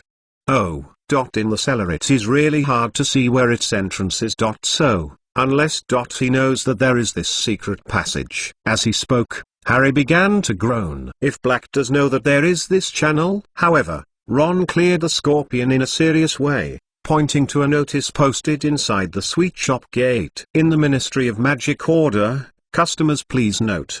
Before further notice, Dementor will patrol the Hogsmeade Street after sunset every day. This is purely for the safety of Hogsmeade residents and will be cancelled once Sirius Black is arrested again. It is better to expect customers to purchase before the evening. Merry Christmas. Look. Ron spread his hand. There are Dementors everywhere, and I want to see how Black can break into Sweet Shop in this situation. Anyway, Hermione, Sweet Shop boss will always hear someone break into it. Come, right? They live upstairs in Sweet Shop. Yes, but. Hermione seemed to be trying to find a place to pick the thorns. Look, Harry shouldn't have come to the Hogsmeade village. He didn't have a signed application form. If anyone finds Harry coming here is coming, Harry will be in big trouble. And now it's still bright. If Sirius Black is here today. Now, actually, I am more concerned about the open-air party that Marks is going tonight. Written on the notice, there is a Dementor patrol at night. Ron's heart seemed to be better, at least he could take the initiative to mention Marks. The Harry trio argued with each other, but they didn't find it. In fact, Marks looked at them in a hall that was not far away. At this moment, a seemingly random turn of a wizard wearing a shackle naturally went from the crowd on the street to the alley where Marks was. Talino, how are you? Marks calmly said. I really waited. My old partner is following there, rest assured. This awkward male wizard is the one that Tarks met in the Three Broomsticks Inn bar last time. At this moment, he is still the slinger, not a formal look. Not found? Marks asked again. Impossible. Without this ability, how dare to mix in the underground world? Terino he said with a smile. That's it. Marks nodded said. It's almost time. I'll take over there. I will go to the Tyrant store tomorrow to get the other half of the reward. This transaction is complete. Thank you for your patronage. You can always find me when you need it next time. You already know the place. Marks waved his hand and went back to the depths of the alley. Although Talino was in the same direction, but after turning a corner, he found that there was no Marks silhouette in front. Really? Terino couldn't help curl one's lip. Fortunately, he doesn't want to eat with us. Marks is of course invisible. After turning a few turns, he returned to the avenue from another alley. Immediately, he rushed in the direction of the post office, along the hidden mark left by the partner of Terino. He quickly saw a plain wizard in a deep alley. Marks threw a note at his feet, and the other side snorted and squinted, and then a flash of color in his eyes. He picked up the note and looked at it, then brief remark gave him a look at the alley. The next moment, he decisively mixed into the flow of people, and soon disappeared. Mute. After meditation in his heart, Marks ran straight into the depths of the alley, but his footsteps disappeared miraculously. It must be said that the ability of the assassin is indeed very practical, although it does not make much use in the face of the battle, but in this case, it can play a very big role. Soon, he found a black dog that was slightly thin at the end of the alley. It was strolling in the shadows, but the hind legs did not seem to be a bit flexible. It seems that the last blow did leave him some injuries. Black has no healing conditions, and somehow Marks's wand seems to have rejected his use. So until now, he still dragged his injury in action. In the willpower of willpower, there are probably not many people better than him. Marks couldn't help but think so. At the same time, Marks's hands are not idle. He used Black's wand to point to the corner of his side. A broken plate that was not known to be thrown here immediately began to deform. In a twinkling of an eye, he became a big rat. If you look carefully, the mouse and Ron's scabbers look exactly the same. Marks waved wand again, and the big mouse slammed through a corner not far from the black dog. After a moment of silence, he immediately ran to another lane. The speed was almost fast!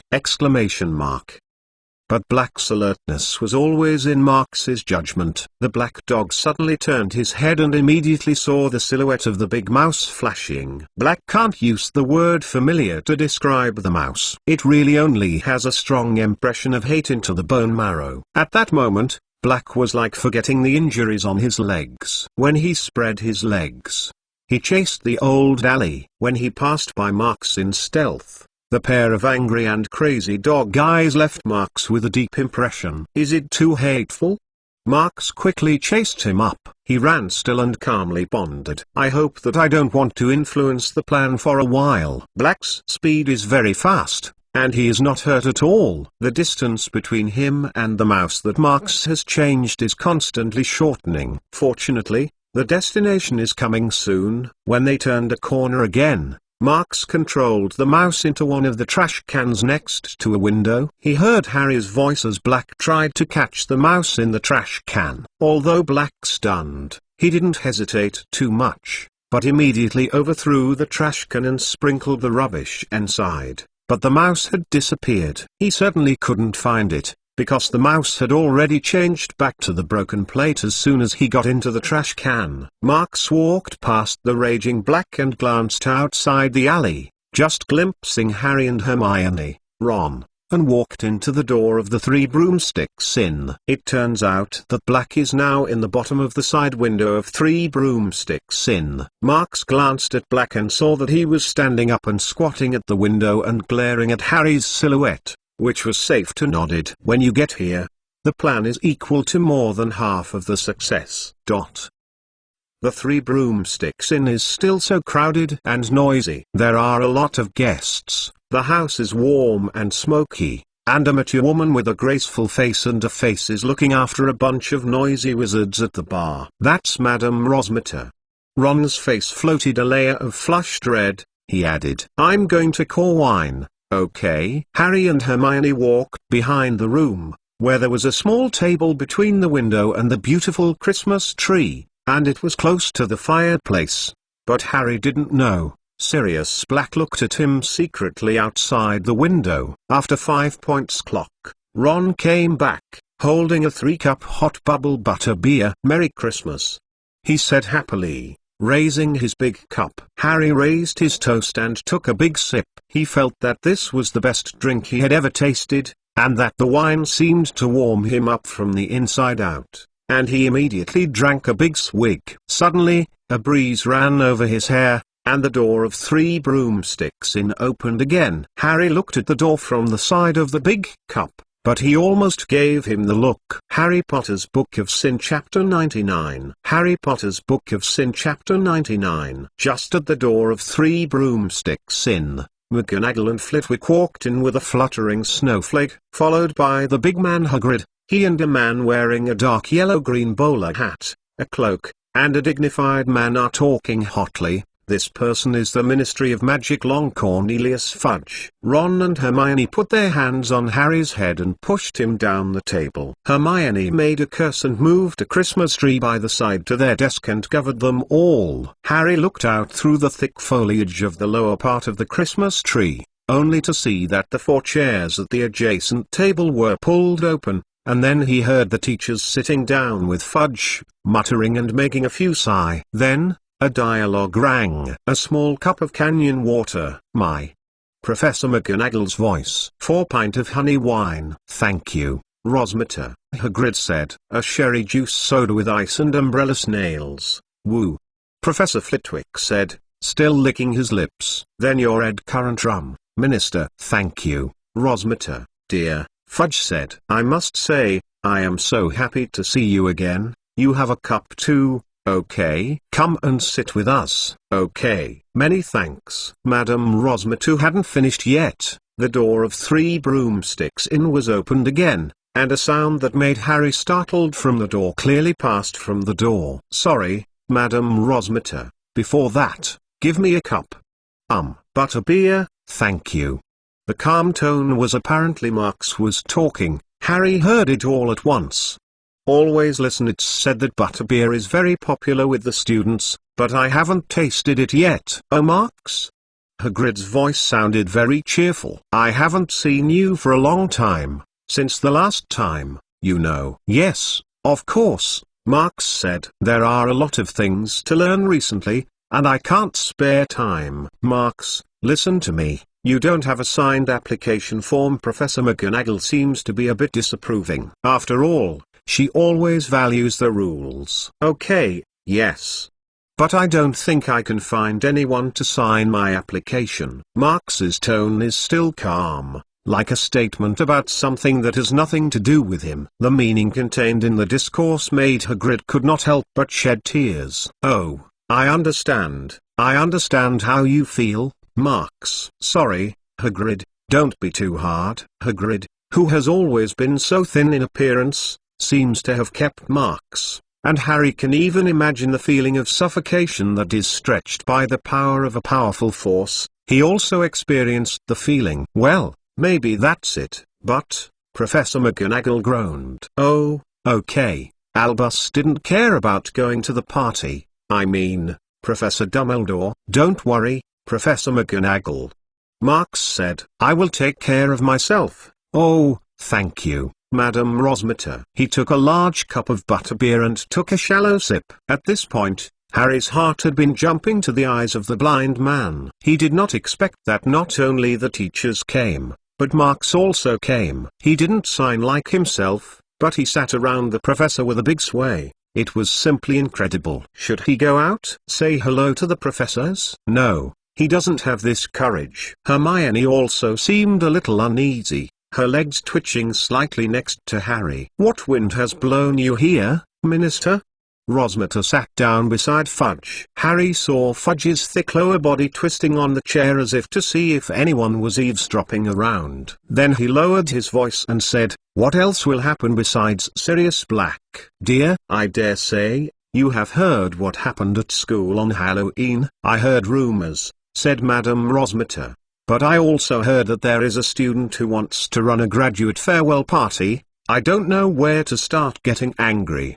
Professor McGonagall sighed. "Do you think Black is still in this area, Minister?"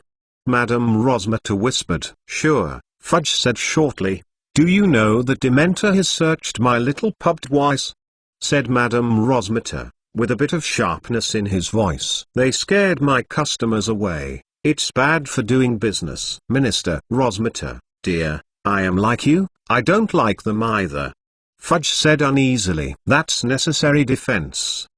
But you're right, I just met a few. They are irritated by Dumbledore. Extremely. He would not let them enter the castle grounds. I think it's bad to let them in," Professor McGonagall said sharply. "These terrifying things are floating around. How do we teach? Search and defense can't rely too much on them. After all, in the final analysis, they are not solid." Marx calmly said. "Yes, remember?" said Professor Flitwick, a short stature. "We all know that Black can." "Do you know, I still can't believe it." Madame Rosmerta didn't care how Black escaped. Sirius Black is the one I've never thought of in the fall of the bad guys. The person who does. I mean, I remember that when Hogwarts was a child. If you told me at that time and said what he would become, then I would say that you drink too much. You know less than half of the truth about the matter, Rosmerta," Fudge said stiffly. "Few people know the worst thing he has ever done." "Worst?" said Madame Rosmerta. The voice was full of curiosity. "Do you mean that it is worse than killing that many poor people?" "Of course," Fudge said. "I can't believe it. What else can be worse than this?" "Fudge, I think it would be better to change the subject," Professor McGonagall suddenly interjected. "What's wrong?" "Oh."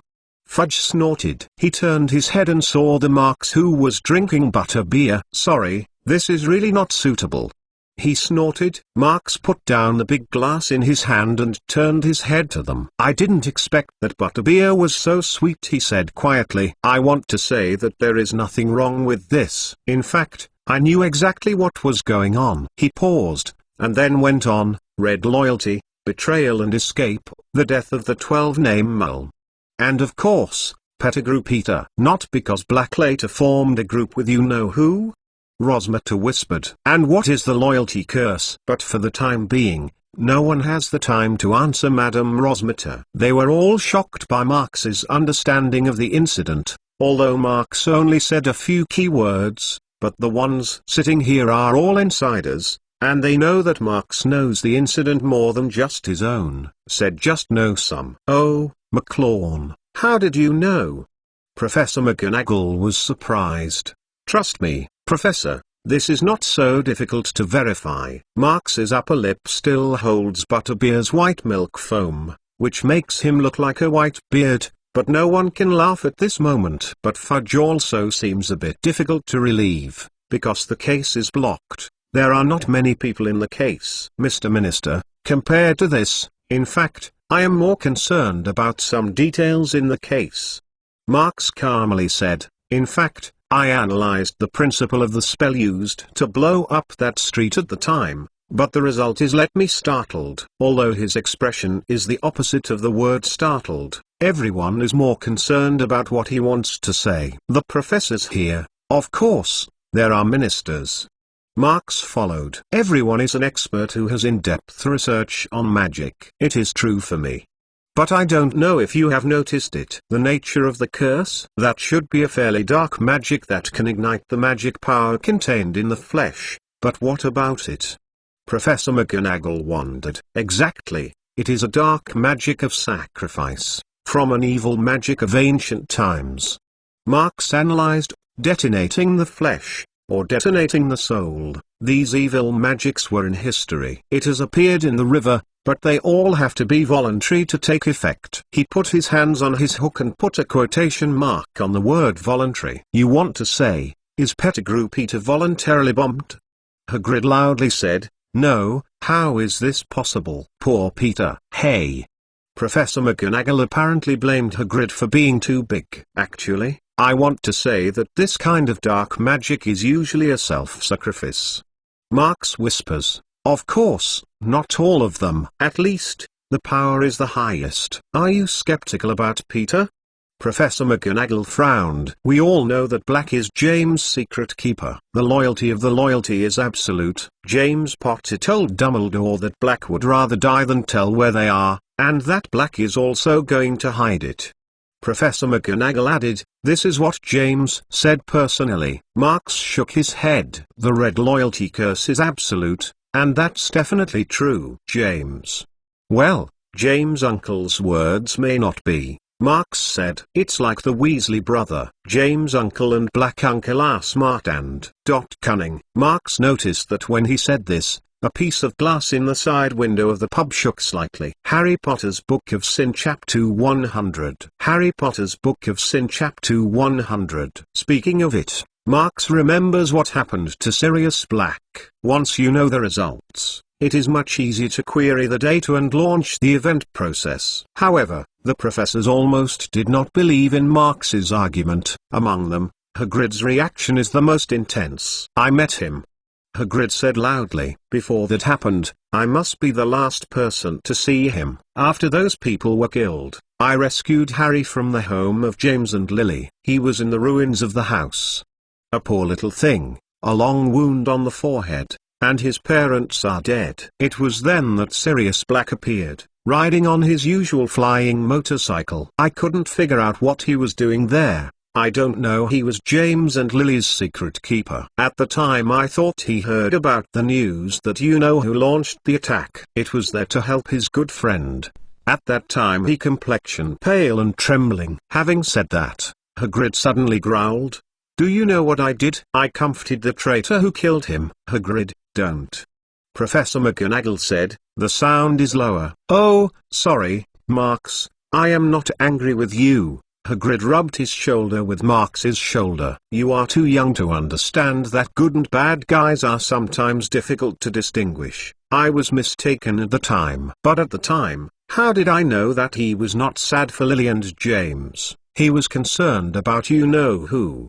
Hagrid was frustrated. Then he said, give me Harry, Hagrid, I am his godfather. I will take care of him '. But Dumbledore told me, so I said to Black, no. Dumbledore said that Harry should go to his aunt and uncle. Black certainly didn't agree, but I kept on, and finally he gave in. He called me to ride his motorcycle, sent Harry there. I don't need this motorcycle anymore. I remember very clearly, He said so. At that time, I should have known something suspicious. He loved the motorcycle. Why did he give me the motorcycle? Why didn't he need the motorcycle? Actually, this is easy to understand. Dumbledore knows he used to be Mr. and Mrs. Potter's secret keeper. Black knew he was going to escape that night, knowing that it wouldn't take a few hours for Ministry of Magic to hunt him. But what if I gave Harry to him? I bet he would throw Harry from the motorcycle into the sea halfway. The son of his best friend. Having said that, Hagrid lowered his head in a bitter mood and poured a large sip of alcohol instead of talking. Everyone has been silent for a long time. After a while, Madame Rosmerta couldn't help it. She asked again, "So, what is the Daring Heart Demon curse?" "That's a very esoteric curse," Marx explains. "The principle involves the soul and the contract, and maybe even with." Speaking of this, Marx paused. This continues, "Hey, simply use magic to hide a secret in the soul of a living person. This secret is hidden in the selected person, that is, secret keeper in my heart. As long as secret keeper refuses to disclose it, then others will never know what the secret is hiding." At this time, Professor Flitwick said, "Yes, as long as secret keeper refuses to speak. You know who is searching the village where Mr. and Mrs. Potter has lived for many years, and I will never be them, even if he is outside their couple's living room."